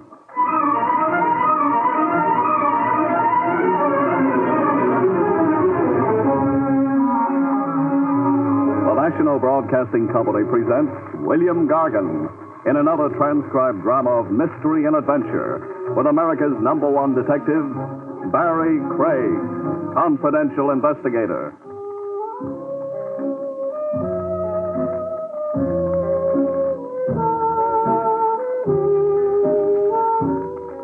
Barrie Craig speaking. There's one little thing a confidential investigator has in common with a crooner or a tap dancer. Ballyhoo. You can't get enough of it. The right kind of publicity break with pictures and acts, and your fees skyrocket. Even better than money, you promote your pick of jobs, scoop off the cream. I wangled me a break like that. A lady reporter, Mona Gale, assigned to follow me around by the True Life Picture magazine. An elegant redhead, lugging a camera and a notebook. She'd been ordered to profile me, get the story of my life from cradle to now. But the assignment had her missed, I could see. I wasn't important enough people for her.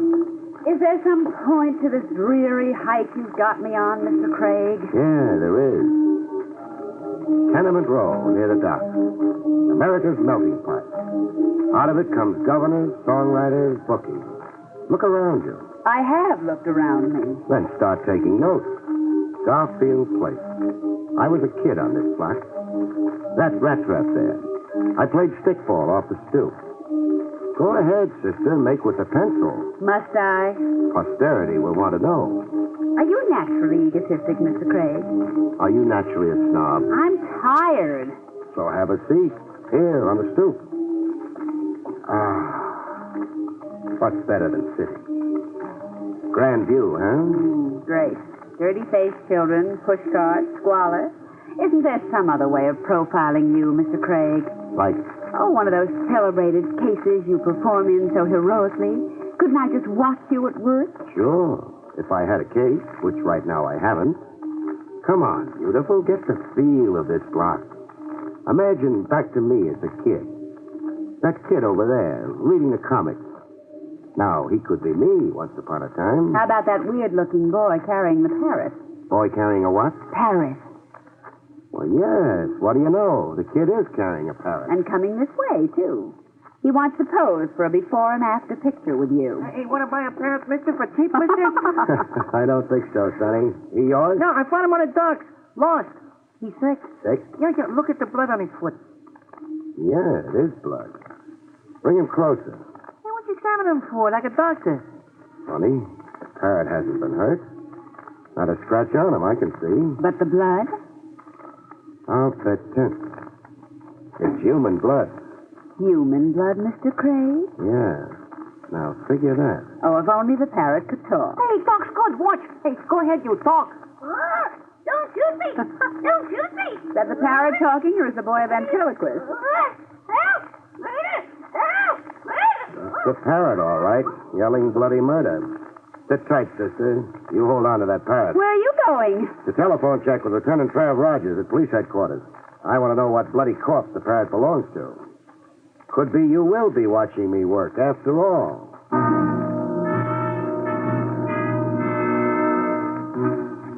Mona got to watch me work. Over the phone, Lieutenant Trav Rogers set up a date for the parrot to be reunited with his master. The setting for the sentimental reunion was the city morgue. Roll him out, Ernie. The parrot belonged to him, Craig. Steady, Mona. Who was he, Trav? Vince Larimer, according to an identification card in his wallet. He was found on the docks beside an empty bird cage. Shot to death by an unknown assailant. And? We traced him to a banana boat. He'd booked passage from Honduras to New York. Period? Period. On ship, Larimer kept to himself, stayed in his cabin. A mystery figure, isn't that how a reporter would headline him, Miss Gale? That parrot you two chanced across was Larimer's only known companion. Can I see the cage the parrot came in, Roger? If you must meddle. I'm being immortalized by True Life magazine, so please don't louse it up.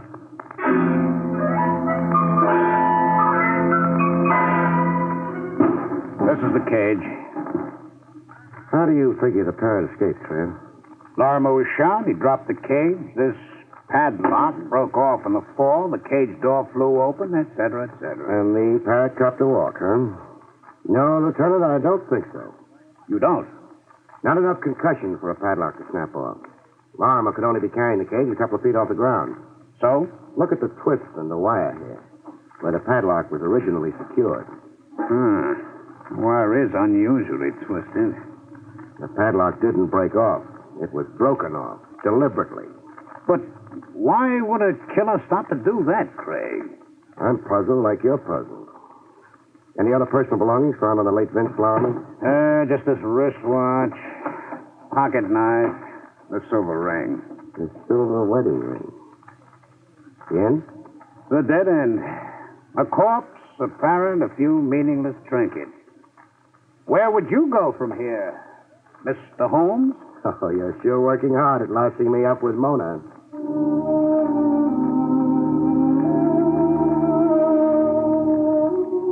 But it so happened a detour developed in the dead end.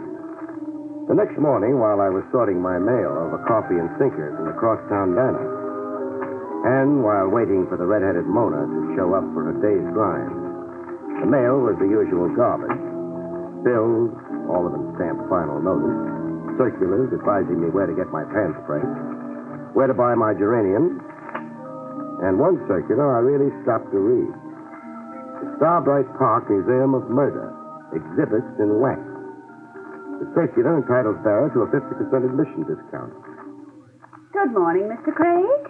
The ripened friendship we've got, it's time you call me Barrie. With a good morning kiss. If that's how you like to start your day. Look, I was assigned to you to play Boswell, Barrie, not Madame Bovary. And what, pray, have you in store for me today? A trip to the Starbright Amusement Park. Amusement park? Read this circular. Bargain rate. So? Read where it says about the new wax exhibit. Oh, see, the brutal murder of Vince Larimer. So real it will startle you. Hey, Vince Lorimer. Our corpse of yesterday. But how... How could a wax exhibit already be set up for the customers less than 24 hours after the murder happened? Yes, and circulars printed. Printed and in the mail. One of them in the mail to me. You think it was purposely? I'd be a dope not to think that. I'm not only being invited to get a look at Vince Lorimer being shot, but also at who is shooting him. All this in wax. It's incredible. I'm in an incredible business, beautiful. In what other business can you get an educated redhead personally assigned to you?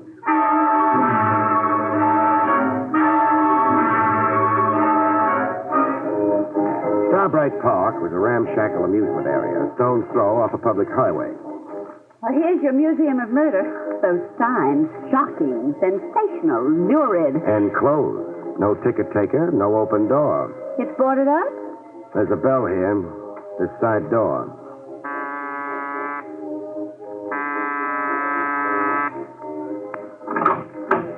What do you want? A word with the owner, lady.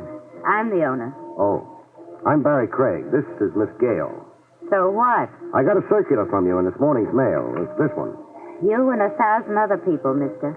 Everybody from A to C in the telephone directory. Oh, and you didn't mean the circular especially for me? Are you out of your mind? Often. The circular advertises an exhibit of the murder of a man named Vince Lorimer. You come to prove to me you can read? And also to see the exhibit. Another time when we're open. You're closed? For safety repairs. The building department found 14 violations. Oh. Come again. Wait. I want in. You say that like a cop. Invite us in.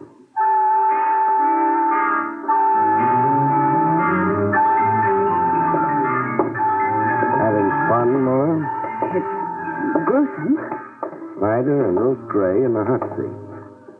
Dillinger bleeding all over Chicago's sidewalk. Why, baby, you're holding hands. I got affectionate and morbid surroundings. The Vince Lorimer murder's the last one in a row, right after Bluebeard. It is. Some light on the subject, please. I got no lights to switch on. The power battery's disconnected. Another order of the almighty building department. Here, you can use this flashlight. Thanks. Hey, quite a likeness. Barrie, the victim does look like Vince Lorimer. Like Lorimer posed for it. Even the clothes, the pinstripe suit. And holding a cage with the parrot still in it. The minutes before the actual murder the scene's supposed to be. Miss, or is it madam? It's Dolly. Dolly Flanders. Dolly, the hooded killer holding the gun. Why the hood?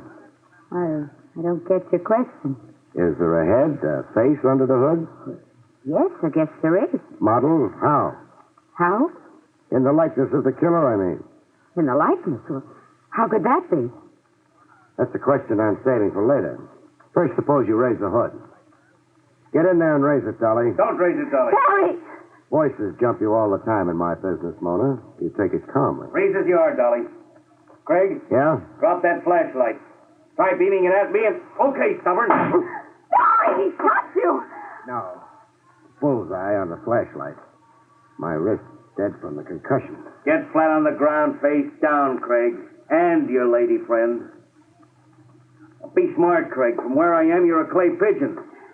Get down, Mona. Horizontal in a wax museum. Include that in the piece you're writing. I'll leave it included on my headstone. You, Dolly. What? This box of matches. Pick it up. Now this newspaper. Now roll the newspaper into a torch and light it.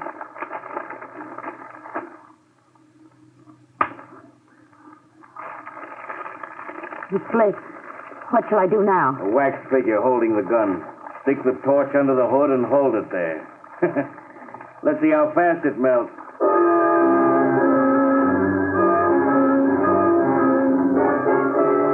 With the figure melted down, my gun-happy friend took one last precaution. I hate working over a guy when he's down. But you will. So you'll stay put while I leave?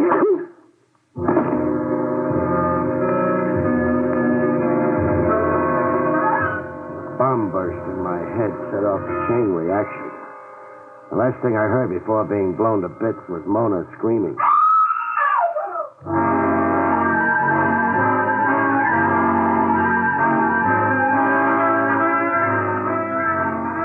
I came around. A long night in a 100 years later, I came around. There was a face looking down on me. Pretty, with red hair, red eyes. Red eyes from crying. Crying over me. Oh, Barry. And music. Bird music? The music, Mona. It's a yellow canary singing. You're in Dolly Flanders' office. Dolly Flanders. Dolly. I'm not responsible for what happened out there. Who was he? I don't know any more than you do, Doc, like it was. He didn't want me to see the face under the hood. Because it was his own face, Barry. He's the man who murdered Vince Larimer. Yeah, the obvious conclusion. Maybe even too obvious. Dolly. What? How come a wax exhibit here dramatizes a murder that happened only yesterday? You tell me. Don't you order your own exhibits? No, I take what's shipped to me on a rental basis. So much a season. Shipped to you by whom? A Mr. Scala, Fernando Scala, a wax sculptor. Where do I find Scala? He's got a studio in Havamaya Flats near the railroad yard. Number 179.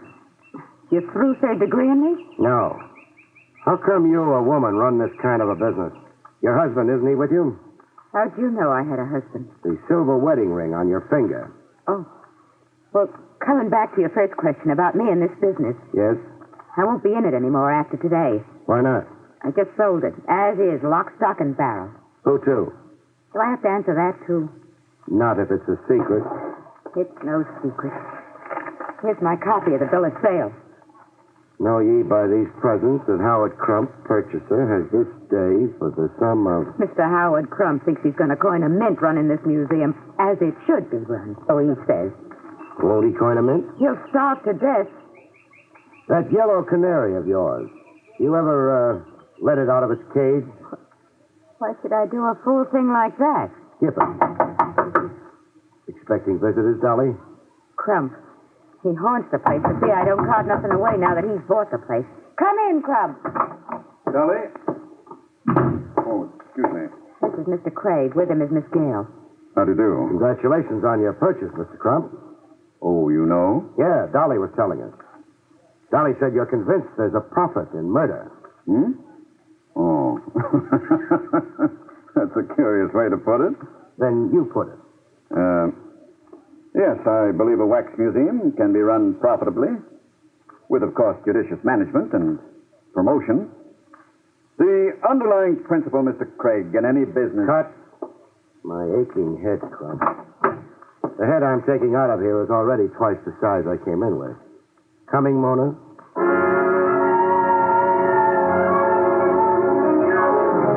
Outside the Wax Museum in a drugstore, while Mona calmed her fevered nerves with a double Coke, I got the cracks in my skull glued and an iodine pomade where it lumped.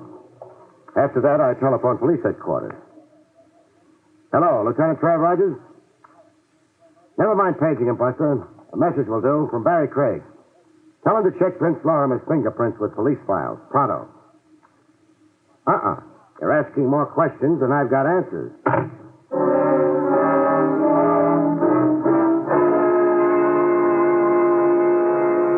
Like Dolly had said, the Havamaya Flat studio of Fernando Scala, wax sculptor specializing in murder, overlooked the railroad yard.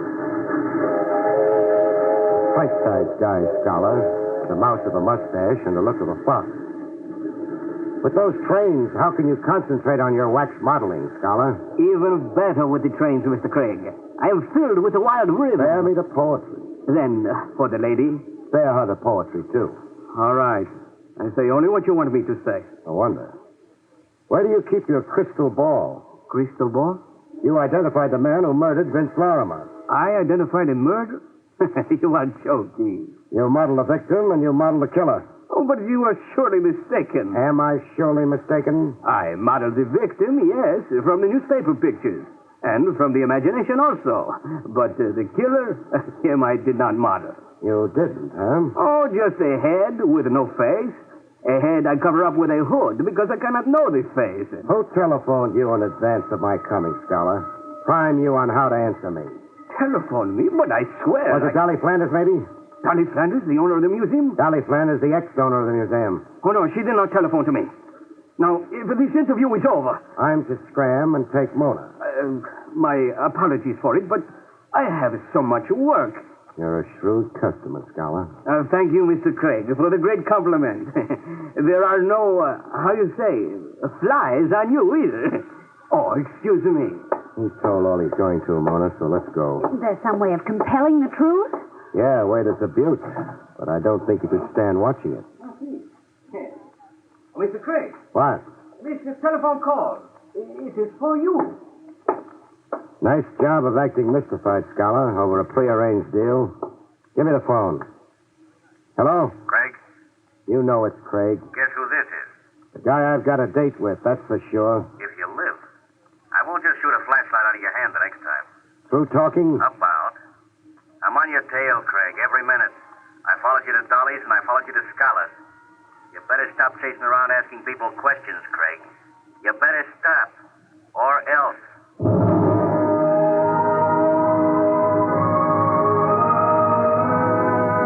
The case began to wrap itself up with a valuable assist credited to the good Lieutenant Trav Rogers. A return message for me, left with Jake, the elevator op, in my office building, suggested that I meet Trav post-haste in the Marble Lawn Cemetery. But why meet in a cemetery? A favorite long-lost aunt. Rogers wants me to help dig her up. Oh, taxi! Hey, taxi!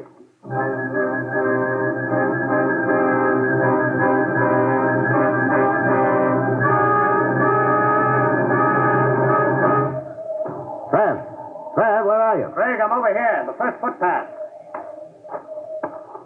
Greetings, Gould. What do you hear from the beyond? Read that tombstone in front of you. In memory of Sam Tracy, born 1910, died 1945. His loving wife, Dolly. Dolly. Barrie, Dolly. Don't get into the lieutenant's act, beautiful. It's his show. Let him have the fun. But not here.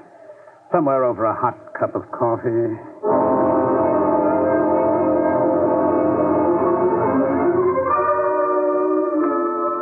That headstone read, Sam Tracy died 1945. He also died in 1951. The same man died twice.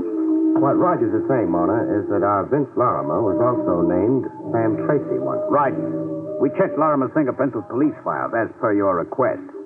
Lorimer's prints correspond to the prints we have of a Sam Tracy, a one-time thief and safecracker. But there is a Sam Tracy now buried in the Marble Lawn Cemetery.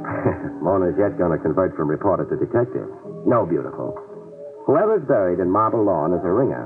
Someone's buried as Tracy, as a trick to free the real Sam Tracy. Alias, the late Vince Lorimer. That was my guess, too, Barrie. Great minds run on the same channels. Who said that? What was the original Sam Tracy trying to escape from? A safe robbery in 1945. Tracy made off with a cash haul of $100,000 belonging to a stockbroker named Rufus Scott. The police gave up when Tracy, the phony Tracy, as it turns out now, died. Died how? In a rooming house fire while hiding out. And the 100 G's? Went up in smoke. So the police thought, I mean. As did the insurance detective in the case. Insurance detective? A certain Sandy Dowell, an eager beaver in his day. Dowell chased Tracy all over North America before the fire burned him out of the case and into retirement.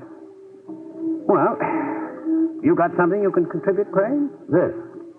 Sam Tracy, alias the late Vince Lorimer, was the husband of Dolly, the ex-owner of the Starbright Park Museum of Murder. I read the tombstone, too, genius.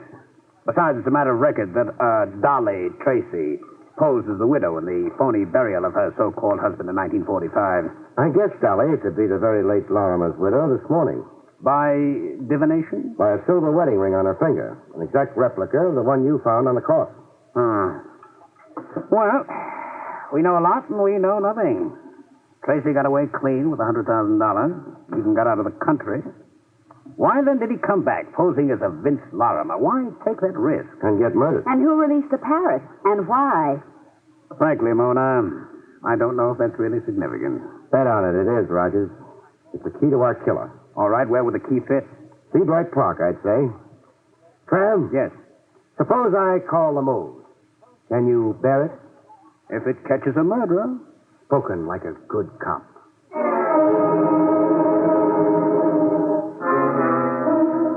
With Trav swallowing his pride enough to backstop me, I stormed the Museum of Murder. Yes? You. Close that door, Crump, quick. You seem urgent. Urgent? There's a rifle-happy wild man tagging after me. Where's Dolly? Packed up and gone. I've taken possession. Uh-oh.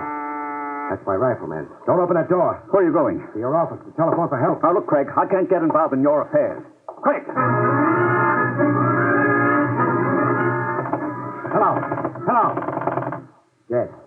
Now the line went dead. Someone cut your wires, Crump. Craig, you can't stay here. I'm running a business, not the headquarters. You want me dead? No, but... My rifle-happy friend finding the range. Craig, get out of here. I'll be murdered. That's not my concern. I insist you go. You want me to walk out at a certain death? It's certain death anyhow, staying in here, cooped up in here, cornered. Craig, I'll be killed, too. The next bullet might get me. You're raving, Crump. When you stay here, the room is a death trap. You look green, Crump. Sick, as if you're suffocating. Suffocating?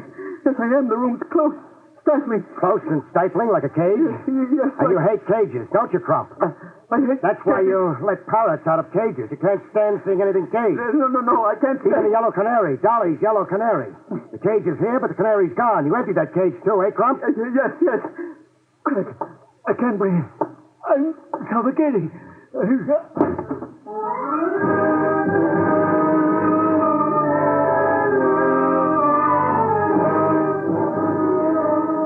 Trav and I swapped postmortems and Tony, while Mona took notes. Claustrophobia, the fear of confinement. Crump couldn't stand anything in cages, or being caged or cornered himself, like I made him feel in his office. It even showed in his clothes. Baggy suits, sizes too big. Shirt open at the neck, no necktie. His clothes gave you the hunch on him. That and the bill of sale Dolly showed me. How so? Crump paid $40,000 for the Museum of Murder. $40,000 for a worthless business. Blackmail? It had to be. Dolly knew it was Crump who'd murdered her husband on the docks. She devised a cute way to make Crump pay off. But why would Crump murder... Oh, wait. I think I know. Crump is really Rufus Scott, the stockbroker Sam Tracy robbed 6 years ago. Was hired to rob by arrangement. My bet is that Crump invited Tracy to come tap his safe. I'll buy that, sure. The Scott firm was on the verge of bankruptcy before that robbery. And then Tracy never got to keep the stolen $100,000. He was just a tool. A patsy, lucky to escape with his life. That's why he skipped the country. But, Craig... But? Who staged the rooming house fire and the burial of a bogus Sam Tracy? Somebody who wanted to permanently shut off police interest in Sam Tracy and in the 100G. The men say you were supposed to be Rogers when you stalked me in the Museum of Murder and helped pull Crump apart at the scene. The beneficiary of the $100,000 was the thug who worked over you, eh? A thug who could only be one guy. Trav, your retired insurance stick. Sandy Dow. Sandy Dow. A guy I've got a date with before you have. Oh, now, Craig, don't be vindictive. Don't you be casual, Trav, about my head. Before you put the cuffs on Dowell, I'm handing him his cuffs, and that's for sure. And before you two stalwarts of the law really go at it in earnest, will you tell me if I've got it down correctly? Some other time, we'll go into a huddle over your note. Mm-hmm. Just one footnote to murder. Dolly ordered that wax exhibit from Scholar and invited me to come see it. It was her way of forcing Crump to come across by her museum. The end? Almost. All it needs now is the clinch. The clinch, Barrie? Yeah, to keep your storyline straight. Page 1, boy meets girl. End page, boy gets girl. Oh. Trav. What? Vamoose, huh? But, All of a sudden, Mona's got that certain primitive look in her educated eye. Oh. Excuse me for being dense. Yeah, scram, Lieutenant. Please do not louse Craig up with the press. Good night, folks. See you next week.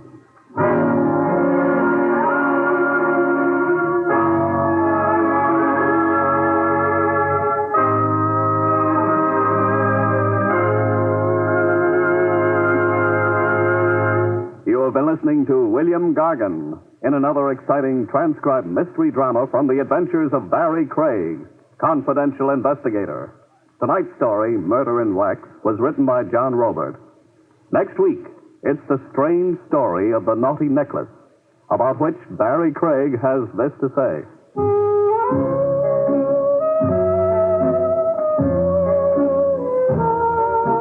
Next week I'll tell you how I was hired to buy a string of pearls, which was almost woven into a noose to hang me with. See you next week, folks.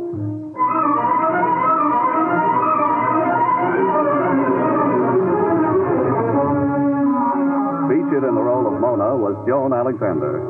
Barrie Craig, starring William Gargan, was under the direction of Hyman Brown. This is Don Pardo speaking. Now enjoy Meredith Wilson's Music Room on NBC.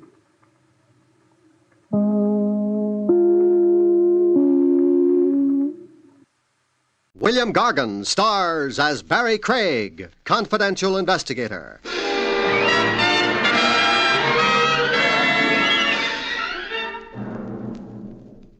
Anti-noise ordinances are fine and dandy.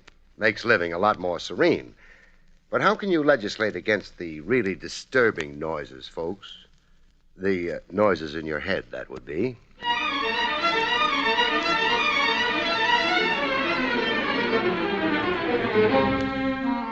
The National Broadcasting Company presents William Gargan in another transcribed drama of mystery and adventure with America's #1 detective, Barrie Craig, confidential investigator.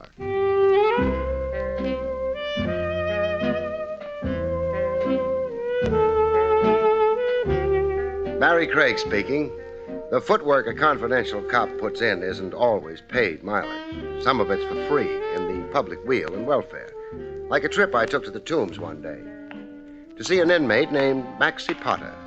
I'd gotten a begging letter from Maxie. Could sweet charity move me to hurry to his side, end quote. Having a pint or so of the milk of human kindness in me, I complied. I found Maxie sitting on the edge of his cot. His eyes lit up like 100-watt bulbs when he saw me. Barrie Craig? That's me. Oh, you got a heart. And you've got a nerve. Just for asking you to come? For confusing me with the Legal Aid Society. What's wrong with helping people? Starvation. I don't get paid. No cream in my farina. I'll tell you what. I'll owe you your expenses. The road to hunger is paved with bad debts. Oh, shades of Mrs. O'Houlihan. Mrs. O'Houlihan? My teacher in continuation school. That saying you said, she used to say it. But it made no impression on you. No. What I went for was, it's blessed to receive. And so you wrote to me. And so you're here. Now, what do you want? For you to get me out. I never engineer prison breaks. Bail. Put up the bail. How much? $500. Dollars? Sure, dollars. Well, I haven't got it. Well, Uncle Real Estate, then. They'll take that for bail. I've only got a cemetery plot. See, now, wait. You're a citizen in good standing? Opinions divided on that. Well, Judge Ferganza, he'll let me out on what's the word I'm trying for? Recognizance. Yeah, on your... Well, will you? You've sure got a cheek. I got troubles. I share 'em. I'm not proud. What's the charge against you? Assault, 3rd degree, hardly nothing. Who'd you hit? Randy Lomax, the talent agent. You might have heard of him? Everybody has. He's been promoting my girl, feeding her baloney about how he's going to make her a big star. I lost my head. I hit him. What with? A brick. But that's between us. In court, I'm denying it.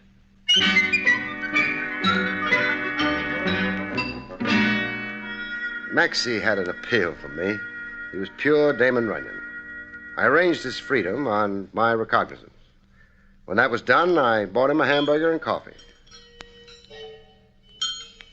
Hey, reach me the relish once more, huh? You've just about demolished the jar. There's vitamins in relish. Besides, it's on the house. Relish? Man, you're sure a friend. And you're such a leech. Sadie, my girl, Sadie Sachs, we've been keeping company for 6 years. It's a long engagement, but Sadie likes long engagements. We had plans, the two of us. Raise rabbits and grapes soon as we got $2,000 saved. $2,000 saved? To buy a certain going business over in Jersey. Sadie and me, the two of us, we worked in the Blue City distillery. In a distillery? Bottle washers, both of us. Oh. I made 60, Sadie made 40. Anyhow, everything was hunky-dory. Until Randy Lomax came along. Yeah, one fine day, the rat. He saw Sadie in the fun house at Atlantic City.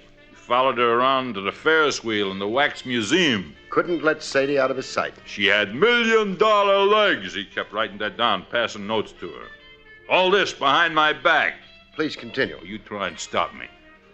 Then Sadie wrote out a telephone number and passed it to him. Still behind your back. Oh, I had a couple of beers. I was blind. Anyhow, they met next day, and Lomax sold Sadie a bill of goods. Would she be a model? And did she have theatrical ambition? To which Sadie said, yay, brother. Well, what girl ain't conceited? That's the story, anyhow. Sadie signed up with Lomax. He gave her a new name, Paula Paloma. From a dirty blonde, he made her jet black so he could pass her off as Spanish. What a name. Paula Paloma. Which brings us to your fight with Lomax. He told Sadie to give me the brush. I was wrong for her future. I was a slob, and she was now imported stuff. The rest I told you. I met Lomax, I beaned him, I got locked up. I bailed you out. Now you go see Lomax and get him to drop the charges. Hey, now, wait a minute. Wait till I write something out. Okay. It's written. Here. A note? Read it. It's an IOU. I don't want you doing too much for nothing.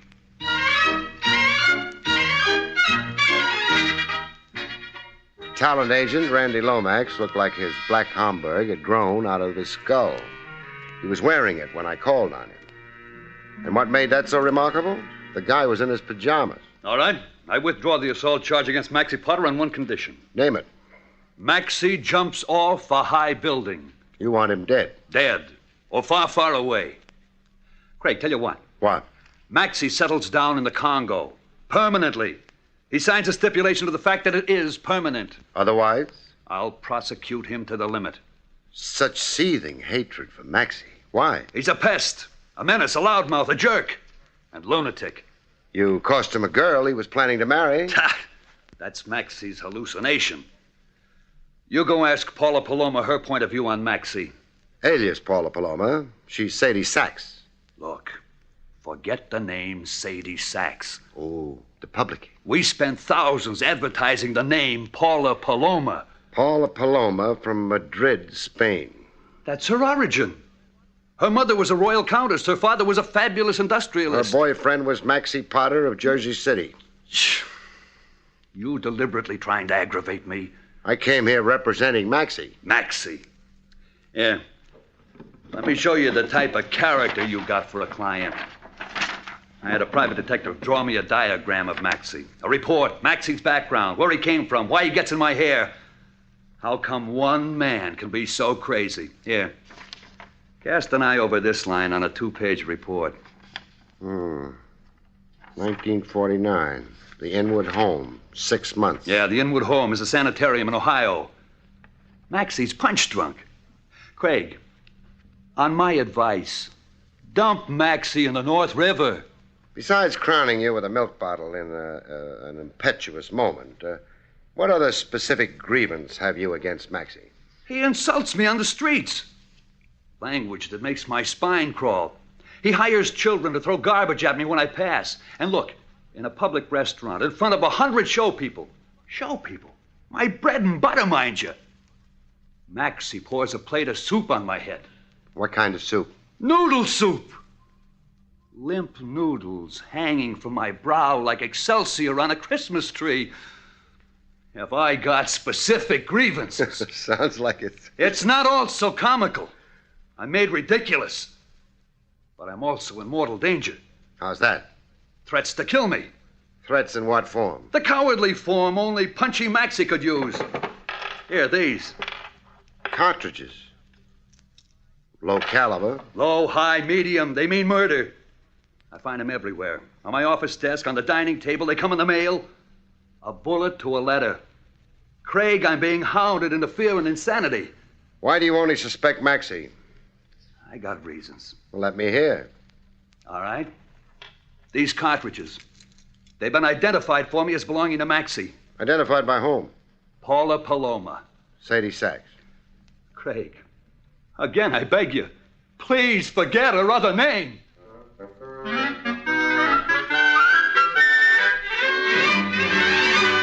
I checked Maxie's mental condition with Paula Paloma. Was he ever actually confined to a sanitarium? In the time we were going together twice. I see. You identified certain cartridges. Lomax told you, huh? Lomax did. Why do you say they were Maxie's? Because I saw the identical ones in Maxie's room at least 50 times. He kept them in a candy jar on his mantelpiece. Why would Maxie keep cartridges in a candy jar? Ask Maxie why. Could Maxie kill Lomax? Anybody could kill anybody. It's a free country, haven't you heard? Name somebody besides Maxie who has it in for Lomax. Daisy? Who's Daisy? Lomax's wife. Used to be, I mean. There's a saying, there's no fury... no fury... Like a woman scorned. That's Daisy. A woman scorned. She'd kill Lomax in a flash. Other enemies of the great man? People. A man with Lomax's lust for power must make enemies of the little people. How do you feel about Lomax? I worship the ground. He's my good angel, my hero. He took me out of a $40 job as bottle washer. And made you the toast of New York. In one short year, I've got furs, a French maid, a Belgian wolfhound, and a bank account. Love that Lomax. Why don't you tell Maxie you were never serious with him, so he'll stop having delusions and stop bothering Lomax? Stop bothering Lomax and start bothering me. Better he should bother Lomax. Lomax can take it, I can't. Positively not.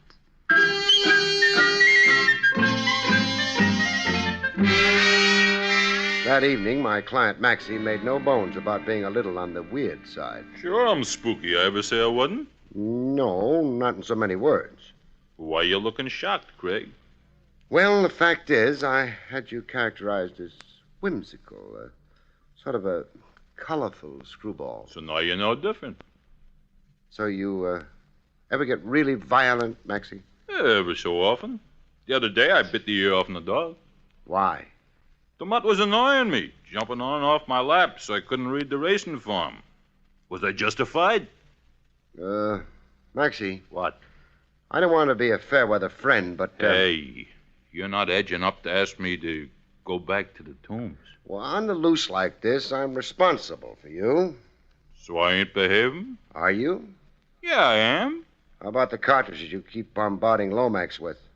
Oh, you, know about them, huh? I know about them. Well, quit doing it, okay? I don't need to be doing it anymore anyhow. What does that mean? Well, I did it to scare Lomax, but Lomax won't scare anymore. Not the way he is. The way he is?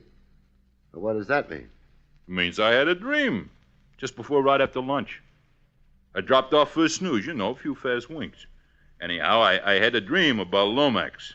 I always dream after pastrami and gherkins. Gherkins is what they call pickles. Yeah. Well, what did you dream about Lomax? That he was sleeping like me. Only he wasn't dreaming. Couldn't dream even if he wanted to. Not with all that lead in him. You dreamed Lomax was dead? Yeah, in his parlor. His head on the floor and his feet up on the sofa. An upside-down position. A comical look to him. Hey, where you going? Telephone Lomax. I want to know if you were only dreaming, client. You're wasting time, Craig. How can a stiff get up to answer the telephone? Maxie, get your hat. We're both paying Lomax to call. Sure. Oh, but hey, on the way, let's stop off at a florist, huh? I want to blow $10 on a wreath for Lomax. I soon discovered that Maxie had uncanny powers of prophecy and divination. Get off the buzzer. Lomax can't hear it. Door's locked. Give it your shoulder. I'll have to, I guess. Some light on the subject, huh? Well, is it like I dreamed? Yeah. Only there's a discrepancy. What? You said feet on the sofa and head off. Yeah, I said. All of Lomax is on the floor. Hey, what do you expect from a dream? 100% accuracy? Oh. Shot through the neck. And down there, in the ribs. Maxie, did you do it? I wished I had. You may wish you hadn't. I was asleep in the room, I told you, dreaming. Hey, You gonna cause trouble for me? I should have my head examined for bailing you out of the tombs. Do that, why don't you? I'm for examining heads, like teeth. Why is a head any different than a tooth, huh? Maxie, right off, I'm handing you back to whence I got you. Right off? Take care of Lomax first, huh? He's dead. Show some respect.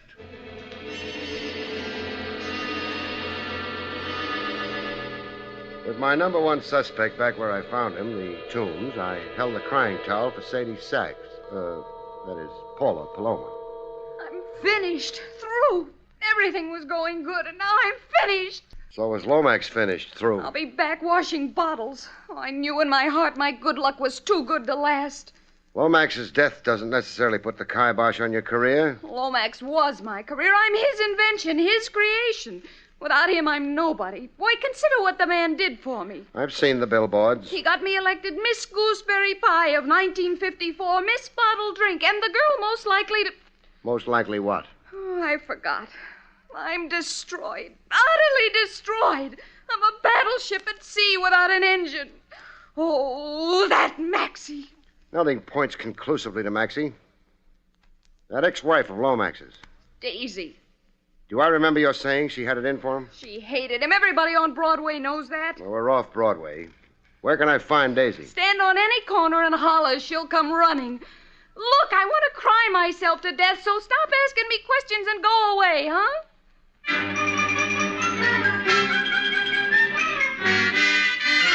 I found Daisy behind a beaded curtain.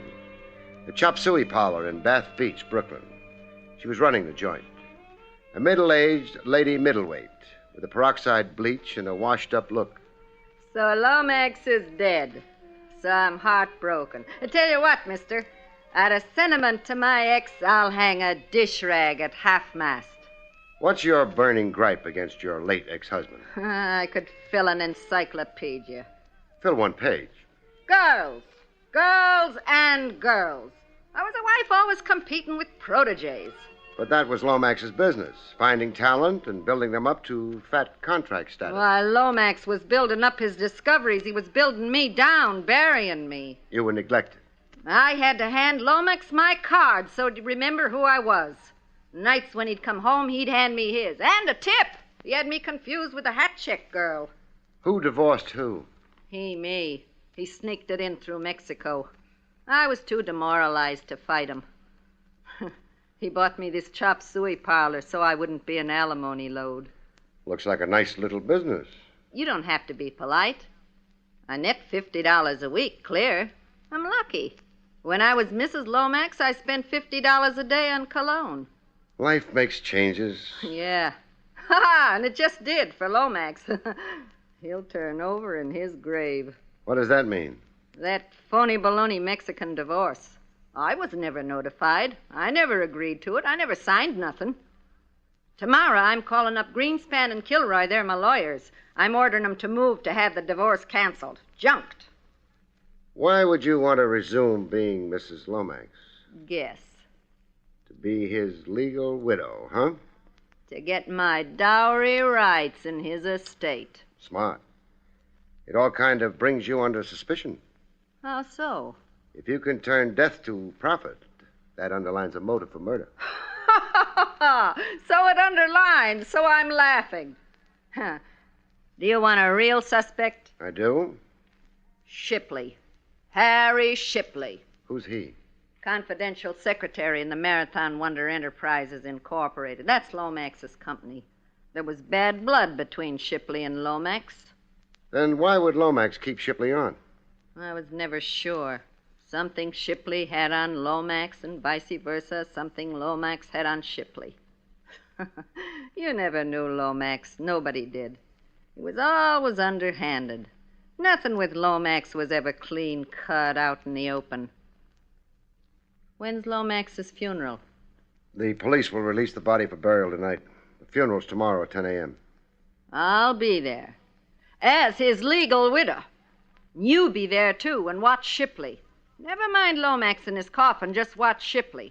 Watch him and you'll see a happy man. Happy because Lomax is dead.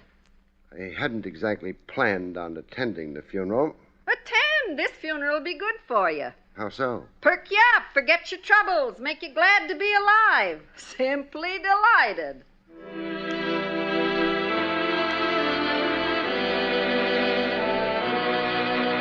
At funerals, sometimes the skies smile. Other times they don't. Thunderbursts, rain and buckets. The skies weren't smiling a bit. But Shipley was. Grins as wide as a poster advertising a Coney Island funhouse. I'd seen guys smile before. Sweepstakes winners, fathers of quintuplets. DiMaggio when he married La Monroe. Never in my life before had I seen a smile as big as the one on Shipley's kisser.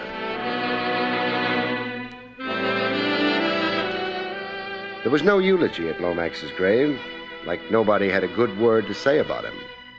Later, in a tavern a stone's throw from the cemetery gates, Shipley let on he didn't either have a good word to say about his late boss, Lomax. As long as you're buying drinks, Mr. Craig.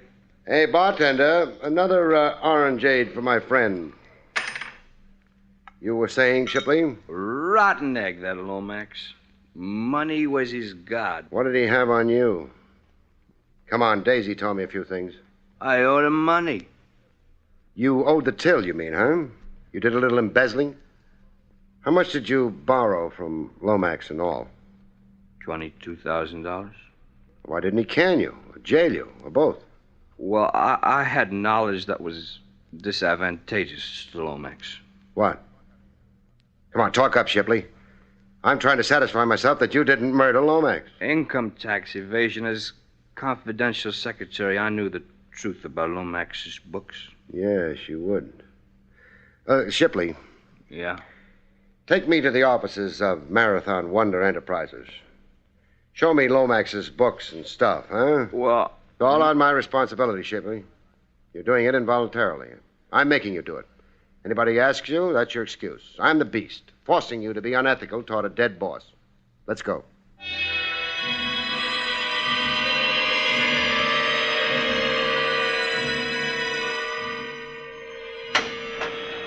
After 4 hours of snooping at the Marathon Wonder Enterprises, I got to know Lomax's business so intimately it would send a chill through Lomax. If he were alive, that is. I've done my very best to acquaint you. You've been a real help. Lucrative racket, Lomax's. His estate, when audited, will easily total $1 million.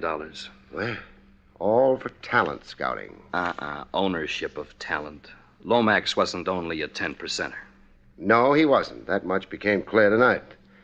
He signed talent to 10-year contracts with renewal options on lopsided terms. Lopsided in favor of Lomax. Mm-hmm.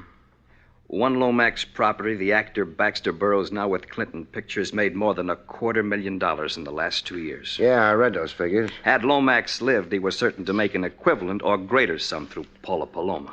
Sadie Sachs. Let's see that letter again, huh? Yeah, here you are. From the Mecca Elwyn Bayer Motion Picture Company. A firm offer of a 7-year contract to Paula Paloma. At $4,000 a week, scaling upwards every year. I'd say that's the best contract offer Lomax ever received for any talent he represented. $4,000 a week with Lomax in for half. Half plus certain expenses. Lomax was a genius at adding expenses. The 50% generally came closer to 70. Bad time to die. With money coming at him from all sides. Thanks, Shipley. It's been enlightening. Wait, Mr. Craig. What? The money I borrowed from Lomax, I've been repaying it so much a week for years now. How much still outstanding? Oh, a relatively small sum, really negligible. Then I'd guess you've got nothing to worry about, Shipley. Thank you, Mr. Craig.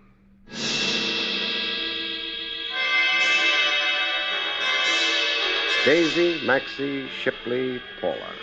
Eeny, meeny, miny, mo, whodunit. Maxie tried to simplify the guesswork for me. He tossed a bombshell at me through Paula. Read this. Love letter from an admirer? From Maxie in the Tombs, a human document. Mr. Craig, it's the cry of a tortured soul. Dear Sadie. Well, very interesting stuff. So what do you think? Maxie himself write this? It's Maxie's handwriting. Well, say something. It's a little incredible. In the letter, Maxie apologizes to you for murdering Lomax. He cost me a dear friend and advisor. Now Maxie's sorry. If true, this amounts to a confession. If true. Why shouldn't it be true? It's Maxie's own statement, his own words. Nobody forced him. Maxie being Maxie, you can't blame me for taking him with a box of salt, huh? Wrap the body beautiful in the mink doll. We're paying a formal visit to Maxie.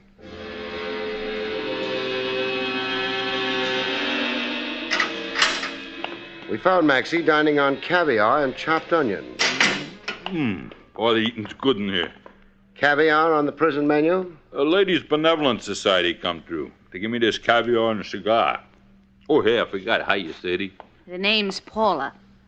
This letter you sent Paula. Still stand by what it says, Maxie? Yeah, sure. So I murdered Lomax. What can they do to me? Fry you. Like fish. Am I responsible for what I do? Aren't you? I got a record that says I ain't. So you figure to beat the rap by pleading insanity? Insanity for the time being. Only while I shot Lomax. All of a sudden, I blanked out. When I come to, there was Lomax dead on the floor and a smoking gun in my hand. Where's the gun? I forget. I threw it away someplace. Nice try, Maxie. It proves something. Proves what? That knighthood is still in flower for a price. A price? Whatever Paula here promised you for taking the heat off her. Paula promised? Hey, what kind of booby talk? Mr. Craig, I must say I resent the insinuation. Not insinuation, doll. Accusation. You're accusing me? Of getting Maxie to take the chance of a temporary insanity plea for a murder you did. Craig, you're more gone than me. Why would Sadie here... Excuse me, Paula. Why would Paula here want to knock off Lomax, the best friend she had? For money. To recover 100% of herself. Paula. What? Your $1 million future with the movies. How much of a piece did Lomax have? I mean, while he was alive. What, the usual 10%. Lomax wasn't a 10%er. I mean, half. Half plus. Expenses off the top. For the build-up he gave you. Quite a bill there. Lomax knew how to run up astronomical figures. The way I calculated it in Lomax's office a few hours ago, you'd be working years for Lomax. All for Lomax, very little for you. You'd have a showcase, Lomax would keep all the marbles. How did a sensitive young lady of your refinement bring herself to shoot a man down in cold blood? All of a sudden, Sadie blanked out. When she come to, there was Lomax, dead. It was a pleasure shooting Lomax, a regular picnic.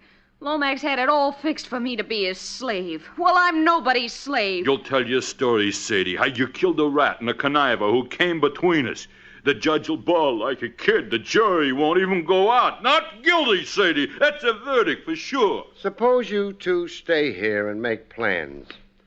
I've got to see a man about a murder. Mr. Craig, you're not leaving me here. Oh, an affectionate couple like you and Maxie, made for each other.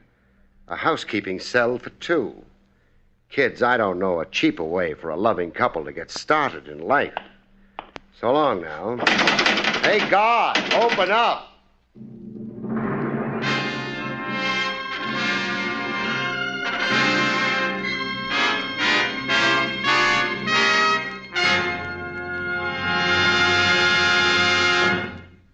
You have been listening to William Gargan in another exciting transcribed mystery drama from the adventures of Barrie Craig, confidential investigator. Tonight's story, For Love of Murder, was written by John Robert.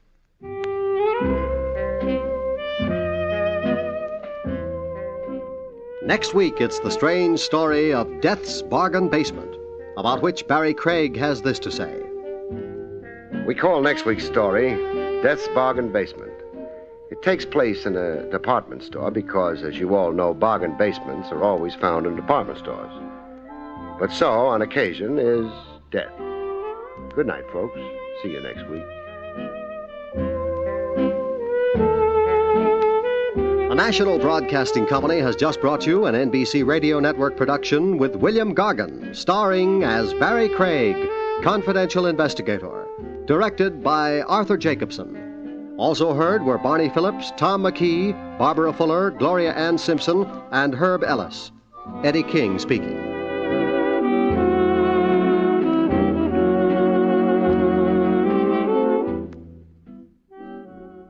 There's another exciting dragnet adventure tonight on the NBC Radio Network.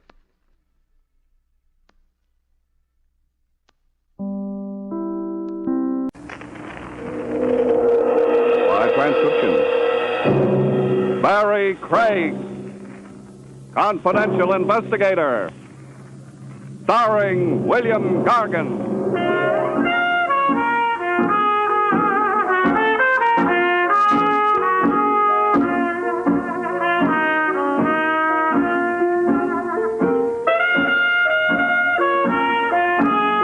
Barrie Craig speaking. Detectives come in three sizes. City cops, big agencies, and guys like me with a small office and an insurance company retainer to pay the rent. Cops don't have to worry about getting cases, and the big agencies have branches from here to Shanghai. But from where I sit, you never can tell where your next case will come from. Last week, it started with my old brown suit.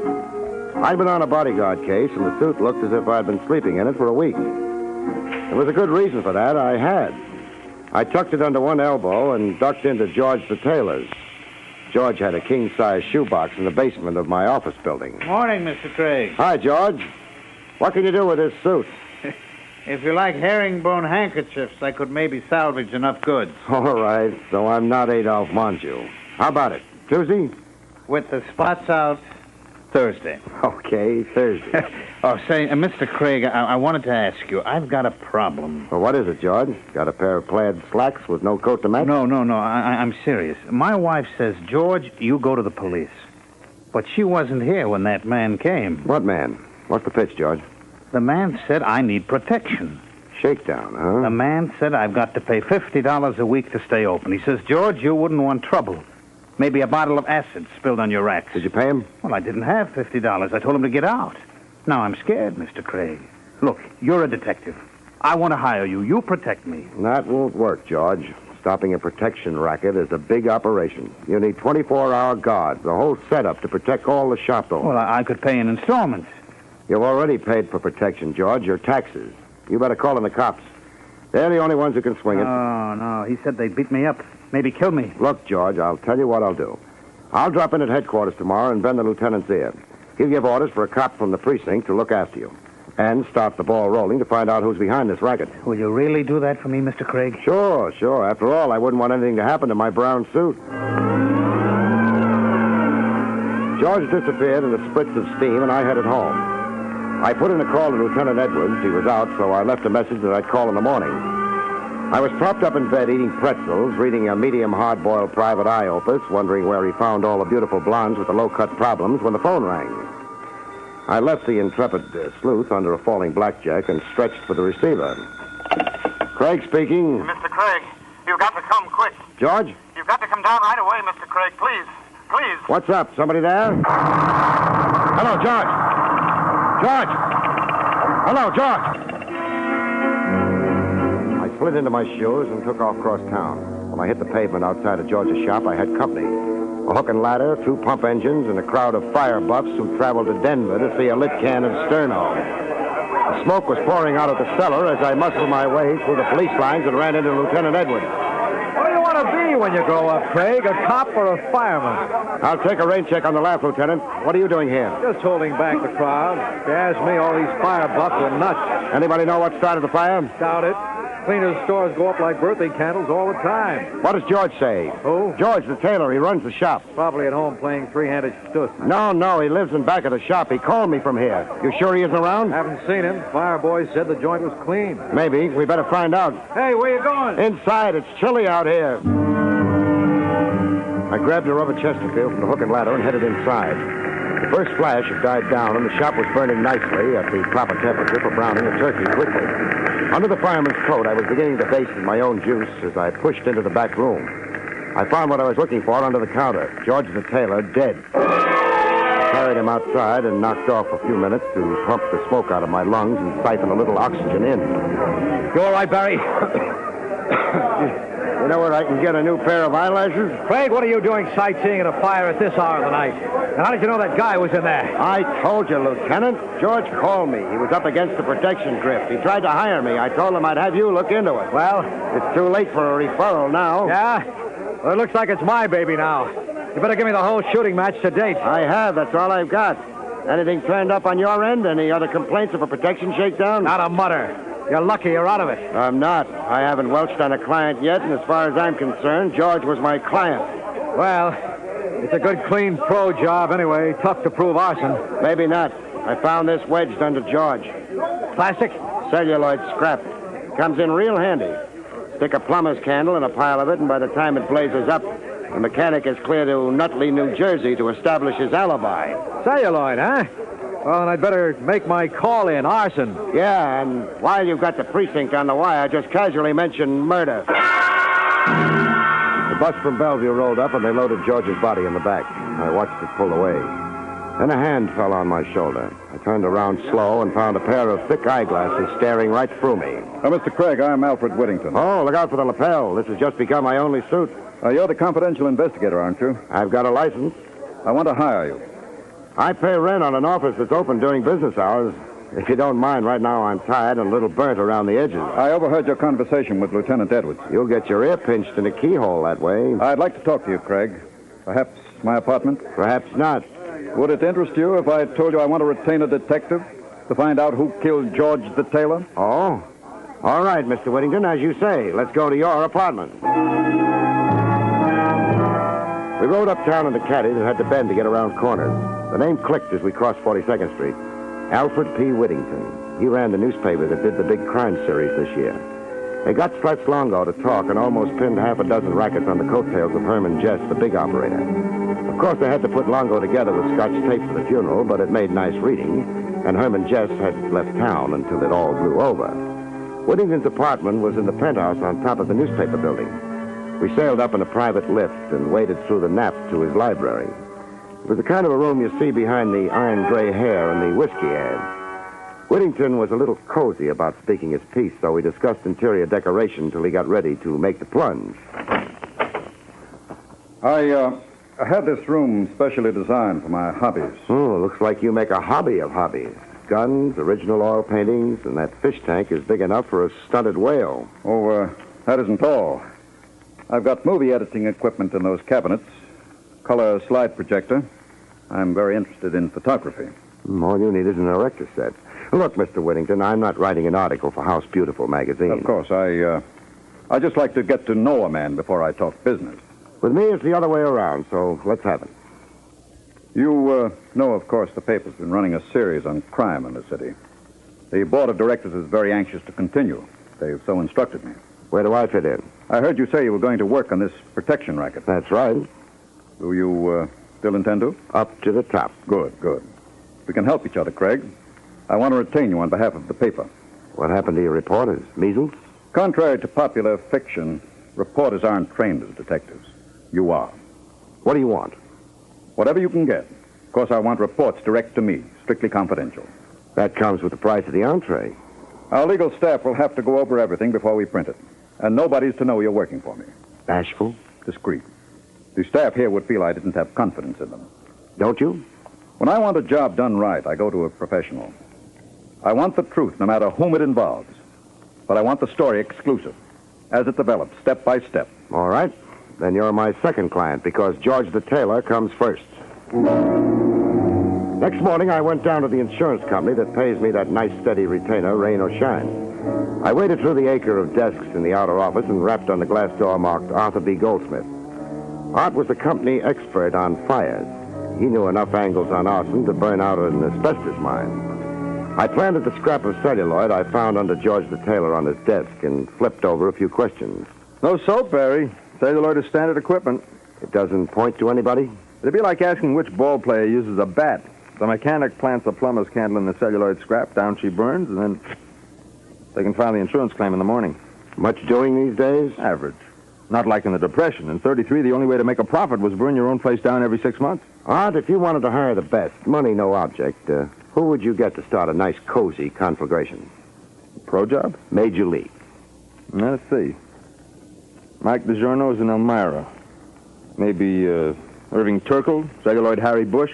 I'll give you a list, maybe 10 men. Thanks, Art. It's a long shot. Got something else? Not yet, but if you rake a red-headed clinker out of the next fire, that's me.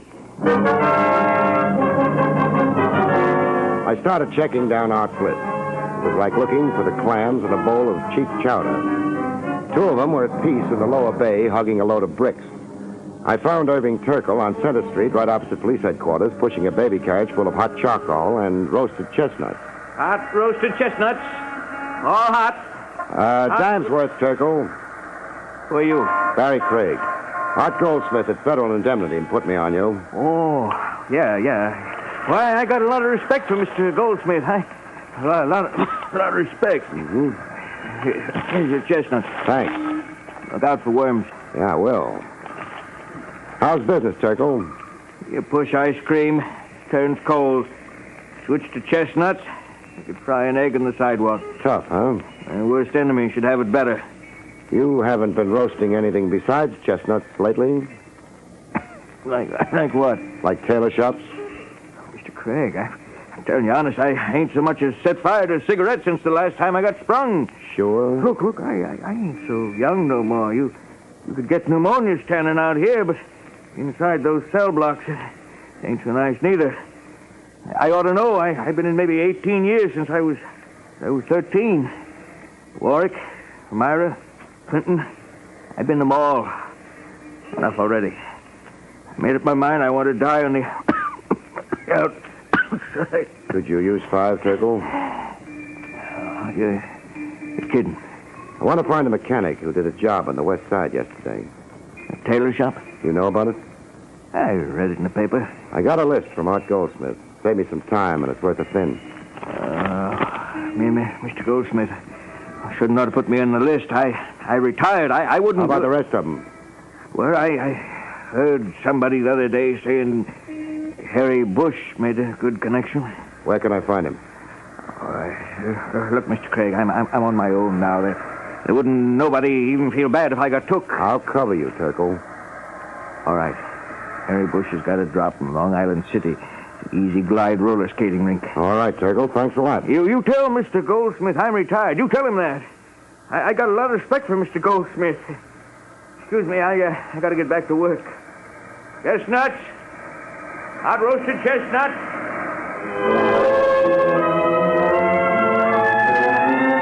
The Easy Glide roller skating rink was in a factory district across the river in Queens. It was an oversized barn with high school kids on wheels where the cows should be. I managed to collide with a redhead in a turtleneck sweater and one of those velvet skating skirts that looked like the paper panties on a lamb chop. And she told me where to look for Harry Bush. There was a sign on the door that said, "Manager, keep out," but I decided to overlook it. Who's that? Hello, Harry. If you want to rent skates, you're in the wrong pew. Mind if I smoke? Who are you? We got a light, a match, maybe a plumber's candle? What are you, cop? Private license, Barrie Craig. It's a nice drop you've got here, Harry. What are you talking about? I'm the manager of this. Been to any good fires lately? What would I be doing at a fire? Lighting it. They say around town, celluloid Harry Bush is working again. You're in the protection racket up to your pointy ears. You're crazy, Craig. I haven't been near a tailor shop. Yeah? I didn't mention any names, Harry. I just said protection. How did you happen to think of tailor shops? I read about it in this morning's paper. They're still burning people for murder in this state, Harry. But then you won't mind. You like fire. I wouldn't even get booked. Listen, Craig, I don't care what you think. It ain't gonna do you no good. Somebody covering for you, Harry? What do you think? Who is it? Why don't you find out? Maybe I will. So long, fireflies. Outside, I parked my shoulders against the wall just around the corner and went into a trance. I didn't have long to wait. Celluloid Harry came bouncing out in less than 5 minutes and headed for town. I stuck with him like bubblegum till he ducked into a doorway in the East 60s. I gave him a running start, then I waltzed in time to see the indicator on the elevator hit 5. I ran a finger down the directory. There were only 2 offices on 5. A Dr. Martin Produlik, a DDS, and an outfit named Star Enterprises that could stand for anything.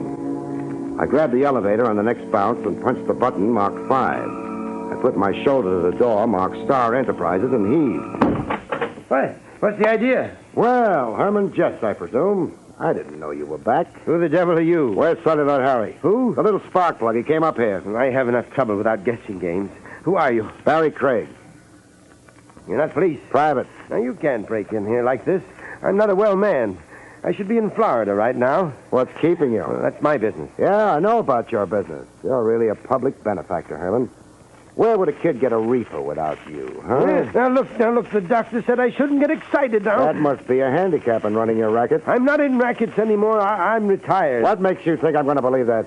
Now, does it look like I'm running a business here? Well, no, but... I've got no desk, no files, not even a telephone. Now, the doctor says I've got to have absolute quiet. All right, then. Just tell me where Celluloid Harry is, and I'll stop disturbing the peace. Now look, Craig, you want somebody named Harry. I haven't got him. There's only one door here, and you came through it. Now, take a quick look in the closet and walk out of here. My heart can take just so much. I'll take you up on that, Jess. Not even a bone. Now, kindly leave. Okay, Jess. But if you haven't quit the rackets, I'm warning you now. I'm after the mechanic that burned George the tailor and the man who bought him. Clear up to the top. Put that in your blood pressure and smoke it. I started for the door with a sinking feeling that I was a sucker in a new-style shell game. Celluloid Harry had to be in Jess's office. But unless he was under the rug, I couldn't see him. The elevator door was just sliding closed as I reached it. I got a quick shot of a pretty picture. Celluloid Harry with his finger on the first-floor button. The door slammed, and I stared at the arrow as it swung around. It didn't add up. It wasn't in Jess's office. The only other room on the floor was the dentist. I decided to develop a toothache. Can I help you? It's my tooth. This one, see? Hurts something awful. Oh. Dr. Weiss is on the first floor, and Dr. Carey on the third. What's the matter with Dr. Padulik? I'm sorry, he isn't in today. How about the fellow just came out? There's been nobody here. Then I guess I made a mistake. By the way, you like roller skating? I beg your pardon? Nothing. A book of matches on your desk says Easy Glide Roller Rink. I thought maybe you liked to skate.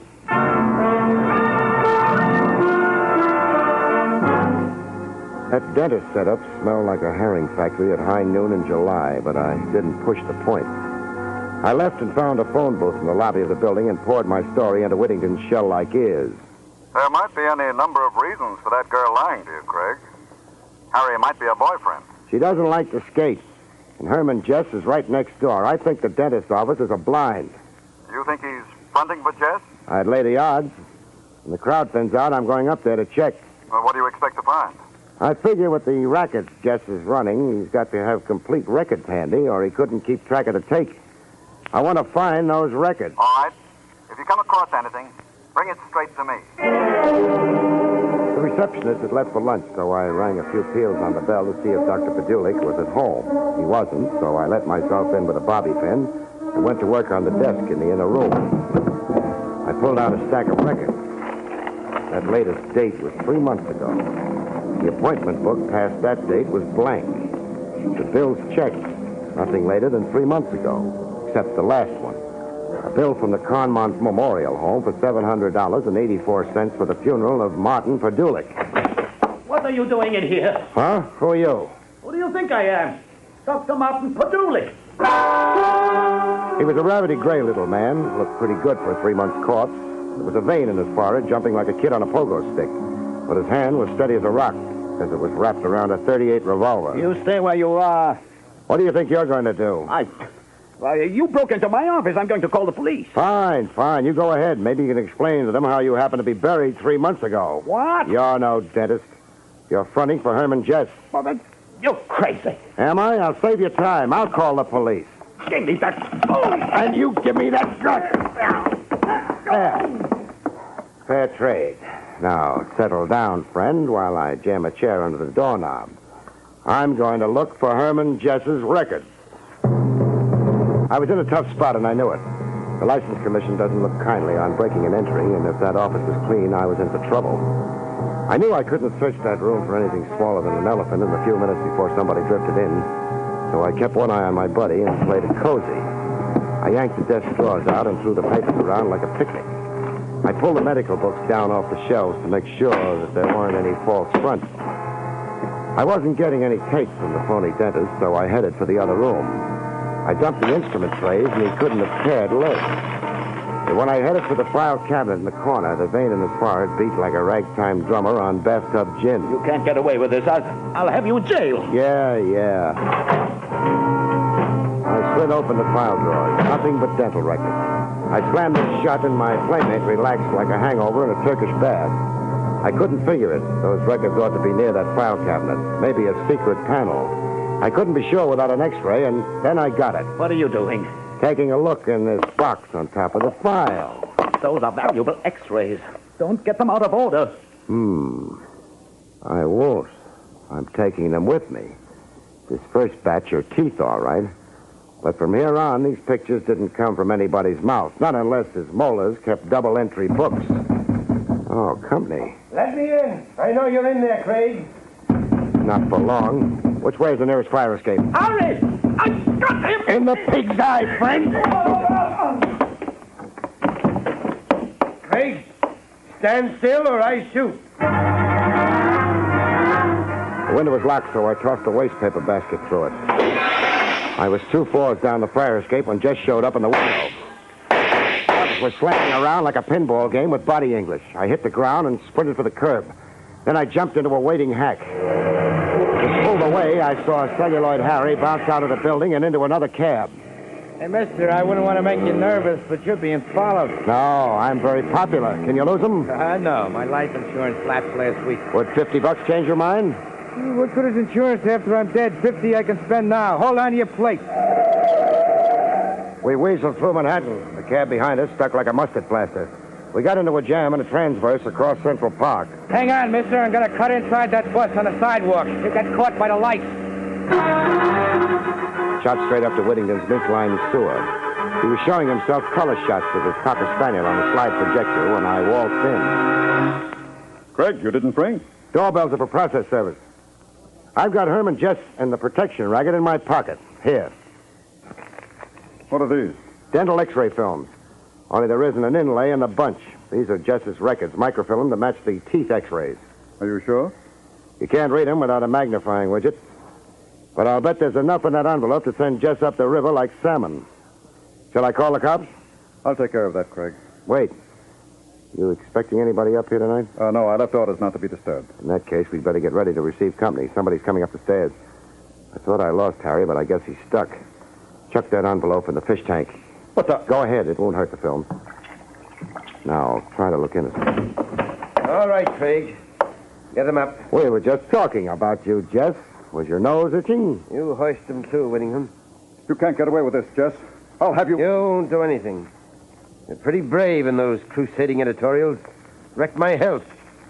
Let's see you stand up against the gun. Craig, do something. Got any suggestions? I want those records this sponge brain stole from me. You got me wrong, Jess. Shall I work on them? No. We'll try Whittington.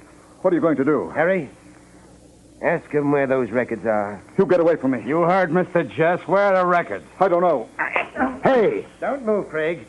Ask him again, Harry. Come on, Whittington. Where are they? I don't know, I told you. Let me alone. Listen, Jess. Don't move. I'm a very nervous man. It would be very bad for me to shoot you. Now you got anything to say? No, not when you put it that way. Okay, Harry, go ahead. All right, Whittington. No, don't hit me again. No, don't. Where are those records? No, not again.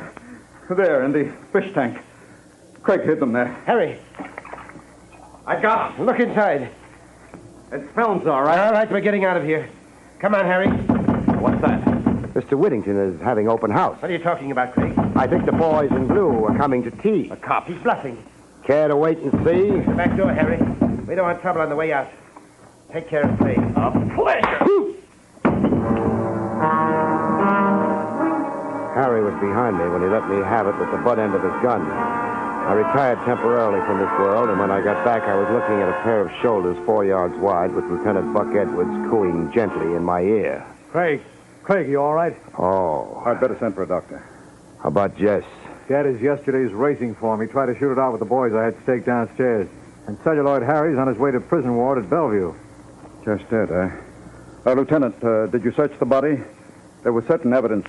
You mean this envelope? That belongs to the paper, Lieutenant. Part of a confidential report. I don't know, Mr. Whittington. I'll take complete responsibility. We rate a break on this story. Craig was retained by us. Go ahead, Buck. Give it to him. Excellent. Excellent. I'll put it in my safe. Better look at it first. What do you mean? You'll find it's a real classy collection of diseased choppers. What are you talking about? They aren't the real microfilm records. They're just a bunch of legitimate x-rays of teeth. I left the real records with the cab driver and told him to take them to Lieutenant Edwards. What you told me... Sure I did.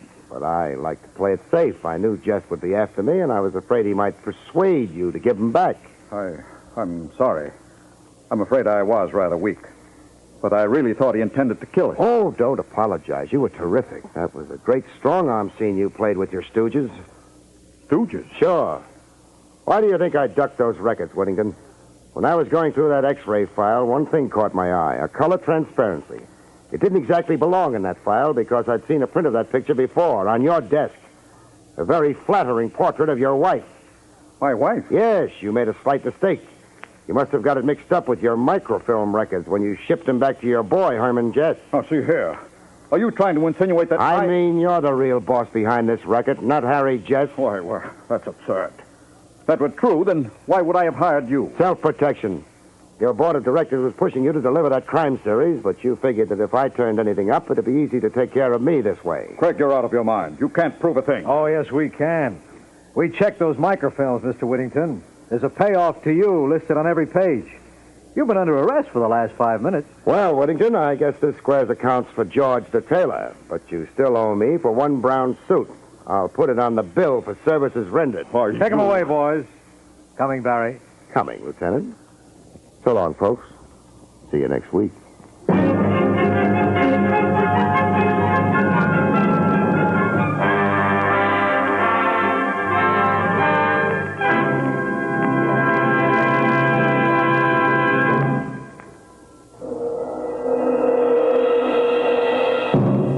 You have just heard Barrie Craig, Confidential Investigator, starring William Gargan.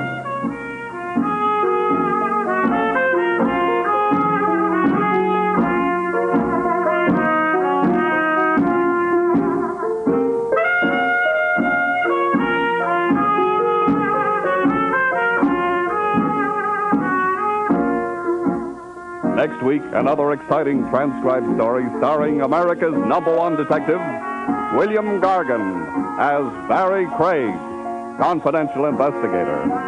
Tonight's story was written by Ernest Kenoy and featured Santos Ortega in the role of Alfred Whittington.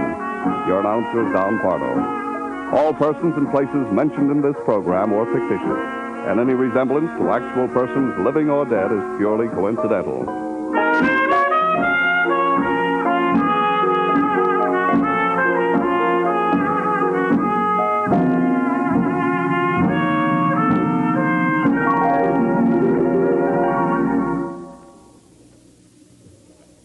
Three chimes mean good times on NBC. Till we meet again next Wednesday for another hard-hitting adventure with Barrie Craig, Confidential Investigator, let me give you a brief rundown of the adventure shows you can hear on NBC. Tomorrow night on NBC, there are a trio of action programs starting off with Mr. Keene, Tracer of Lost Persons, as he investigates another thrilling mystery. Then Dragnet brings you an authentic criminal case history as taken from the files of the Los Angeles police. Later, Counter Spy is called in to solve a case which threatens to endanger our national security. Then on Saturday, screen actor Brian Dunleavy takes you down the shadow-filled corridors of mystery on another dangerous assignment. On Sunday, NBC's adventure shows include a spine-tingling visit with Martin Caine, Private Eye, followed by the exciting story of The Whisperer. Later, Douglas Fairbanks is featured in The Silent Men with authentic action stories about your government security agents. On Monday, Herbert Marshall comes to the NBC microphone to assume the mysterious identity of the man called X. Then Tuesday night, hear Big Town, and another pulse-quickening story is told by editor Steve Wilson of the Illustrated Press. Well, there you have a complete roundup of the top mystery shows you can hear on NBC. Next Wednesday night, we hope you'll be back with us for another adventure with William Gargan as Barrie Craig, Confidential Investigator. Now it's Meredith Wilson's Music Room on NBC.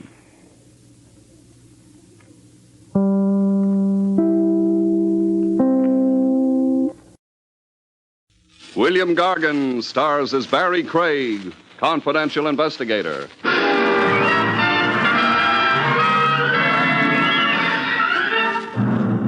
A squabbling couple can always bury their differences. The question is, which of them doesn't mind underground shelter?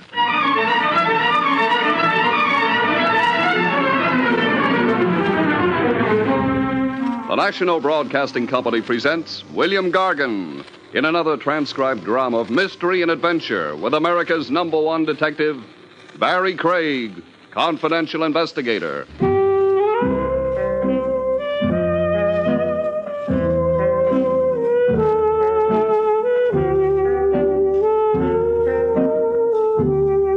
Barrie Craig speaking.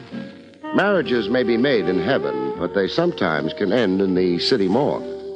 I know one that did. Almost, that is.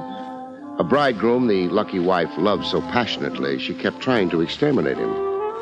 The pigeon's name was one to remember, Killer Bess, an ex-pugilist billed as the perfect specimen. He had forceps and biceps like that, and a chest expansion that reached clear to Madagascar. Added to that, he'd read a book and memorized quite a vocabulary. I first met him in his hour of agony in the Cabana Adora, Eats Table D'Hote, where girls in short skirts and long stockings sold you cigarettes at $5 a pack. I was there with Trav Rogers celebrating his birthday. Even lieutenants of homicide have birthdays, if they live to see it, that is. Trav was living. The only immediate threat to his future was the steak he was wolfing. This food is all right. Tell me that again, Trav, when you see the check. Well, how many birthdays does a man have? One a year, the rumor is. The place is crawling with celebrities. Yeah, I see. There's Marshmallow Midas over there. Marshmallow Midas? The Hot Lips trumpet player. Oh. Say, I thought he was dead. His agent dug him up. A 40-week contract came along. You keep informed. Yeah, I'm a who's who. Over there, getting nicely potted, Killer Bess. Welterweight contender. Light heavy and ex-contender. He had his nose rebuilt and hung up his gloves. He married into society, no? An educated guy for a fighter. He read Pilgrim's Progress and Frank Merriwell. A polysyllabic grunter. You kill you. Uh-oh, Trav. What? Look at the killer change colors. Change colors? From rosy red to green. He's gagging, gasping for breath. He's not gasping anymore, Trav. He's conked out. We next saw Killer Best in the Southmore Hospital, a private place where checkbook society can recover from the sheer ordeal of living. The killer was no longer green in the face. He was blue. I let Trav Rogers hold bedside hands with him. I only listened. You were poisoned, Killer. Poison? But that's... Not only possible, but a proven fact. I had the sedimentation in your glass sent to chemical analysis. Somebody loaded your drink. But then if it was poison, why am I alive now, talking to you? An excellent question. I've asked it, too. There are a couple of likely theories on that. One, you have a certain immunity to a poison of this type, or two, you hadn't taken enough of it to be fatal. I've got an awful stomachache. Oh, you imagine it. Your stomach's empty. It's been pumped here in the hospital while you were unconscious. When can I get up? When you can stand without falling down. Who did it? I don't know. Who are your enemies? No more, please. I've been pumped enough for one day. You don't want the police involved, hmm? Now that you ask me, no. You fellas are too public. I don't want to be a public problem like highway repairs and sanitation. No thanks. Then, might I suggest somebody confidential? Who? His right hand. Barrie, make your sale. Barrie Craig, killer, confidential investigator. I've got blue eyes and I'm kind to dumb animals. Not that I like to ambulance chase, but I'm all worn out looking for hen's teeth. You mean clients are scarce? You've read my diary. And I read your value on the hoof. Meaning I've got money. Meaning I haven't got money. You're hired on condition that you keep wisecracking. And that I find out why you're marked for extinction? Yeah, that too. Your friend here, the lieutenant... Trav Rogers of Homicide. Send him away and then notify my wife for me. Mona Best, Lawrence 6, 4000. What will I tell her? That circumstances make it impossible for me to be home for dinner. I called the wife as requested to reassure her about the love of her life, perfect specimen, Killer Bess. Her more killed than killer husband. But Mona Bess didn't need reassurance. A funeral would have delighted her. Hello? Mona Bess? Yes, this is Mona Best. This is Barrie Craig. Should I know the name? I've had skywriters advertising it. I'm a detective. I've reported no robberies this month. We've got a comic routine going. I've got serious news, lady. I despise serious news. Do you love your husband? That is a leading question, Mr. Craig. Meaning you don't. I'm ambivalent. Too big a word for me. I love him and I loathe him. Which half of you is operating right now? The worst half. Then the bad news I've got will be good news to you. He's been arrested for public drunkenness. He's been hospitalized for public collapse.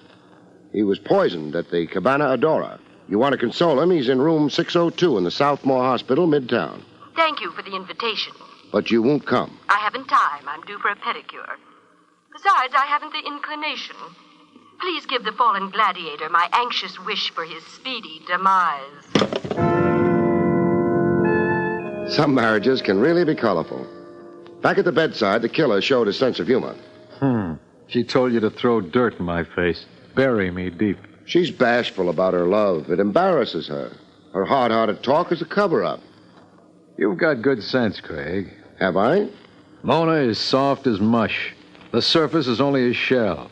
I'm the love of her life, but, as you say, she covers it.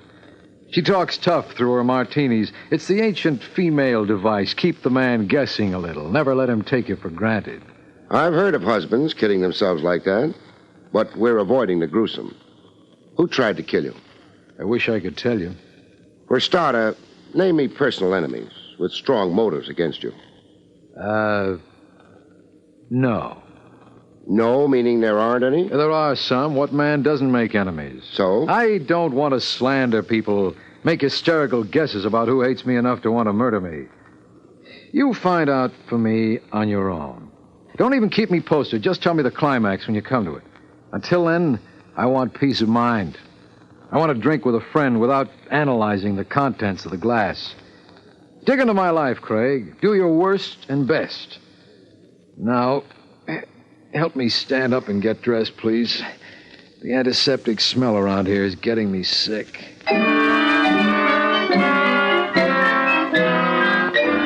I did my worst and best, checking into the life and times of an ex-pug gone blue blood and social register.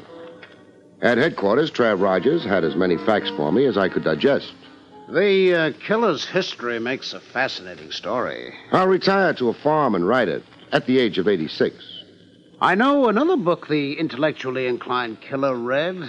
This is besides Pilgrim's Progress and Frank Merriwell? The author Somerset Maugham, a book titled Of Human Bondage.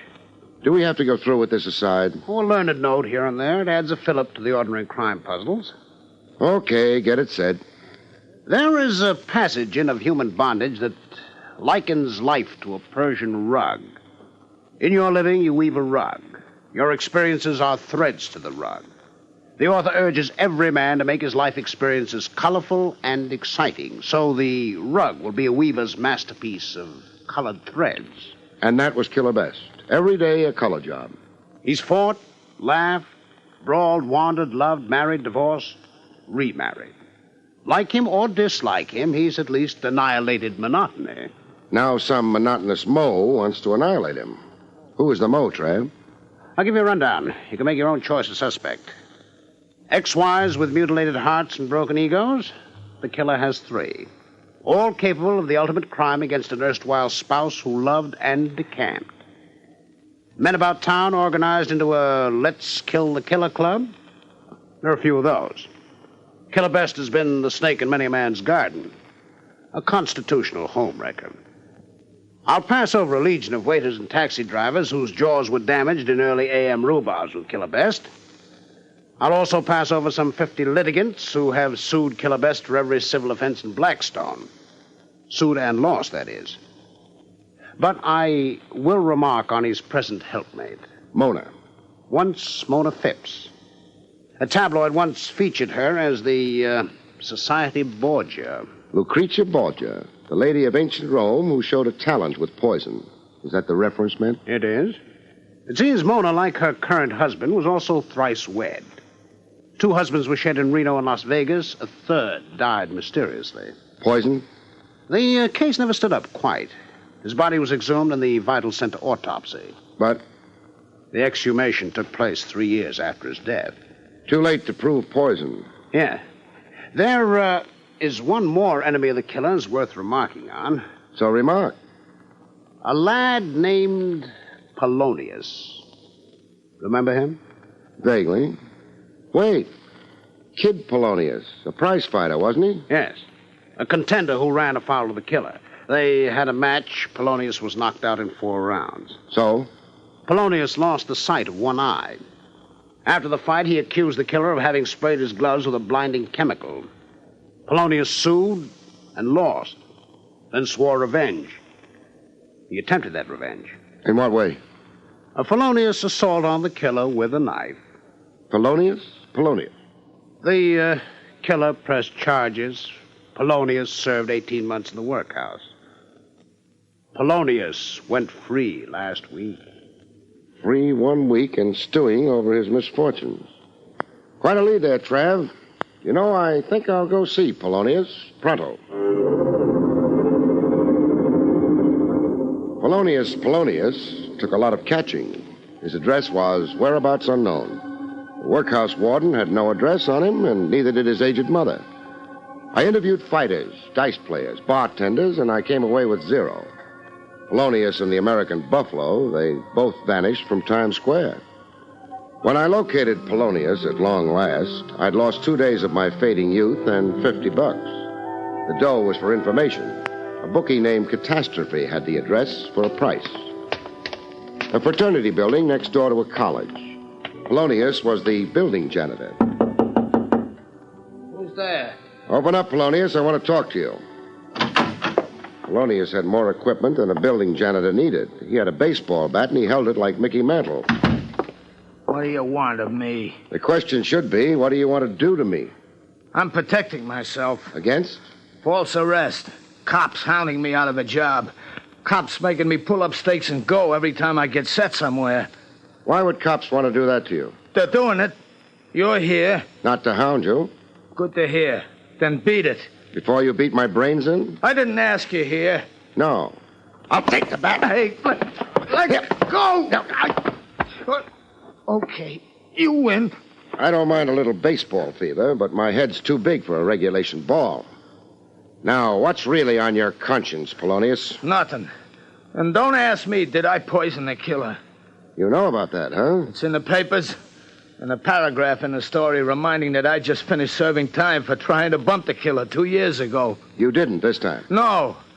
I gave up thinking like that in the workhouse. Do a rap, you change your thinking. I imagine. You now feel more kindly disposed toward the killer? I'd be a liar if I said I did. I hate him. I'd like to see him dead. Only I don't want to be the one who kills him. Why not? I got a life to live. I can't live it in jail. I got this job here. I want to settle down to it. I got a girl. I want to get married, raise a family. Nice idea. But I won't be able to, with somebody out to knock the killer off. He'll get it next time, and I'll be the goat. I'm a dog with a bad name now. They'll blame me. They'll blame me.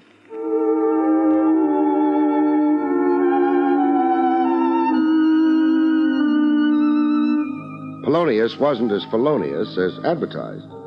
He'd given up on his deadly grudge against Killer Best, so he said anyhow. When he came out of the weeps, he proved what a peaceable citizen he had now become. Listen, Mr. Barrie Craig. Mr. Craig, you can do a big thing for me. Like? Catch who poisoned the killer that other night. Nab whoever it was and take the heat off me. I'll be glad to oblige if I'm lucky. It happens to be my assignment. Well, make it your double assignment. Represent me, too. I'm expensive. Well, I got $100. I was going to get a new suit and shoes, but I'll give it to you. Keep your money. If you're on the level, you'll come out okay, Polonius. I'm after the poisoner, and I figure to catch him. So long. Oh, yes. Here's your baseball bat. Buy yourself a horsehide ball out of that 100 the next time you get that urge to swing that bat.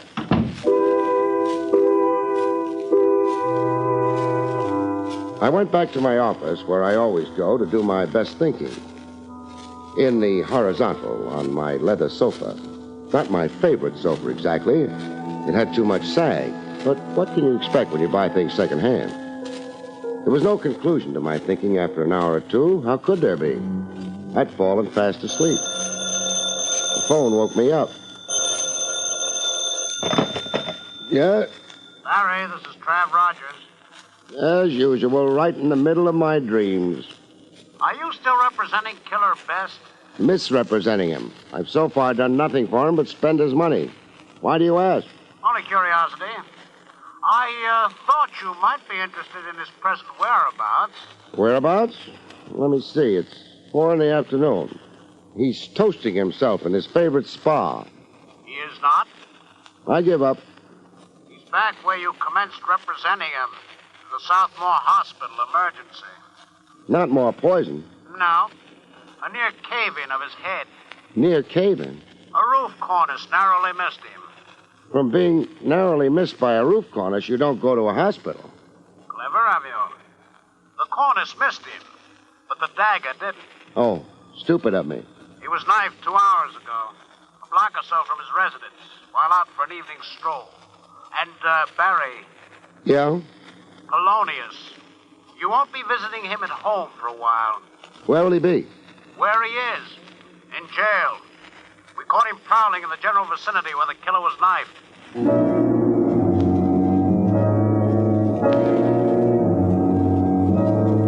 In the hospital, some of the starch was out of the killer.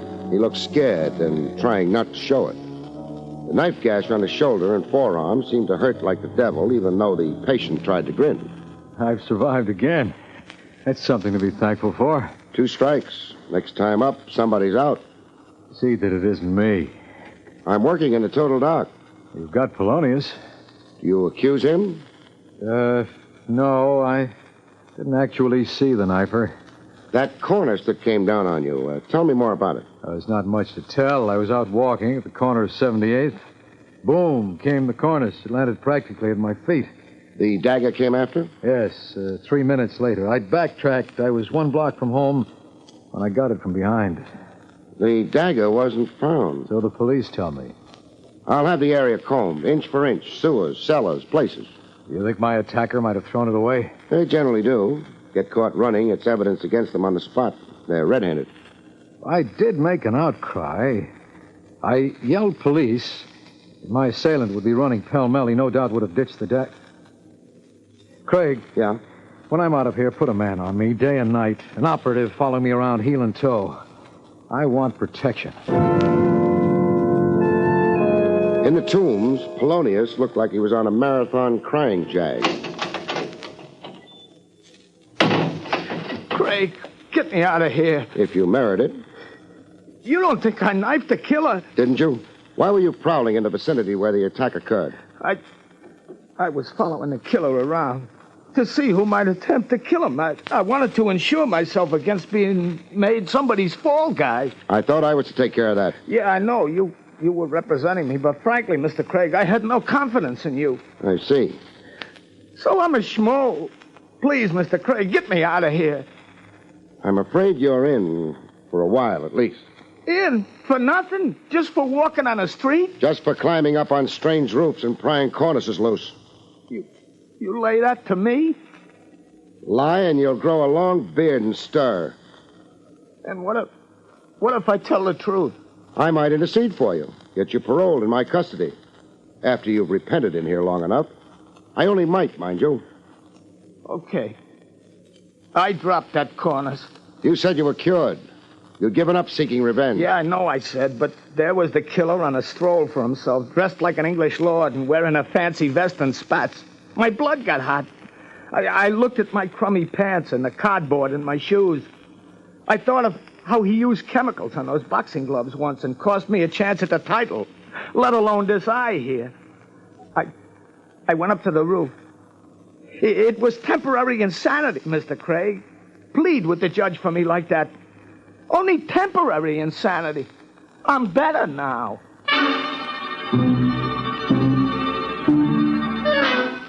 Was Polonius an honest man or a liar? I couldn't swear.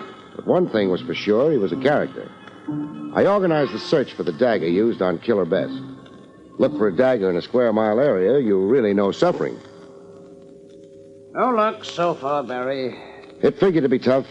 I've got men in wading boots sifting sewer slop, men emptying trash cans and poking into cellars. Nice cooperation, Trav. Thanks. Oh, don't be so egotistic. I'm doing this on behalf of the people of the city of New York. Oh, pardon me.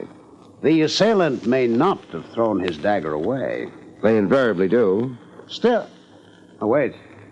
Here comes Detective Wilson with a look on him that can only mean one thing. Eureka. He's found the dagger. Finding a dagger is one thing. Tracing it to its source is a horse of another breed. After the same 14 men, plus yours truly, got ourselves acute atrophy of the metatarsals, our aching feet, that is, we gave up canvassing storekeepers. Later, on an idea that didn't seem too bright to me, I tackled Mrs. Killer Best, Mona. Tried tackling, I mean. Mona wasn't home. Her social secretary, a good-looker named Candy Joplin, was. Can I help you, Mr. Craig? Yeah. First, where is Madame? Out. Just out? She didn't say where. I've got something here. A dagger. Ever see it? I'm not sure. You think you might have? Yes, in a case in the library, I seem to remember a pair of antique daggers. Let's adjourn to the library. That the case? Yes. Well, what do you know? Here's the twin to the one I brought in. Who owns these daggers? Mr. or Mrs.? I don't think I'm able to answer that. But I think I can be of some help. Please be. The daggers, they're antique. They're antique. Mrs. Best shops for her antiques at the Attic Mart on 3rd Avenue. I've often stopped in there with her. The Attic Mart. Unaccustomed as I am to antique hunting, goodbye, doll.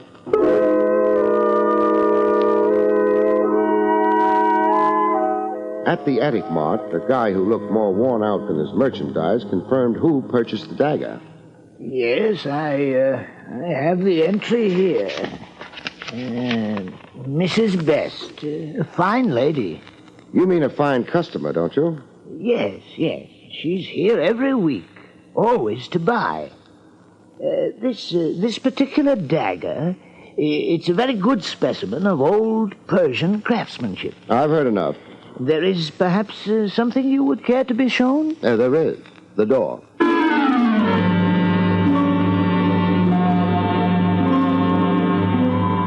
Following A.M., I went back for a tete-a-tete with Mona Best.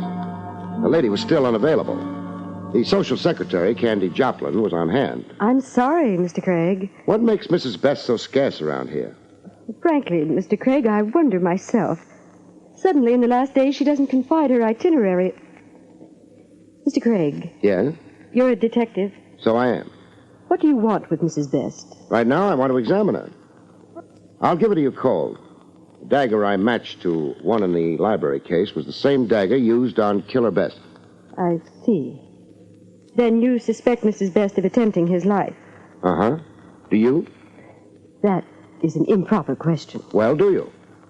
Mrs. Best has behaved peculiarly. I've sensed, jitters. Don't stop now. I wasn't entirely truthful yesterday. I didn't think it properly my business. Your question about Mrs. Best's whereabouts... Be truthful now. Well, the fact is, I saw her packed secretly. It seemed to me 2 valises. I heard her on the telephone making plane reservations. Where to? Acapulco, Mexico. This was the night before last. Skipped, huh? Attempted murder and flight. You mean that... Mrs. Best is presumably a fugitive from justice.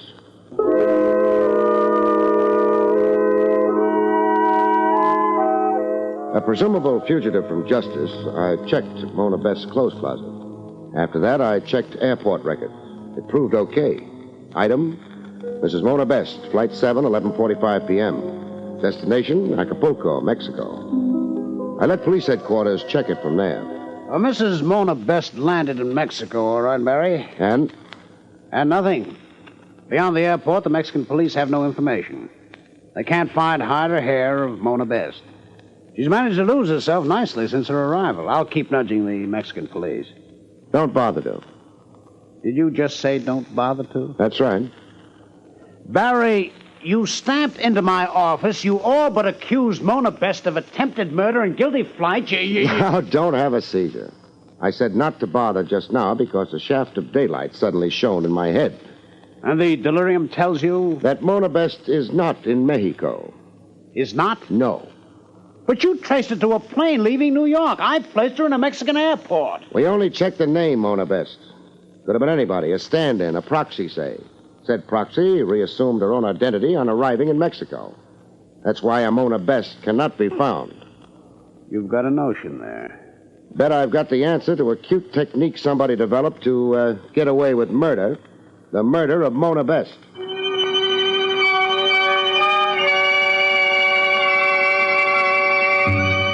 I reported the purported death of his wife to my skeptical client, Killer Best. Craig, the heat's got you. Mona's as alive as you and I. I don't think so. Moreover, I'm not so sure I can accept Mona as a suspect in these attempts on my life. Right now, I'm not so sure I can either. Accept Mona as a suspect, that is. Now you're talking at cross purposes. You said before... To catch your reaction. No, Mona wasn't behind the attempts on you. As a matter of fact, there never were real attempts on your life. Now, look here. You staged them. You poisoned yourself just enough. You stabbed yourself, not too seriously. Why would I hate myself that much? Because you hated your wife more. I won't right now go into your love for her money. You murdered Mona Best. Then you staged phony attempts on your own life to throw suspicion on her, so her absence would be accounted for. So the world would think Mona Best ran away into hiding, a fugitive from justice. You were smart, really brilliant, except for one fatal flaw. Want to know where your trick failed? I can't stop you from talking rot. A fugitive from the police wouldn't make plane reservations in her own name. She'd use an alias. Only thing, you had to have the name of Mona Best on the flight sheet so as to hoodwink the police. You murdered Mona before you staged the so-called attempts on yourself. The social secretary, Candy Joplin, is with you in the scheme. It was she who probably posed as Mona Best on the telephone with me that first time. So was some obliging proxy in with you. I mean, the one who took the plane ride to Acapulco. You sure get girls to cooperate, handsome. Now, the high-voltage question is, where are your wife's remains? In a culvert. Up near our hunting lodge. I didn't kill her, Craig. It was an accident. We were out hunting deer in season. Mona did weird things with camouflage. I shot her accidentally. I was in a panic. I didn't think the truth. Cut. You're confusing me with the jury. Even if you convinced me, I couldn't acquit you. I'm only the guy making the arrest, client.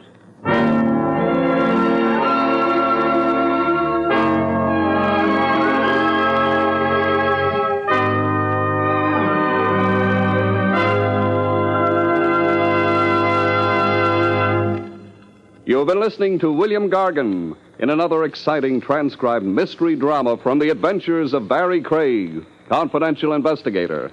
Tonight's story, Screen for Murder, was written by John Robert. Next week, it's the strange story titled Murder in 3 Acts, about which Barrie Craig has this to say. Next week, a blonde, a bookie, and a gentleman of no distinction form a partnership in crime, only to find that the road to the hot seat is paved with bad intentions. Good night, folks. See you next week.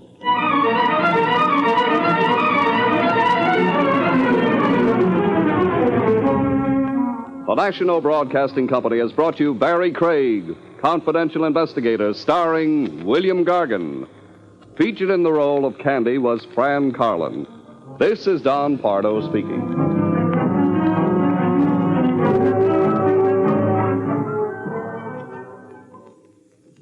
This is NBC, the National Broadcasting Company.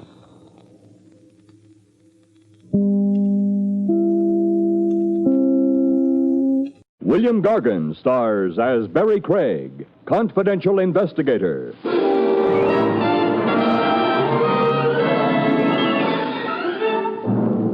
The trouble with leading a life of crime is that you could never rest on your laurels.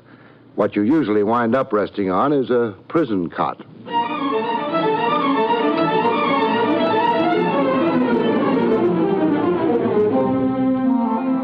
The National Broadcasting Company presents William Gargan in another transcribed drama of mystery and adventure with America's #1 detective, Barrie Craig, confidential investigator.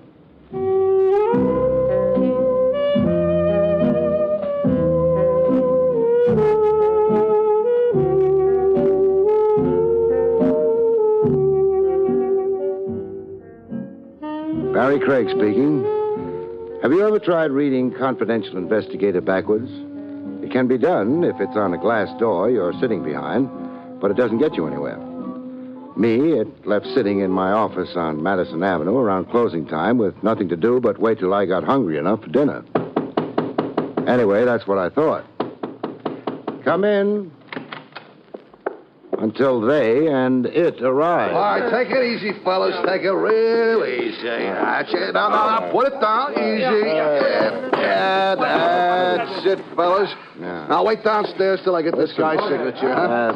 There we are. Okay, mister, right on this line. Well, wait a minute. What is it? What's what? That thing you just dumped in here. Looks like a tree in brown wrapping paper. Maybe it's a tree, maybe it's a hitching post. How do I know? It's not a tree. There are no branches, but a hitching post.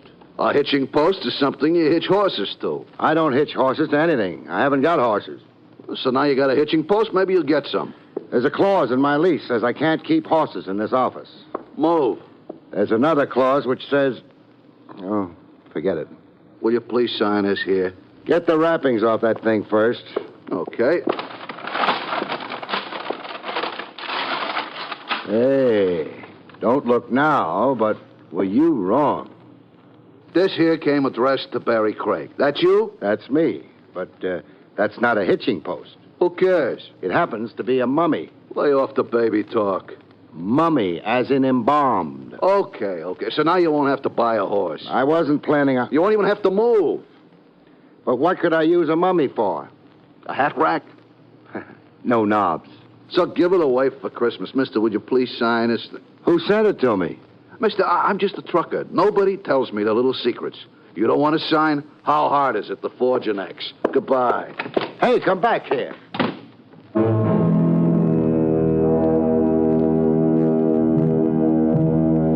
He didn't come back. By the time I got to the door, he was gone. I wandered back into the office and stared at the mummy. For all I could tell, the mummy was maybe staring back at me. I don't think either of us got much pleasure out of it. That was when the girl walked in. Staring at her was much more fun. Hello. Hello. You are Barrie Craig? I am. I am the Princess Nefertiti. How do you do? I am coming for my sister. I don't think There that you... she are. There? Princess, that happens to be a mummy. She are my sister. But isn't she a bit older than you are? Say, 5,000 years older? It's nothing. It's a long time between drinks. I am 5,000 years old. Well, I don't believe it. You like I prove it? Sure. I'm telling you something what happened long time ago to prove it. What you like to hear? Well, is it true what they say about Antony and Cleopatra? Ah, it's true. Sit down. Okay. I are sitting too. On me? You are Mark Antony. I are Cleopatra. It's over there, the Nile. It's beautiful music playing. Yeah. It's very nice weather. Well, I'm glad the weather's nice. Cleopatra. She makes this with the lips. Nice and warm. I meant the weather. Look, Cleopatra, somebody just... Stop jumping. It's only the beginning. Next installment ought to be something. Jake, this is the Princess Nefertiti. She came to get her sister. Yep. She was just showing me how things were between Cleopatra and Mark Antony. Yep. I do not like him. Oh, this is Jake, the night elevator man. On the Nile, there are not being elevator mans. I go now. Oh, but Princess... You are lousing up the history. See what you did, Jake? Loused up the history. You in a hurry? Yeah. Better not take the elevator down, then. I won't. Oh, but Jake, I owe you a dinner. Yep. Come on, I'll buy you one. After I find out where an Egyptian princess, 5,000 years old, goes when she goes home.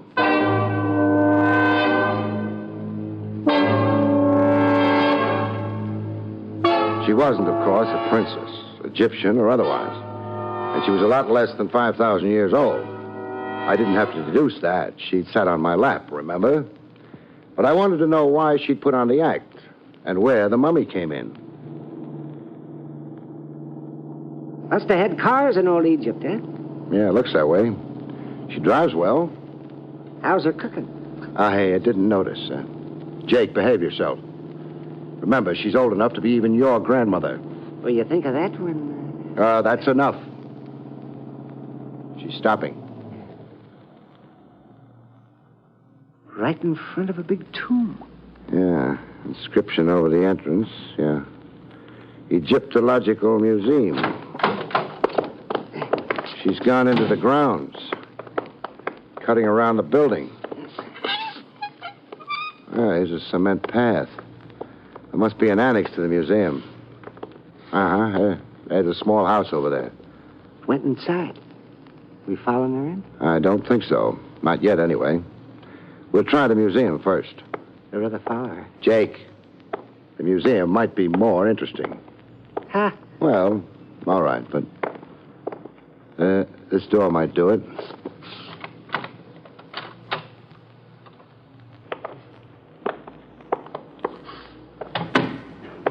If somebody was careless, leaving doors open. Just as well. The place is filled with Egyptian relics and Egyptians. Mummy cases all around. Now, let's try this one. Now, mummy case and mummy inside. What'd you expect? Daddy? Well, there's another one. Another case, another mummy. It's liable to go on like that. Maybe. I'm not so sure, though. Now, let's take a look at this one. Yep. Mummy's moving, Mr. Gray. Moved, fell out. And not a mummy. What is it? A man who was alive only a little while ago. He'd still be alive if somebody hadn't buried a knife in his chest.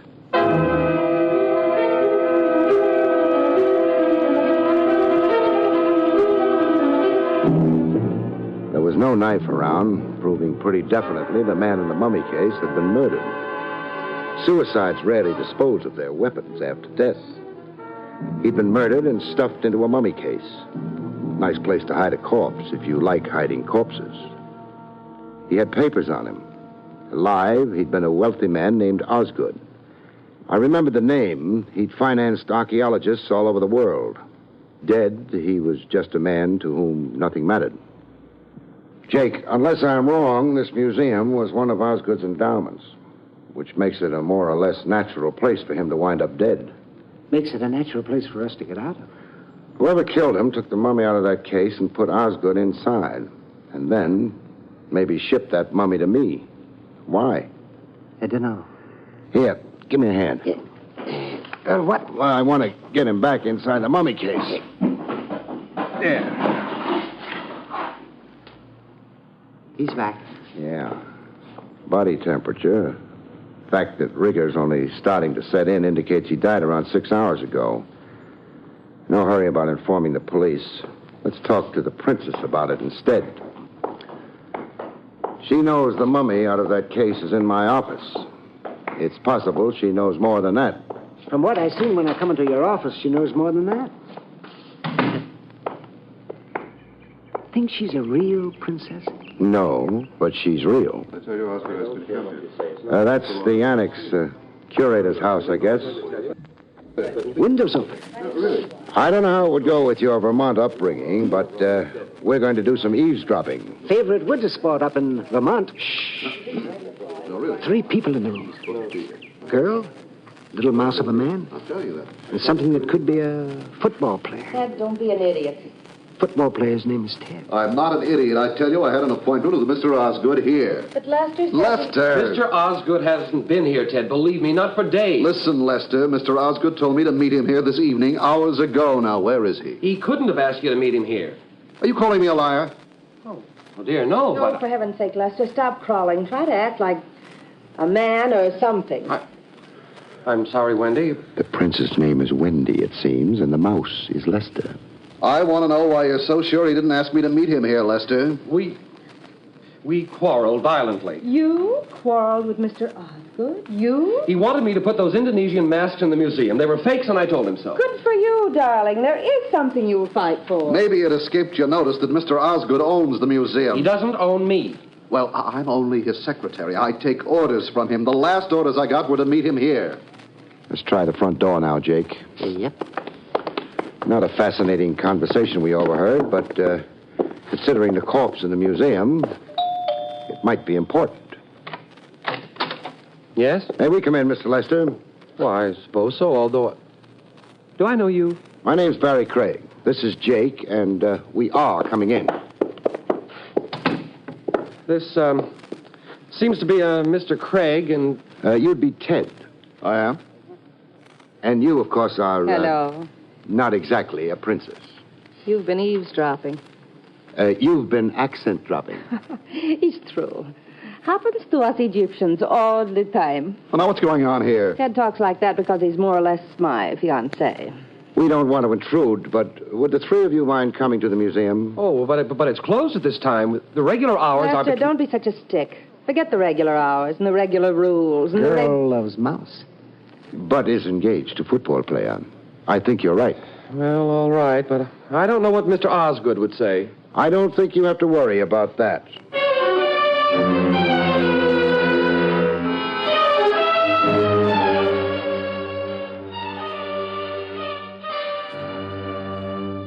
I had inside information on that. From inside a mummy case. Now, let's see. Yeah, this one right here. Well, this mummy case? Yes, that's what I wanted to show you. Open it, Lester. No, Why shouldn't he open it, Wendy? because there's blood on the floor. Girl's right. Since when have mummies started bleeding? They don't. Open the case, Lester. Very well. It's a trick. It won't prove anything. Anyone could have stabbed him. Stabbed who? I don't know. Whoever's in there. Lester. My dear, in spite of the fact that I've never before dared to mention it, I happen to love you very much. But that doesn't blind me to the fact that you're frequently a fool. Now, shut up. Don't talk that way to Wendy. Are you objecting to my telling her I love her or that she's a fool? I object to both. But she is a fool. Otherwise, she'd realize the only reason you're marrying her is the money she expects to get from Mr. Osgood. Lester, you're a worm. I probably am. I hate to interrupt all this good, clean fun, but you still haven't opened the case, Lester. I'm sorry. I'll do it at once.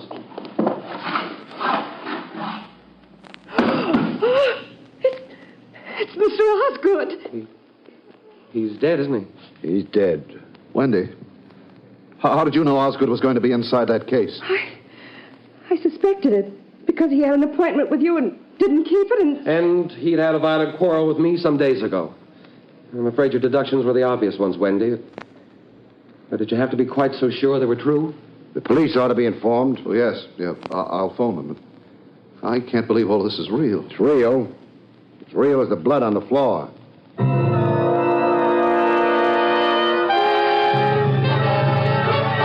Police came, saw, and went. But before they went, they arrested Mr. Lester. So he went with them. Jake and I returned to my office. I thought perhaps the mummy might be getting lonely. That didn't turn out to be the case.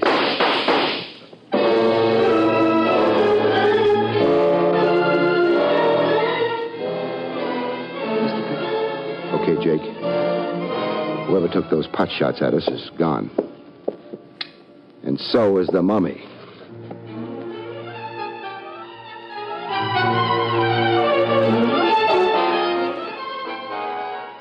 I made a phone call.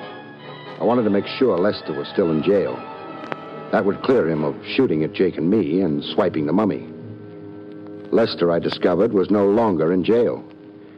The district attorney hadn't admired the evidence against him.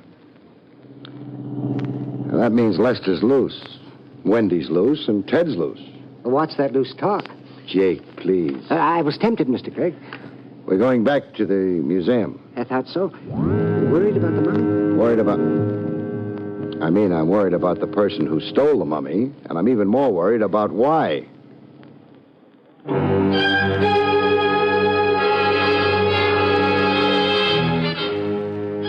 an idea why. I didn't linger with it. I was pretty sure I'd never get fond of it. I hoped I'd turn out to be wrong about it. Well, the museum's dark. So is the curator's house. Yep. So we'll go to the museum first. Figures? Oh. Don't hit below the belt. Sorry. I want to check that empty mummy case. What for? Make sure it's empty. Uh-huh. Empty mummy case is always empty.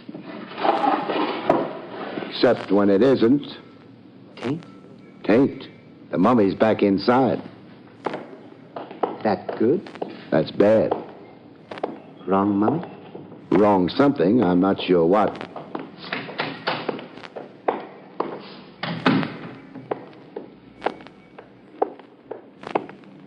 House is still dark. We'll change that. Thinking about the little fella? Lester? Yeah. What? He's in this up to his neck. Now, where's that doorbell?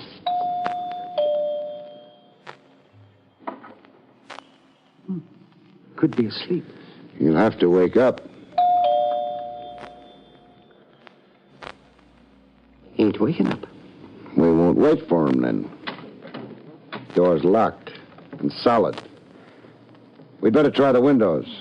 One to the living room we looked through before. It's around the side here. It was ground level, which ought to help. Yeah. It's fastened down. Get out of the way, Jake. Yep. That sounded loud enough to wake the dead. It may have to. Now, most of the glass is out of the way. Now we go in. A light someplace around. Living room's empty. Where would Lester's bedroom be? I don't know. It's a funny smell. You're right. That's gas, which means the kitchen. The smell's getting stronger. The other end of this hallway, which should be the kitchen door. Kind of dark. Stay away from that switch. Huh? Any spark might cause the gas inside the kitchen to blow up. Door's open. Jake, get to a phone. Call the nearest hospital. You'd better see what's in the kitchen first. All right. Here goes. It's real bad. It's hard to see in here. We got to find him. Somebody's laying down near the range. Yeah, I got him. Let me help you. You better. The gas is strong. You got his feet? All right. Outside. The hallway. It's almost as bad out here. The living room. A broken window there would help. Yep. Oh, it's a lot better in here. We put him down near the window. Yeah.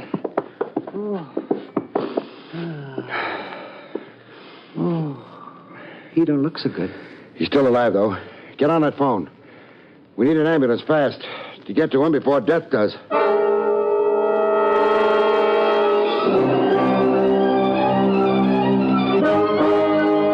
They got to him and took him away. The intern said he had a chance. Jake and I stayed behind in the house. I made a few phone calls, and the air got better. Mr. Craig, was he trying to kill himself? No. There was a bruise on the back of his head. Well, then it was the same one who killed Osgood. Yeah. Hoped to close the case by making it look as though Lester had committed suicide because of guilt. Uh-oh. Company.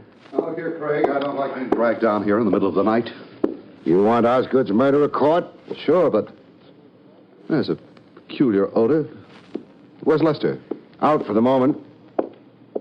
That ought to be Wendy. I phoned her, too. Mr. Craig and Ted. Well, apparently they're cleaning up Osgood's murder, Wendy. Suppose they needed us here for something or other. But I thought the police decided it was Lester who... They didn't like the evidence too much, and they turned him loose. Where is he? The Samaritan Hospital. Condition critical. Jake and I found him in the kitchen, breathing gas. He tried to kill himself. You'd like that? I... It would close the case. Final proof against Lester. The only thing, Wendy, you knew about Osgood's death before you should have. You warned Lester not to open the mummy case in the museum. But that was because there was blood on the floor. You didn't explain how you knew he was stabbed, not shot.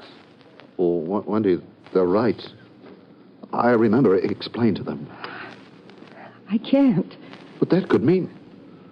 Wendy... Oh, shut up, Ted.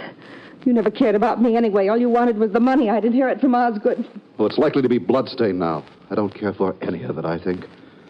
Is there anything more, Craig? Oh, one thing. This statuette, what's it made of? What? Granite. Then it should be hard enough. Don't you like Ted? No. He's a murderer.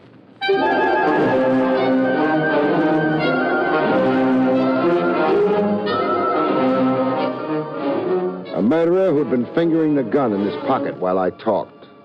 Being hit over the head by the statuette wouldn't damage him permanently. The state would take care of that.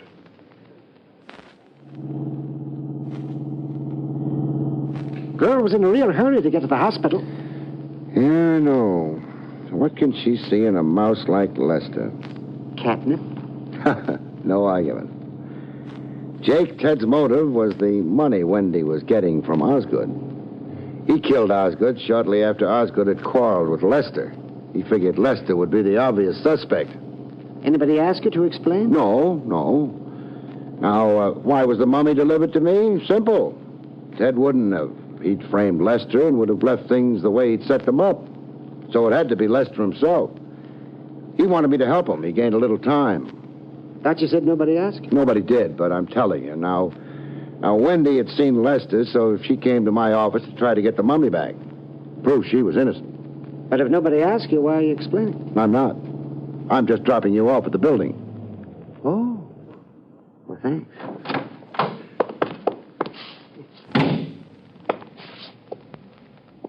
I got one question. What's that? Is it true what they say about Anthony and Cleopatra?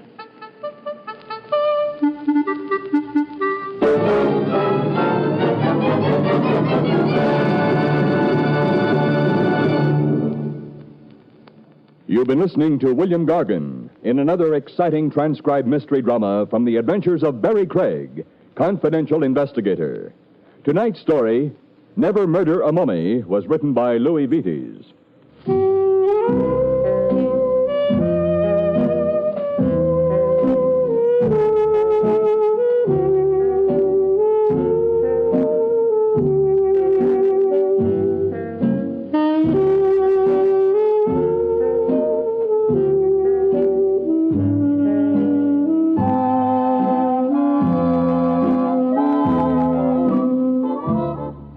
Next week, it's the strange story, Butlers Can Be Innocent, about which Barrie Craig has this to say. Butlers can be innocent. Maybe this is a little hard to believe, but the butler in question proves it the hard way.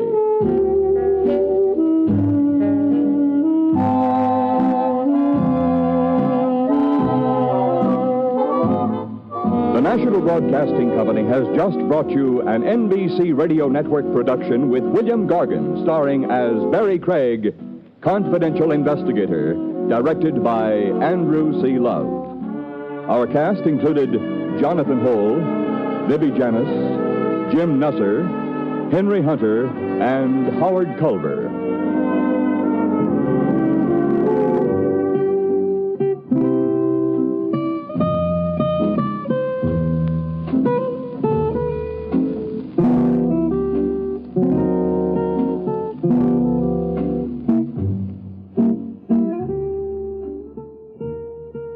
Join Groucho Marx for You Bet Your Life tonight on the NBC Radio Network.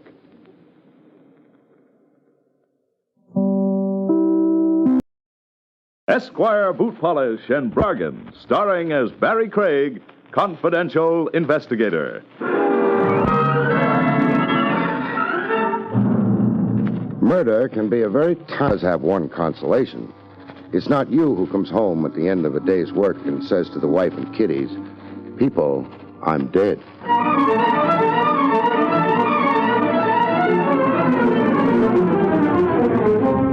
Esquire Boot Polish, the shoe polish that lanolizes your shoes and gives you the brightest shine in the fastest time, and Bromo Seltzer, famous for fast relief of headache and upset stomach, present William Gargan in another transcribed drama of mystery and adventure with America's #1 detective, Barrie Craig, confidential investigator.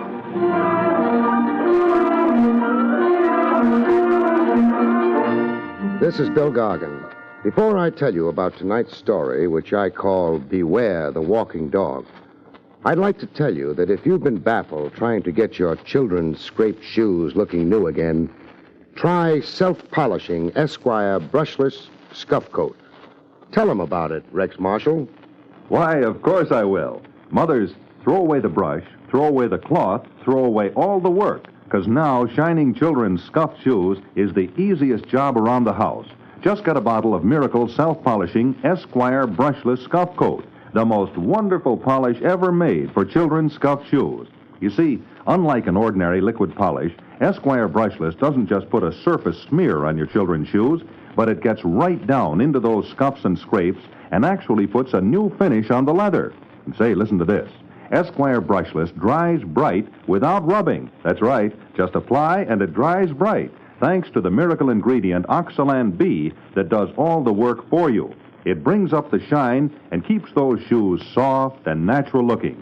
So remember now, to make your children's scuffed shoes look new again without any work at all for you, get Esquire brushless scuff coat in any color you need. Look for the bright yellow circus package.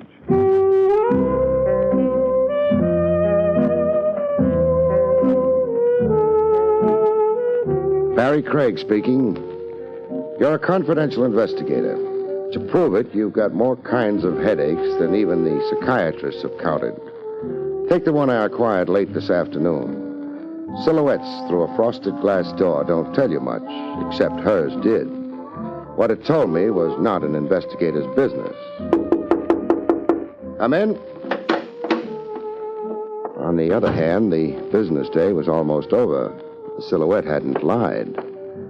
Even without the mink tossed carelessly around her shoulders, she would have slowed up any parade.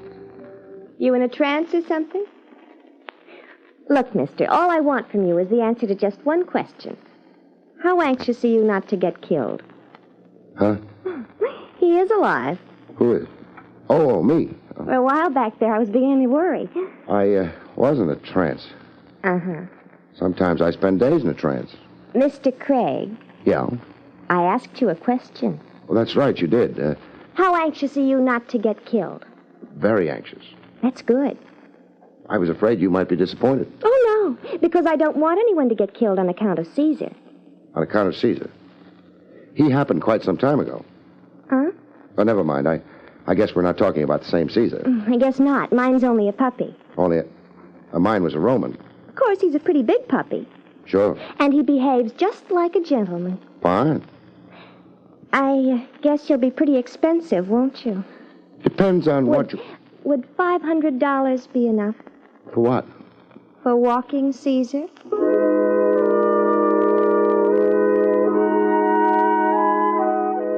Maybe it was because she was beautiful that I didn't promptly toss her out of the office. Or it could have been the 500 she mentioned. It was probably the 500. You want to hire me to walk your dog? Mm-hmm. For $500, just how far do you expect me to walk him? Oh, just to the park and back. I live at the Grover Apartments on East 74th, so it's not terribly far. I know the place. My name's Doreen Dimple. I'm in apartment 14C. Wait a minute. And The 500 is for one round trip? Well, not exactly. Because after all, if that was the only thing, why should I hire a confidential investigator? You know something, Doreen? What? That same thought's already occurred to me. Corky was right. He said you were smart. Who's Corky? A gentleman friend. How does he sign his name? With a pen. Never mind. You were getting ready to tell me why you decided to hire an investigator to walk your dog. Well, the last couple of times I walked Caesar, somebody tried to shoot him. Missed? Mm-hmm. You're sure it was the dog they were shooting at? Am I sure it was... Mr. Craig, Yeah? can you imagine a man shooting at me? Not easily. It could have been a woman, though. I saw the man. He was too far away for me to recognize, but it was a man. Then we let it go at that. You want me to walk the dog until I find out who's taking pot shots at him. That's right. You mentioned 500. Here. Thank you. What time does Caesar prefer? Around 8 o'clock at night. I'll be over at your place then. Oh, I'm so glad. By the way, Doreen. You in show business? How did you guess? Professional secret. Not to mention Doreen Dimple. That's me. I know. It's also an incredible name. It is not. I made it up. That's what I meant. You at liberty now? Well, I've retired, actually. Oh. Corky's idea? Uh-huh. He was afraid if I kept on working, I might catch pneumonia. Well, that's always the danger in theatrical work. Sure. A girl's so exposed. Yeah. Well, so long, Doreen. I'll see you at 8. So long. Me and Caesar will be expecting you.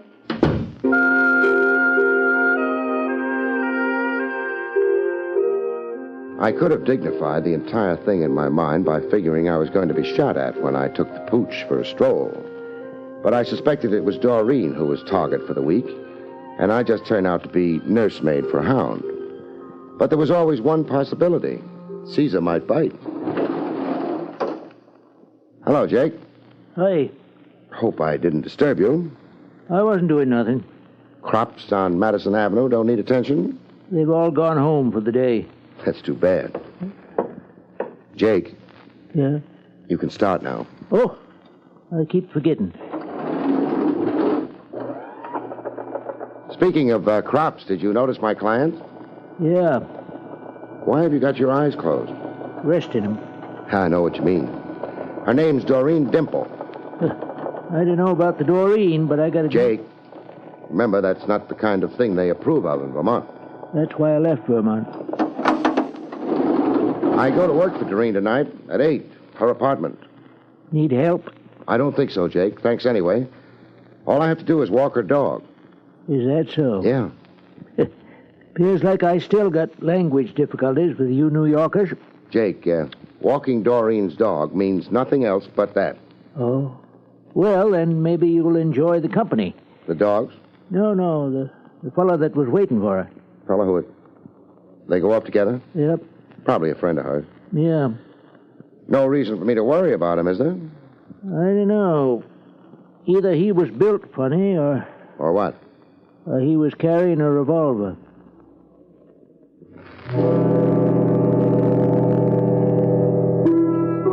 Jake sometimes suffers from delusions of melodrama. I shrugged him off, went home, ate, changed into my dog walking suit, and at 8 o'clock...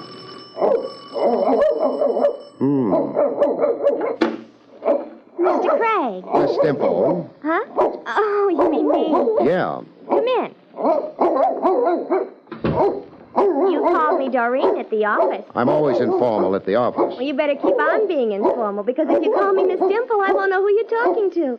Even my mother didn't call me Miss Dimple. Well, could you quiet that monster? That's Caesar. My mistake. How about quieting him? Well, he always barks like that unless he's been introduced, so... Come on, he won't bite. I think he's got weak teeth. Caesar, this is Mr. Craig. How do you do? I think he's going to like you. Well, that's nice. I might have a little trouble hauling him around the streets otherwise. He'll be very good. So I can concentrate on trouble from somebody else, maybe? From who? You probably know his name better than I do. I don't... You meet anyone when you left my office this afternoon? No. My mistake. Let's go, Caesar. Hey, I hope the leash holds. I left my elephant gun home. You be careful, Mr. Craig. Sure. And you're not worried? No, after all, what have I got to lose except Caesar's life?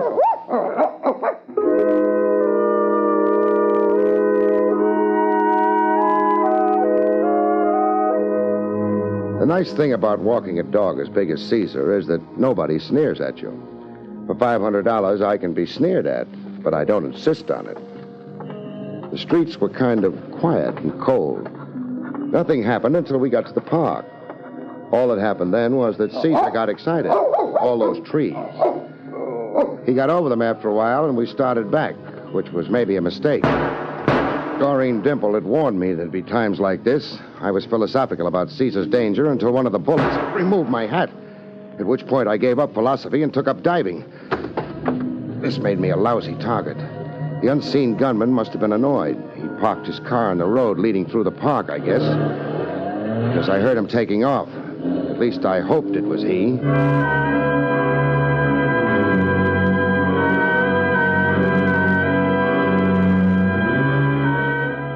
Must have been. The barrage was over. I dug myself out of the ground and headed for home.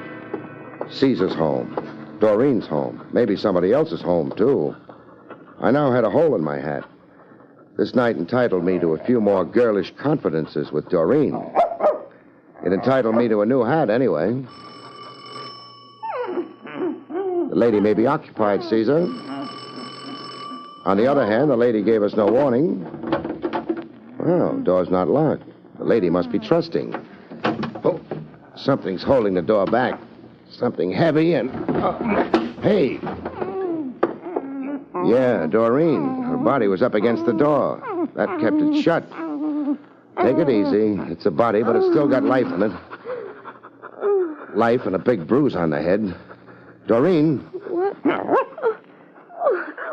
Hey, you better take it slow. I'll help you up. I don't feel good. You shouldn't have hit whatever you did hit with your head. I didn't hit anything. I was hit. By whom? I didn't see. The doorbell rang. I opened the door, and it happened so fast. Ooh. Burglar, maybe? I guess so. I wouldn't know. Well, we'll find out. I think maybe it's time we got out of the foyer and... Huh? I just remembered. Corky was visiting. He was in the living room when I answered the door. Maybe he caught the burglar Or maybe he didn't. Let's go see. All right. Although Corky wouldn't have left me lying on the floor. Oh? Sure. He's a gentleman. And gentlemen... Never leave ladies lying on the floor. What's Corky's full name? J. Fotherington Bruce. Obviously a gentleman. Nothing in the name suggests Corky, though. Oh, that was because his greatest fun was pulling corks out of bottles. Nice living room. But Corky isn't here. Milk bottles don't come with corks. Your friend was a souse? Corky was a gentle... Yeah, I just noticed it, too. The foot sticking out from behind the window draperies. Stay where you are. Who is it?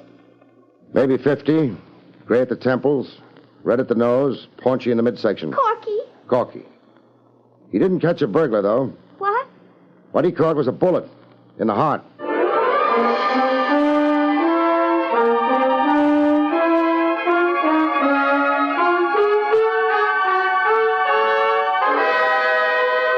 Back to William Gargan, starring as Barrie Craig in just a moment.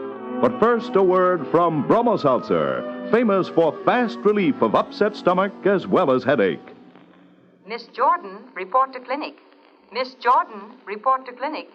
Miss Jordan... In recent clinical research, nurses reported that sparkling, refreshing Bromo Seltzer relieved distress of stomach acidity and nervous indigestion better, more effectively than other leading upset stomach remedies tested. You see, Bromo Seltzer contains sodium citrate, one of the finest ingredients known to doctors for the relief of acid indigestion. And only Bromo Seltzer gently relieves nervous tension so often associated with upset stomach. Next time you have acid indigestion, take Bromo Seltzer. Like so many nurses, you too may agree. For upset stomach, Bromo Seltzer works best. Remember, for prompt relief of stomach acidity as well as headache, take sparkling, refreshing Bromo Seltzer. For best results, use cool water, follow the label, avoid excessive use. And next time your stomach is upset, remember that many nurses report. For upset stomach, Bromo Seltzer works best. And now, back to William Gargan, starring as Barrie Craig, confidential investigator.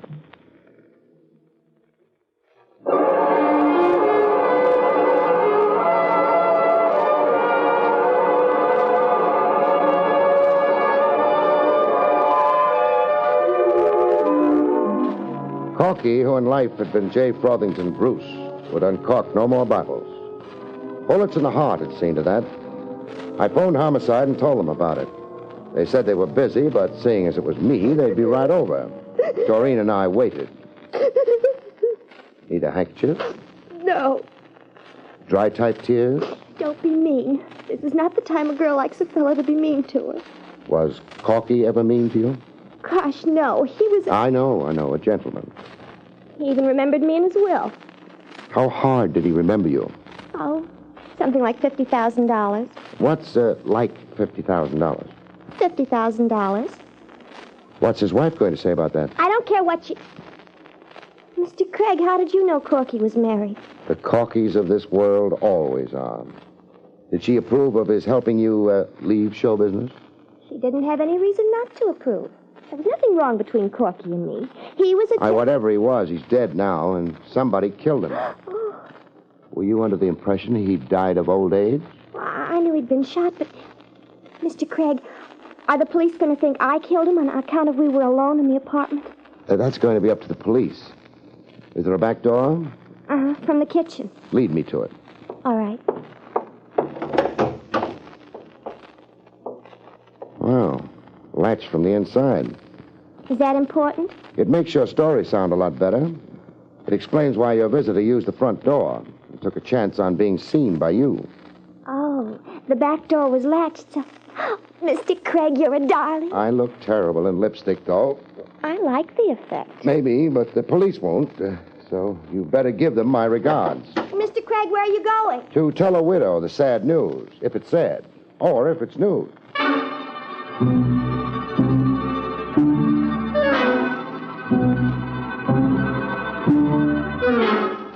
I know enough to wait for the police on a murder case, but sometimes it's better not to know too much. Because people who don't know too much sometimes get told. Yes? It's pretty late, I know. It's very late. If we spend much time out on this doorstep, it'll be later still. Maybe too late. Too late for what? A heart-to-heart talk before the police arrive. Are they arriving? Pretty soon.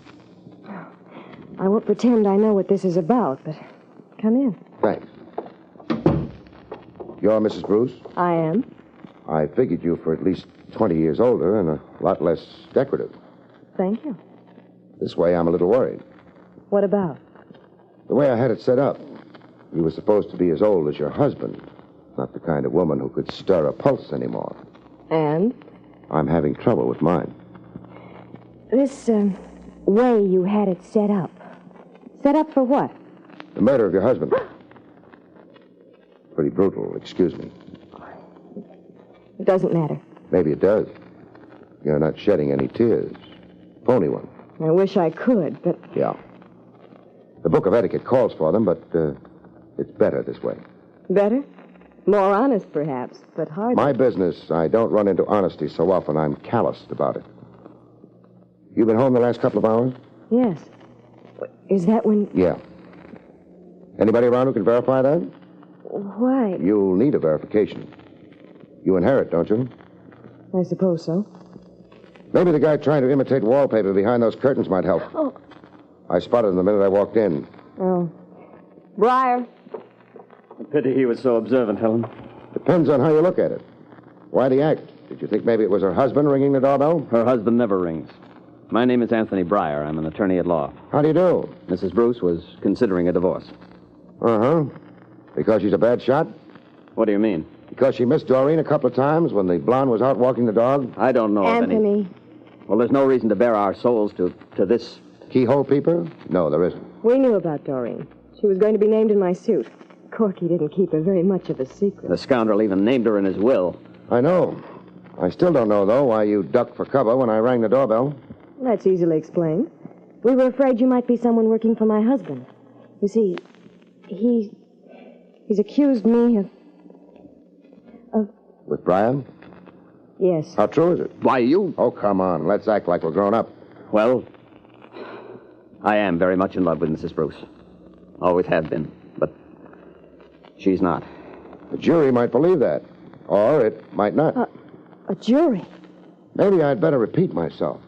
Your husband was murdered in Doreen's apartment. Mrs. Bruce doesn't know where... Boy, both of you know. If you were going to name her in a divorce suit, you'd have had a detective on her. Look, you put up a very bad performance for a lawyer. Mrs. Bruce maybe better look for somebody else. Good night. Wait. Yeah? You haven't told me your name. Barrie Craig. You said something about honesty. Mr. Craig, Anthony was not here with me for the last 2 hours. He came just a few minutes before you Helen, did. there was no necessity You for kind you. of deprived him of an alibi, haven't you, Mrs. Bruce? I suppose so. As well as yourself. Good night.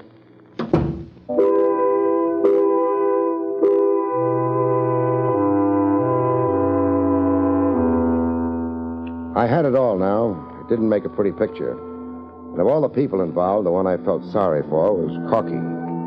He hadn't much of a life, with a wife who despised him, a lawyer who hated him, and Doreen who had a price tag attached.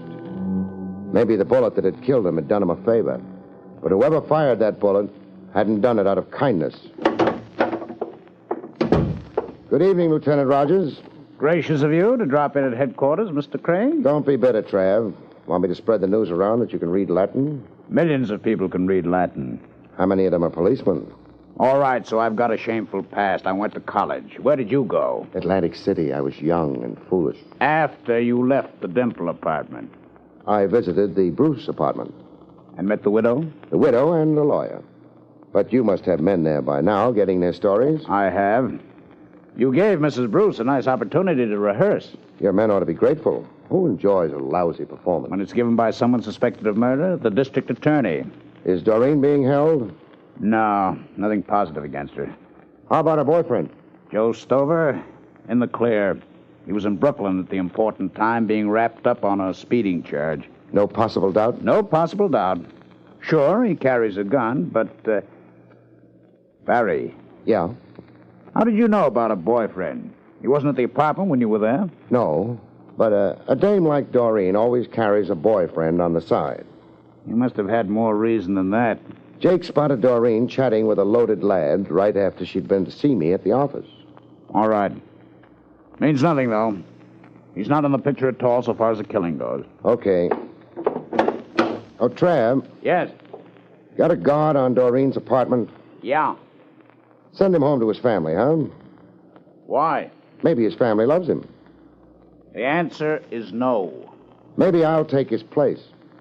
Somebody might not recognize me. Somebody might be just as anxious to get Doreen as Bruce. Somebody might make a stab at it. Send the guard home. The answer is yes.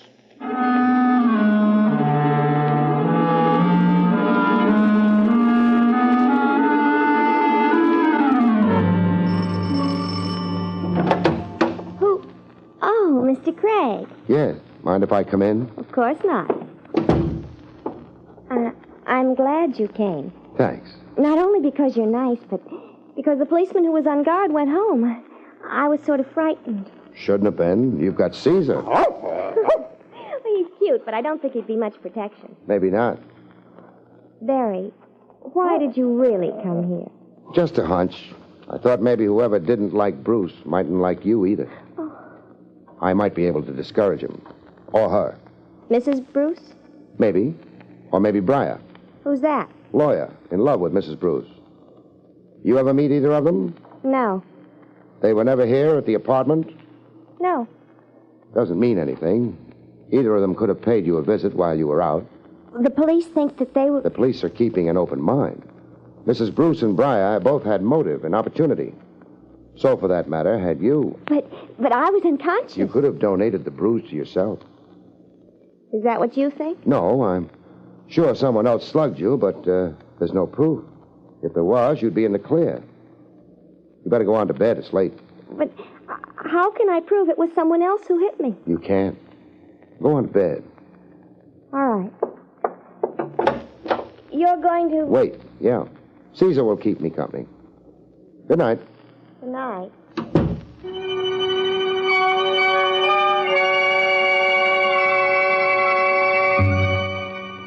I didn't think it would be too long a wait. It wasn't. And I had more than Caesar to keep me company. I couldn't sleep, Mr. Craig. Do you think... Oh. Somebody... Yeah. Should I? Yeah. Go ahead, see who it is. Nobody's going to try anything in the corridor. It's too exposed. All right. Caesar, you'll have to excuse me. I'm using the back door. Sometimes you meet more people that way.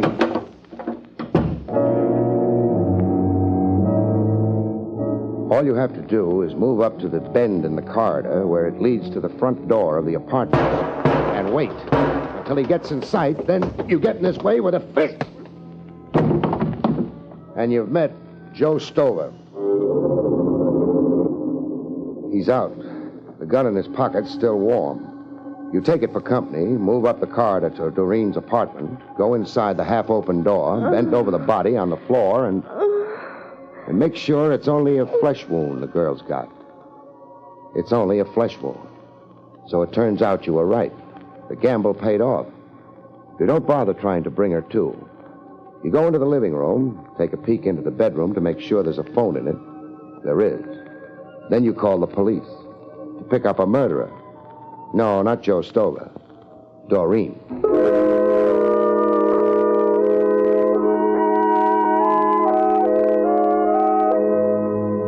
So you see, Trav, as soon as I told her the bruise on her head wouldn't be good enough proof, she ducked into her bedroom, phoned Stover, told him to come over and shoot her in the shoulder. That would be very good proof that she hadn't hit herself on the head. As she hadn't. Stover had done that, too, setting up the picture. Yeah. I was pretty sure she was the one all along. She brought me in to prove someone was after her. Who would have bothered except the jealous wife, we were supposed to think? Stover shot at you in the park. He'd have known where and when you'd be there. Then scrammed to set up an alibi. Right. Doreen made a small mistake, though. Started me thinking about her. When I got back to the apartment, I couldn't get the door open without pushing her unconscious body aside. The killer hadn't left via the back door. It was latched. So she couldn't have fallen down in that position I found her in, blocking the front door. No.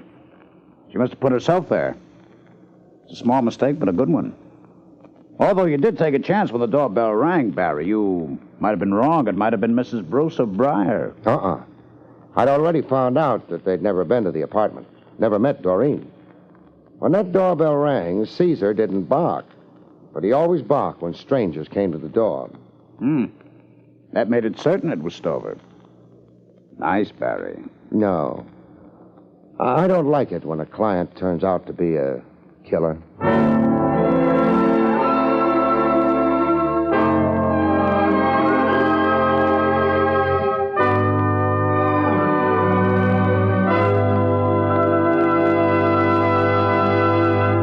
You've been listening to William Gargan in another exciting transcribed mystery drama from the adventures of Barrie Craig, confidential investigator. Tonight's story, Beware the Walking Dog, was written by Lou Vittis. Next week, it's the strange story titled Sniper's Bullet, about which Barrie Craig has this to say. Next week, a bakery worker who is absolutely crazy about dough becomes a problem to his never-loving family when his death catches them totally unprepared with an alibi. Good night, folks. See you next week.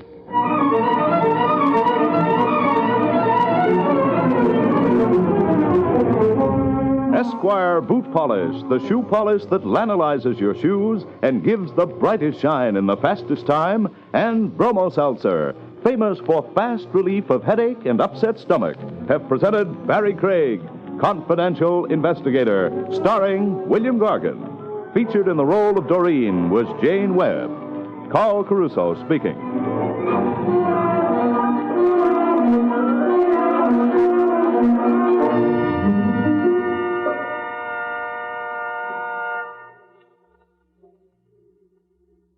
Tonight, enjoy Meet the Press on NBC.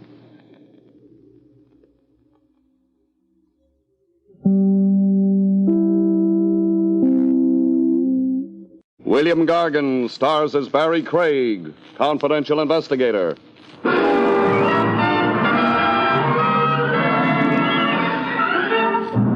Murderers really have a hard time. In other fields, if a man's work is properly appreciated, he gets higher pay. All a murderer gets is higher voltage.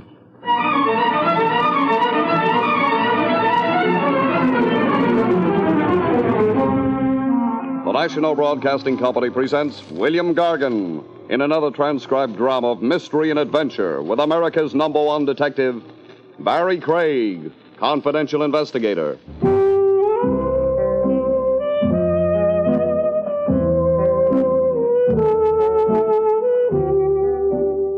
Barrie Craig speaking. It all began quietly enough. He walked into my office, stared contemptuously at the rug, sourly at the furniture, and coldly at me. He said, Good afternoon, Mr. Craig. I am W. Stubbins. How do you do? I am an attorney. I represent Arthur Philip Peterson. You do, huh? You are questioning my word? Well, I was just being friendly. That is not necessary. Oh, forgive me. Cha. Is that annoyance or Russian soup? I find your levity irksome, Mr. Craig. There's no extra charge, Mr. Stubbins. Were it not for Mr. Peterson's insistence upon hiring you... That's Arthur Philip Peterson? Never mind the cha. You might tell me about the case instead of trying to impress me with Mr. Peterson's importance. I shall. Good. I have here a photograph. Thanks. Of Mrs. Peterson. Stella Peterson, to be precise. Now I have the photograph. Also, on this paper... the address of the lodgings where Mrs. Peterson was last known to be, plus her last place of employment. I'm to assume that she no longer lives or works at these addresses? That is correct. And I am to locate her? If possible. How long has it been since she dropped out of sight? Oh, 3 months or so. Somebody wasn't in a hurry. There were circumstances. Oh, I'm sure there were. The photograph's nice and clear, but... I have also here a physical description of the lady. Age, coloring, height, weight, and so on. Well, that might help, but it isn't exactly what I had in mind. Says here she was 24. How old's Peterson? 61. Well, now we know a lot more. How well do you know Mrs. Peterson? I barely know her at all. Well, in that case, I'll have to see Mr. Peterson. Descriptions are fine, but in a missing persons case like this, you need more. Habits, tastes, so on. They all help. Seeing Mr. Peterson would do you no good. Well, why? Is he bashful? No. He's dead. With which remark, W. Stubbins decided I had enough information, rose, deposited a check for $500 on my desk, and left. I wondered what the W stood for.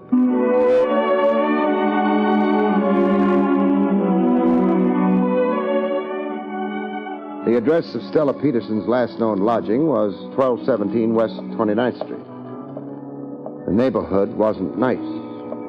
Unless the photograph was telling lies about Stella's appearance, it wasn't the right neighborhood for her. As a matter of fact, it wasn't the right neighborhood for anyone. Yeah, You're Mrs. Cole, the janitor? superintendent. Sorry. I've been checking the mailboxes in the hall. Stella Peterson's name isn't on any of them. Why should it be? Well, she lives here, doesn't she? No. Oh, she must have moved then. Not from here, she didn't. Not from here. Mrs. Cole, you trying to tell me Stella Peterson never lived here? I told you. Oh. She may have been using a different name. If you take a look at this photograph, you might recognize her. What would a girl like that be doing in a house like this? Well, that's one of the things I wanted to ask her. Don't bother dropping around with the answer when you find out. You don't recognize her? No. Well, tell me, how long have you been superintendent here? 10 years. Thank you, Mrs. Cole. Don't mention it. One thing puzzles me, though. Yeah, You recognized her name immediately. Didn't ask to have it repeated. that's so. I'm still puzzled. You oughtn't be, mister. What makes you think you're the first one who's been here asking for her? The interview was definitely at an end. Mrs. Cole shut the door in my face. I had no regrets about leaving that house. It was a process that only the dead wouldn't have enjoyed. I climbed into my car and went away. I wondered how big a liar Mrs. Cole was.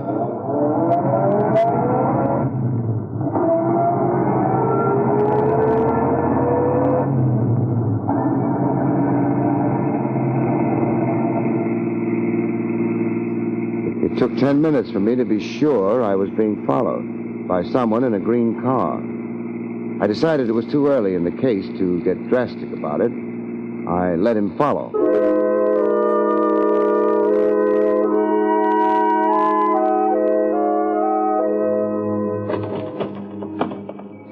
Stella Peterson's last known place of employment was in the low 50s. It was also something that called itself the 1020 Club. I had the feeling that the only qualifications for joining consisted of being alive and foolish. Hey, you're a little early, pal. If you was a bird, you'd get the worm. And if I were a worm, the bird would get me. I'm looking for Stella Peterson. It so happens I ain't got her on me. Maybe I left her in my other suit. Does the name mean anything to you? It's a girl's name. Well, she may have worked here under another name. Take a look at her picture. Oh, let's you and me both go look for her. Then we'll toss a coin. Why don't you save it for the customers? No sense of humor. Recognize this? That there is a beautiful shade of green. I like the way they engrave those 20s in the corner. Let me have a closer look, huh? Thanks. Huh. Where do I go to find Stella Peterson? You tried the Lost and Found department at Grand Central? Hey! You want to be careful snatching a bill like that. You could tear it. I'll be careful. You're not letting me keep it? It's not a sample. Well, like the guy said, easy come, easy go. Which guy? I never heard of him. Well, it's been fun. The last customer offered me 50. He did? Yeah, but I like you better. Why? He only let me look at it. All you come up with was a 20, but at least you let me touch it. So long, pal.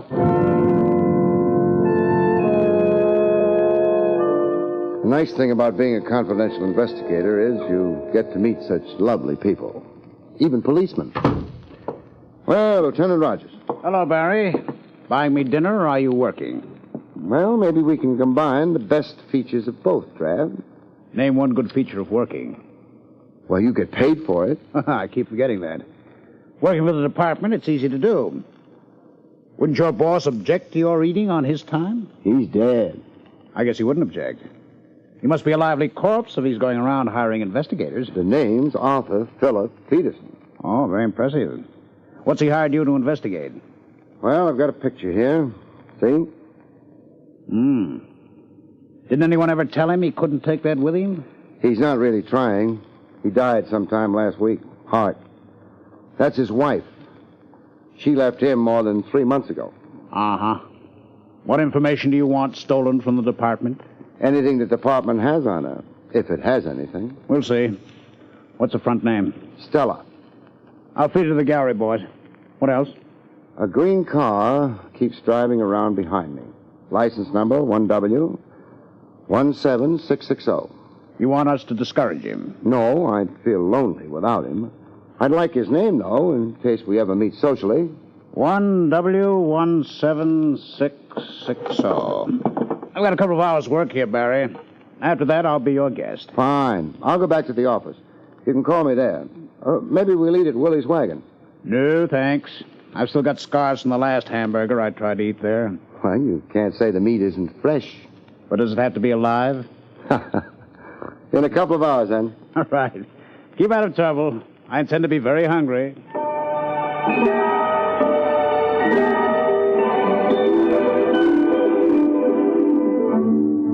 I headed back for the office. The green car was still behind me. I couldn't make up my mind whether or not to worry about it. I decided to postpone the decision. But I didn't use the front entrance to the building. The back door and the stairs up would be smarter under the circumstances. Every once in a while, I do the smart thing. It always leads to trouble.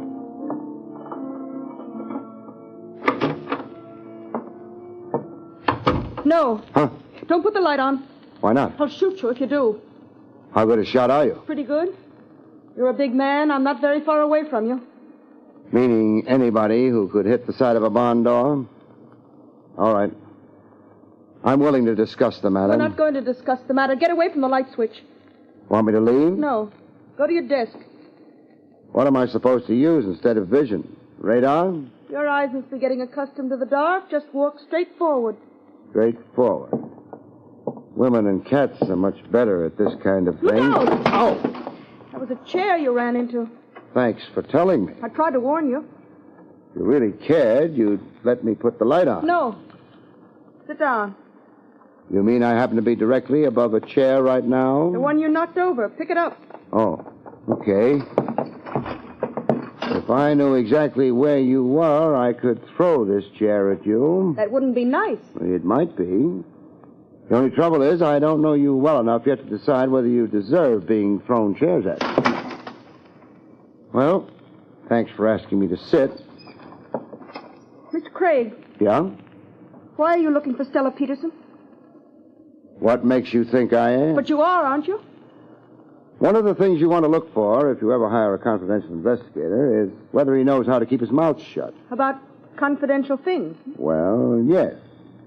You're looking for Stella Peterson isn't a secret. It hasn't made the front page of the Times either. You've been asking people about her? When I went down to lunch today, I asked the boy at the newsstand who won the 6th at Jamaica. I'm not investigating a racehorse. That's not the same. No, it isn't. But there's nothing you can do about it. Look, Why not try telling me why you're so interested in anyone looking for Stella Peterson? I'm interested because... Yeah? Because I'm Stella Peterson. By this time, my eyes had adjusted a little better to the absence of light. I could see her, but not well enough to tell whether or not she was lying. If you want to stop a search, the best way is to indicate that the object searched for has already been found. I wasn't satisfied. You may be Stella Peterson, Don't you think I know who I am? but I don't. Well, I am Stella Peterson. Repeating a lie doesn't make it into a truth. I'm not lying. I didn't say you were. I'm not saying you're telling the truth either. One way or another, I've no way of telling. Why should anyone imitate me? Why should you be afraid of letting me look at you in the light? Too dangerous. Someone outside should see the light go on here. Sooner or later, it'll have to go on. But not when I'm here. Okay. Good night. But you haven't told me why you've been looking for me. I haven't told you that I am looking for Stella Peterson either. Shh. Too early for Trav. Someone's out there. Yeah. Outside the door. What are you doing? Moving up to the door on one side of it. Door isn't locked. We're going to have company. Don't use that gun of yours. So glad you could come. Hey, let go. Never come visiting with a gun in your hand. Okay, I'll drop it. You're breaking my arm. Oh, thanks. Now, get over to the side. All the way over. Wise guy. No, nice. The gun. Yeah. And I think the lights. Where the... The door to the next office. Jimmy'd open. That's how she got in here. How? Who got in here? You don't see anyone here now, do you? She could have got out through that door to the next office. Who could have? The one who got in. And who was that? Well, that's what I asked you. We're back at the beginning again, huh? Yeah, it looks that way, don't it? All right. So far as you're concerned, it began with your walking in here, carrying a gun in your hand. Why the gun? I thought the joint was being burgled. I am a public-spirited citizen. And you happen to be strolling past the office? Up on the 4th floor of an office building, late in the evening? Yeah, that's right. It ain't so drafty up here like down on the street. Not as safe either. You're not going to try any rough stuff, are you? A police lieutenant named Rogers is going to be along in about a half an hour. I already got all my tickets to the policeman's ball. Maybe, but what he'll give you is a burglary charge. Burglary? Yeah, breaking and entering. Plus attempted armed robbery. Add it up for yourself. Add it up? That could be 10 years. Easily. Oh, now wait. I didn't burgle. My word's a lot better than yours. It ain't enough. Maybe you're right. See that pen on my desk? Yeah? Pick it up and put it in your pocket. Well, what do you... Hey, wait. That'll prove that I robbed you. Nothing doing. Would you rather I shot you as you were breaking and entering? But you didn't. But I will. Pick up the pen. No. What do you want from me? What's your name? Empty. Who hired you? You prefer 10 years up the river? Meaning you're more afraid of whoever it is. I'd better get out of here. Hey, come back here. You knew I wouldn't use the gun on him. Barrie Craig here. Barrie. I won't be able to make that dinner date. Why not? A homicide was just phoned in. Woman named Cole, over on... On 29th Street? Yeah. Hey, how did you know? 1217 West 29th Street? She was the janitor? The superintendent there? That's right. I'll meet you there. All right. By the way, before I forget, we checked the license on the green car that was trailing you. Yeah? It belonged to a woman named Stella Peterson. So long.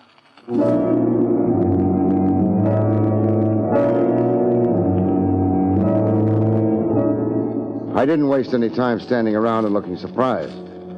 The green car was registered in Stella Peterson's name. That might be important later on. Right now, a woman named Mrs. Cole was more important. She was dead. But I thought she might have something to say to me anyway. Anything else you want right now? Hey, Lieutenant. Oh, hello, Barrie. How was she, Strangled? Not pretty, but quiet. Yeah. Body was discovered fast by accident. Grocery boy walked in, found her. Break, maybe. Not for Mrs. Cole. I wasn't thinking of Mrs. Cole. Could I have a look at her, Trav? Yeah, sure. As soon as I brush a few photographers aside. Come on. I don't know why you want to look, though. I expect her to tell me something. Our boy's out of the way. There she is. Yeah. I don't hear her talking. She's telling me plenty, though. Like what? Look at her wrists. Interesting. We hadn't got around to noticing details like that yet. I expected them. Burns on her wrist and forearm. Yeah. Kind that would result if you pressed lighted cigarette ends there. She was tortured before she died. That's right. I'm leaving, Trev. Barrie, you know more about this than... Well, it's not a police job. It can't be. You'd only slow things up. There isn't time enough for that. You sure? I have to play it the way I see it. Okay, Barrie. Luck. Thanks.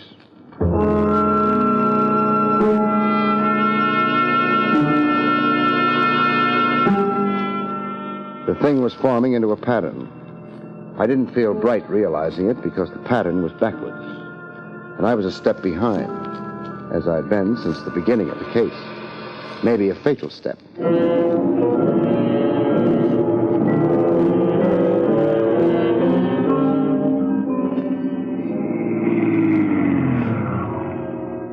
The 1020 Club was open for business. I went around to the back. The green car wasn't anywhere, so I went inside. Hold it, huh? Hey, it's the pal with the $20. You still got it? What's your name? Wendell. Is that the name that wins the 20?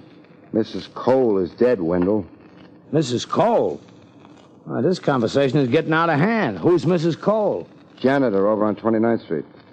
The house Stella Peterson stayed in for a while before ducking for cover. Yeah, well, janitors don't lead healthy lives. Lots of them die. Of strangulation? Well, maybe she was cheating on her husband or not emptying the ash cans right. She was tortured before she died. Tortured? Yeah. The way I figure, whoever tortured her got what he was after. How do you figure that? He wouldn't have killed her otherwise. She was a lead. Maybe the only real lead he had. That could be. Where's Stella?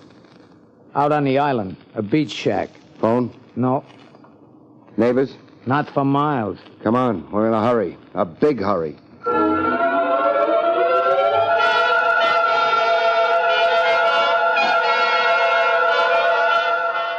We made time. I didn't break too many traffic laws. Only one. The one that keeps your speed down. We were lucky. We didn't pick up any traffic cops on the way. Or were we lucky? How much further? Oh, maybe another 10 minutes at this rate. You carry a gun? No. Then don't try being a hero when we get there. You ain't expecting anything good, are you? No.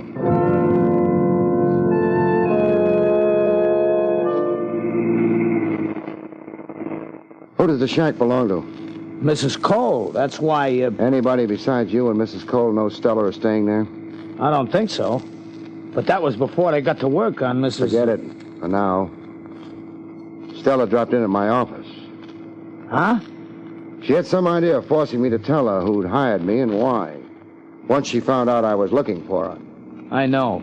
Sure. You were driving the green car. The one that was tailing me. Yeah. Stella took it to drive out to the shack? Yeah, after she ducked out of your place. Too bad you didn't know about Mrs. Cole then. Yeah, too bad.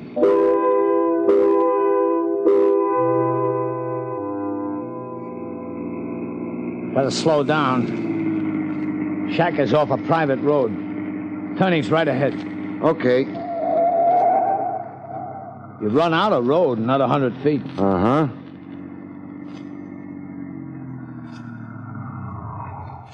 All right, now. Come on. This time of year, the beach is deserted. That's why Stella figured it was safe. It was for a while. That the shack? Yeah. The light's on. Odds are against her being alone. Wendell, maybe you better get back to the car and... Oh, no, I'm in this with you. Okay. Stella's a good kid. She must be, to get this kind of loyalty. Although, would the fact she's inheriting Peterson's dough make a difference? She's inheriting it. But the old man said he was going to cut her out of his will. That was when she left him? Yeah, he said if she did... He changed his mind. A window. Yeah. Stella and Empey. The guy? Yeah. He must have picked up another gun someplace. He may be jumpy. We'll have to handle this carefully. Is there a back door? Yeah. Leads to the kitchen. You can see the kitchen door from here. Now, give me a count of 30. Then knock at the front door. Count of 30. Okay. Think it'll work? It'll have to. 10, and I made the back door. 5, and I had it open. Crossing the kitchen without knocking over the pots and pans took 8. That gave me 7 seconds. I used them in getting the door to the living room open a crack, and then I waited. Wendell knocked on cue, and I moved fast. Empey had turned to the door. He heard me coming, but before he could get around, Mr. Craig! Yeah.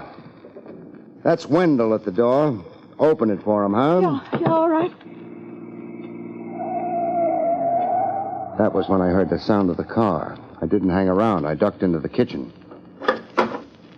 Hiya, Stella. Wendell. Mr. Craig knocked the man out, the one who... Mr. Craig? What happened to him? I don't know. He was just here. He must have gone out the back way. Oh, I better get this boy's pop gun. He's coming, too. I got it. He'll be all right. He'll be fine. Mr. Stubbins. Mr. Stubbins. Drop the gun, you. Me? Yes. Oh, I didn't know you meant me. Yeah, better. Empey? He don't feel good. The idiot. How he ever let you get the best of him, well, never mind. Mr. Stubbins, what are you going to do? What do you think? But why? What have I done to you? It wasn't you, my dear. It was that blithering husband of yours. I don't understand. You left him, justifiably enough. He was turning into a senile idiot. You left him, and he threatened to disinherit you. You ignored his threat, for which my compliments. Thanks, but I... Of course, he tried to get you back. We did discover your address, the place you worked, but I made no great effort. I was waiting for Peterson to carry out his threat. But why did you care? He planned to leave his money to various charities, of which I would be sole administrator. I counted on that. As a matter of fact, I rather anticipated the event. I borrowed some of the money. And then the idiot decided he admired you for your courage in leaving him. Oh, and then... And he did not disinherit you after all. I faced jail, my dear. I kept hoping until the last moment, but then he died, leaving you his money. And if I die too? The money will revert to the estate. I can arrange matters to my satisfaction there. That is why I persuaded Mrs. Cole to give me this address, why I sent Empey on ahead to hold you, and why I shall now... Oh, no! Sorry, my dear, but it's oh, yes. Wonderful kitchen you've got back there. Mr. Stubbins is all right. He'll live to die.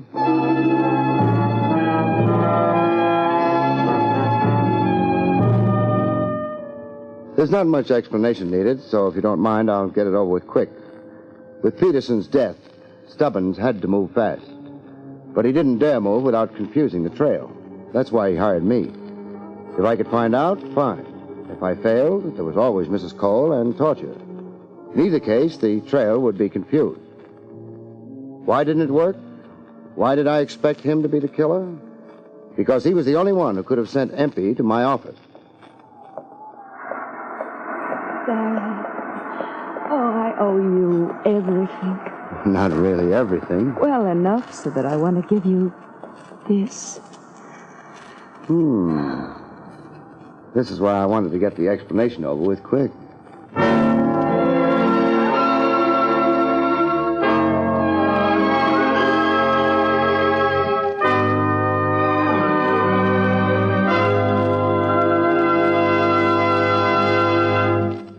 You've been listening to William Gargan in another exciting transcribed mystery drama from the adventures of Barrie Craig, confidential investigator. Tonight's story, The Corpse Who Was Wrong, was written by Lou Vittis. Next week, it's the strange story titled The Corpse Who Stayed for Breakfast, about which Barrie Craig has this to say. Next week's story deals with at least 2 corpses, a house on the river, a midnight swim accompanied by bullets, and, the corpse who came to breakfast didn't eat a thing. Good night, folks. See you next week.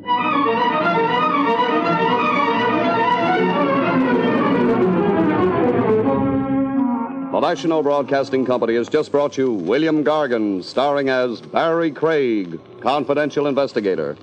Featured in the role of Mrs. Cole was Bryna Rayburn. Don Pardo speaking.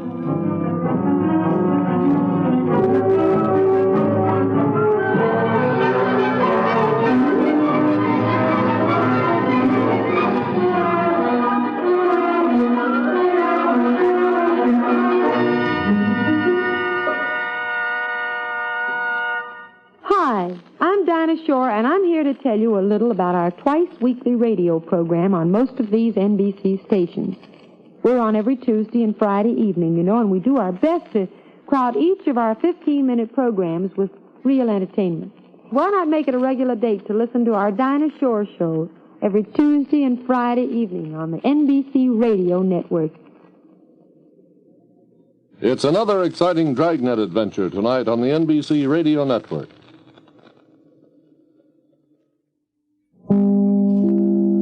William Gargan stars as Barrie Craig, confidential investigator.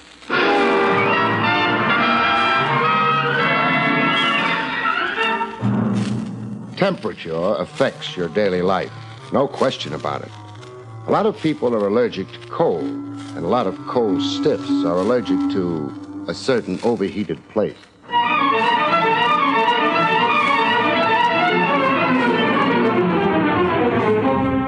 The National Broadcasting Company presents William Gargan in another transcribed drama of mystery and adventure with America's #1 detective, Barrie Craig, confidential investigator.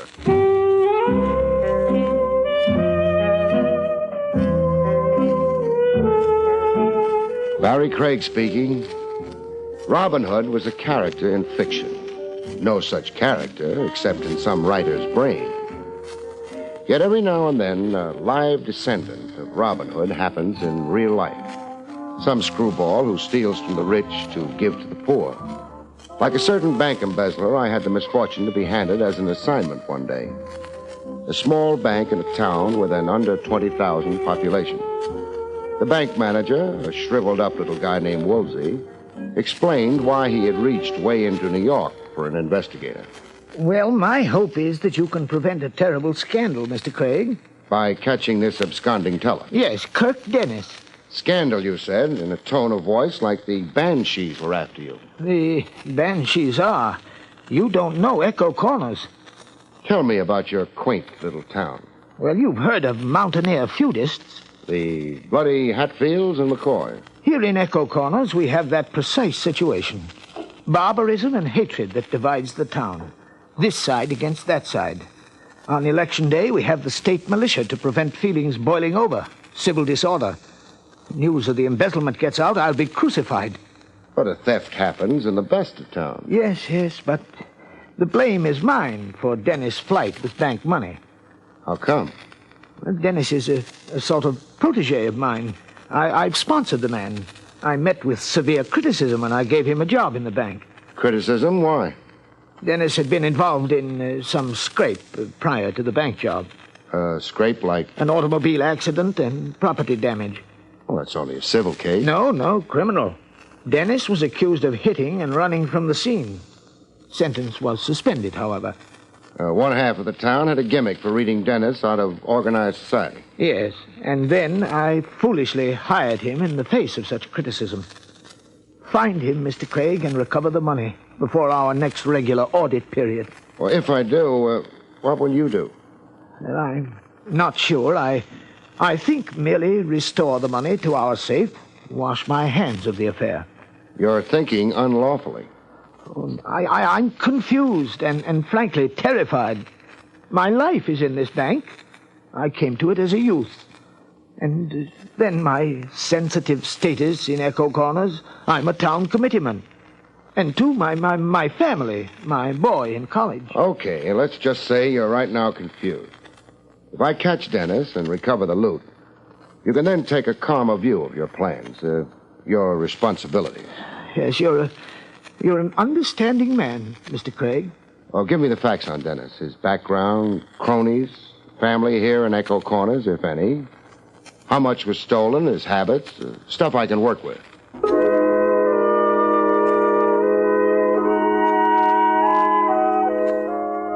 An embezzlement temporarily hushed up. Woolsey had his executive neck way out. I got all the facts he knew about young Kirk Dennis and then went to work. Work kicked off pleasantly enough. In a farmer's market, the annual Spring Jubilee Bazaar was the occasion for the crowds and music. The booth I was especially interested in had a spinning wheel with numbers on it. You placed your dime bet, and the chances on the big wheel were 39-1 that you couldn't possibly All win. right, folks, place your bets. A selection of $5 in merchandise awaits the lucky winner. Look the shelves over and pick your prizes. Place your bets. The doll hustling bets was Jenny Smith. She'd been wild about the vanished embezzler and vice versa. Last call before the wheel spins. I got my dime down on number 13. And here she spins. And it's number 13. Whose dime is on 13? That's mine, miss. Okay, you win $5 worth of merchandise, mister. What's your selection? Anything on the shelves, this is? The lower shelf. Oh. All right, I'll take that gooseberry pie. That's $1 worth. What else? $4 worth of your time. Oh, a fresh guy. No, an investigator. Lean close. I'll whisper something in your shell-like ear. Kirk Dennis. Kirk. Keep it a whisper if you still care about the guy. Meet you where? My car's parked on the north lot. It has a fare banner attached to the aerial. You'll recognize it. We can talk sitting in my car. Talk and eat. I've been years pining for a homemade gooseberry pie.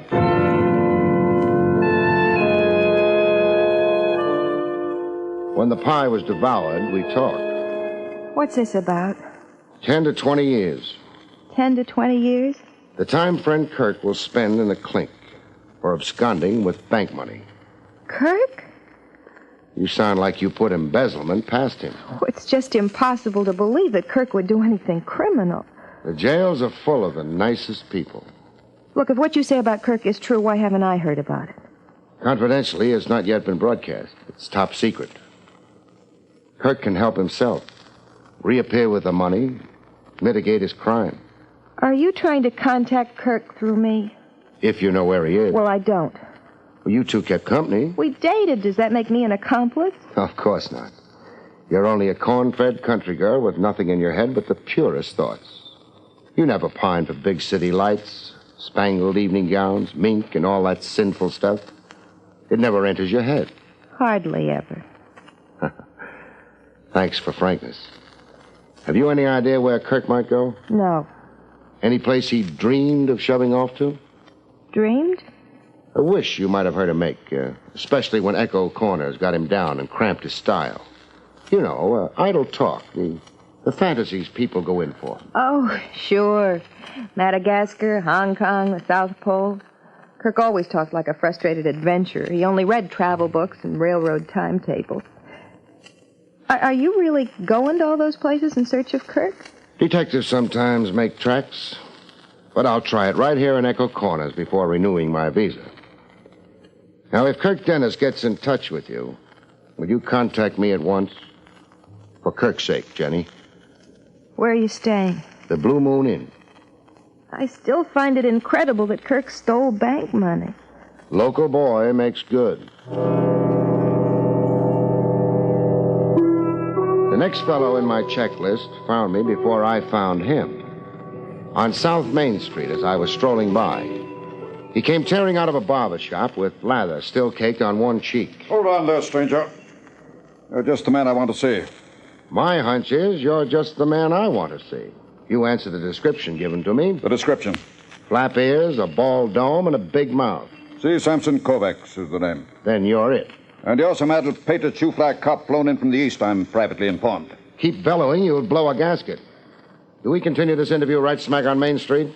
Come back over to the firehouse and walk in front of me. I never turn my back to a stranger. I learned that reading about the Texas Rangers.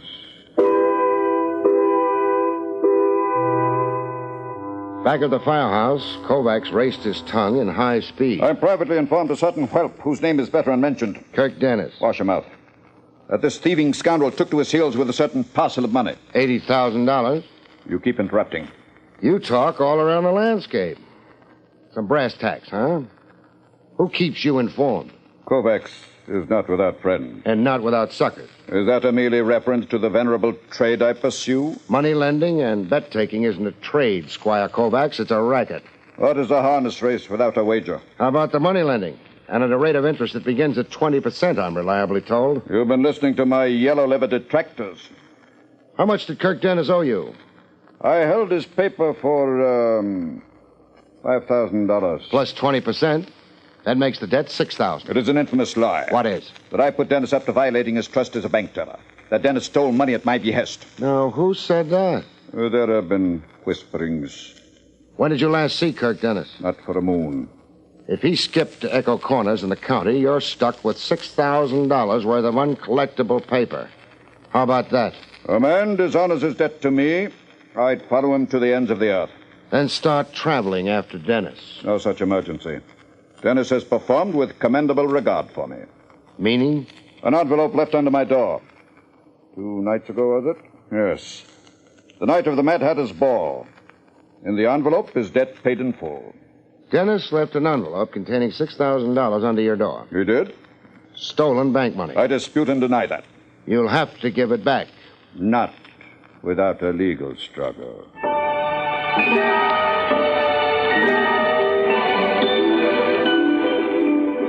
It only went to prove the big cities had no monopoly on shopsters. The next item on my checklist into a missing bank teller's personality and background was Kirk Dennis's uncle. Named, interestingly enough, Moses Crooker. I got there at dusk, to the tune of barking hounds anxious to improve their bite on strangers, bums, and detectives. My information was that Dennis had lived with his uncle. Yes? Moses Crooker? That's me. My name's Barrie Craig. All right if I visit a while? Welcome, man. So was out for a weary traveler. Huh. Sweet music to my ears. What's that? So far, I haven't found Echo Corners too hospitable. Well, there are those that are and those that ain't. Come in and sit. Yeah, I'm glad you thought to stop. I've been aching for company all day. You have? Just busting to talk to somebody. Am I mistaken, or are you bubbling over with happiness? Ain't never been happier. Not since the cow had triplets. 2 things get a man bouncing that high. One's romance. Oh, it ain't that. Since the Pellagra got Emmy, it ain't never been that. The other thing's money. You came into money. I better not be answering that. I hit the nail, huh? You know, I ain't sure I like your prying. But you invited me in to talk. You were busting to talk, you said. Yeah, but I don't like anybody taking the words out of my mouth. Oh, I'm sorry. I jumped the gun. Well, if you're going to do your own talking... Yeah, I must tell you, blow up from the compression. You see this? A tin can. A can for the lard back in my grandfather's time. Well, what about it? What do you see on it? See? Well, rust, for one thing. The rust of years. And dirt caked all over it. Where's it been? Buried. Where I turned up a patch this morning to see the corn. Buried, and you dug it up? Buried where it's been long before I was born. An old tin can for lard, but it's a pot of gold. Buried treasure, and you're the lucky finder. In my hour of need, the good Lord saw fit. Can I get a squint into the contents of the can? You can, so you can see what I saw. And, so I'll know I ain't been dreaming. Well, what do you see? Money in bills.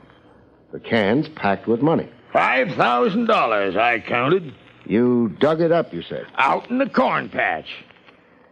I've got a little shock for you, Crooker. A shock? The can's older than sin, all right. As antique as your memory of your grandfather. But the money isn't. The money ain't? The money's soggy and soiled a little, but it's comparatively new money. Look at the modern size of the bills. The 13-figure serial numbers on it. Practically fresh out of the mint. All of it. Fresh? You say? Fresh? Crooker. He'd fainted dead away.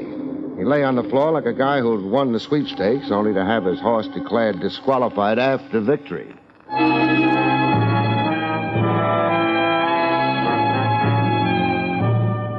When old Moses Crooker came out of his faint, he tried to make an argument of it. My grandfather lived right here on this same farm.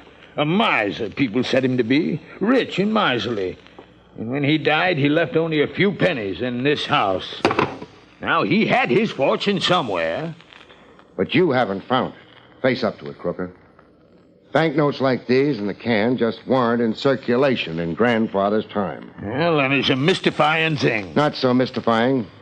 Somebody buried new money in an old can on your property. But now, does that make sense to you? Buried it here possibly for you to find. Tell me, how deep did you have to dig? Oh, maybe 18 inches. Shallow. In ground you probably turned over every spring, huh? Yeah, to seed the corn. Then you were meant to find the 5,000. Somebody who knew planting and farming procedure around here buried that can.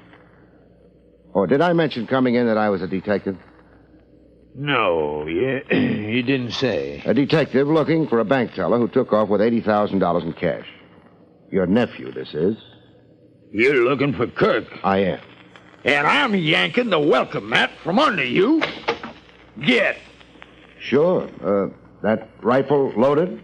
You'll be feeling the buckshot as you go.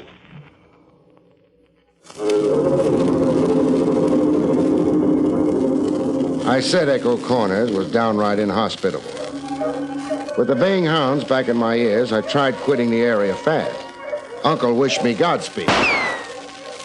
Being half blind, he aimed right at me. First ditch I found, I jumped in. Nothing like a foxhole during battle.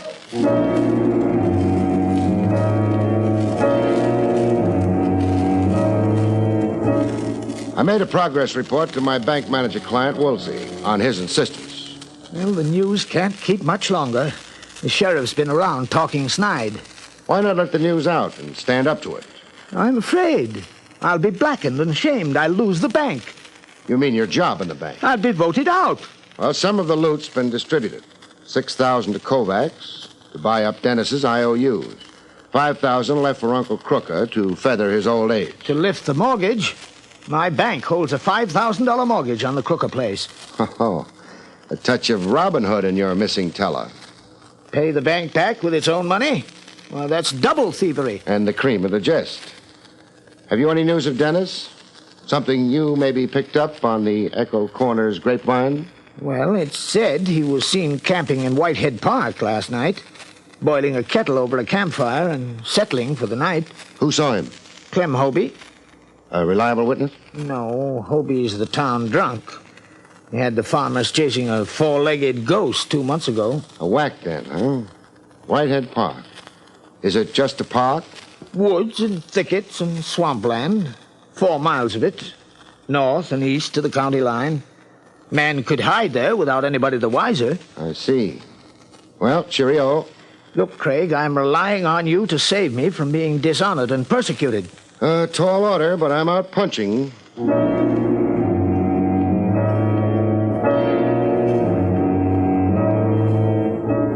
I took to the woods just to familiarize myself with the terrain in case I did have to flush a fugitive out of them. Whitehead Park looked like African bush country.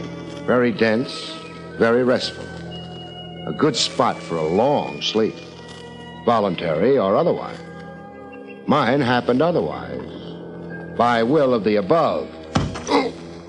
A weight dropped from the skies. Face up, flat on the ground, I got a look at the mighty sleep giver. A man up in the trees with another rock in his hand, the size of the one he'd already crowned me with. I couldn't make out the man's face. My eyes weren't that good.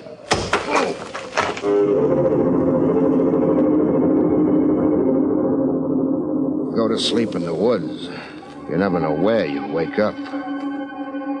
When I looked my new surroundings over, my first guess was that I was in jail. But your eyes play tricks for a while after you've been beamed. So I took a second look. Same conclusion. I was still in jail. Able to talk now, stranger? I'll check. Dabba, dabba, dabba, dabba. Yeah. I can talk fine. You're under arrest. I've noted same.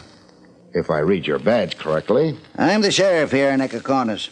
And the charge against me? Vagrancy, suspicion of chicken stealing, sleeping in Whitehead Park where a deputy found you. We don't let bums hang around here long, stranger. So why aren't you leaving town? I insulted you. Add a new charge to the old ones. All right, what's my punishment? I'm riding you to the county line and booting you across it. What if I cross back on that county line? You could walk into a shooting. But if I'm not a vagrant? I say you are. With $400 cash in my wallet? Yeah, I'll show you. Say. Something wrong? My wallet's been lifted.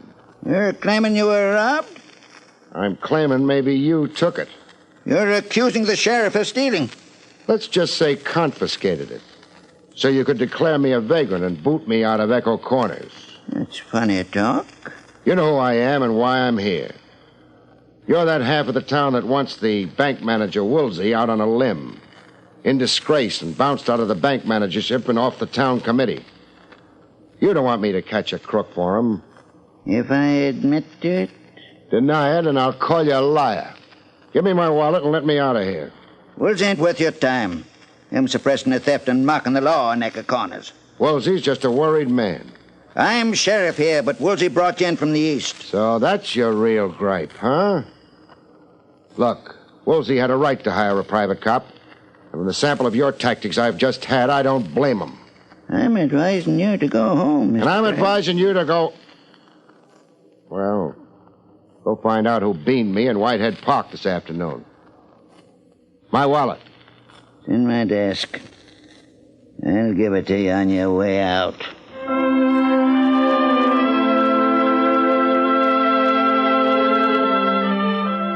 Dennis's girl, Jenny, tried mighty hard to be elusive. I spent half a day looking for her. Then I found her where you'd never expect a corn-fed doll with a big city glare in her eyes to be. Home, washing dishes yet. My brother Will had a birthday party. Now you're doing the dishes. I'm a slave. I dream of breaking a lot of them. Obey that impulse. I will. Can't break more than one. My people can't afford it. I like family solidarity. But I can break Will's head, the slob making me clean up after him. I just love family solidarity. You're sappy. Talk to me about Amour. I got nothing to say about Kirk. Then I have something to tell you. What? Since we last spoke, you've gotten money from Kirk. What? Money? You're crazy. Analytical. It figures Kirk also got money to you. He got money to a creditor, to his dear uncle. Why would his generosity of spirit stop at you? You, the girl he loved. Come on, Jenny. Except stolen money, the only change of scene you'll ever get is the big house for delinquent ladies. You don't know Kirk actually stole from the bank. It seems fairly certain. $80,000 is missing. Well, still you don't know Kirk had anything. How much did Kirk get to you? $2,000. The note said for me to buy a wardrobe and a valise. A valise? To travel where with? The note didn't say. I was to wait for another note. How was the note and the money gotten to you? Left in my mailbox. Look, Kirk could have given me that $2,000 from his own savings. Useless to wriggle, Jenny. Kirk didn't have any savings. He was in hock for $5,000 to a moneylender. Sorry, doll. You'll have to disgorge. I loathe, detest, and despise you. Now, Jenny, listen carefully. It figures Kirk will be in touch with you again. He'll give you your travel plans and destination. Where to join him with that new valise. I want to know what his message is, the minute you get it. I'm not sure I'll let you know. For Kirk's own sake, protect him from himself. You will, Jenny. You're at heart a corn-fed girl raised on Sunday meetings and the Ten Commandments. You'll put temptation behind you. I'm gonna break another dish.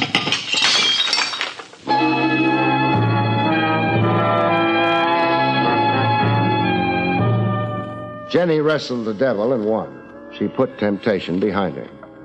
She told me so in a phone call to where I was staying, the Blue Moon Hotel.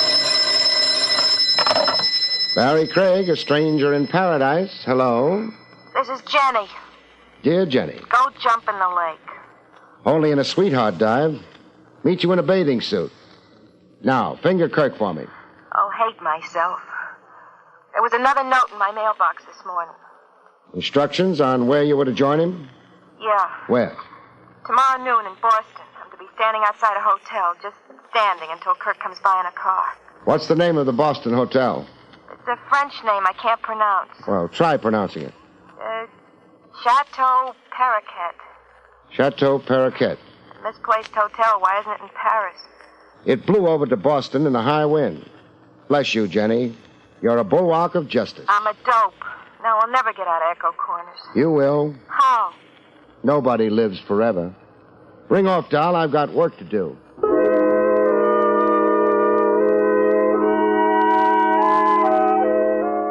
Do handsprings and pull rabbits out of hats. Some clients aren't satisfied.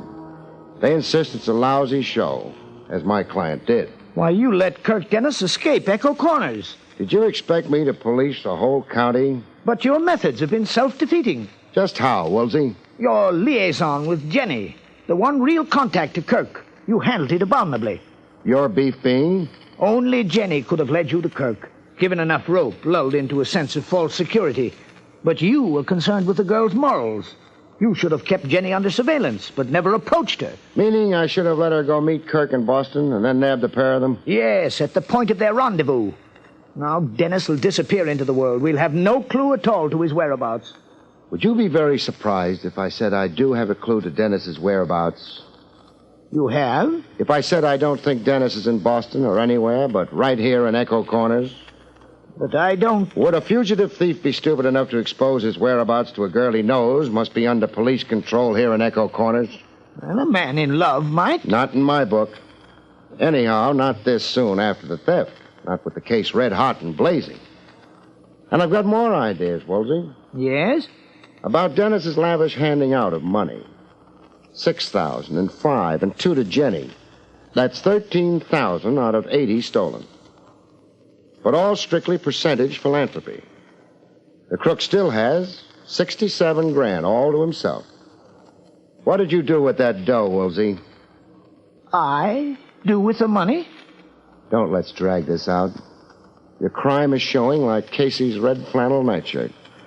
You slipped notes in letterboxes. You handed dough around like Robin Hood, only to support your baloney claim that Kirk Dennis stole the money.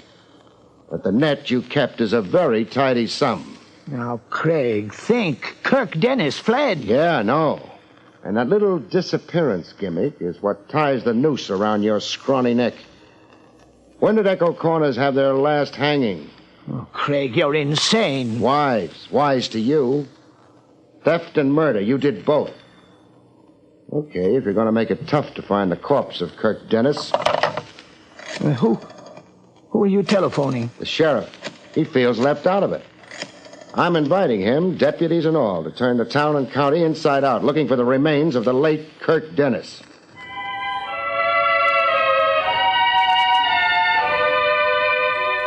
The next morning, I was out with the hounds. Friendly hounds this time, in the wood.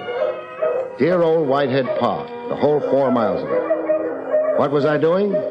Helping a posse look for a stiff. Jenny was along, blubbering.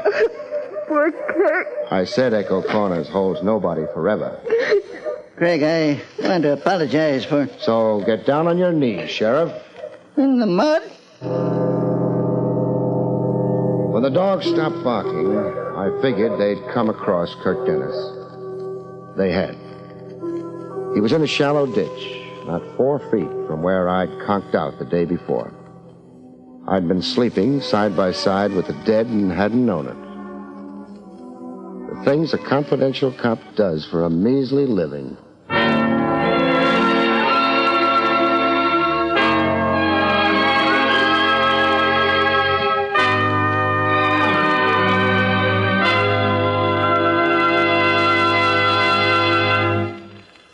You have been listening to William Gargan in another exciting transcribed mystery drama from the adventures of Barrie Craig, confidential investigator. Tonight's story, The Embezzler, was written by John Robert. Next week, it's the strange story titled The Schemers, about which Barrie Craig has this to say. Next week, 3 adventurers in search of a bankroll find money offers no kick if they're too dead to enjoy it. Good night, folks. See you next week.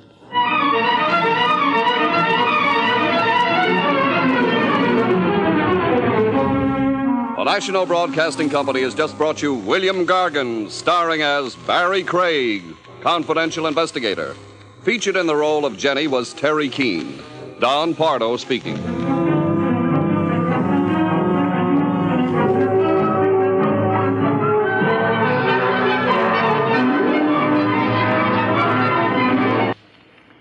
It's another exciting Dragnet adventure tonight on the NBC Radio Network.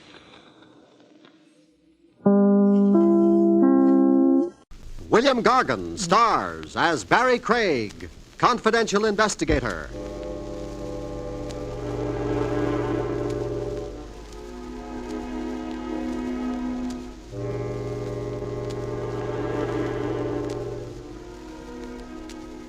If you crave all the elbow room you can get, folks, be sure to have your coffin built to your own specifications.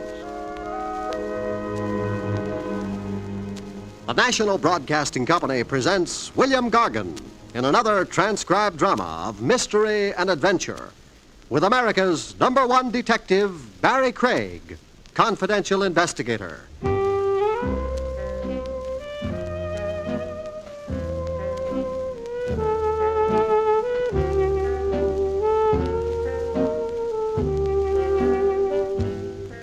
Barrie Craig speaking. Live sharply with your senses in high gear, as a confidential cop must. You notice things the average citizen never sees. Little situations that look normal on the surface, but aren't really. Like a loving couple on the subway, the Sea Beach Express, en route from Times Square to Coney Island. A cute red-headed girl with an ice cream look, and a young fellow with an actor's profile. He had an adoring arm around her waist, inside her coat. Young lovers, peaches and honey. Only thing, I could see the hard outline of a gun under the girl's coat. She was acting cozy, all right, by persuasion. Going through a tunnel, I changed seats to chaperone the situation. Nice day. Huh? You say something? I asked, what do you think of the world situation? Hey, what are you, some kind of a nut? Isn't everybody? Look, creep, blow. My seat's paid for. My ears aren't. Oh, now, that's an unneighborly attitude. What does your girlfriend think about it? Mind your business about my girl. I can't. You what? Chivalry. I've got the taint of the Southern gentleman. I once spent a weekend in Chattanooga. I can't ever pass up a lady in distress. What makes you think she's in any distress? Isn't anybody with a gun in their ribs? Look, wise guy, a gun can point 2 ways and I'll bite your tongue. Can't do. I'm a lifelong vegetarian. You can get plugged. So can you. Even faster than me. What does that mean? Cast a downward glance, brother. My right hand in my right coat pocket. If I fired, now, let's see. Yeah, you'd be shot in the 7th rib. Who are you? Sir Galahad. I've got a suggestion to make. What? The next station stop, we get off. The 3 of us. You, me, and the redhead. If not? We'll both be disappointed.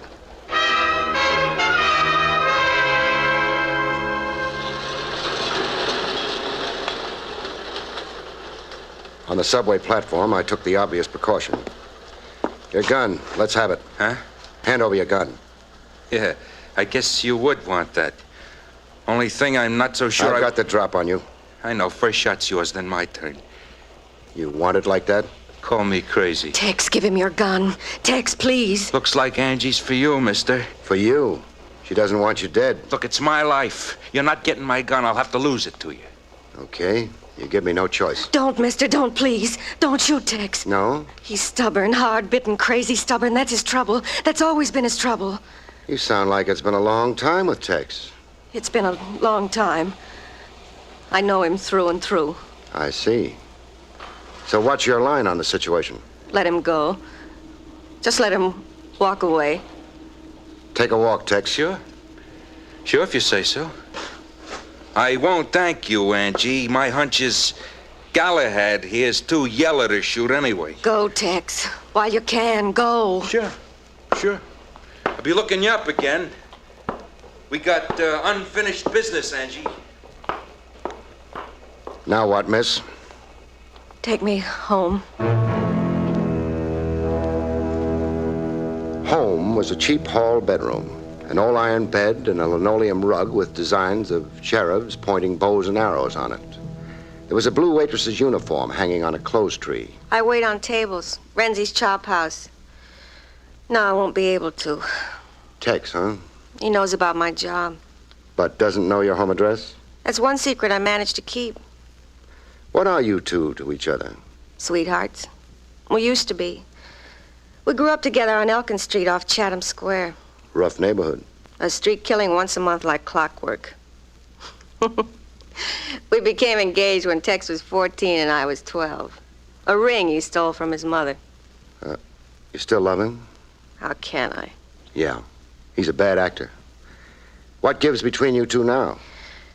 I don't feel free to discuss it. Well, maybe you'd better.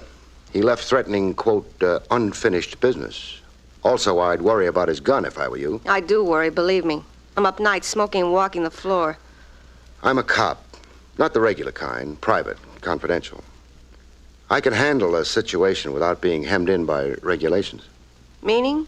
I can be a friend. All right. I'll confide in you. For Tex's sake as well as mine. Tex came out of jail last week. First thing he did was look me up. Why? A sealed envelope left with me before he stood trial. Go on. Tex was convicted of robbing a payroll messenger. The Hubble Electrical Company. $30,000 was stolen cash. The court never got Tex to tell where the money was.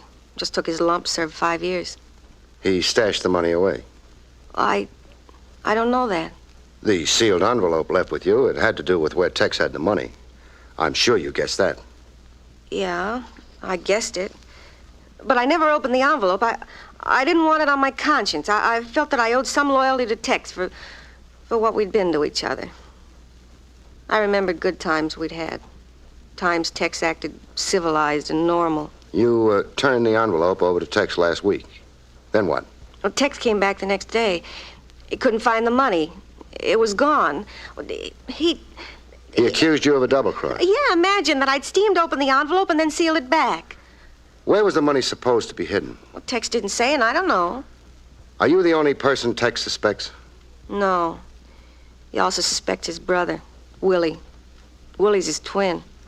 Well, how does he connect Willie with the alleged double-cross? Well, while Tex was up, I'd been seeing Willie. Oh. Dates. I needed companionship. I couldn't sit around like a stick of wood. Well, Tex thinks Willie got to the envelope, that I was careless with it. Where did you keep the envelope? Oh, there, under the linoleum. Could Willie have kidded you along just to get at the envelope? I'd say no. Willie's sweet. The opposite of Tex, hard-working and honest. He drives a laundry truck, works like a dog to get somewhere, but... But? Oh, you never know who to trust. You never know who's rotten in his heart. Yeah. Any money to tide you over while you stay away from Renzi's chop house? I got $4. You've got 24 now. Why are you giving me money? No strings attached. What good's my helping you if I let you starve to death? For so long, I'll be in touch. Goodbye.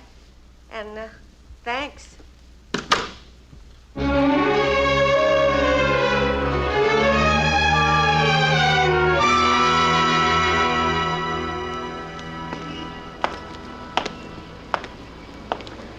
A few doors up from Angie's furnished room, the neighborhood got over-friendly.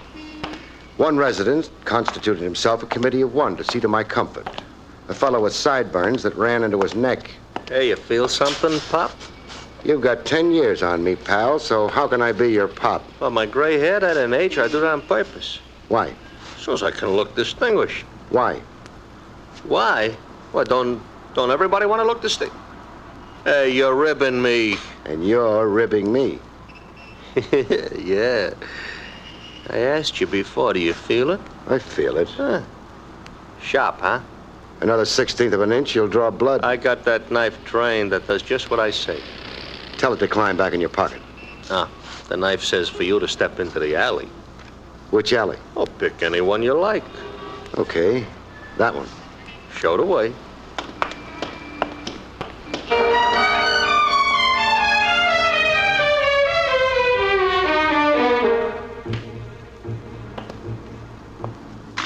In the alley, I submitted to a frisking. Hold still. What, pray, are you looking for? A gat. How come, fella?